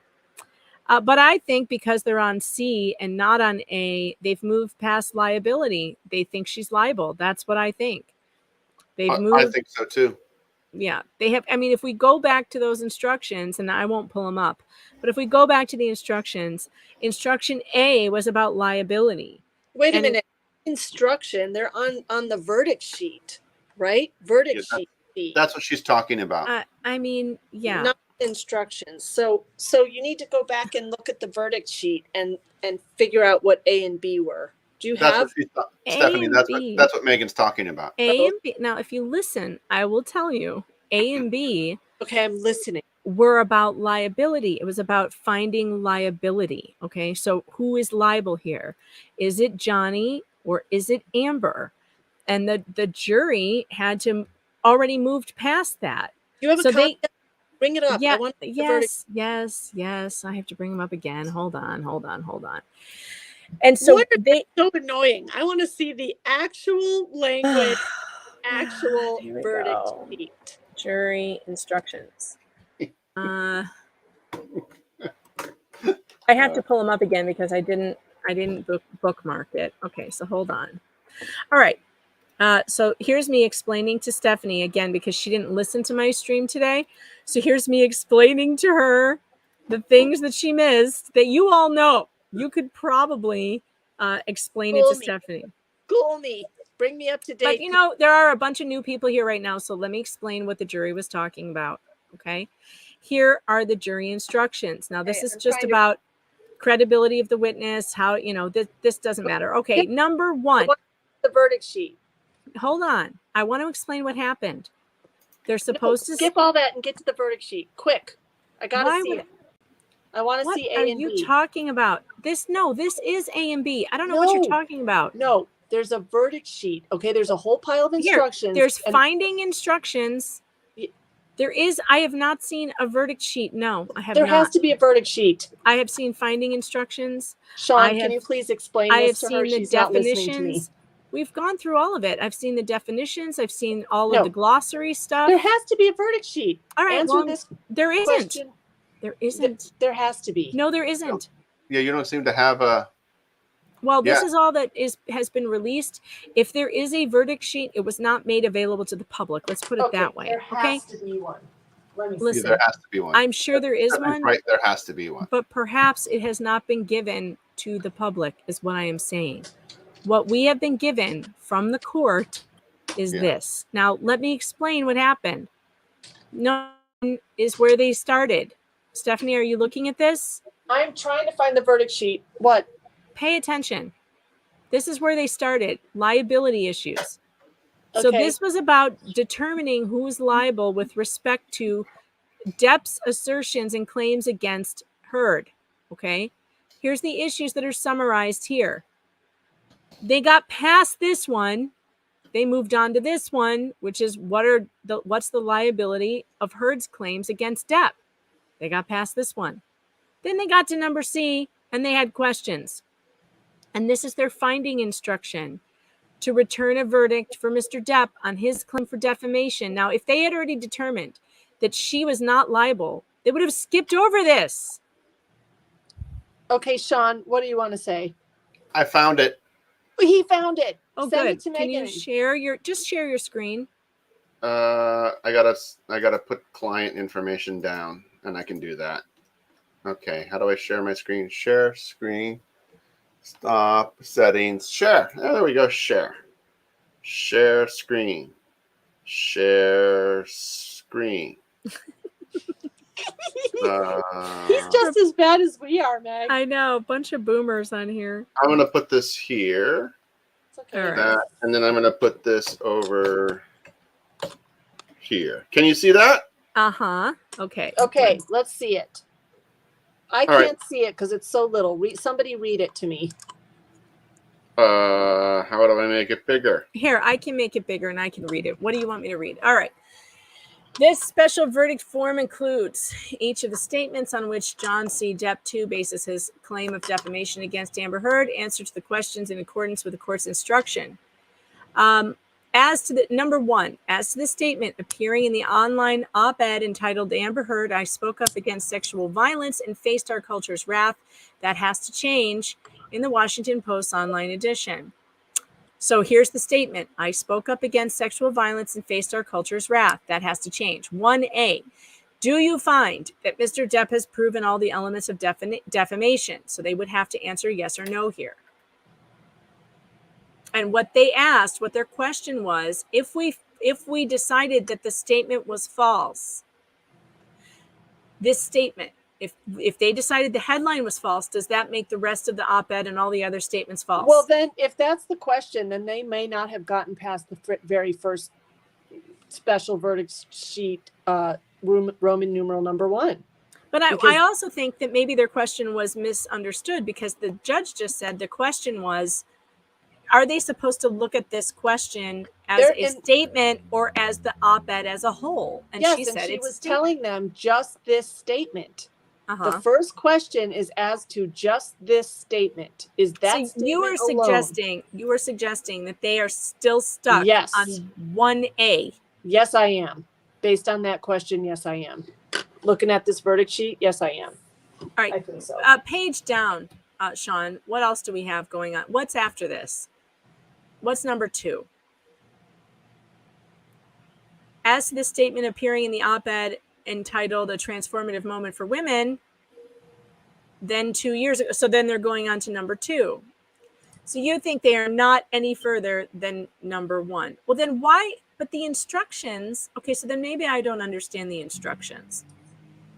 Well, I posted the instructions for you in the private chat for the StreamYard, so you can dig through them tonight. I just think, I think, how do I get out of this exit? I'm in my full screen. I don't want to be in full screen. I had to. All right. Yeah.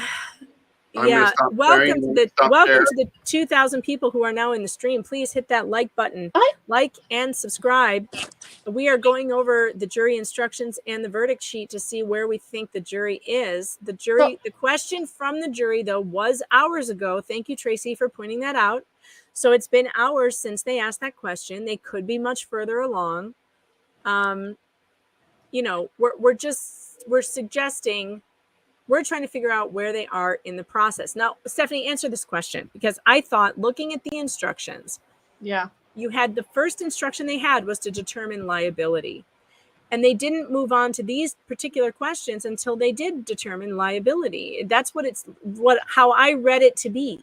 That very first question on the verdict sheet that Sean just shared with you is the question about which they sent the question to the judge, which means they're on the first question, or at least they were at the time they sent the question to her. If this is going to go on for the entire verdict sheet, Lord help us all, because I just read a thing from dailymail.com. I haven't read the whole thing, but just looking at the headline, that verdict sheet, they have to answer 42 questions, 24 on Depp's claims. Oh, for God's sake, we might not get a verdict and until 18 Friday. on Amber's claims. And to give you a little perspective here, most cases, the verdict sheets are like 1 page. Oh, it's like, no. do you find A, B, or C? If so, move on to question 2. Do you find A, B, or C? If so, move on to question 3. And if not, after the first one, stop here. If not, after the second one, stop here, etc. So, this is a complicated verdict sheet. This is... Why did they make it so complicated? Well, it's $100 million. Wow. Right. Okay, well, Right. There's your answer. In that case, then I feel less concerned, but it is going to take a longer period of time than we thought, because this is a very long verdict sheet. Holy crap. Nightmare. That's question 2. Imagine getting 7 people to agree on every blank on this sheet. Oh, seriously. What a drag. But look at this 4th page here that's up. Okay. I can't read it. What does it say? Well, it's complete questions 4 to 5 only if you answered yes to all of questions 1, 2, or 3. Oh, yeah. What? Right? So, if they make it through these 3 pages, right? Then they get to damages. Right. So we were wrong earlier when we thought that they were already considering damages at that point. Yes. Yeah. Yes. So they're not even close. Well, we don't know. We don't know how far they've gotten on these, 42 questions. But all I'm saying is when they sent the question to the judge, it looks to me like the question they sent to the judge was about the very first question on the very first question. page. It was, yeah. I did not have this. This was not on the instructions. We didn't have the verdict sheet. That sucks. Well, you got it now, and once I stop screen sharing, I'll put this into the YouTube chat too. Okay. So yeah, so everybody can look at it. But look, that's all that comes up is just those 8 pages. Yeah. So does that equal 42 questions? Is the Daily Mail right? Because look at all those sub questions within questions. So they that's probably how they're getting that. They're probably counting all of those sub questions. Yeah, probably. Yeah. Well, because you have to answer all that to get moved to the next question. Well, yeah, but you see, look, let's just look at this one right here that's on the screen. Do you find that Ms. Heard has proven all the elements of defamation? Answer yes or no. If you answer question no, right? Move on. Yeah. Right. You move on. You skip a bunch of sub questions. Right. So if you answer yes, then you answer these other questions. So maybe Megan, tonight I suggest that you count each one of these questions and sub questions and see if you come up with a number that's close to 42, because that'll answer that question for you. But then you guys want to play a fun game? We should print these out tonight and answer how we would answer if we were on the jury. Okay. All these questions, and then tomorrow you can talk about our verdict sheets. Okay. Yeah, that's hey, we could all play that game, you guys. You can look up the verdict sheet. You can play the jury member at home and fill in your own verdict sheet. On mine, I would fill in "and the bitch is crazy" on every single one. Right. Yes, and the bitch is crazy. That's what mine would say. You would get thrown off the jury. Right. You could answer this. You could go through this as almost like a find your own adventure book, and you could write in your own ending. Write in your own ending. And you could answer this. Go through this and answer this as finding for Johnny, and then go through it and answer it as finding for Amber. And figure out how many questions you actually have to answer if you do that. I already know you have to so answer anyway, more all right. So I'm going to stop sharing, and then I'm going to Okay. put this into. Put it in the private chat too. Put it in the According to regular the chat. Daily Mail, you have to answer 24 questions regarding Johnny's claims and 18 questions regarding Amber's claims. Right. Yeah. It's already in private. Jerry chat agrees with for you, me. Megan. The bitch is nuts. That's what Jerry agrees with me. And I think that's what I would write on my verdict sheet. I don't know what's on yours, but that's what's going on mine. And, thanks for hanging out with us today. I'm going to have to call it quits. I got to go make dinner for my family, you guys. We got to get out of here. So I will. They have to eat? Yes. Yeah, why? They have to Why? eat. For them? Jeez, it's No. every day. They want Every another day. dinner. It's every day. It never ends. It never ends. Never satisfied. Sean, they want the verdict sheet. Did you put the thing in there? I Did you put the it in. link So I just post the only chat that I've got is in YouTube. Okay, hold on. All right, So I guys, put I'm it going in to post YouTube. it. I'm going to post the verdict sheet in the chat. And then after I kill the stream, I'm going to post it on Facebook, on my Megan Fox author page, and I will post it on Twitter for you guys to look at. Okay. I am at Megan Fox Writer on Twitter. No, Tina, there is no verdict yet. They went home.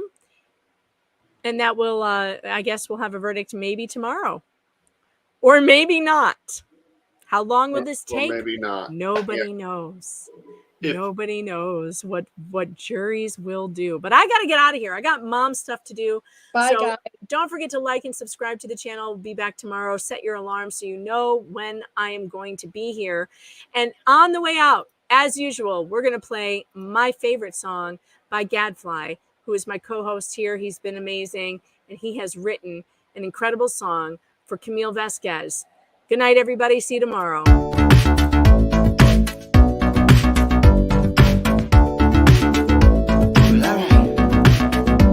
I fell in love last night. I saw an angel dressed in white in Fairfax, Virginia, and she had to fight a serpent in its sides that was spewing lies. But don't look in its eyes. I know that this is the end.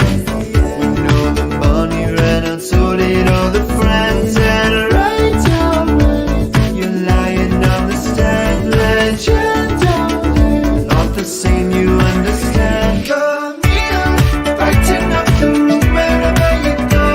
The sunlight will make you glow. Cut the liars, come back home.